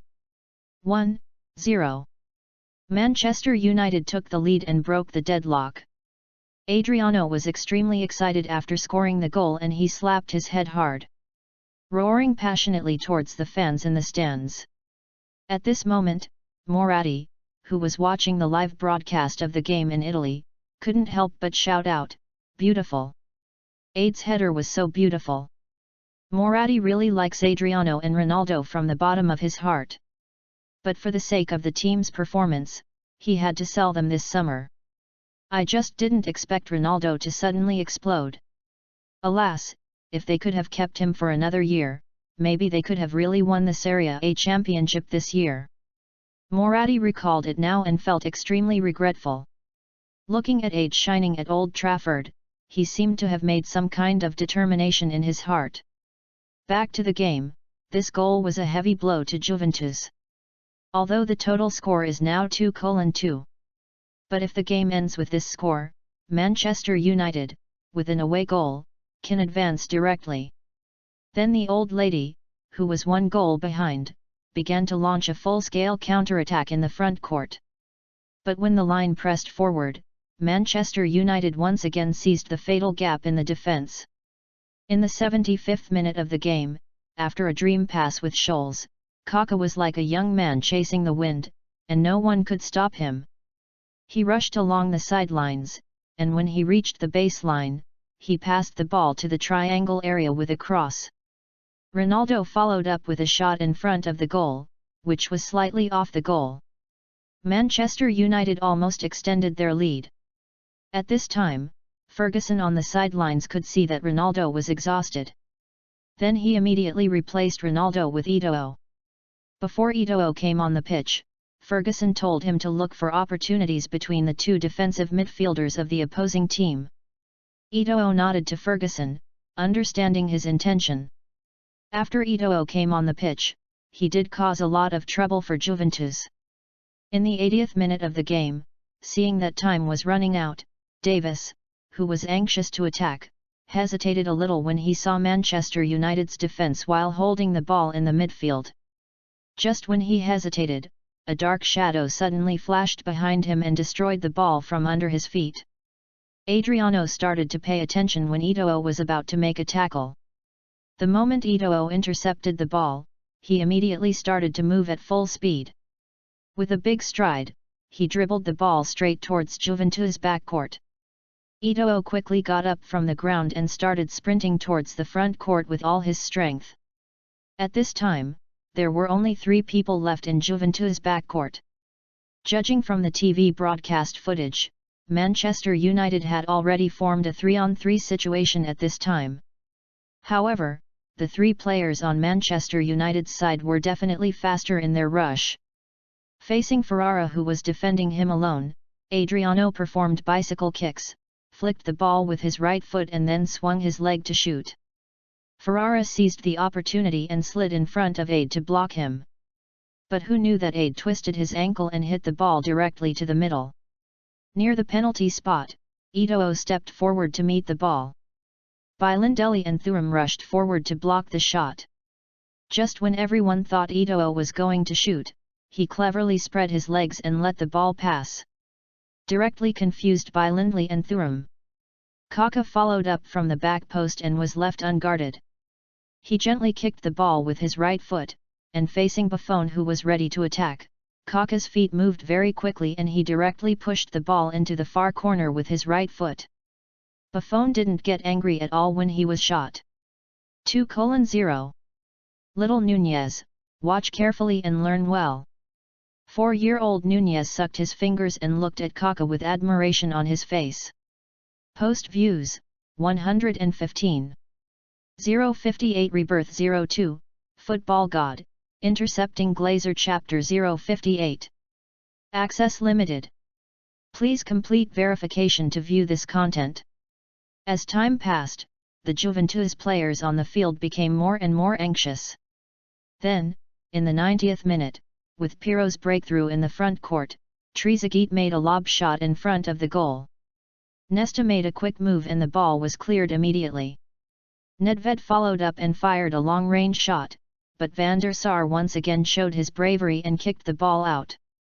Juventus' chances are getting fewer and fewer, and time is slowly passing by. Manchester United's defence did not give Juventus any chance. Just when Juventus' front court was unable to break through, Eto'o deliberately delayed time and injury time, which caused extreme dissatisfaction among the Juventus players on the field.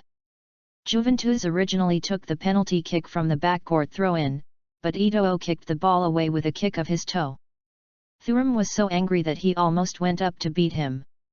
The final whistle blew, the referee raised his right hand high, and the game was over. Manchester United beat Juventus 2:0, aggregate score 3:2, at home and successfully advanced to the Champions League final. In the stands, Shen Yuchen was extremely excited, and the veins on his forehead were throbbing slightly with excitement. He clenched his fist, waved it vigorously, and shouted, "Kong Meng!" It was like all the suppressed emotions in my heart burst out.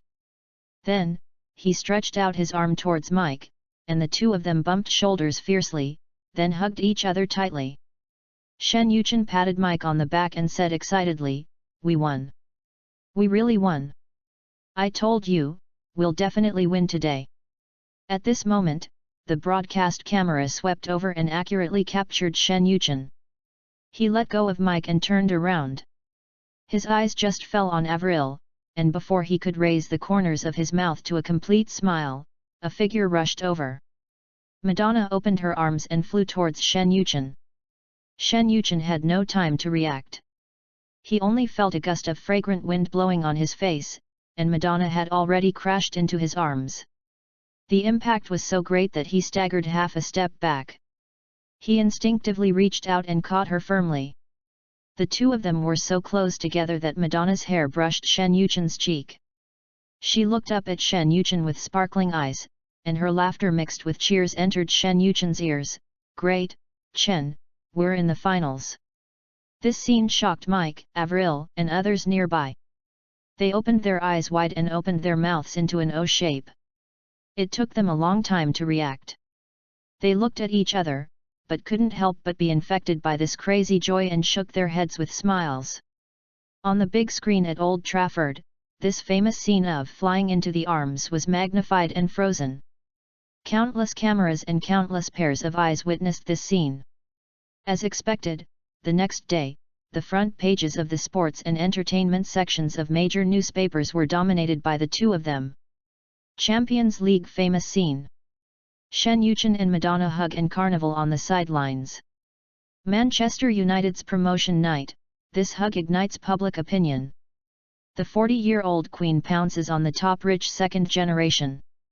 Barcelona presidential candidate Laporta says he will bring Ronaldinho to Camp Nou. After the game, Shen Yuchen originally planned to take Avril home to spend some time alone. But Brittany suggested that everyone go out and find a place to celebrate. After all, it's not easy to come to Manchester, and everyone here today is a good friend. Shen Yuchen turned around and asked Mike. Seeing him nod, Shen Yuchen didn't want to spoil everyone's fun. So he took everyone to his house for a party. Some Manchester United players also came to Shen Yuchen's home. Apart from not being able to drink alcohol, they are allowed to have some entertainment and relax. After these people arrived, they basically surrounded Mike and took photos to celebrate.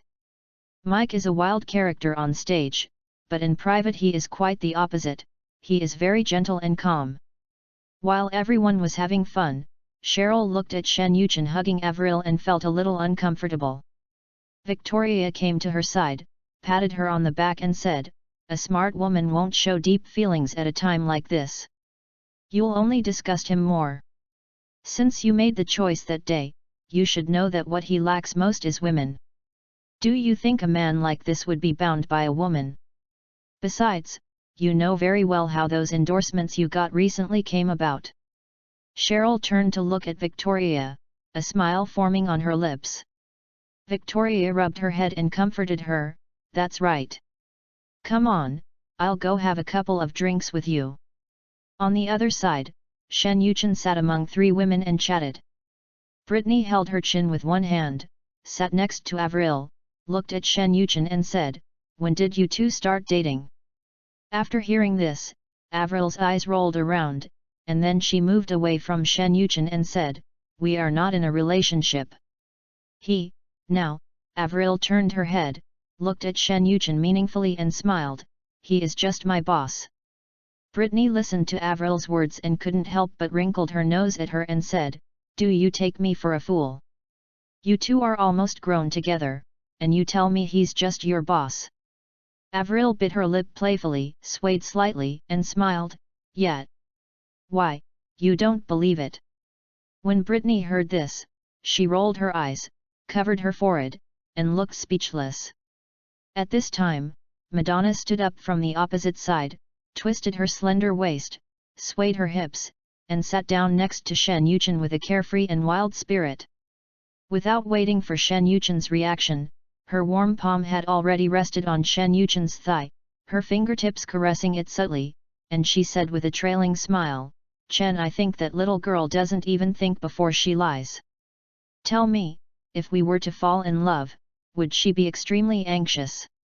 Brittany's eyes widened as she watched Madonna's actions. But Avril, who was sitting next to her, smiled knowingly. He didn't show any dissatisfaction. It was obvious that she had already seen something. Shen Yuchen looked at Madonna's actions, a playful smile appeared on his lips as he said, "You want to date me? Aunt?" Brittany couldn't hold back and almost laughed out loud. Madonna was startled when she heard the word auntie. Seeing that Shen Yuchen did not stop his actions. So, she continued teasingly, "Yes. But you don't mind my age, do you?" As she spoke, Madonna leaned close to Shen Yuchen's ear and blew a breath of warm air gently. "I'm not afraid of anything, but I'm worried that my aunt is too old to stand up to the young man's torment." "Hey? Who are you looking down on? Let's go. I want to see how much you can do." As she spoke, she grabbed Shen Yuchen's tie and dragged him away. Post Views, 121. 059 Rebirth 02, Football God, Intercepting Glazer Chapter 059. Access limited. Please complete verification to view this content. Brittany stared at Madonna dragging Shen Yuchen up the stairs. Her eyes widened and her jaw nearly dropped to the ground. It took her a long time to utter, "Hey! Your boyfriend's been dragged away, and you didn't stop him." Avril curled up on the sofa, shook her shoulders casually, and said nonchalantly, "Why stop him? As long as he is happy." Brittany was so shocked that she reached out to touch her head, poked her hair with her fingertips and muttered, "Oh my God, how can you be so generous?" 2 hours later, Manchester United players left the field one after another. When Mike came over, he waved to them, said "See you later" with a smile, and disappeared into the night without stopping. The villa was quiet at this moment, with only Brittany and Avril left. Brittany looked down at her watch, her mouth twitching. Are they planning to stay upstairs all night? Avril glanced at her sideways, a wicked smile on her lips, and said with a hint of ridicule, "With this amount of time, I guess he can't even use up 1/10 of his firepower. That guy's got a very stiff back, like he's got a spring in his arm." Brittany's ears suddenly felt hot, 3 black lines seemed to appear on her forehead, and her heart felt like it was being scratched by a little claw. Are all Asian men so aggressive? She gritted her teeth, moved closer to Avril, and gently bumped her with her shoulder, her voice soft and urgent, "Hey, can you tell me something?" Avril blinked and pretended to be confused, "What are you talking about?" Brittany's face flushed red, she didn't know where to put her fingers, and she stammered, "It's about that aspect of him." "Ouch, you know." Avril understood instantly, her eyes curved into crescents, and she laughed jokingly, "Oh, so you want to try it too?" Brittany was so embarrassed that she slapped her and said stubbornly, "It's okay to try. Just, would he be willing?" Avril's eyes rolled around, and she suddenly grabbed her wrist with a strong and fast force, dragging her towards the stairs. "Come on. I'll take you upstairs to meet him." "Ah? Hey!" Brittany was caught off guard and almost sprained her toe. Avril half dragged and half pulled him up to the 2nd floor. "I was panicking and confused, but that secret expectation was pounding in my chest." The two came to the door of Shen Yuchen's room. Listen to the heart-wrenching cries inside. Avril turned around and winked at Brittany. Brittany clutched the corner of her clothes and lowered her head shyly. Seeing this, Avril suddenly realized something and looked at her and said, "Oh my God! Is this your first time?" Brittany covered her mouth in panic and made a hushing gesture to her. "What are you yelling for? What if he hears you?" Avril Lavigne had a look on her face that said, "You're such an idiot." "I heard it, so what are you afraid of?" Suddenly, Shen Yuchen's door was opened. When the two saw Shen Yuchen, who was naked on top and only wearing a pair of shorts on the bottom, they subconsciously turned around and ran away. After turning around, Avril thought, "Oh, something is wrong, why should I run?" Then she turned to look at Brittany, who had turned around with her. She grabbed her clothes and pulled her to her side, then turned to look at Shen Yuchen and said, "Hey, Xiao Tian has something to talk to you about. So I won't bother you anymore." After saying that, Avril pushed Brittany towards Shen Yuchen. He just turned around and ran away. Brittany staggered and fell into Shen Yuchen's arms, feeling his strong muscles and firm chest, her heart pounding. Shen Yuchen was startled, hugged the person in his arms tightly, and looked down at her. "You." Just as Shen Yuchen raised his head and was about to speak, his mouth was blocked. Brittany raised her head and kissed him directly. Shen Yuchen widened his eyes and glanced at Brittany in disbelief. Brittany closed her eyes, stood on tiptoe, and kissed Shen Yuchen deeply on the lips. Shen Yuchen put his arms around Brittany's waist and responded with a long kiss. The two of them were deeply attached to each other and were deeply in love. After a while, Brittany let go of Shen Yuchen, panting, and whispered, I want to try it too." Shen Yuchen was stunned for a few seconds, then reacted. He smiled slightly, picked up Brittany by the waist, and walked towards the next room. On the other side, after Avril ran away, she went to the next room and planned to eavesdrop. Snap! Suddenly, there was the sound of a door opening. Shen Yuchen walked in from outside holding Brittany. Seeing Avril kneeling on the bed with her face pressed against the wall, Shen Yuchen asked in confusion, "What are you doing?" Avril smiled awkwardly, "Hee. It's nothing. I just drank a little too much. I need to move around." "Yes, move around." Avril pretended to do some stretching exercises and slowly rolled off the bed.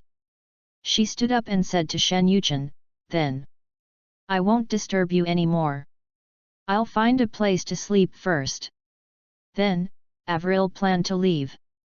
When he passed by Shen Yuchen grabbed her arm. Then, he swung and threw the two of them forward with force. Then, he pounced directly at the two of them. Ah! Next door, Madonna had just fallen asleep when she heard a scream. She stood up angrily, hammered the wall with her hand, and scolded, "What's the big deal? Screaming so loudly?" But Madonna recalled the scenes just now, and she seemed to feel a little unsatisfied. "Alas! Good things are worth waiting for, so I'll give you a treat today." Then Madonna turned around, grabbed the quilt, and prepared to go to sleep. Half an hour later, Madonna rested her cheek on one arm, lying on her side against the headboard. What kind of shabby house did Shen Yuchen buy? The sound insulation is so poor. Another half hour later. No, I can't stand it anymore. Damn it, I'm not done with you guys. As she said that, she threw back the quilt and rushed to the next room. Next, enter the VIP paid content. On May 17, 2003, the 2002-03 FA Cup final was held at the Millennium Stadium in Cardiff. The two teams facing each other are the Red Devils Manchester United and the Saints Southampton. As soon as the game started, Manchester United took the lead. Facing Beckham's precise long pass, Ronaldo leaned on the opponent's defensive player, stopped with his chest, and then dribbled past with his feet. In a panic, Southampton's midfielder knocked Ronaldo to the ground. Manchester United got a free kick opportunity in an excellent position just 5 minutes into the game. Post views, 118. 060 Rebirth 02, Football God, Intercepting Glazer Chapter-1-60. Access limited. Please complete verification to view this content. Beckham stood still, his eyes scanning the penalty area like a torch, taking in the positions of the Southampton players and the changes in the goalkeeper's center of gravity. He took a deep breath, his chest rising and falling slightly. When running up, take a light half step with your left foot to find support, straighten your right foot instantly, and use the inner instep to cut the right side of the football as accurately as a scalpel. The ball soared into the air with a strong side spin, drawing the world-famous Beck's arc. The ball went around the wall and fell rapidly, brushing the post and going into the net. 1:0. In an instant, the stadium was boiling and cheers rang out one after another. Manchester United had a dream start. Next, Manchester United's attack became smoother and Southampton had almost no ability to resist. In the 26th minute of the game, Kaká went down the wing and found Ronaldo, who was in the middle. Ronaldo easily pushed the ball into the goal, 2-0. In the 39th minute, Ronaldo created a threat again. After dribbling past two defenders, he broke into the opponent's penalty area. Southampton's goalkeeper came out and brought Ronaldo down. Manchester United was awarded a penalty kick. Ronaldo took the penalty kick himself and scored it, 3-0. At the end of the first half, Manchester United had almost secured the victory. However, at the beginning of the second half, Manchester United's offensive continued unabated. Just 2 minutes into the game, Kaká made consecutive breakthroughs on the wing, devoured Southampton's defence, and provided an assist. Van Nistelrooy came on as a substitute in front of the goal and once again helped Manchester United extend their lead. After the score of 4-0, Manchester United played more conservatively. Although the league is over, but Manchester United still has a Champions League final to play. In the 67th minute of the game, Southampton midfielder Svensson seized on Roy Keane's pass error and launched a quick counter-attack. He dribbled the ball forward a few meters and then made a through pass. The ball hit the open space behind Sylvester directly. Omrod quickly inserted himself into the attack and formed a one-on-one situation. Facing the attacking Van der Sar, Omrod calmly pushed the ball and Southampton scored a face-saving goal. After the opponent scored, Van der Sar was very angry and yelled at the people in front of him, "What are you doing? Can't you focus a little more? Why did you make a mistake at such a crucial moment? Oh, fuck it. Go to hell, my clean sheet award is gone."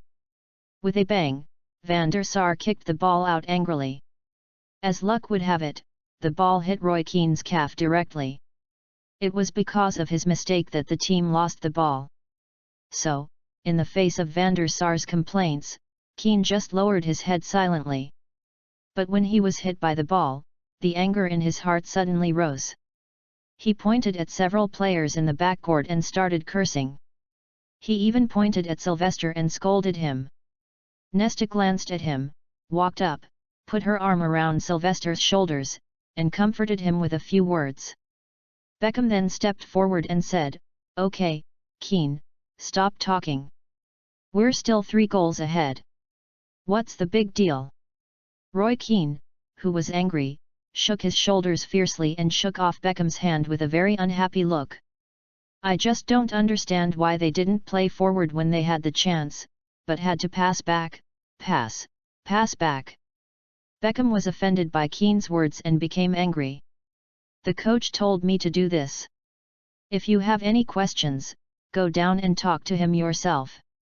What's the matter with you yelling at me on the court?"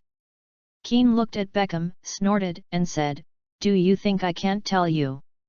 At this time, Ferguson, who was standing on the sidelines, saw everything. He called McLeal directly from the side. McLeal, who had not originally planned to play today, was caught off guard by this. However, he still changed his clothes as quickly as possible and came to the edge of the court. In the 70th minute, Manchester United made a substitution. McLeal replaced Roy Keane. When Keane saw the substitution card, he cursed, "Fuck." Then, he walked towards the sidelines very reluctantly. After leaving the field, he kicked over a mineral water bottle in front of the bench. After seeing his action, Ferguson began to criticize Keane in front of all the players. "What's wrong with you today? How could you quarrel with your teammates? You are the captain of Manchester United. Do you know what responsibility you are carrying?" Keane raised his head, looked at Ferguson with an unconvinced look and said, "I just want them to focus. Is there something wrong?" Ferguson pointed at the pitch and cursed, "Do you think I'm blind and deaf? What did you just say to Sylvester? You think I didn't hear that? You are the one who bears the greatest responsibility for that goal. It's not him. As the captain, you don't have the courage to take responsibility, but instead scold the young players. Do you think you're the head coach? Do you want me to give you my position? Ah! Keane spread his hands after being scolded by Ferguson and complained, but I just don't understand why he didn't play it up when he had the chance. David kept passing the ball to me today. I sent it forward, and they passed it twice and then passed it back. Is this still a Manchester United game? Is this the kind of game fans pay for? Ferguson listened to Keane's complaints, gritting his teeth, with a look of disappointment on his face. Okay, I'll talk to you after the game. You just sit here and be quiet. Ferguson had just said half of his words when an unexpected situation suddenly occurred on the field. McLeal accidentally sprained his thigh during a scramble. The team doctor had already entered the field. Ferguson turned his head and took a look before saying to Keane, "I'll deal with you after the game." Ferguson came to the sidelines and watched McLeal's situation. When the team doctor gave the signal for substitution, Ferguson closed his eyes in anger and sighed deeply. The thing I least wanted to see happened. Fuck. Ferguson turned his head and pointed at Keane, his fingers trembling slightly. Then he glanced at the bench again. "Giggs, change your equipment." A minute later, Giggs came on to replace McLeal, who had just come on. Giggs came on and took Scholes's place. Scholes retreated back to the defensive midfielder position. In the following games, Manchester United still held the initiative on the field. In the end, Manchester United defeated the Saints with a score of 4-1 and won the FA Cup trophy. Post views, 114.